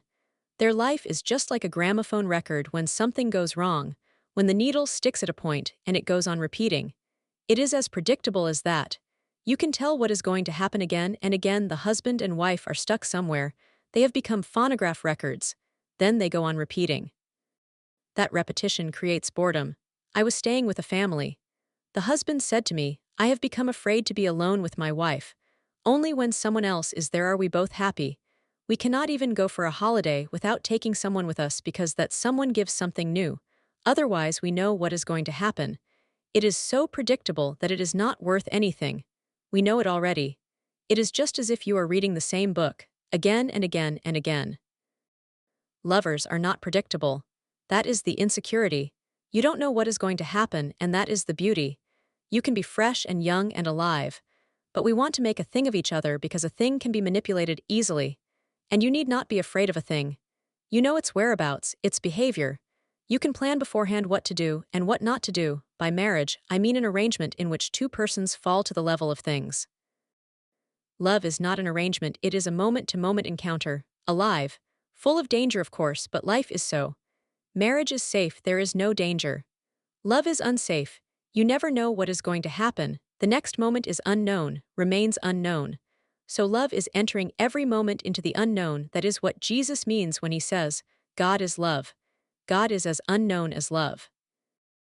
And if you are not ready to be alive and in love and insecure, you cannot move into God, because that is a greater insecurity, a greater unknownness. So love prepares you for prayer. If you can love and remain with an unknown person without reducing him to a thing, without becoming predictable, encountering moment to moment, you are getting ready for prayer. Prayer is nothing but love for the whole existence. You are living with existence. As you are living with your lover, you don't know the mood. You don't know the season. You don't know what is coming. Nothing is known. You go on uncovering it. It is an endless journey. The third question, question 3, can one who is not enlightened live in total insecurity and not be anxious, depressed, and miserable? Total insecurity and the capacity to live in it are synonymous with enlightenment. So one who is not enlightened cannot live in total insecurity, and one who cannot live in total insecurity cannot become enlightened. These are not two things, they are just two ways of saying the same thing. So don't wait until you have become enlightened to live in insecurity. No, because then you will never become enlightened. Start living in insecurity, that is the way towards enlightenment. And don't think about total insecurity. Start from where you are. As you are, you cannot be total in anything, but one has to make a start. In the beginning it will create anxiety. In the beginning you will feel miserable, but only in the beginning. If you can pass the beginning, if you can tolerate the beginning, the misery will disappear, the anxiety will disappear. The mechanism has to be understood. Why do you feel anxiety when you feel insecure? It is not because of insecurity, but because of the demand for security. When you feel insecure, you feel anxious. Anxiety arises.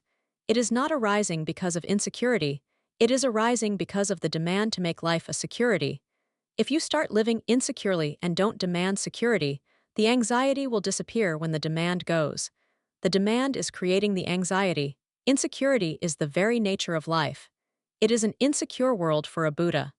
For a Jesus, it is also insecure. But they are not anxious because they have accepted the fact. They have become mature enough to accept a reality. This is my definition of maturity and immaturity. A person I call immature is one who goes on fighting against reality for fictions and dreams.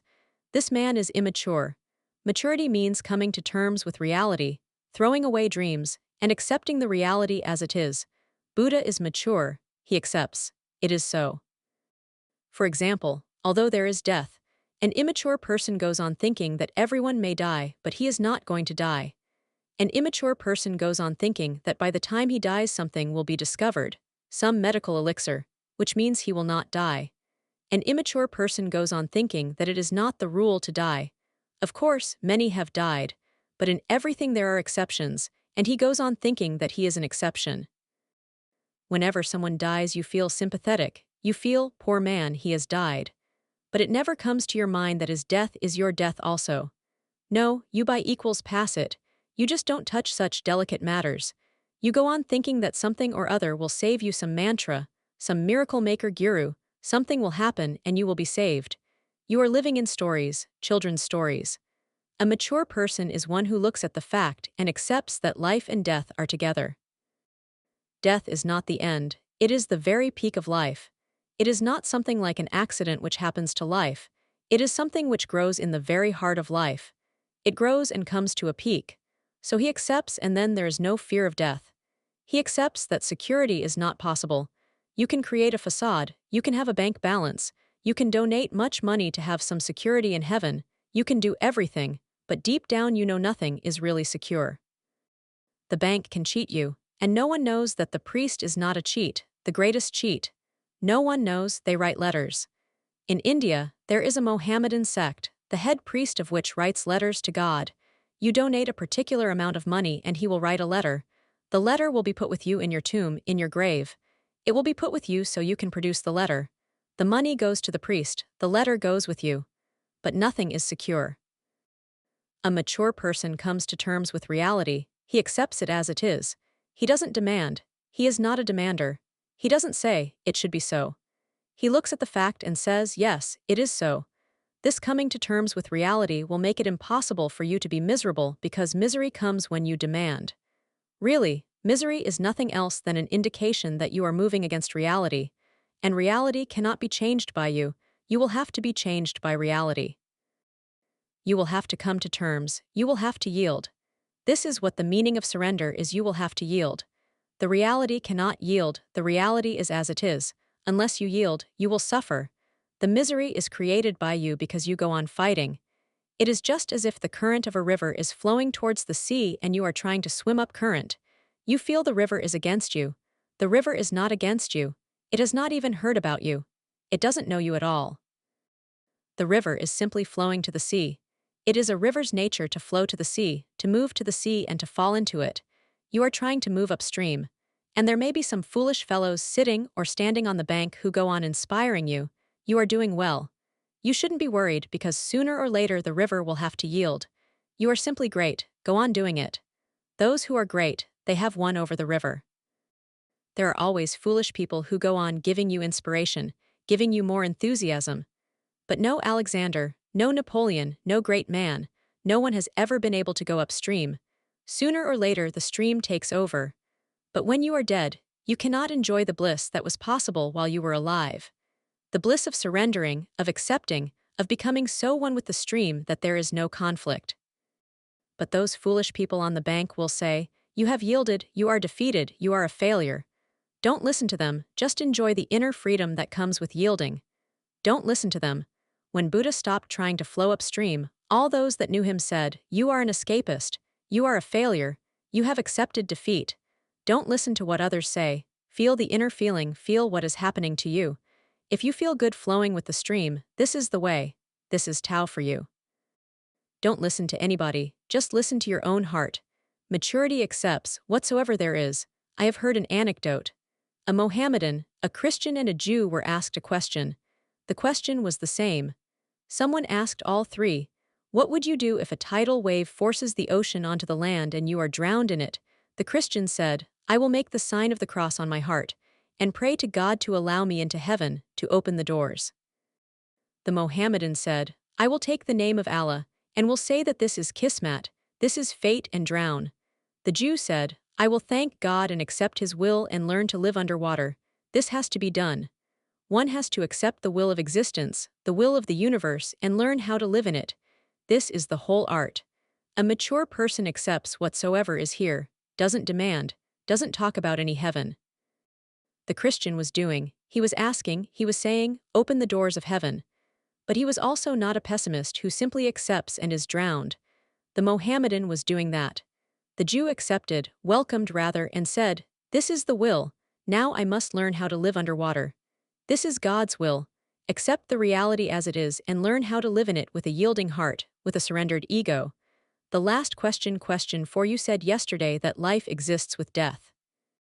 Then please explain what is the need of transcendence. This is the need. There is the need. Life exists with death. If you can understand this, you have transcended. You accept life, you don't accept death.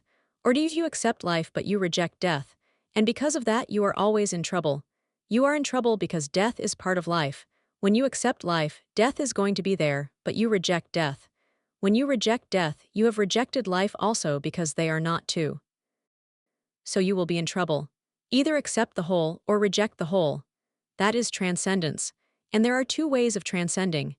Either accept both, life and death together, or reject both, life and death together, then you have transcended. These are the two ways, the negative and the positive. The negative says, reject both. The positive says, accept both, but the emphasis is that both should be there, whether accepted or rejected. When both are there, they negate each other, just like minus and plus. They negate each other, and when they are not, you have transcended. You are either attached to life or attached sometimes to death, but you never accept both. I have come across many people who are so dejected about life that they have started to think about committing suicide. First they are attached to life, then life frustrates, not that life frustrates. Attachment frustrates, but they think life is frustrating, so they become attached to death. Now they start thinking about how to destroy themselves, how to commit suicide, how to die. But the attachment is there. Previously it was to life, now it is to death. So a person who is attached to life and a person who is attached to death are not different. Attachment is there, and that attachment is the problem. Accept both. Just think. What will happen if you accept both, life and death? Immediately a silence will come to the mind because they negate each other. Life and death both disappear when you accept them, then you have transcended, you have gone beyond. Or reject both, it is the same thing. Transcendence means going beyond duality. Attachment means remaining within duality, attached to one against the other. When you accept both or reject both, attachment falls. Your tie is unlocked. Suddenly you float into a third dimension of being, where neither life is nor death. That is nirvana, that is moksha, where both the dualities are not, but oneness, isness, is. And unless you transcend, you will always be in misery. You can change your attachment from this to that, but you will be in misery. Attachment creates misery. Rejection also creates misery. Whatsoever you choose, it is up to you. You can choose a positive path like Krishna. He says accept both. Or you can choose a path like Buddha, who says, reject both. But do something with both together, then transcendence follows immediately. Even if you think of both, there will be transcendence. And if you can do it in real life, a new being is born. That being doesn't belong to the earth of duality, that being belongs to an unknown realm, the realm of nirvana. Chapter 73, Fear of Transformation, the appreciation of objects and subjects, is the same for an enlightened as for an unenlightened person. The former has one greatness: he remains in the subjective mood, not lost in things. Believe omniscient, omnipotent, pervading. Many people seem to be interested in meditation, but that interest cannot be very deep because so very few are transformed through it. If the interest is really deep, it becomes a fire by itself. It transforms you. Just through intense interest you start becoming different. A new center of being arises. So many people seem to be interested, but nothing new arises in them. No new center is born, no new crystallization is achieved. They remain the same. That means they are deceiving themselves. The deception is very subtle, but it is bound to be there. If you go on taking medicine, having treatments, and the illness remains the same, rather on the contrary, it goes on increasing, then your medicine, your treatment, is bound to be false. Maybe deep down you don't want to be transformed. That fear is very real, the fear of transformation. So on the surface you go on thinking that you are deeply interested, but deep down you go on deceiving. The fear of transformation is just like the fear of death. It is a death, because the old will have to go and the new will come into being. You will be there no more. Something totally unknown to you will be born out of you. Unless you are ready to die, your interest in meditation is false, because only those who are ready to die will be reborn. The new cannot become a continuity with the old. The old must be discontinued. The old must go. Only then can the new come into being. The new is not an outgrowth of the old. The new is not continuous with it. The new is totally new, and it comes only when the old dies. There is a gap between the old and the new. That gap gives you the fear. You are afraid. You want to be transformed, but simultaneously, you want to remain the old. This is the deception. You want to grow, but you want to remain you.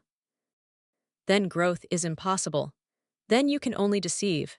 Then you can go on thinking and dreaming that something is happening, but nothing will happen because the basic point has been missed.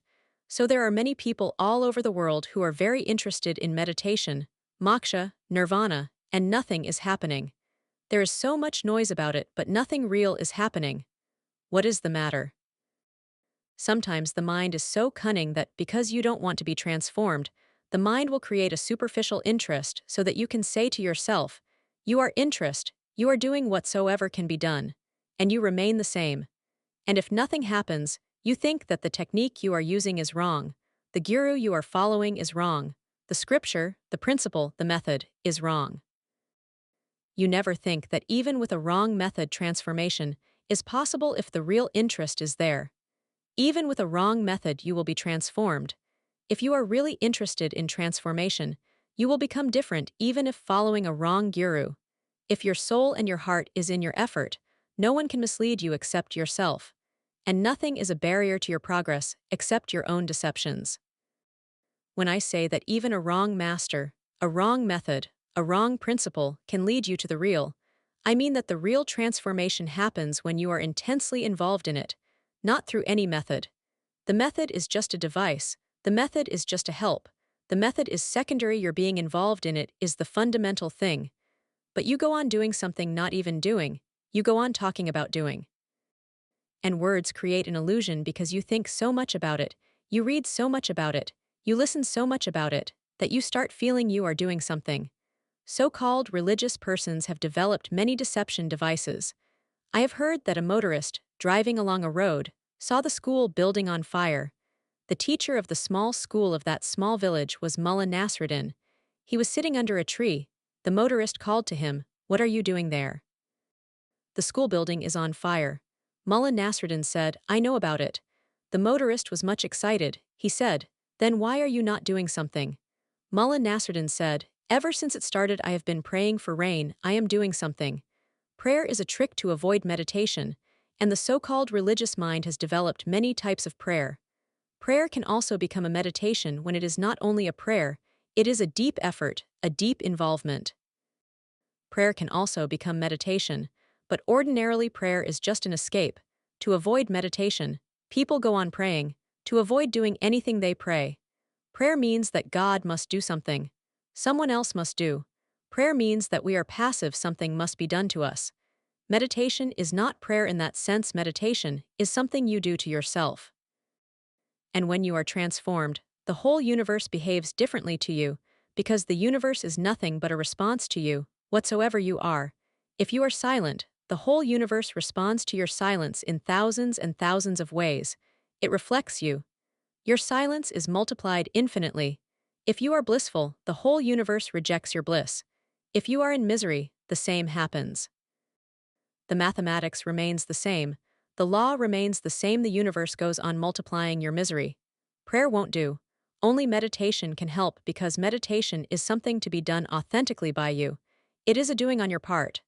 So the first thing I would like to say to you is be constantly alert that you are not deceiving yourself.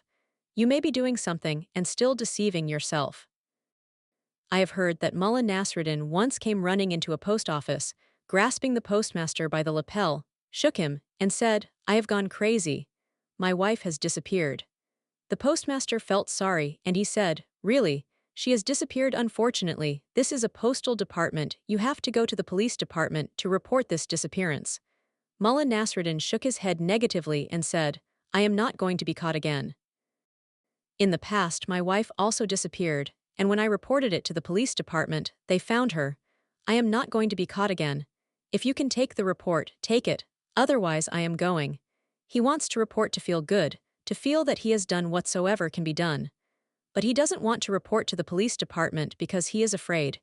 You go on doing things just to feel good, just to feel that you are doing something. But really, you are not ready to be transformed. So all that you do just passes as useless activity, not only useless, harmful also, because it is a wastage of time, energy, and opportunity. These techniques of Shiva are only for those who are ready to do. You can ponder over them philosophically that means nothing. But if you are actually ready to do, then something will start happening to you. They are alive methods, not dead doctrines. Your intellect is not needed. Your totality of being is required, and any method will do. If you are ready to give it a chance, any method will do. You will become a new man. Methods are devices, I will repeat again. If you are ready, then any method can do.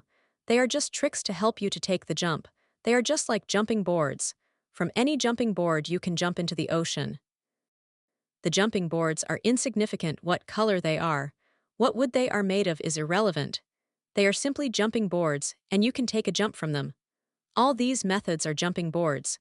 Whatsoever method takes your fancy, don't go on thinking about it, do it.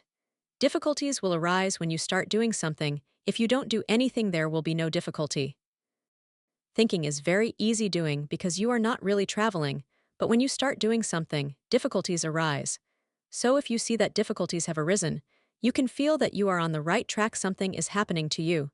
Then old barriers will break, old habits will go, there will be change, there will be disturbance and chaos. All creativity comes out of chaos. You will be created anew only if all that you are becomes chaotic. So these methods will destroy you first, then only will a new being be created. If there are difficulties, feel fortunate, that shows growth. No growth is smooth. And spiritual growth cannot be smooth, that is not its nature. Because spiritual growth means growing upwards, spiritual growth means reaching into the unknown, reaching into the uncharted. Difficulties will be there. But remember that with each difficulty that is past, you are crystallized, you become more solid. You become more real. For the first time you will feel something centering within you, something becoming solid. As you are now, you are just a liquid phenomenon, changing every moment, nothing stable. Really, you cannot claim any eye, you don't have one. You are many eyes just in a flow, a river-like flow. You are a crowd, not an individual yet, but meditation can make you an individual. This word individual is beautiful, it means indivisible. Right now as you are divided. You are only many fragments clinging together anyhow, without any center being there, without any master in the house, with only servants. And for a moment any servant can become the master. Every moment you are different because you are not, and unless you are, the divine cannot happen to you. To whom can it happen? You are not there. People come to me and they say, we would like to see God. I ask them, who will see? You are not there. God is always there, but you are not there to see. It is just a passing thought that you want to see God. The next moment they are not interested. The next moment they have forgotten all about it. A persistent, intense effort and longing is needed. Then any method will do. Now, we should enter the methods. The first method, the appreciation of objects and subjects, is the same for an enlightened as for an unenlightened person. The former has one greatness: he remains in the subjective mood, not lost in things. There is a very beautiful method. You can start it as you are. No other prerequisite is needed. The method is simple. You are surrounded by persons, things, phenomena. Every moment something is around you. Things are there, events are there, persons are there, but because you are not alert, you are not there. Everything is there, but you are fast asleep. Things move around you, persons move around you, events move around you, but you are not there. Or you are asleep. So whatsoever happens in your surroundings becomes a master, becomes a force over you. You are dragged by it. You are not only impressed, conditioned by it, you are dragged by it. Anything can catch you and you will follow it. Somebody passes, you look. The face is beautiful and you are carried away. The dress is beautiful, the color, the material is beautiful, you are carried away. The car passes, you are carried away. Whatsoever happens around you catches you. You are not powerful. Everything else is more powerful than you. Anything changes you. Your mood, your being, your mind depend on other things. Objects influence you. This sutra says that enlightened persons and unenlightened persons live in the same world. A Buddha and you both live and move in the same world. The world remains the same. The difference is not in the world. The difference happens in the Buddha. He moves in a different way. He moves among the same objects, but he moves in a different way. He is his own master. His subjectivity remains aloof and untouched. That is the secret. Nothing can impress him. Nothing from the outside can condition him. Nothing can overpower him. He remains detached. He remains himself. If he wants to go somewhere, he will go, but he will remain the master. If he wants to pursue a shadow, he will pursue it, but it is his own decision. This distinction must be understood. By detachment, I don't mean a person who has renounced the world, then there is no sense and no meaning in detachment. A detached person is a person who is living in the same world as you. The difference is not in the world.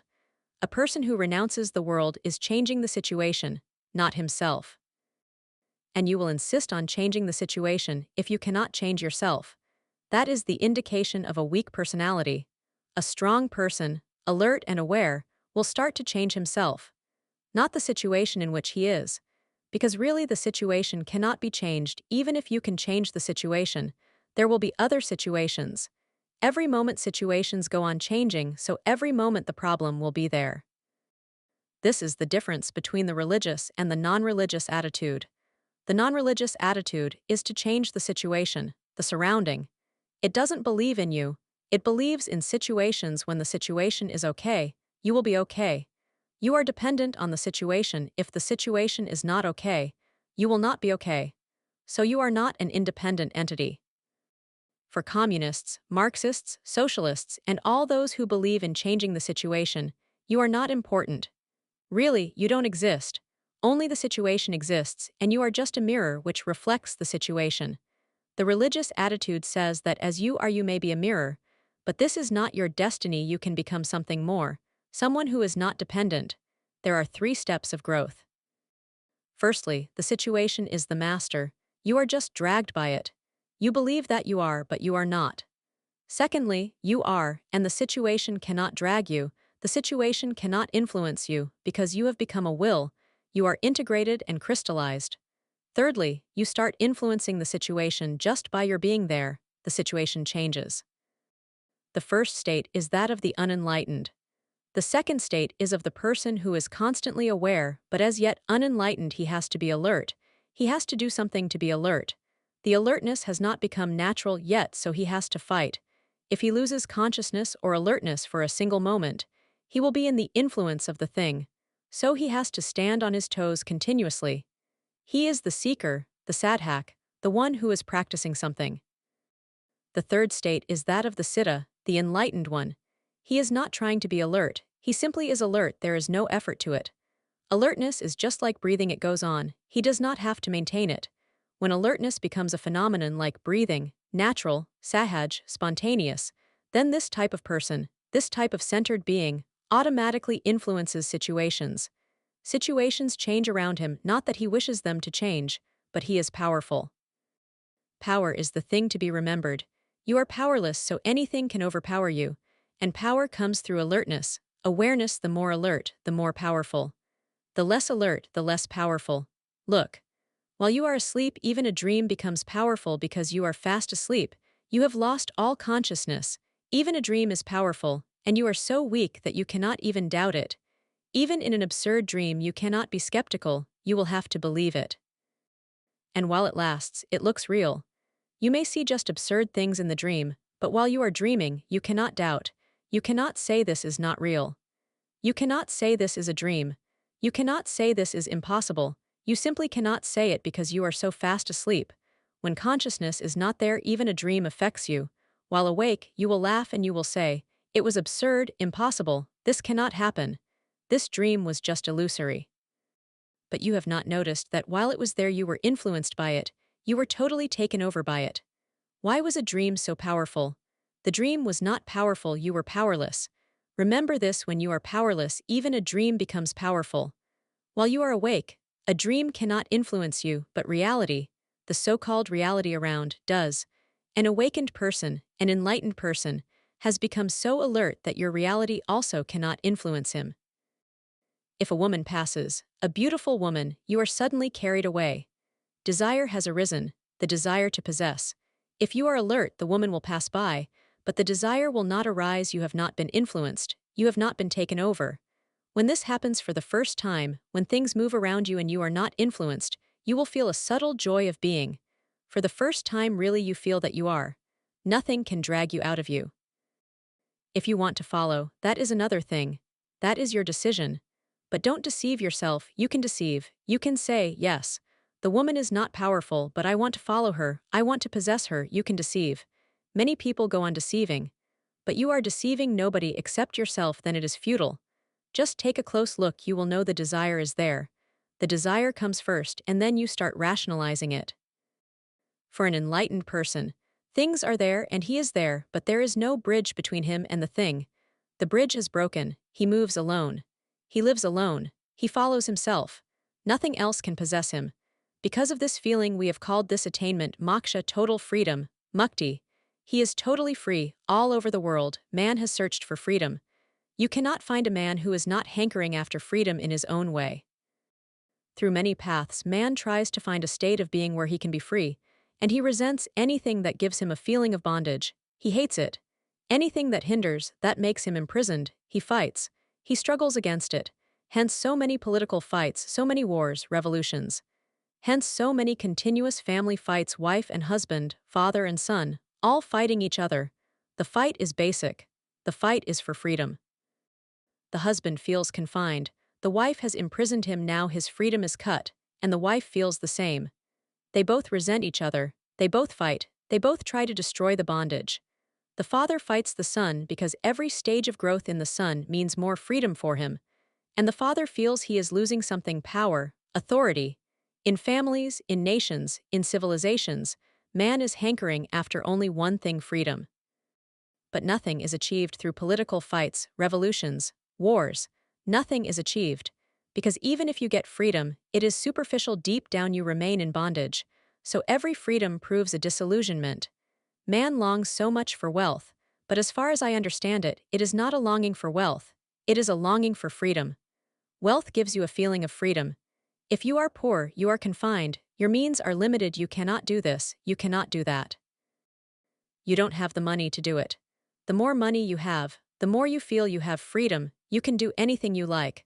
But when you have all the money and you can do all that you wish, imagine, dream about, suddenly you feel this freedom is superficial, because inside your being knows well that you are powerless and that anything can attract you.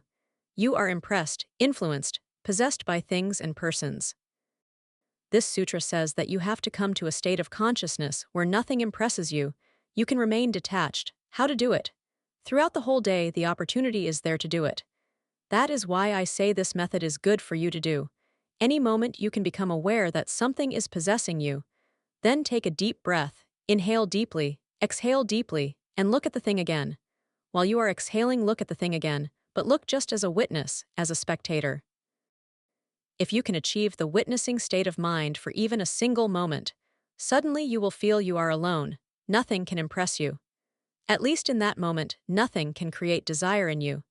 Take a deep breath and exhale it whenever you feel that something is impressing you, influencing you, dragging you away from you, becoming more important than yourself. And in that small gap created by the exhalation, look at the thing: a beautiful face, a beautiful body, a beautiful building, or anything. If you feel it is difficult, if just by exhaling you cannot create a gap, then do one thing more: exhale, and stop inhalation for a single moment so the exhalation has thrown all the air out. Stop, don't inhale. Then look at the thing. When the air is out or in, when you have stopped breathing, nothing can influence you. In that moment, you are unbridged, the bridge is broken. Breathing is the bridge, try it. It will be only for a single moment that you will have the feeling of witnessing, but that will give you the taste, that will give you the feeling of what witnessing is. Then you can pursue it throughout the whole day. Whenever something impresses you and a desire arises, exhale, stop in the interval and look at the thing. The thing will be there, you will be there, but there will be no bridge. Breathing is the bridge. Suddenly you will feel you are powerful, you are potential. And the more powerful you feel, the more you will become. The more things drop, the more their power over you drops, the more crystallized you will feel. Individuality has begun. Now you have a center to refer to, and any moment you can move to the center and the world disappears. Any moment you can take shelter in your own center, and the world is powerless. This sutra says, the appreciation of objects and subjects is the same for an enlightened as for an unenlightened person. The former has one greatness: he remains in the subjective mood, not lost in things. He remains in the subjective mood, he remains within himself, he remains centered in consciousness. Remaining in the subjective mood has to be practiced. As many opportunities as you can get, try it. And every moment there is an opportunity, every single moment there is an opportunity. something or other is impressing you, dragging you out, pulling you out, pushing you in. I am reminded of an old story. A great king, Bhartrhari, renounced the world. He renounced the world because he had lived in it totally, and he had come to realize that it was futile. It was not a doctrine to him, it was a lived reality. He had come to the conclusion through his own life. He was a man of strong desire, he had indulged in life as much as possible, then suddenly he realized it was useless, futile. So he left the world, he renounced it, and he went to a forest. One day he was meditating under a tree. The sun was rising. Suddenly he became aware that just on the road, the small road which passed nearby the tree, lay a very big diamond. As the sun was rising, it was reflecting the rays. Even Bhartrhari had not seen such a big diamond before. Suddenly, in a moment of unawareness, a desire arose to possess it. The body remained unmoved, but the mind moved. The body was in the posture of meditation, siddhasana, but the meditation was no longer there. Only the dead body was there, the mind had moved, it had gone to the diamond. Before the king could move, two men came from different directions on their horses, and simultaneously they became aware of the diamond lying on the street. They pulled out their swords, each one claiming that he had seen the diamond first. There was no other way to decide, so they had to fight. They fought and killed each other. Within moments, two dead bodies were lying there next to the diamond. Bhartrhari laughed, closed his eyes, and went into meditation again. What happened? He again realized the futility. And what happened to these two men? The diamond became more meaningful than their whole life. This is what possession means. They threw away their life just for a stone. When desire is there, you are no more. Desire can lead you to suicide. Really, every desire is leading you to suicide. When you are in the power of a desire, you are not in your senses, you are just mad. The desire to possess arose in Bhartrhari's mind also. In a fragment of a moment, the desire arose, and he might have moved to get it, but before he could, the other two persons came and fought, and there were two dead bodies lying on the road with the stone there in its own place. Bhartrhari laughed, closed his eyes, and went into his meditation again. For a single moment his subjectivity was lost. A stone, a diamond, the object, became more powerful. But again the subjectivity was regained. Without the diamond, the whole world disappeared, and he closed his eyes. For centuries meditators have been closing their eyes. Why? It is only symbolic that the world has disappeared, that there is nothing to look at, that nothing is worth anything, even to look at. You will have to remember continuously that whenever desire arises, you have moved out of your subjectivity. This is the world, this movement. Regain, move back, get centered again. You will be able to do it. The capacity is there with everyone. No one ever loses the inner potential. It is always there. You can move. If you can move out, you can move in. If I can go out of my house, why can I not come back within it? The same route is to be traveled. The same legs are to be used. If I can go out, I can come in. Every moment you are moving out, but whenever you move out, remember and suddenly come back. Be centered. If you feel it difficult in the beginning, then take a deep breath, exhale, and stop. In that moment, look at the thing which was attracting you. Really, nothing was attracting you, you were attracted. That diamond lying there on the road in the lonely forest was not attracting anybody. It was simply lying there being itself. The diamond was not aware that Bhartrhari had been attracted, that someone had moved from his meditation, from his subjectivity, had come back into the world. The diamond was not aware that two persons had fought for it and lost their lives. So nothing is attracting you, you get attracted.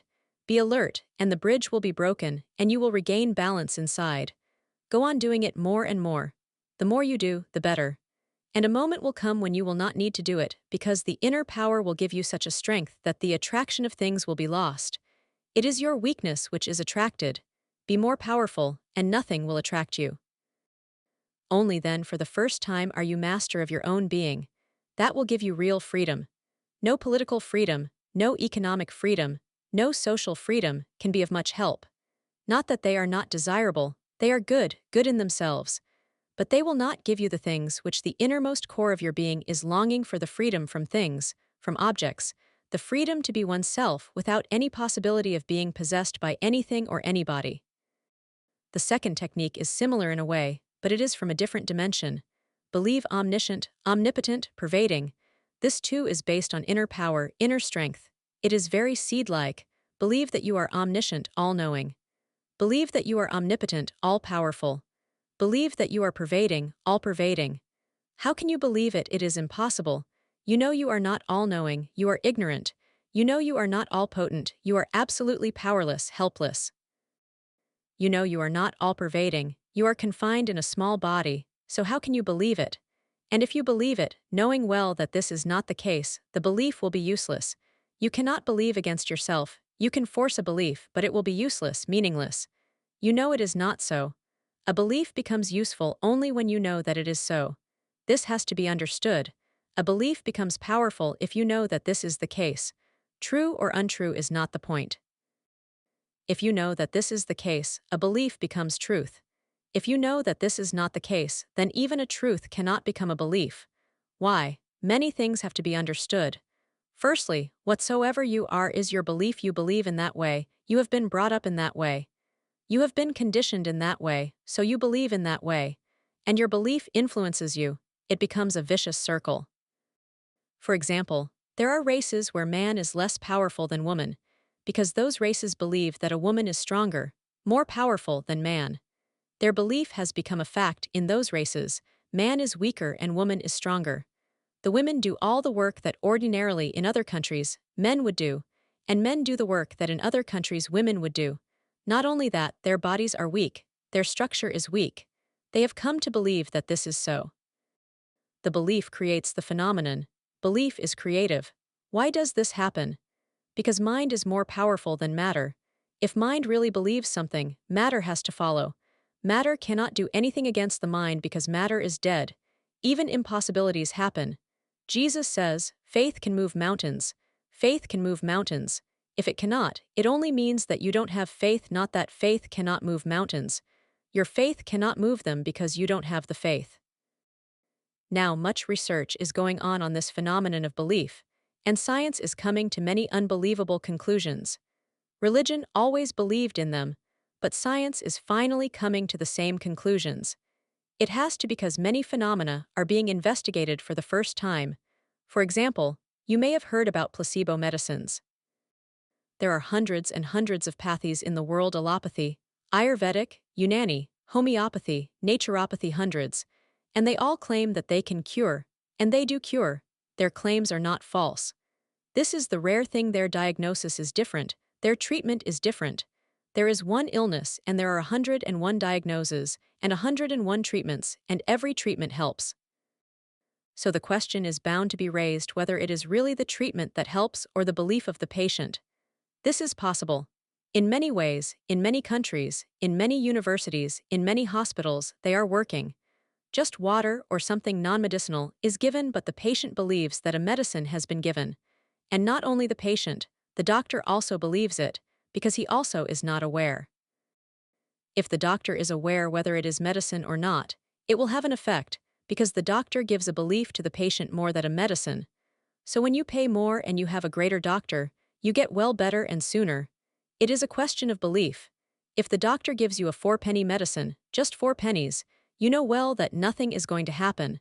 How can such a big patient with such a disease, such a great phenomenon, be cured by 4 pennies? Impossible. The belief cannot be created. Every doctor has to create around him an aura of belief. It helps. So if the doctor knows that it is just water that he is giving, he will not give his belief with faith. His face will show, his hands will show, his whole attitude and behavior will show that he is giving just water, and the unconscious of the patient will be affected. The doctor must believe. The more he believes, the better, because his belief is infectious. The patient looks at the doctor. If the doctor feels confident, don't worry. This is a new treatment, a new medicine, and this is going to help you. It is 100% certain. There is no doubt about it. If the whole personality of the doctor gives the impression of 100% hope, then already, even before taking the medicine, the patient is being cured. The cure has already started. Now they say that whatsoever you use, 30% of the patients will be cured almost immediately. Whatsoever you use, allopathy, naturopathy, homeopathy, or any pathy whatsoever you do, 30% of the patients will be cured immediately. Those 30% are believers. That's the ratio. If I look at you, into you, 30% are potential, are ones who can immediately be transformed. Once they get the belief, it will immediately start working. 1/3 of humanity can be immediately transformed, changed, to new orders of being without any difficulty. The question is only how to create the belief in them. Once the belief is there, nothing can debar them. You may be one of those fortunate ones, one of the 30%, but a great misfortune has happened to humanity, and that is that those 30% are condemned. Society, education, civilization, all condemn them. They are thought to be stupid people. No, they are more potential people. They have a great power, but they are condemned, and impotent intellectual people are praised because they can praise with language, words, reason. They are praised. Really, they are simply impotent. They cannot do anything in the real world of inner being, they can just go on with their mind. But they possess the universities, they possess the news media, they are the masters in a way, and they are artists in condemnation. They can condemn anything. And this 30% of potential humanity, those who can believe and can get transformed, they are not so articulate they cannot be. They cannot reason, they cannot argue, that's why they can believe. But because they cannot argue their case, they have themselves become self-condemning. They think something is wrong. If you can believe, you start feeling that something is wrong with you. If you can doubt, you think something is great with you. But doubt is not a force. Through doubt, no one ever got to the innermost being, to the ultimate ecstasy, no one, ever.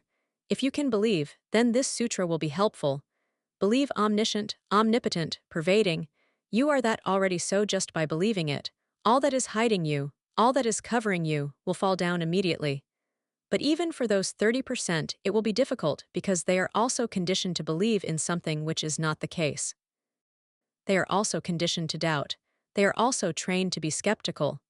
And they know their limitations, so how can they believe? Or if they believe, people will think they are mad. If you say that you believe that inside you is the all-pervading, the omnipotent, the divine, the all-powerful, then people will look at you and think you have gone crazy. How can you believe such things unless you are mad? But try something. Start from the very beginning. Get a little feeling of this phenomenon, then belief will follow. If you want to use this technique, do this. Close your eyes and just feel that you have no body. Feel as if the body has disappeared, melted away. Then you can feel your all-pervadingness. With the body it is difficult. That's why many traditions go on teaching that you are not the body, because with the body, limitation comes in. It is not difficult to feel that you are not the body, because you are not the body.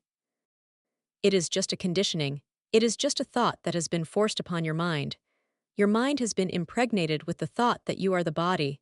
There are phenomena which demonstrate this. In Ceylon, Buddhist monks walk on fire. They do in India also, but the Ceylonese phenomenon is very rare. They walk for hours, and they are not burned.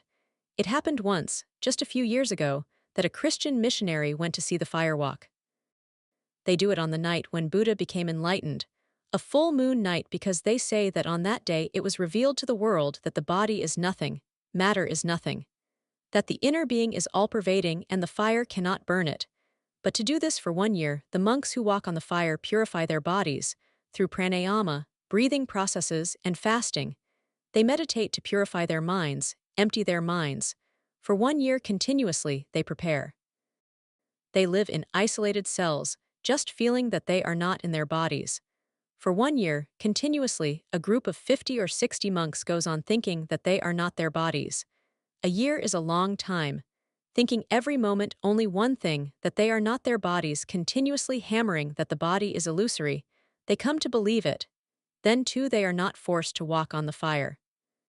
They are brought to the fire, and then whosoever thinks that he will not be burned, jumps into it.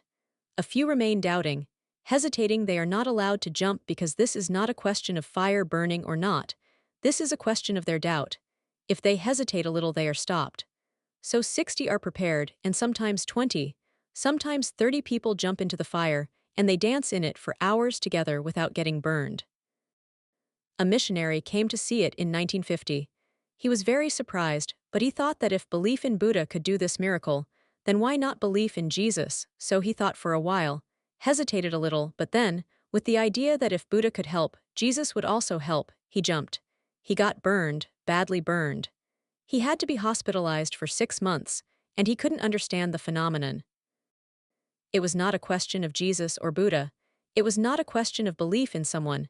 It was a question of belief. And that belief has to be hammered into the mind. Unless it reaches to the very core of your being, it will not start working. That Christian missionary went back to England to study about hypnosis, mesmerism, and allied phenomena, and what happens during fire walking. Then they invited 2 monks to Oxford University to give a demonstration. The monks went. They walked on fire. The experiment was tried many times. Then the 2 monks saw that one professor was looking at them, and he was looking so deeply, and he was so involved that his eyes, his face were ecstatic. The 2 monks went to the professor and said to him, "You can also come with us." Immediately he ran with them, jumped into the fire, and nothing happened. He was not burned. The Christian missionary was also present, and he knew well that this professor was a professor of logic, a man who is professionally doubtful, whose profession is based on doubt. So he said to the man, "What, you have done a miracle. I couldn't do it, and I am a believer." The professor said, "In that moment I was a believer. The phenomenon was so real, so fantastically real, it gripped me. It was so clear that body is nothing and mind is everything, and I felt so ecstatically in tune with the 2 monks that when they invited me, there was not a single hesitation. It was simple to walk. It was just as if there was no fire. There was no hesitation. No doubt that is the key. So first try this experiment. Sit with closed eyes for a few days just thinking that you are not your body, not only thinking, but feeling that you are not your body. And if you sit with closed eyes, a distance is created. Your body goes on moving away and away. You go on moving inwards. A great distance is created. Soon you can feel that you are not the body. If you feel you are not the body, then you can believe you are all-pervading, omnipotent, omniscient, all-knowing, all-powerful. This all-powerfulness or this all-knowingness is not concerned with so-called knowledge, it is a feeling, an explosion of feeling that you know. This has to be understood, particularly in the West, because whenever you say that you know, they will say, What do you know? Knowledge must be objective. You must know something. And if it is a question of knowing something, you cannot be all-pervading, no one can be, because there are infinite facts to be known. No one can be all-knowing in that sense. That's why in the West they laugh when Jains claim that Mahavir was Sarvajya, all-knowing. They laugh, because if Mahavir was all-knowing, then he must have known all that science is discovering now and even that which science will discover in future. But that doesn't seem to be the case. He says many things which are obviously contradictory to science, which cannot be true, which are not factual. His knowledge, if it is all-pervading, should never be erroneous. But there are errors. Christians believe that Jesus was all-knowing.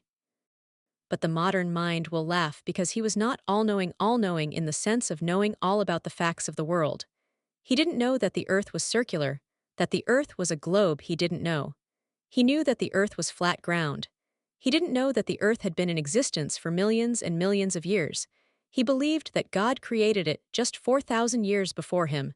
As far as facts, objective facts are concerned, he was not all-knowing. But this word all-knowing is totally different. When the Eastern sages say all-knowing, they don't mean knowing all about the facts, they mean all-conscious, all-aware, fully inside, fully conscious, enlightened. They are not concerned with knowing something, they are concerned only with the pure phenomenon of knowing, not knowledge, but the very quality of knowing. When we say that Buddha knows, we don't mean that he knows what Einstein knows. He doesn't know that. He is a knower. He knows his own being, and that being is all-pervading. That feeling of isness is all-pervading. And in that knowing nothing remains to be known, that is the point. Now there is no curiosity to know anything, all questions have dropped. Not that all answers have been achieved, all questions have dropped. Now there is no question to be asked, all curiosity has gone. There is no problem to be solved. This inner quietness, this inner silence filled with inner light, is infinite knowing. This is what is meant by omniscient. It is subjective awakening, this you can do. But it will not happen if you go on adding more knowledge to your mind. You can go on adding knowledge for lives together, you will know something, but you will never know all. The all is infinite. It cannot be known in that way. Science will always remain incomplete. It can never be complete, that's impossible. It is inconceivable that it can be complete. Really, the more science knows, the more it comes to know that more has to be known. This all-knowingness is an inner quality of awakening. Meditate and drop your thoughts. When you don't have any thoughts, you will feel what this omniscience is, what this all-knowledge is. When there is no thought, consciousness becomes pure, purified. In that purified consciousness, you don't have any problem. All questions have dropped. You know yourself, your being, and when you know your being, you have known all, because your being is the center of everybody's being. Really, your being is everybody's being. Your center is the center of the universe. In this sense, Upanishads have declared, Aham Brahmasmi, I am the Brahman, I am the Absolute. Once you know this little phenomenon of your being, you have known the infinite. You are just like a drop of the ocean. If even one drop is known, all the secrets of the ocean become revealed. Believe omniscient, omnipotent, pervading. But this will come through faith. This you cannot argue with yourself. You cannot convince yourself with some argument. You will have to dig deep within you for such feelings, for sources of such feelings. This word believe is very significant. It doesn't mean that you have a conviction, because conviction means a rational thing. You are convinced, you have argued it over, you have proofs for it. Belief means you don't have any doubts about it, not that you have proofs.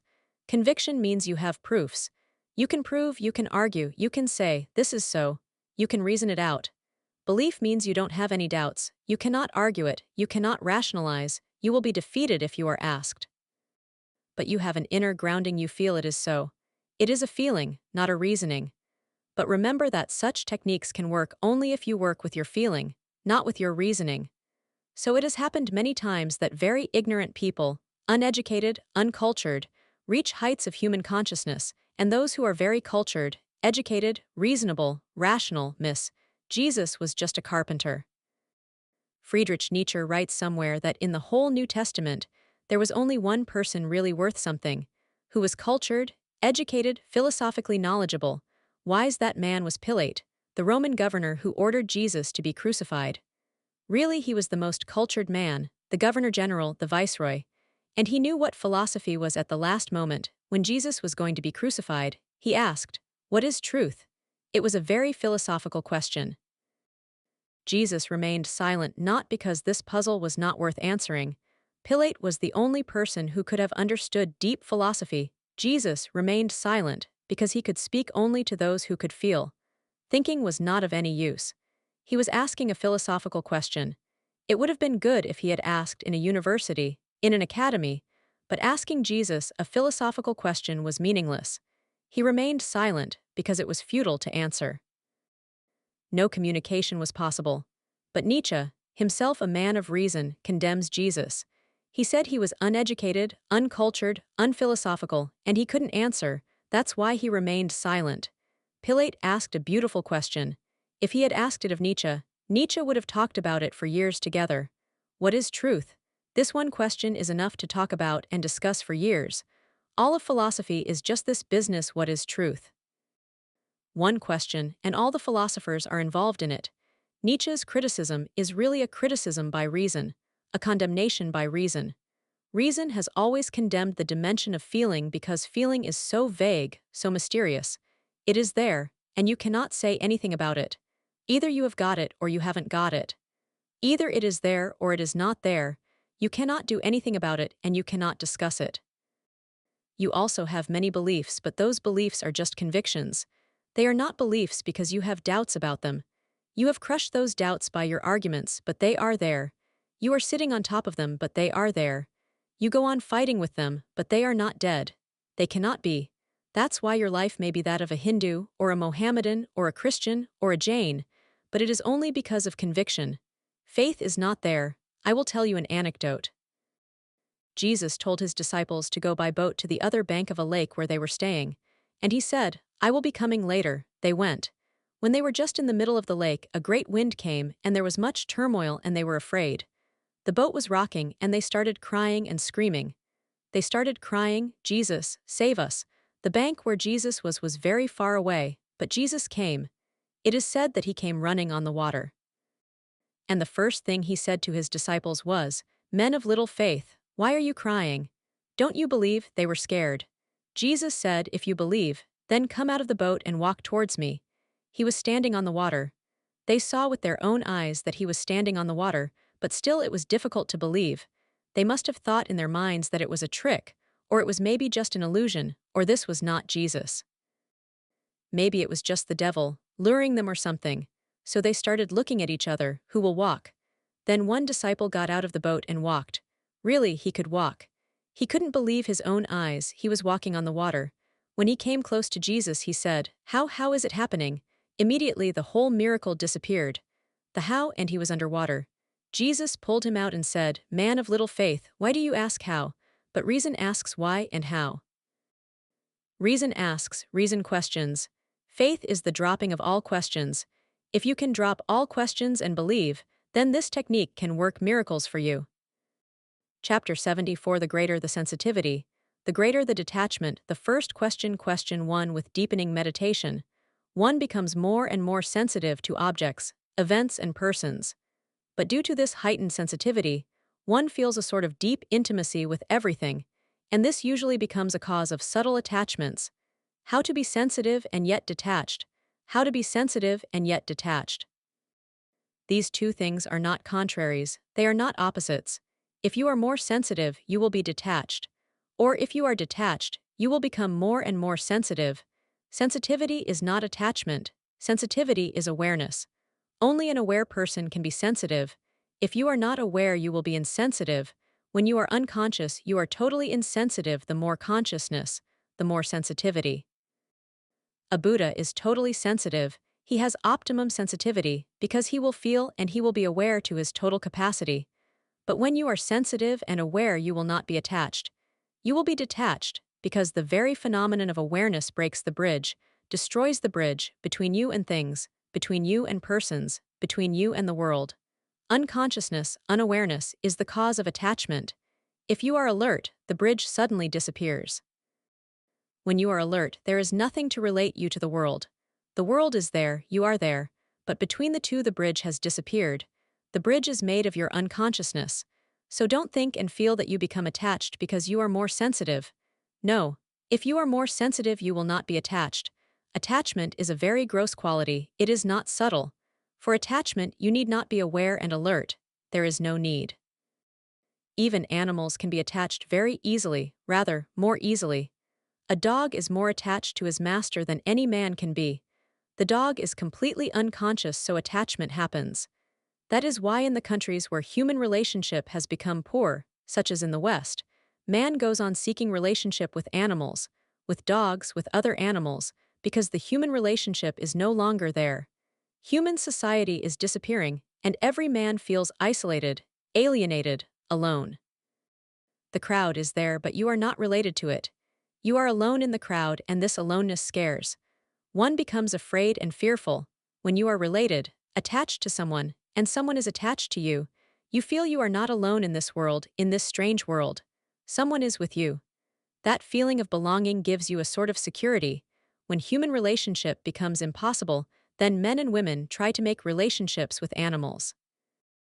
In the West, they are very deeply related to dogs and other animals, but here in the East, although you may be worshipping cows, you are not related to them.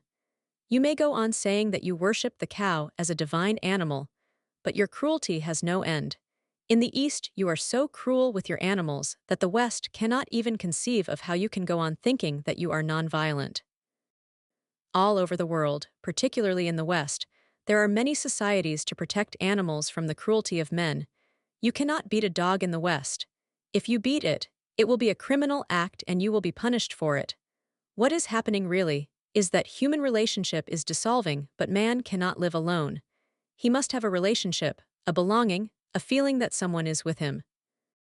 Animals can be very good friends because they get so attached. No man can get that attached. For attachment, awareness is not necessary. Rather, awareness is the barrier. The more aware you become, the less you will be attached, because the need for attachment disappears. Why do you want to be attached to someone? Because alone you feel you are not enough, you lack something. Something is incomplete in you. You are not a whole. You need someone to complete you. Hence, attachment. If you are aware, you are complete, you are a whole. The circle is now complete, nothing is lacking in you, you don't need anyone. You alone feel a total independence, a feeling of wholeness. That doesn't mean that you will not love persons. Rather, on the contrary, only you can love. A person who is dependent on you cannot love you, he will hate you. A person who needs you cannot love you. He will hate you because you become the bondage. He feels that without you he cannot live, without you he cannot be happy, so you are the cause of both his happiness and unhappiness. He cannot afford to lose you. This will give a feeling of imprisonment. He is imprisoned by you and he will resent it. He will fight against it. Persons hate and love together, but this love cannot be very deep. Only a person who is aware can love, because he doesn't need you. But then love has a totally different dimension. It is not attachment. It is not dependence. He is not dependent on you, and he will not make you dependent on him. He will remain a freedom, and he will allow you to remain a freedom. You will be two free agents, two total whole beings, meeting. That meeting will be a festivity, a celebration, not a dependence. That meeting will be a fun, a play. That is why we have called Krishna's life Krishna Leela, the play of Krishna. He loves so many persons, but there is no attachment. The same is not true on the part of the gopis and the gopals, the friends and the girl friends of Krishna. The same is not true. They have become attached, so when Krishna moves from Vrindavan to Dwaraka, they weep and cry and suffer. Their anguish is great because they think that Krishna has forgotten them. He has not forgotten, but there is no pain because there was no dependence. He is as whole and happy in Dwaraka as he was in Vrindavan, and his love is flowing as much in Dwaraka as it was in Vrindavan. The objects of love have changed, but the source of love remains the same. So whosoever comes near him receives the gift. And this gift is unconditional, nothing is required as a return, nothing is asked as a return. When love comes through an aware consciousness, it is just a pure gift with no condition, and the person who is giving it is happy because he is giving it. The very act of giving is his bliss, his ecstasy. So remember that if you feel that through meditation you have become more sensitive, then automatically you will become less attached, more detached. Because you will be more grounded in yourself, you will be more centered in yourself, you will not use somebody else as your center. What does attachment mean? Attachment means that you are using someone else as your center of being. Majanu is attached to Layla. He says he cannot live without Layla. That means the center of being has been transferred. If you say that you cannot live without this or that, then your soul is not within you. Then you are not existing as an independent unit. Your center has moved somewhere else. This movement of the center from yourself to something else, to the other, is attachment. If you are sensitive, you will feel the other, but the other will not become the center of your life. You will remain the center, and out of this centering the other will receive many gifts from you. But they will be gifts, they will not be bargains. You will simply give because you have too much, you are an overflowing. And you will be thankful that the other has received it. That will be enough, and that will be the end. That is why I go on saying that the mind is a great deceiver.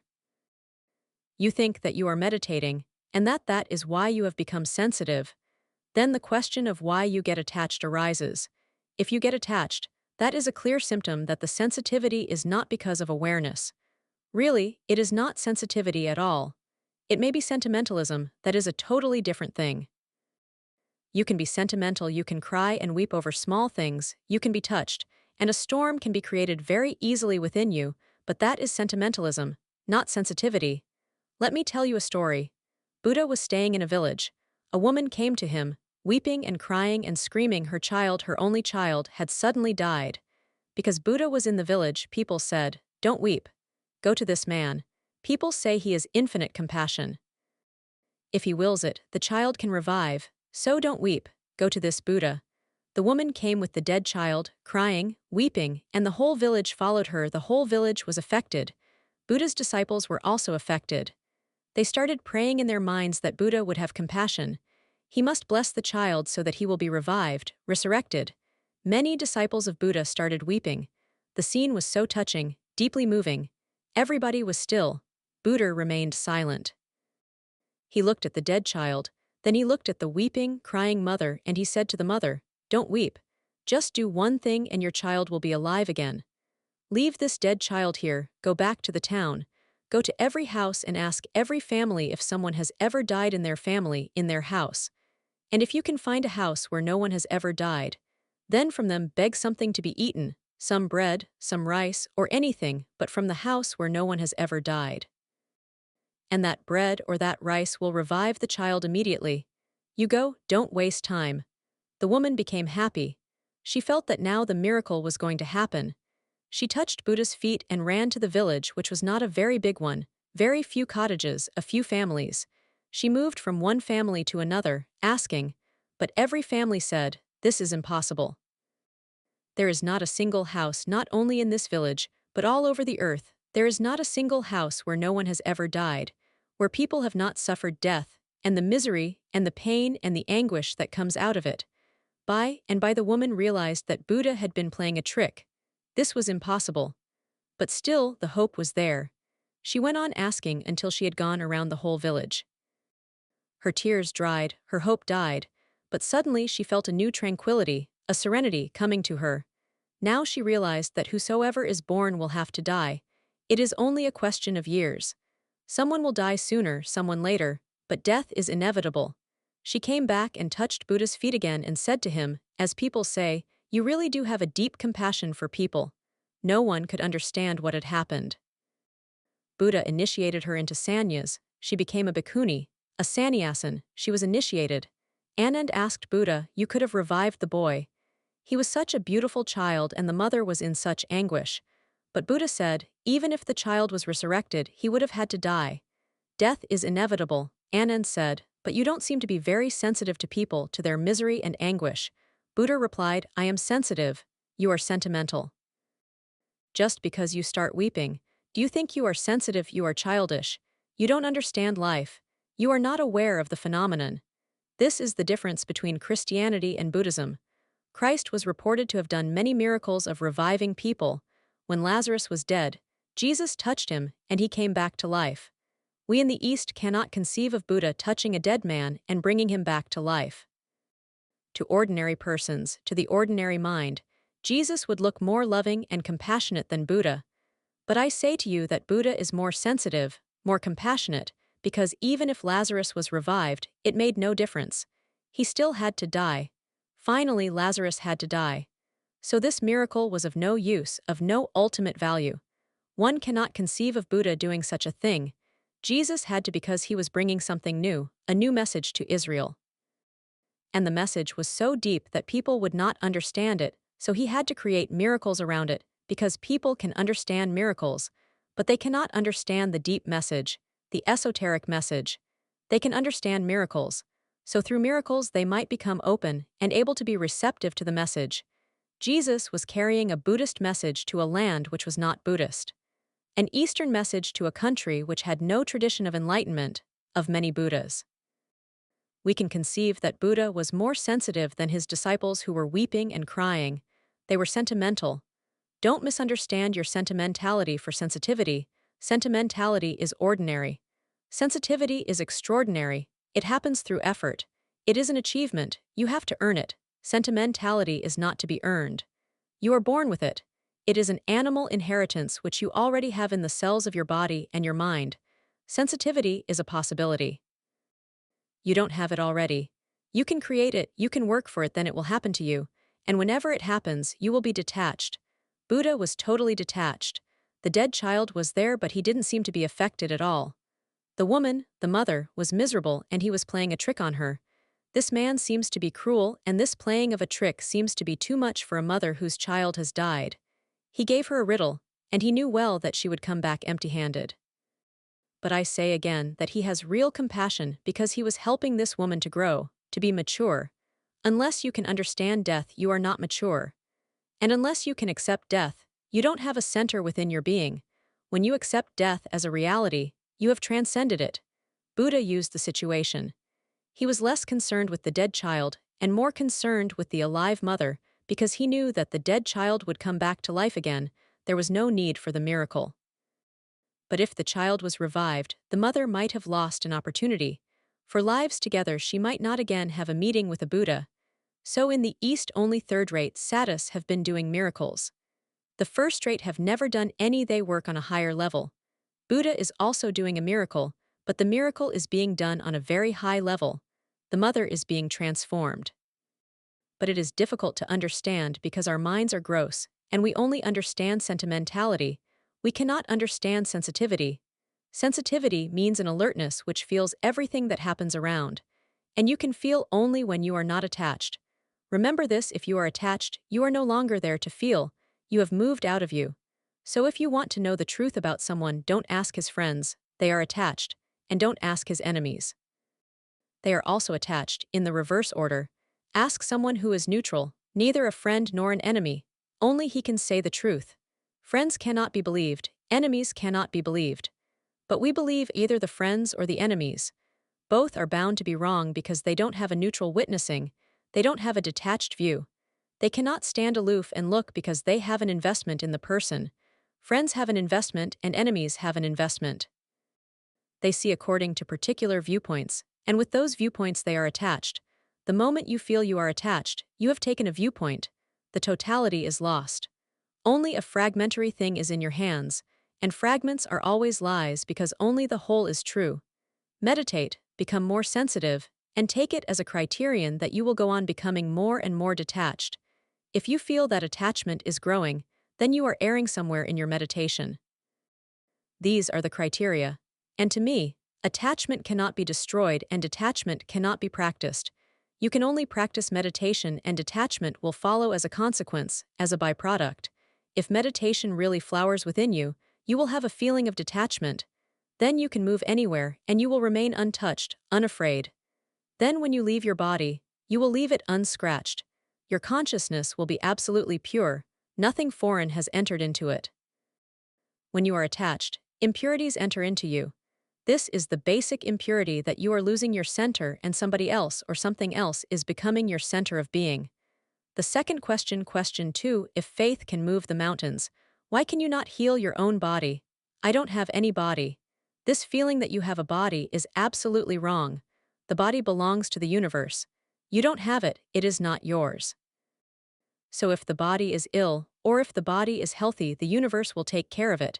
And a person who is in meditation should remain a witness, whether the body is healthy or ill. The desire to be healthy is part of ignorance. The desire not to be ill is also part of ignorance. And this is not a new question, this is one of the oldest questions. It has been asked of Buddha. It has been asked of Mahavir. Ever since there have been enlightened persons, the unenlightened have always asked this question. Look, Jesus said faith can move mountains, but he died on the cross. He couldn't move the cross. You or someone like you must have been present there waiting. The disciples were waiting because they knew Jesus, and he had been saying again and again that faith could move mountains. So they were waiting for some miracle to happen, and Jesus simply died on the cross. But this was the miracle: he could be a witness to his own death. And the moment of witnessing one's own death is the greatest moment of being alive. Buddha died of food poisoning. He suffered for 6 months continuously, and there were many disciples who were waiting for him to do a miracle. But he suffered silently and died silently. He accepted death. There were disciples there who were trying to cure him. Many medicines were given to him. A great physician of those days, Jivak, was Buddha's personal physician. He used to move with him wherever he went. Many times people must have asked, "Why does this Jivak go with you?" But it was Jivak's own attachment. Jivak was moving with Buddha because of his own attachment, and the disciples who were trying to help Buddha's body remain alive longer in this world, even if only for a few days more, were also attached. For Buddha himself, illness and health were the same. That doesn't mean that illness will not give pain. It will. Pain is a physical phenomenon, it will happen, but it will not disturb the inner consciousness. The inner consciousness will remain undisturbed, it will remain as balanced as ever. The body will suffer, but the inner being will remain just a witness of the whole suffering. There will be no identification, and this I call the miracle. This is possible through faith. And no mountain is bigger than identification, remember. The Himalayas are nothing. Your identification with your body is a greater mountain. The Himalayas may be moved or not moved through faith, that is irrelevant, but your identification can be destroyed. But we cannot conceive of anything which we do not know. We can think only according to our minds. We think according to where we are. The pattern remains the same. Sometimes my body is ill, and people come to me and they say, "Why are you ill? You should not be ill. An enlightened person should not be ill." But who told you that it is so? I have never heard about any enlightened person who was not ill. Illness belongs to the body. It has no concern with your consciousness, or whether you are enlightened or not.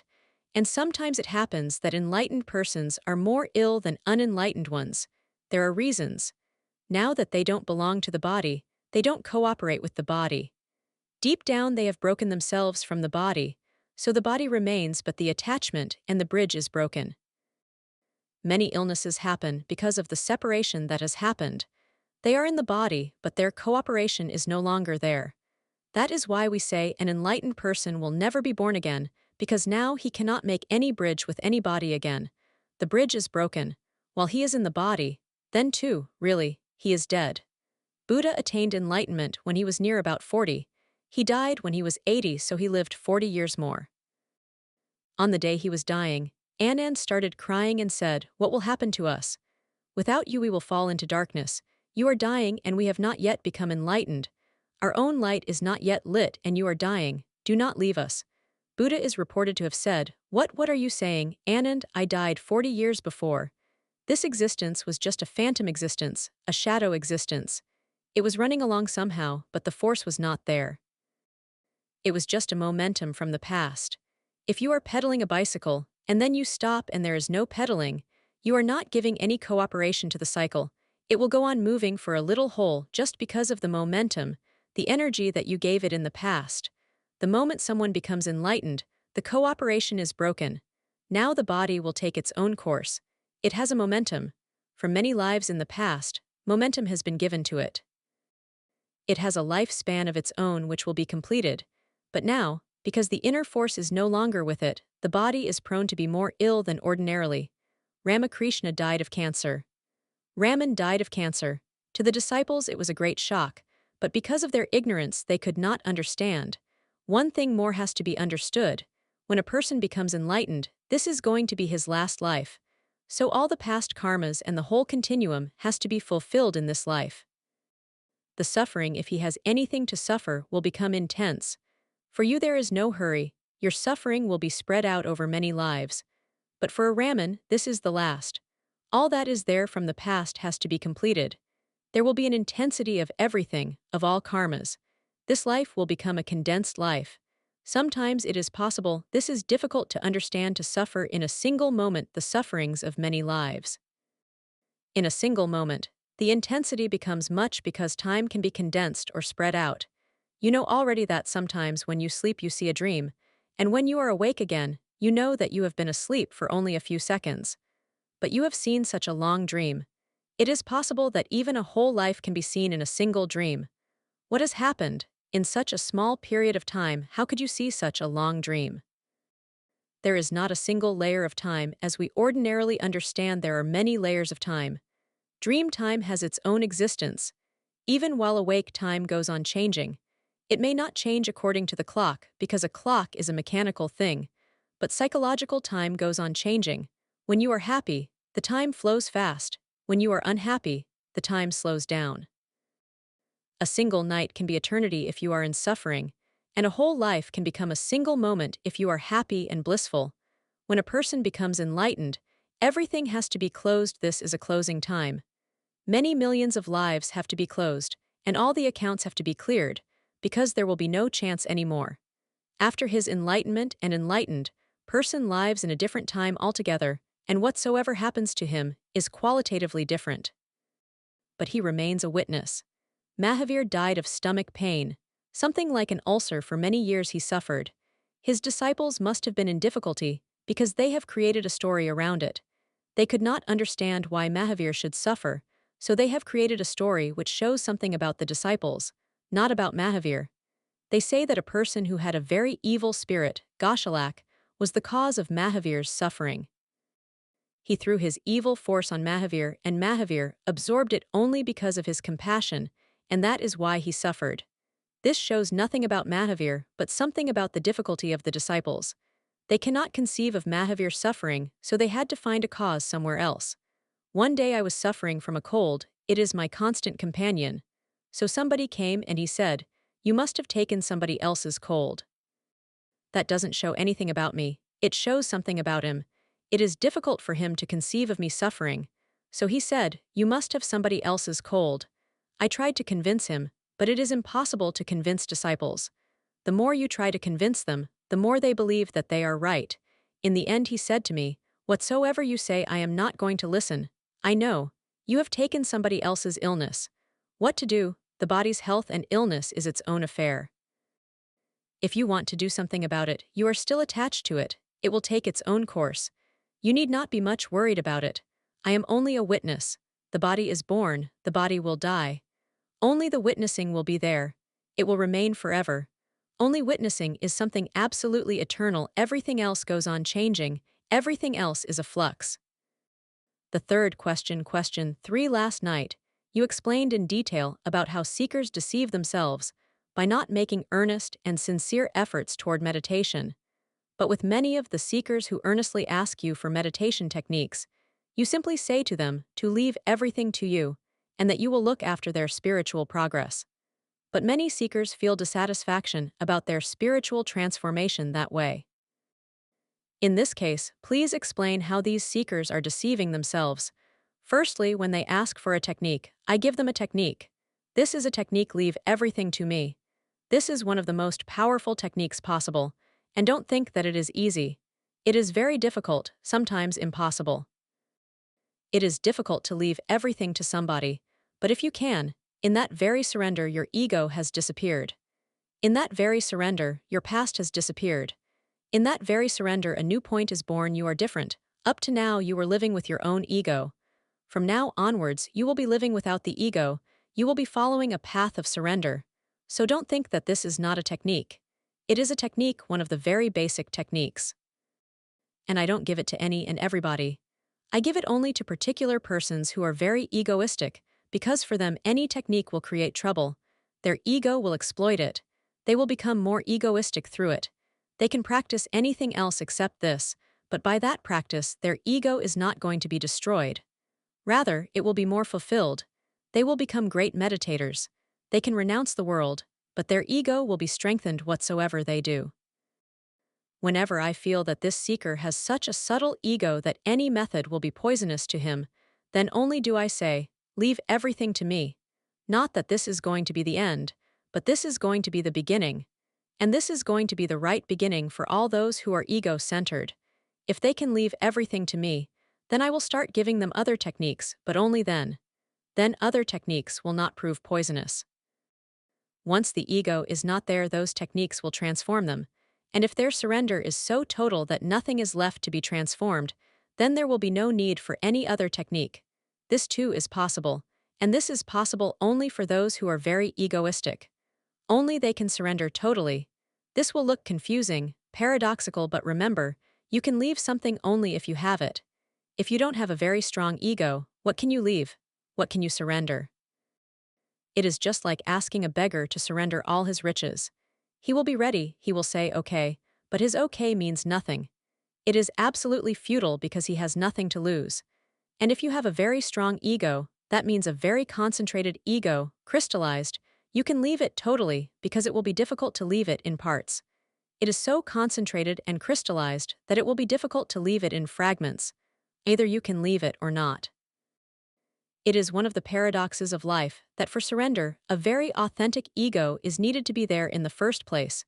So to me, a right education will consist in creating strong egos to the very extreme, where a great suffering is born out of them, and then surrender.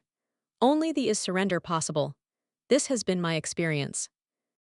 Persons coming from the West have stronger egos than the Eastern persons because in the West, there is no concept of surrender, no concept of obedience, no concept of guru and disciple. Really, the Western mind cannot conceive of what a guru is, and they cannot conceive of someone surrendering to anybody. The whole Western education, culture, and civilization is based on ego fulfillment. And Western psychologists say that to be mentally healthy, you must have a strong ego.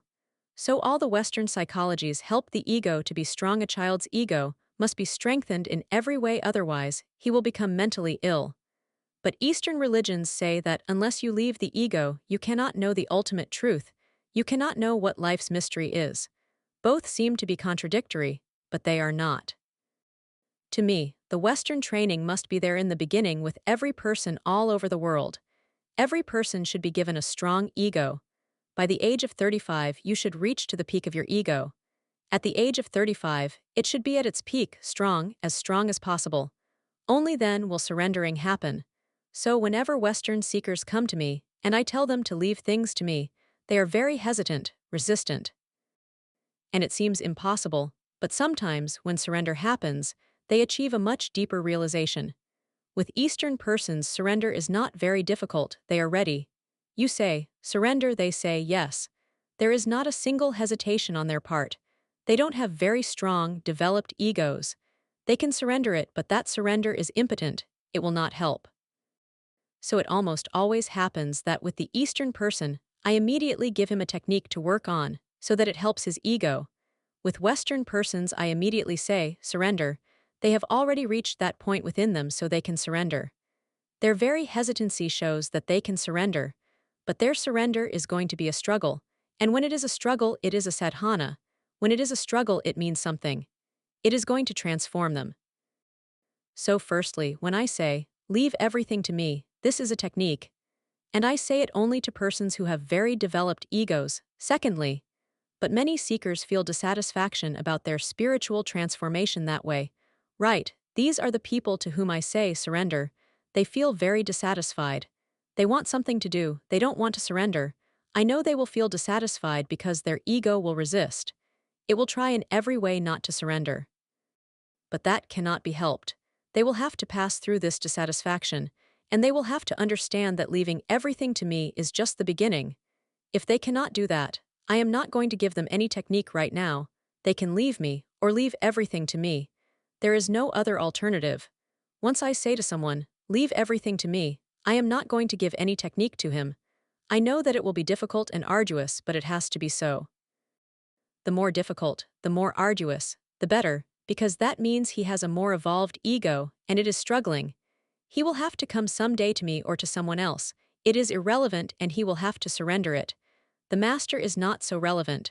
The surrendering is relevant. Where you surrender is of no significance. You can surrender to a stone Buddha.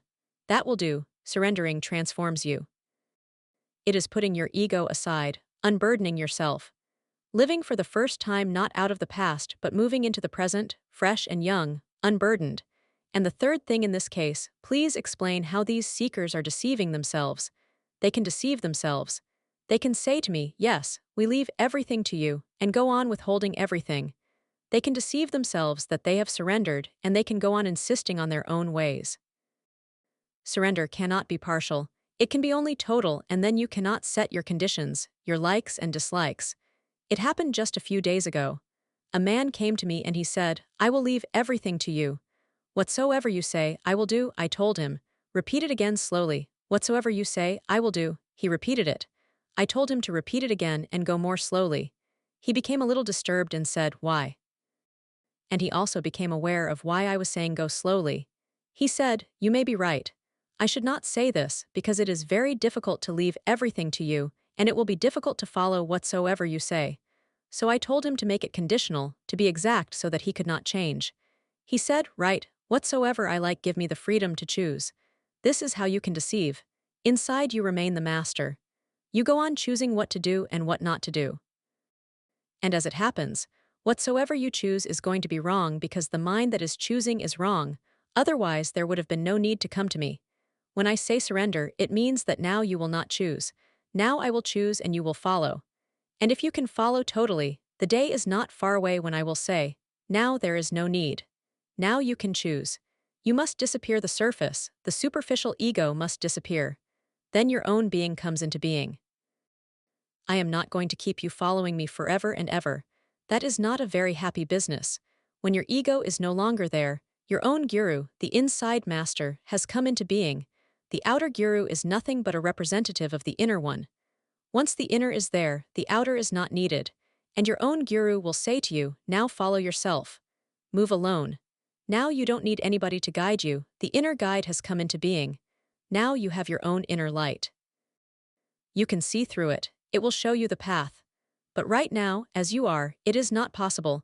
You don't have any light, you cannot see, and wherever your mind leads you, it will be wrong.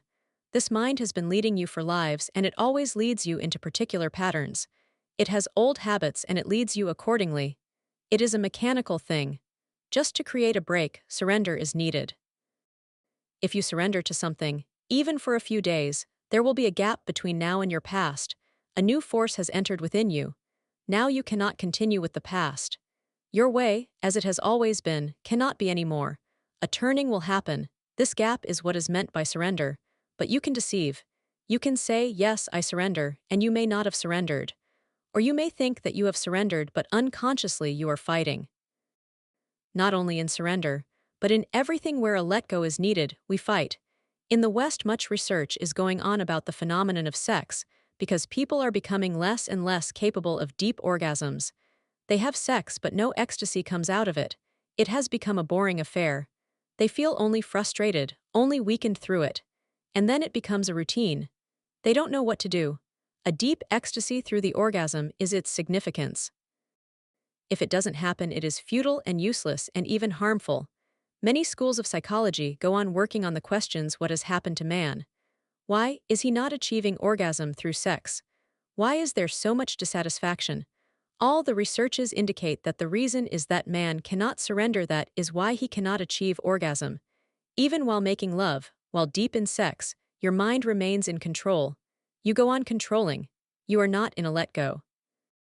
You are afraid to let go, because if you allow the sex energy to move uncontrolled, you don't know where it will lead. You may go mad, you may even die. That is the fear, so you remain in control. You go on manipulating your body. This manipulation from the mind doesn't allow the whole body to become a flow of energy. Then sex becomes a local affair. The whole body is not involved. The whole body is not in an inner dance. The ecstasy is missed. You lose energy, and you don't gain anything. There is bound to be frustration.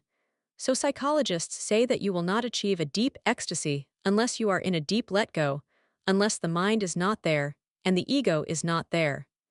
Unless the body has taken over with its own force, its own momentum, and is moving by its own unconscious sources. Unless you are not there. That ecstasy can give you a first glimpse of the ultimate ecstasy that happens in a total let go of your ego with the divine, with the universe. Samadhi, the ultimate goal of all yoga and tantra, is a deep orgasm with the universe itself, with the existence itself. The guru is just trying to help you, to bring you to a point where you can at least surrender the ego. Then a deep ecstasy will happen between you and your master. Wherever there is a let go, ecstasy happens. That is the law. So if you can surrender to a guru, don't listen to anybody. Even if the whole world says that this guru is wrong, don't listen to it. If you can surrender, this guru is right. You will achieve an ecstatic moment through him. And if the whole world says that this guru is right, and you cannot surrender, he is useless for you. So wherever you have the feeling of surrendering, there is your guru, your master. Search for the place. Search for the person in whose presence you can allow a let go, in whose presence you can drop your mind even for a time. Once this force from the outside enters into you, your path will be different. Your life will have taken a new turning. You can deceive yourself. You can go on thinking that you have surrendered, but you know well inside that you have not surrendered. And remember, you cannot deceive a master. He knows. And he will go on insisting unless the let go really happens. You can maneuver, you can play a game, but you cannot deceive a master. You can put your head to his feet, but that gesture means nothing. It may be just a superficial gesture. You are not bowing down at all. But if bowing down really happens, the master can work. So whenever I say surrender or leave it to me and I will take care, I mean it. Exactly whatsoever I say, I mean it. I want to create a gap within you, a discontinuity with the past. Once the gap is there, you will sooner or later become capable of going on your own. But before that, if you go on your own, you will continue the past story. Nothing new is possible. For the new, something from the outside must enter you, must push you onto a new path. The last question for you said that Jesus didn't know that the earth is round. So for Christians who believe that Jesus was God, this seems very strange. Isn't it implied that an enlightened one like Jesus, who knew deep occult sciences, must also know many astronomical and astrological facts about planets, the universe, and the interrelationship of celestial bodies? Please explain. No, Jesus was not concerned. When Jesus said that the world was flat, he was using the knowledge that was prevalent in those days. He was not concerned about whether the world was round or flat. It was meaningless to him. He was more concerned about those persons who were living on this flat or round earth. The concern has to be understood. It is absolutely futile for Jesus to discuss these things. What difference does it make, for example, you know from the geography books that the world is round? If your geography books were teaching that the world is flat, as they were teaching in the past, what difference will it make to you? Will you be a better man? Will you be more meditative on a flat world or on a round earth? What difference will it make to your being and the quality of your consciousness? It is irrelevant. Jesus was concerned with your consciousness, and he will not unnecessarily argue about things which are useless. Only unenlightened persons are dragged into unnecessary things. If you had told Jesus that the world was round, he would have said yes. It makes no difference to him because that was not his concern. The prevalent idea was that the world was flat. And really, to the ordinary mind, the world is still flat. It looks flat. The roundness is a scientific fact, but Jesus was not a scientist. For example, I know that it is a scientific fact that the sun never rises and never sets. The earth is moving around, the sun is not moving. But still I sue the words sunset and sunrise. Sunrise is basically wrong. The very word is wrong because the sun never rises. Sunset is wrong. The sun never sets. So after 2,000 years, someone can say that this man was unenlightened because he said the sun rises, sunrise, sunset. Didn't he know these small things? But if I am to change every word, then I will be fighting unnecessarily, and that is not going to help anybody. Jesus simply used the prevalent knowledge, and the prevalent idea was that the earth was flat. He was not concerned about it.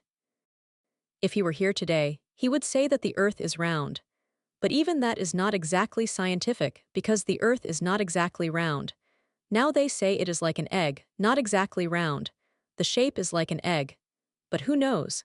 The next day they may change and say that this is not so.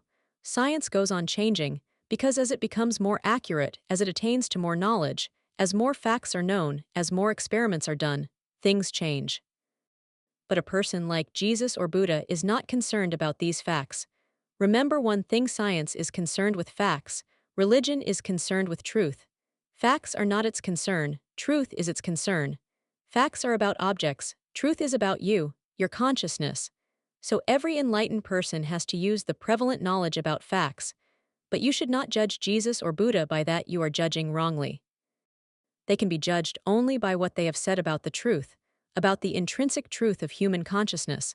About that they are always absolutely right, although their language differs. A Buddha speaks in one language, Jesus in a different one, Krishna in another. They use different factual knowledge, they use different techniques, devices, but the central core of their teaching is the same. And that, if you allow me to say it, is how to attain to total awareness. Awareness is the basic teaching of all the enlightened ones. They use many parables, techniques, devices, symbols, myths, but those are irrelevant. You can cut them away, you can put them aside and just bring out the basic core. The basic core of all the awakened persons is awareness.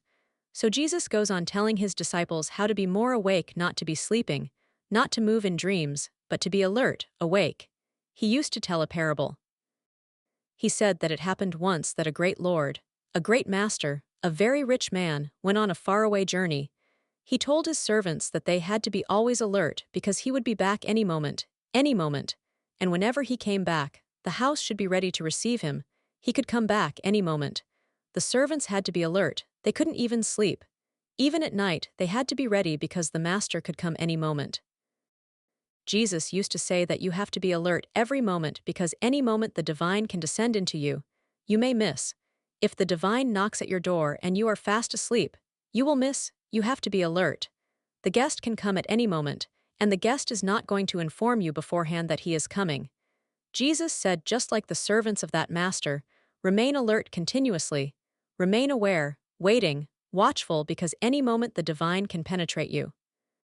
And if you are not alert, he will come, knock and go back, and that moment may not repeated soon.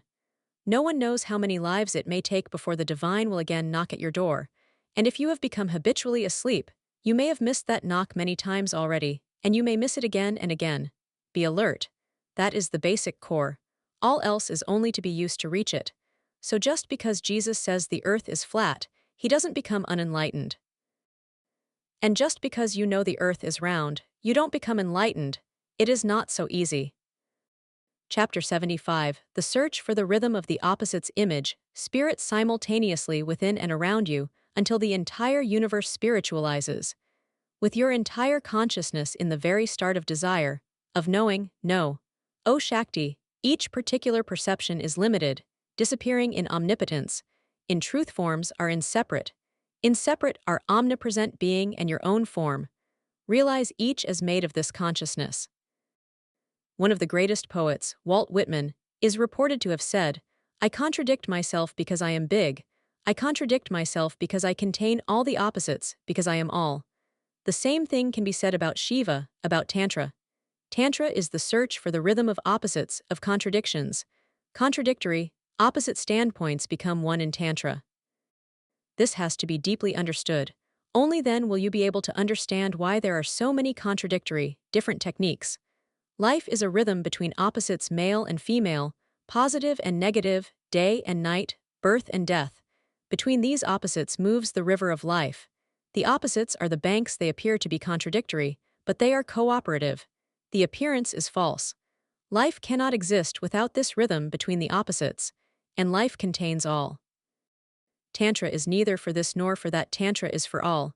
Tantra has no standpoint of its own really. All standpoints that are possible are contained in it. It is big. It can contradict itself because it contains all. It is not partial, it is the whole. Hence it is holy. All partial standpoints are bound to be profane. They cannot be holy if they don't contain the opposite. They may be logical and rational, but they cannot be alive. Wherever life exists, it exists through its opposite. It cannot exist alone. The opposite is a must. In Greek mythology, two gods are at polar opposites, Apollo and Dionysius. Apollo is the god of order, discipline, virtue, morality, culture, and Dionysius is the god of disorder, chaos, freedom, nature. Both are polar opposites. Almost all religions are more or less based on the Apollonian standpoint. They believe in reason, they believe in order, they believe in virtue, they believe in discipline, control. Really, they believe in the ego. But Tantra is basically different. It contains both. It contains the Dionysian standpoint also. It believes in nature, it believes in chaos, it believes in laughing and dancing and singing. It is not just serious, it is both. It is both serious and non-serious. Nietzsche writes in one of his letters, "I can believe only in a dancing God." He couldn't find any dancing God. Had he known something about Shiva, then the story of his life would have been totally different. Shiva is the dancing God. Nietzsche knew only about the Christian God. That is the only standpoint, very serious. Sometimes the seriousness of the Christian God looks absurd, childish, because the opposite is denied completely. You cannot conceive of a Christian God dancing. Impossible. Dancing looks too earthly. And you cannot conceive of a Christian God laughing, or can you? It is impossible. The Christian God cannot laugh. Laughter will look too worldly. The Christian God is the very spirit of seriousness, and Nietzsche couldn't believe in it. And I think that no one can believe in such a God, because it is half, it is not the whole. Only persons like Billy Graham can believe in it. Somewhere Billy Graham says very seriously that when you are reading sexy magazines, you must remember that God is looking at you. This looks foolish. You are reading a sexy magazine, and God is reading you reading the sexy magazines. This very attitude is stupid. It is stupid because it doesn't contain the opposite. You will become stupid and dead if the opposite is denied. But if you can move to the opposite easily with no contradiction, if you can be serious and you can be laughing, if you can sit like a Buddha and you can dance like a Krishna, and there is no inherent opposition between these two, you can move from being a Buddha towards being a Krishna easily and smoothly. If you can do this, you will be alive. And if you can do this, you will be a tantric, because Tantra is the basic search for the rhythm which exists between the opposites, for the river which flows between the opposites. So Tantra goes on working on all and every technique possible. Tantra is not for someone, it is for all. Every type of mind can move through Tantra. Every type of mind cannot be Christian, every type of mind cannot be Hindu, every type of mind cannot be Buddhist. A particular type of mind will be attracted by Buddha, a particular type by Jesus, a particular type by Mohammed. Shiva contains all. Shiva can have an appeal for every type possible. The total, the whole has been included, it is not a partial standpoint. That is why Tantra has no sect. You cannot create a sect around the whole, you can create a sect only around a fragment. You can live the whole, but you cannot create a sect. A sect can be created only when you are for something and against something else. If both the opposites are contained, how can you create a sectarian mind? Tantra is the essential religion. It is not a sect. Hence so many techniques. People keep on coming to me and asking, there are so many techniques and one technique contradicts the other. Yes, it contradicts the other because it is not meant for a particular mind. In these 112 techniques, all the types, all the possible types of humanity have been included. Please don't be concerned with all the techniques, otherwise you will get confused. You simply find that which suits you, that which appeals to you. Towards it you will feel a deep affinity and attraction. You will fall in love with it. Then forget all the remaining 111 techniques, forget them. You just stick to the one that works for you. In these 112 techniques, only one technique is for you. If you try many techniques you will get confused, because to try so many techniques you will need a very big mind which can absorb contradiction. That is not possible right now. One day it may become possible. You can become so complete, so total, that you can move easily with many techniques. Then there will be no problem. But then there will also be no need. Right now is the need. Find your technique. I can be helpful to you in finding which technique will be suitable for you. And if you feel that other techniques are contradictory to the technique that suits you, don't think about them, they are contradictory. But they are not for you. At least they are not for you now. One day it may become possible that when you don't have the ego within, you can move to the opposite without any problem. The ego creates the problem. It is stuck somewhere, it clings to something, it is not liquid, it cannot flow, and Shiva is flowing in all directions. So remember, don't start thinking about these techniques that this technique is against that. Shiva is not trying to create a system, he is not a system maker. Shiva is giving all the techniques without any systematizing. They cannot be systematized, because a system means that the contradictory, the opposite, must be denied. And here the opposite is included. It is both Apollo and Dionysius. It is both serious and laughing. It is both immanent and transcendent. It is both earthly and unearthly because it is all. Now we should enter the techniques. The first technique imagines spirit simultaneously within and around you until the entire universe spiritualizes.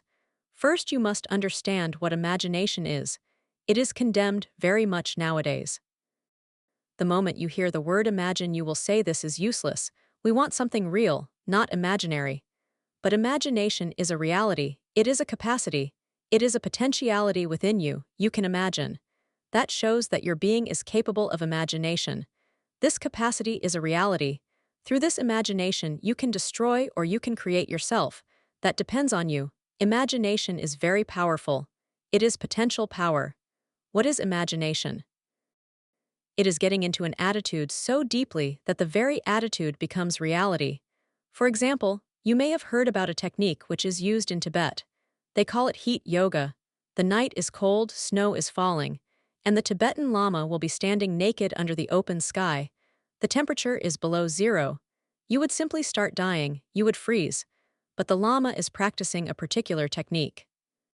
That technique is that he is imagining that his body is a burning fire, and he is imagining that he is perspiring. The heat is so much that he is perspiring. And he actually starts perspiring, although the temperature is below zero, and even the blood should freeze. He starts perspiring. What is happening? This perspiration is real. His body is really hot, but this reality is created through imagination. You just try some simple technique so that you can feel how reality can be created through imagination. Unless you feel it, you cannot work with this technique. Just count your pulse. Sit in a closed room and count your pulse. And then for 5 minutes just imagine that you are running. Imagine that you are running, it is hot, you are taking deep breaths, you are perspiring, and your pulse rate is going high. After imagining this for 5 minutes again count your pulse. You will see the difference, your pulse rate will be high.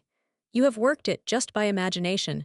You are not really running. In old Tibet, Buddhist monks used to do exercise only through imagination. And those techniques can be of much use for modern man, because it is difficult to run in the street, difficult to have a long walk, difficult to find a lonely street. You can just lie down on the floor in your room and imagine that for 1 hour continuously you are taking a long, fast walk. Just in imagination, go on walking. And now, even medical experts say that the effect would be the same as if it were a real walk. Once you get in tune with your imagination, the body starts functioning. You are already doing many things without knowing that it is your imagination working. Many times you create many illnesses just through imagination. You imagine that now this disease is there, infectious, it is all over the place. You have become receptive. Now there is every possibility that you will fall ill, and that illness is real. But it has been created through imagination. Imagination is a force, an energy, and the mind moves through it. And when the mind moves through it, the body follows. It happened once in a university hostel in the United States that 4 students were trying an experiment in hypnosis. Hypnosis is nothing but imagination power. When you hypnotize a person, he is really falling into deep imagination, and whatsoever you suggest will start happening. So they suggested many things to a boy that they had hypnotized. 4 boys tried hypnosis on one. They tried many things, and whatsoever they said, the boy immediately followed. When they said, jump, the boy started jumping. When they said, weep, the boy started weeping. When they said, tears are flowing from your eyes, tears started flowing. Then just as a joke they said, now lie down, you are dead. And the boy lay down and he was dead. This happened in 1952. After that they made a law against hypnosis in the United States. No one should try hypnosis unless some research work is involved. Unless some medical institute or some psychological department of some university authorizes you, only then can you experiment. Otherwise it is dangerous. The boy simply believed, imagined, that he was dead, and he was dead. If death can occur through imagination, why not life? Why not more life? This technique is based on the power of imagination. Imagine spirits simultaneously within and around you until the entire universe spiritualizes. Just sit in a lonely place where no one will disturb you. A lonely, secluded room will do. Or if you can get somewhere outside, it will be better, because when you are near nature, you are more imaginative. When there are only man-made things around you, you are less imaginative.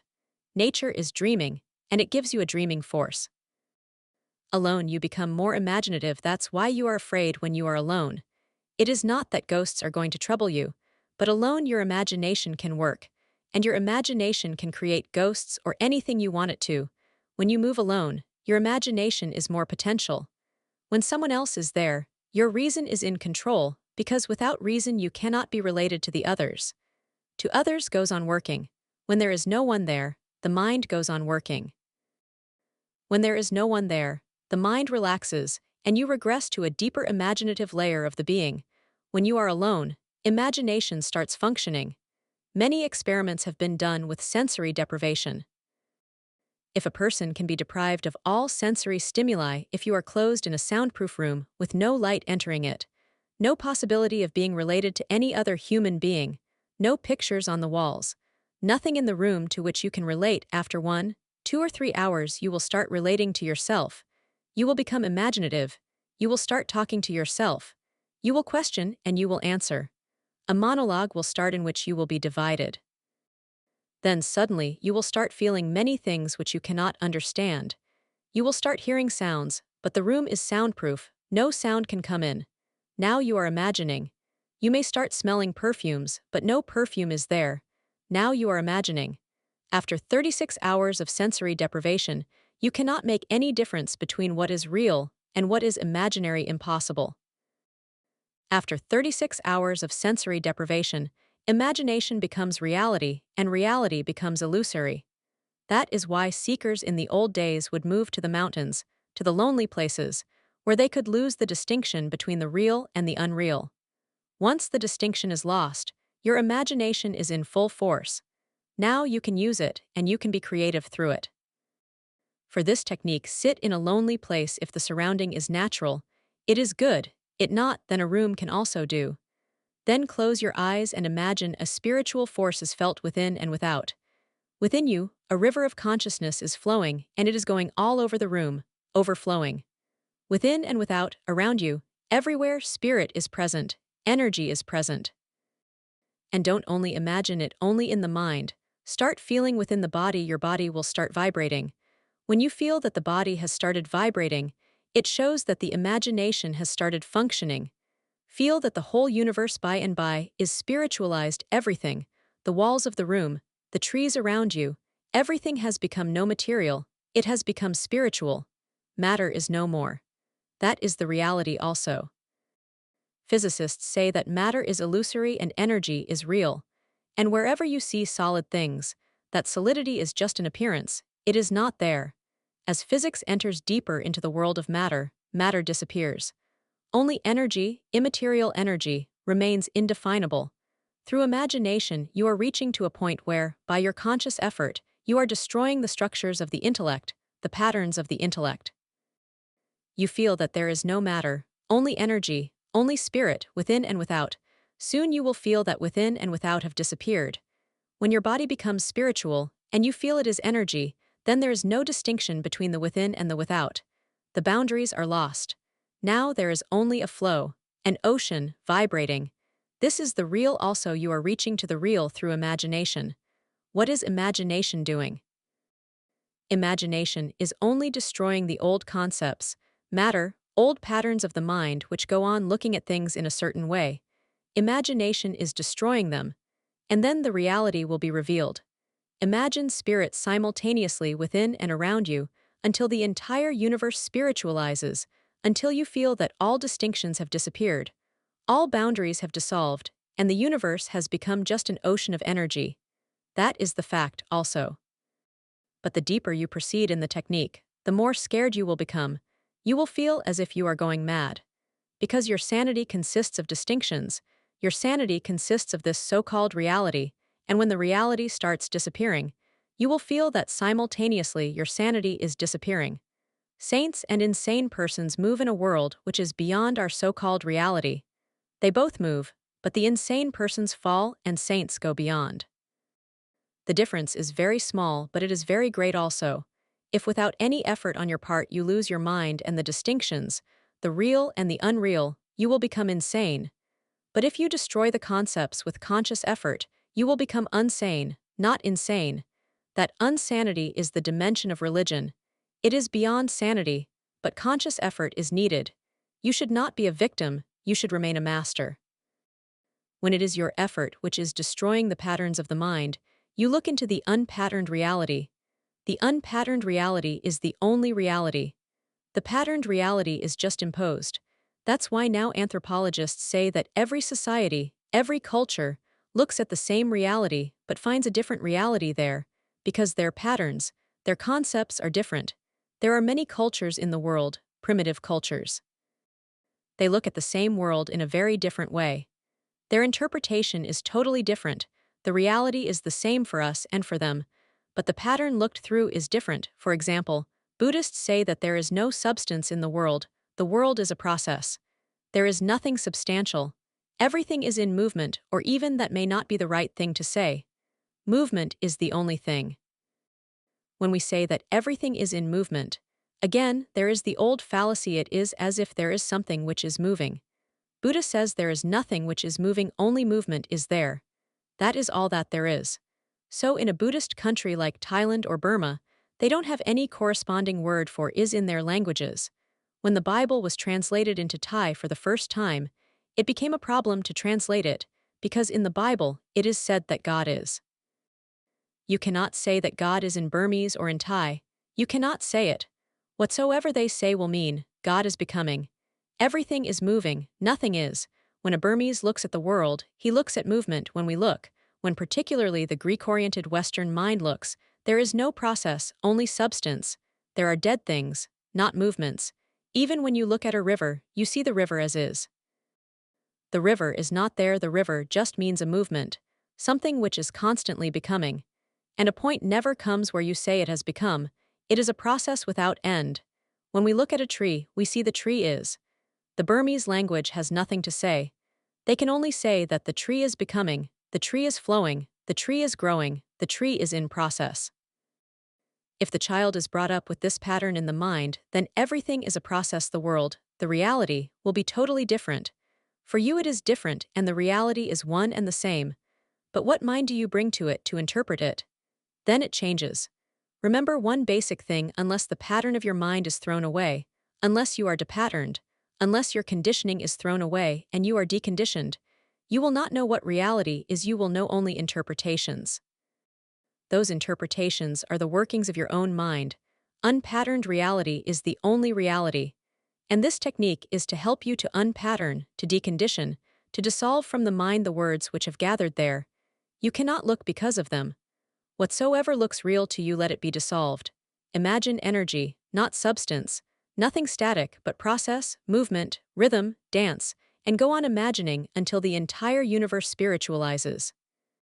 If you persist, within 3 months of intensively working for just 1 hour every day, you can move to this feeling. Within 3 months, you can have a different feeling of the whole existence around you. Matter is no longer there, only immaterial, oceanic existence, just waves, vibrations. When this happens, then you know what God is. That ocean of energy is God. God is not a person. God is not somewhere sitting on a throne in heaven. The whole creative energy of existence is God, but we have a pattern of thinking. We say God is the creator. God is not the creator. Rather, God is the creative force, the very creation itself. It has been forced again and again on our minds that somewhere in the past, God created the world, and then and their creation finished. Christians have a story that within 6 days God created the world, and on the 7th day he rested. That's why the 7th day, Sunday, is a holiday. God took a holiday on that day. In 6 days he created the world, forever and ever, and since then there has been no creation. Since the 6th day there has been no creation. This is a very dead concept. Tantra says God is the very creativity. Creation is not a historical event that happened somewhere in the past, it is happening every moment. God is creating every moment. But again, language creates a problem and we say, God is creating.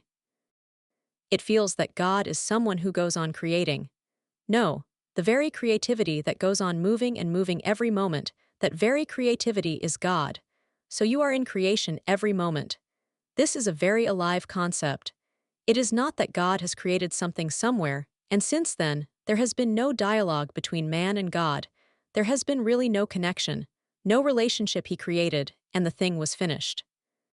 Tantra says that every moment you are being created, every moment you are in deep relationship with the divine, with the source of creativity. This is a very alive concept. Through this technique you will have glimpse of the creative force within and without. And once you can feel the creative force and the touch, the impact of it, you will become totally different. You will never be the same again. God has entered you. You have become an abode.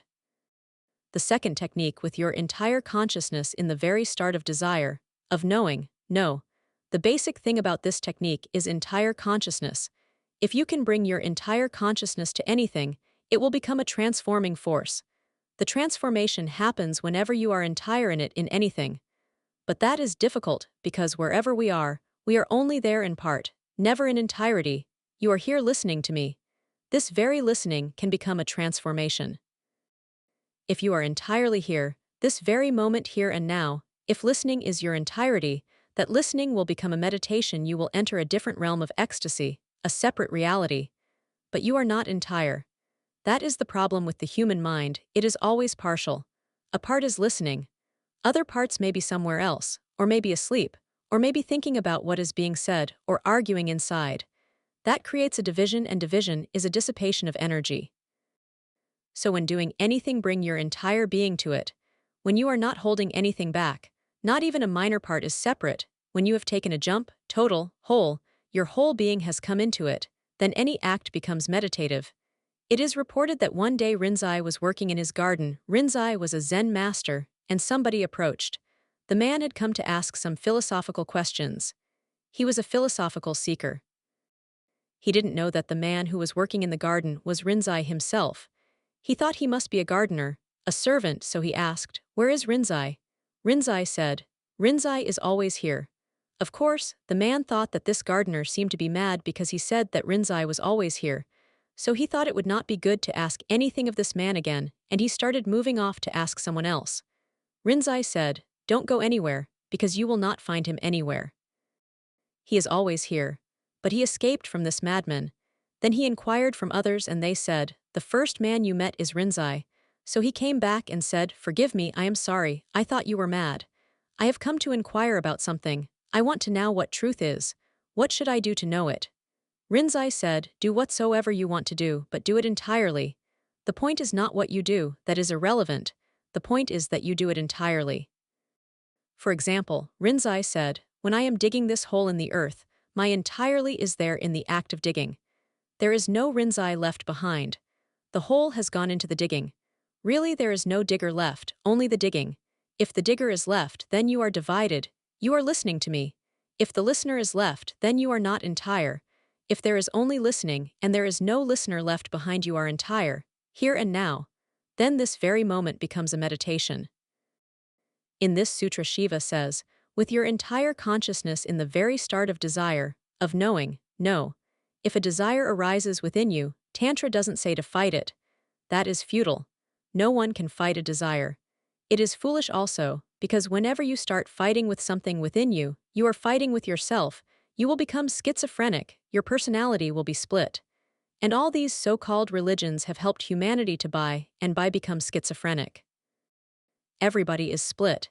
Everybody is divided and fighting with himself because so-called religions have told you, this is bad. Don't do this. If the desire comes, what to do? You go on fighting with the desire. Tantra says don't fight the desire. But that doesn't mean that you become a victim of it. That doesn't mean that you indulge in it. Tantra gives you a very subtle technique. When desire arises, be alert just at the beginning with your entirety. Look at it with your entirety. Become the look. Don't leave the looker behind. Bring your total consciousness to this arising desire. This is a very subtle method, but wonderful. Miraculous are its effects. 3 things have to be understood. Firstly, when desire has already arisen, you cannot do anything. Then it will take its full course, it will complete its circle, and you cannot do anything. Just in the beginning, something can be done. The seed should be burned then and there. Once the seed has sprouted and the tree has started growing, it is difficult, almost impossible to do something. Whatsoever you do will create more anguish, dissipation of energy, frustration, weakness. When the desire arises, just at the beginning, just at the first glimpse, the first flicker that a desire is arising, bring your total consciousness, the entirety of your being to look at it. Don't do anything. Nothing else is needed. With the entire being, the look is so fiery that the seed is burned, with no struggle, with no conflict, with no antagonism. Just a deep look with the entire being, and the arriving desire disappears completely. And when a desire disappears without a fight, it leaves you so powerful, with such immense energy, with such tremendous awareness, you cannot imagine it. If you fight, you will be defeated. Even if you are not defeated, and you defeat the desire, that too will amount to the same thing. No energy will be left. You will feel frustrated whether you win or get defeated. In both cases, you will be weak in the end, because the desire was fighting with your energy, and you were fighting with the same energy. The energy was coming from the same source. You were taking from the same source, so the source will be weakened whatsoever the result. But if the desire disappears just in the beginning, without any conflict, remember, this is basic, without any fight, with just a look, not even an antagonistic look, not even with a mind to destroy, with no enmity, just a total look. In the intensity of that total look, the seed is burnt. And when the desire, arising desire, disappears, just like smoke in the sky, you are left with tremendous energy. That very energy is bliss. That will give you a beauty of its own, a grace. The so-called saints who are fighting their desires are always ugly. When I say ugly, I mean they are always mean, fighting. Their whole personality becomes graceless, and they are always weak, always lacking energy, because all their energy is used up in the inner fight. Buddha is totally different, and the grace that has come to Buddha's personality is the grace of desires disappearing without any struggle or fight, without any inner violence. With your entire consciousness in the very start of desire, of knowing, know. In that very moment, simply know, look, see, don't do anything. Nothing else is needed. All that is needed is that your total being should be there present. Your total presence is needed. This is one of the secrets of achieving the ultimate enlightenment without any violence. And remember, you cannot enter into the kingdom of God with violence. No, those doors shall never open for you, howsoever much you knock. Knock and go on knocking. You may break your head, but those doors will never open. But for those who deep inside are nonviolent and not fighting with anything, those doors are always open, they were never closed. Jesus said, "Knock and the doors shall be opened unto you." I say to you that there is no need even to knock. Look, the doors are open, they have always been open, they were never closed. Just take a deep look, entire, total, whole. The third technique, O Shakti, each particular perception is limited, disappearing in omnipotence. Whatsoever we see is limited, whatsoever we feel is limited, all perceptions are limited. But if you can become aware, then every limited thing is disappearing into the unlimited. Look at the sky, you will see a limited part of it, not because the sky is limited by because your eyes are limited, your focus is limited. But if you can become aware that this limitation is because of the focus, because of the eye, it is not the sky that is limited, then you will see the boundaries melting into the unlimited. Otherwise existence is unlimited. Otherwise everything is melting into something else.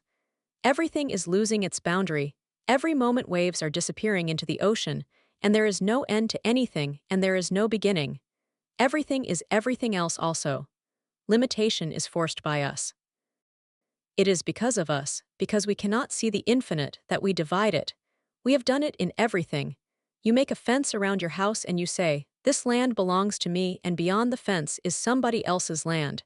But deep down your land and your neighbor's land are one. The fence is just because of you. The land is not divided. The neighbors and you are divided because of your mind. Nations are divided because of your mind. Somewhere India ends and Pakistan starts, but just a few years back India was where Pakistan now is. At that time, India used to continue up to the limits of Pakistan, the present-day limits. But now Pakistan is divided, there is a barrier. But the land remains the same. I have heard a story that happened when India and Pakistan were divided. There was a madhouse, a mad asylum, just on the boundary of India and Pakistan. The politicians were not very worried about where the madhouse went, to Pakistan or to India, but the superintendent was very worried. So he asked where the madhouse was going to be, whether it was going to be in India or in Pakistan. Somebody from Delhi informed him that he should ask the inmates, the madmen, and take a vote as to where they wanted to go. The superintendent was the only man who was not insane, and he tried to explain. He gathered all the madmen together and told them, "Now it is up to you, wherever you want you can go. If you want to go to India, you can go to India.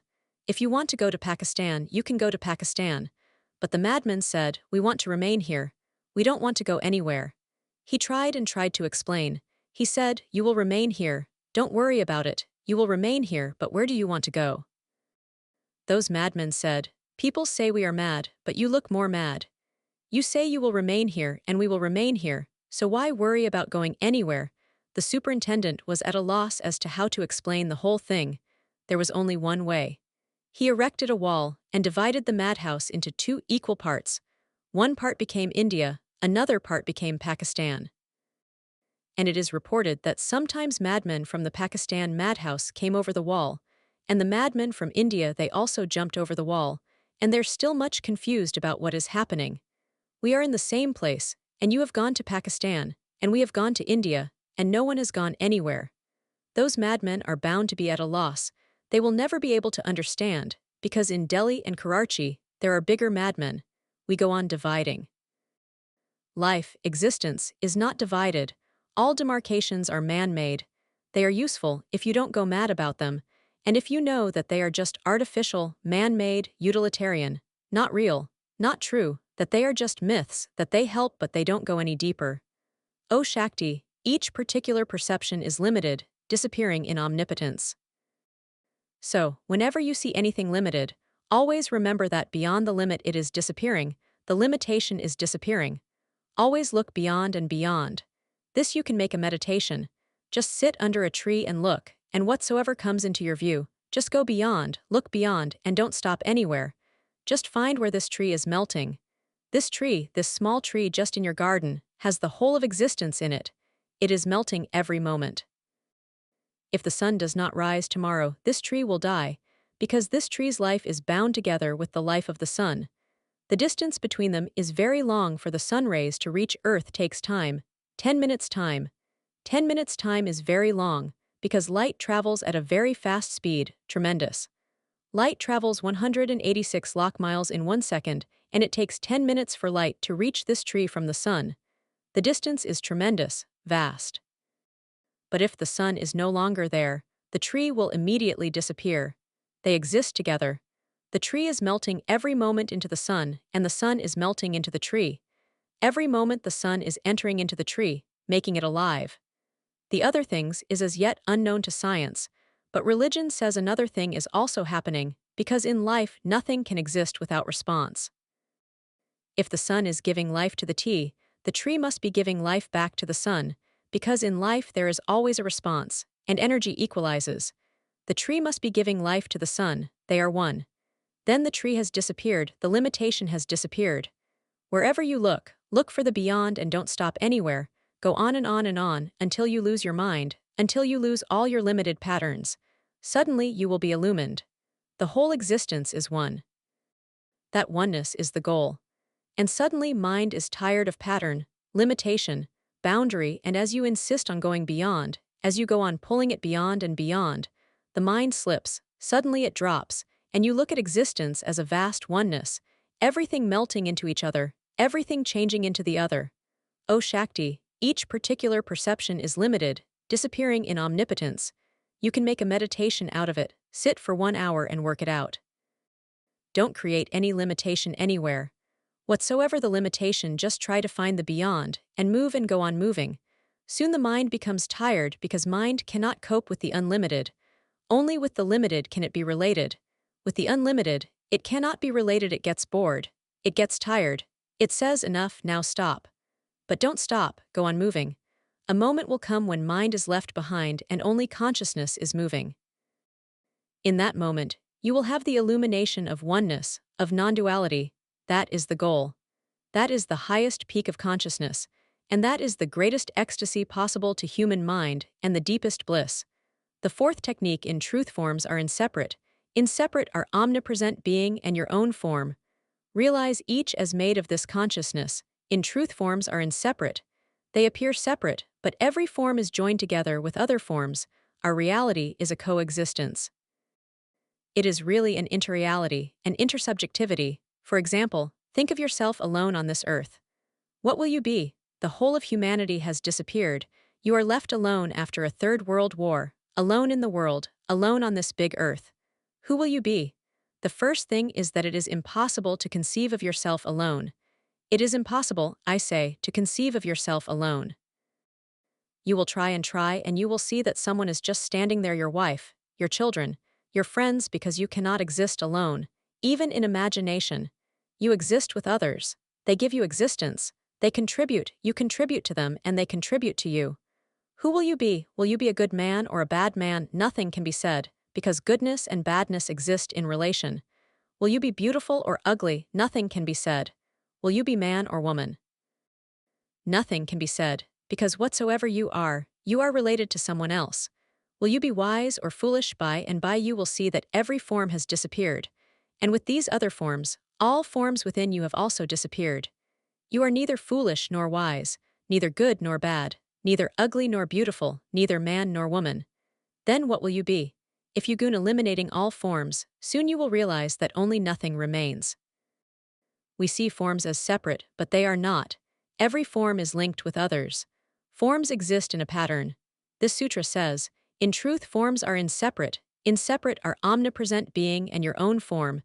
Even your form and the form of the whole existence is inseparate.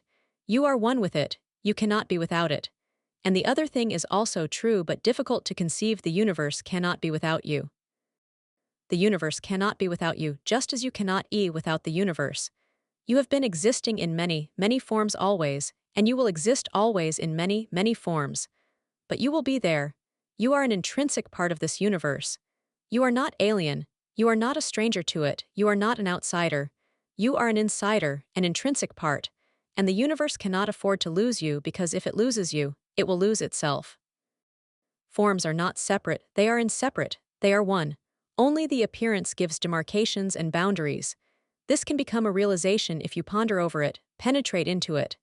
It becomes a realization, not a doctrine, not a thought, but a realization that yes, I am one with the universe and the universe is one with me. This is what Jesus was saying to the Jews. But they felt offended because Jesus said, I and my Father in heaven are one. Jews felt offended. What was he claiming? Was he claiming that he and God are one? This was blasphemy. He must be punished.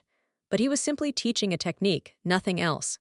He was simply teaching a technique that forms are not separate, that you and the whole are one. I and my Father in heaven are one. But this was not a claim. This was just a suggested technique. And when Jesus said, I and my Father are one, he didn't mean that you and the Father and the divine are separate. When he said I, every I is represented. Whenever I exists, that I and the divine is one. But it can be misunderstood, and both Jews and Christians misunderstood. Even Christians misunderstood, because they say he was the only begotten Son of God, the only begotten Son, so that no one else can claim that he also is a Son of God. I was reading a very funny book. The title is Three Christs in a Madhouse. There were three men, and all the three claimed that they were Christ. This is an actual fact, not a story. So one psychoanalyst studied all three. Then the thought came to his mind that it would be very funny to introduce them to each other, to see what would happen, how they would introduce themselves, and what their reaction would be. So he brought all three together and left them in a room to introduce themselves. The first one said, I am the only begotten Son, Jesus Christ. The other laughed, and in his mind he thought he must be mad. He said, How can you be? I am Jesus Christ. You are also part of that whole. A fragment of that consciousness is in you also. But Jesus Christ, the only Son of God that I am. The third thought that both were foolish, that both had gone insane. He said, What are you talking about? Look at me.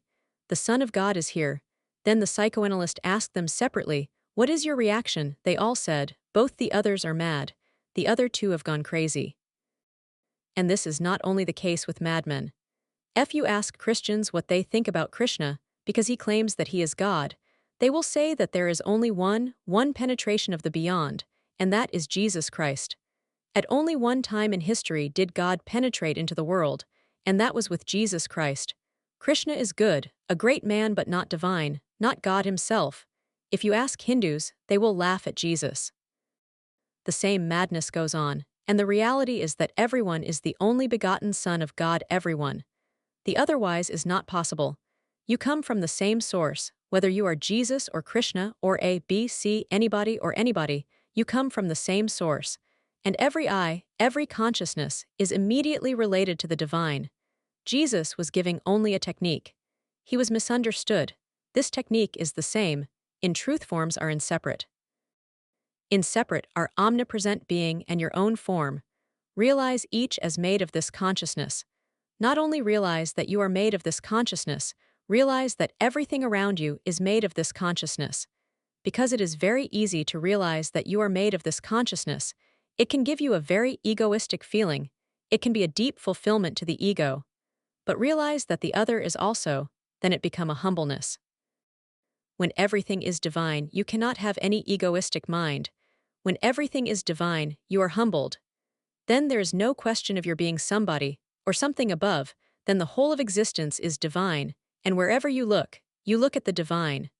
The looker and the looked at are both divine, because forms are not separate. Underneath all forms is hidden one formlessness.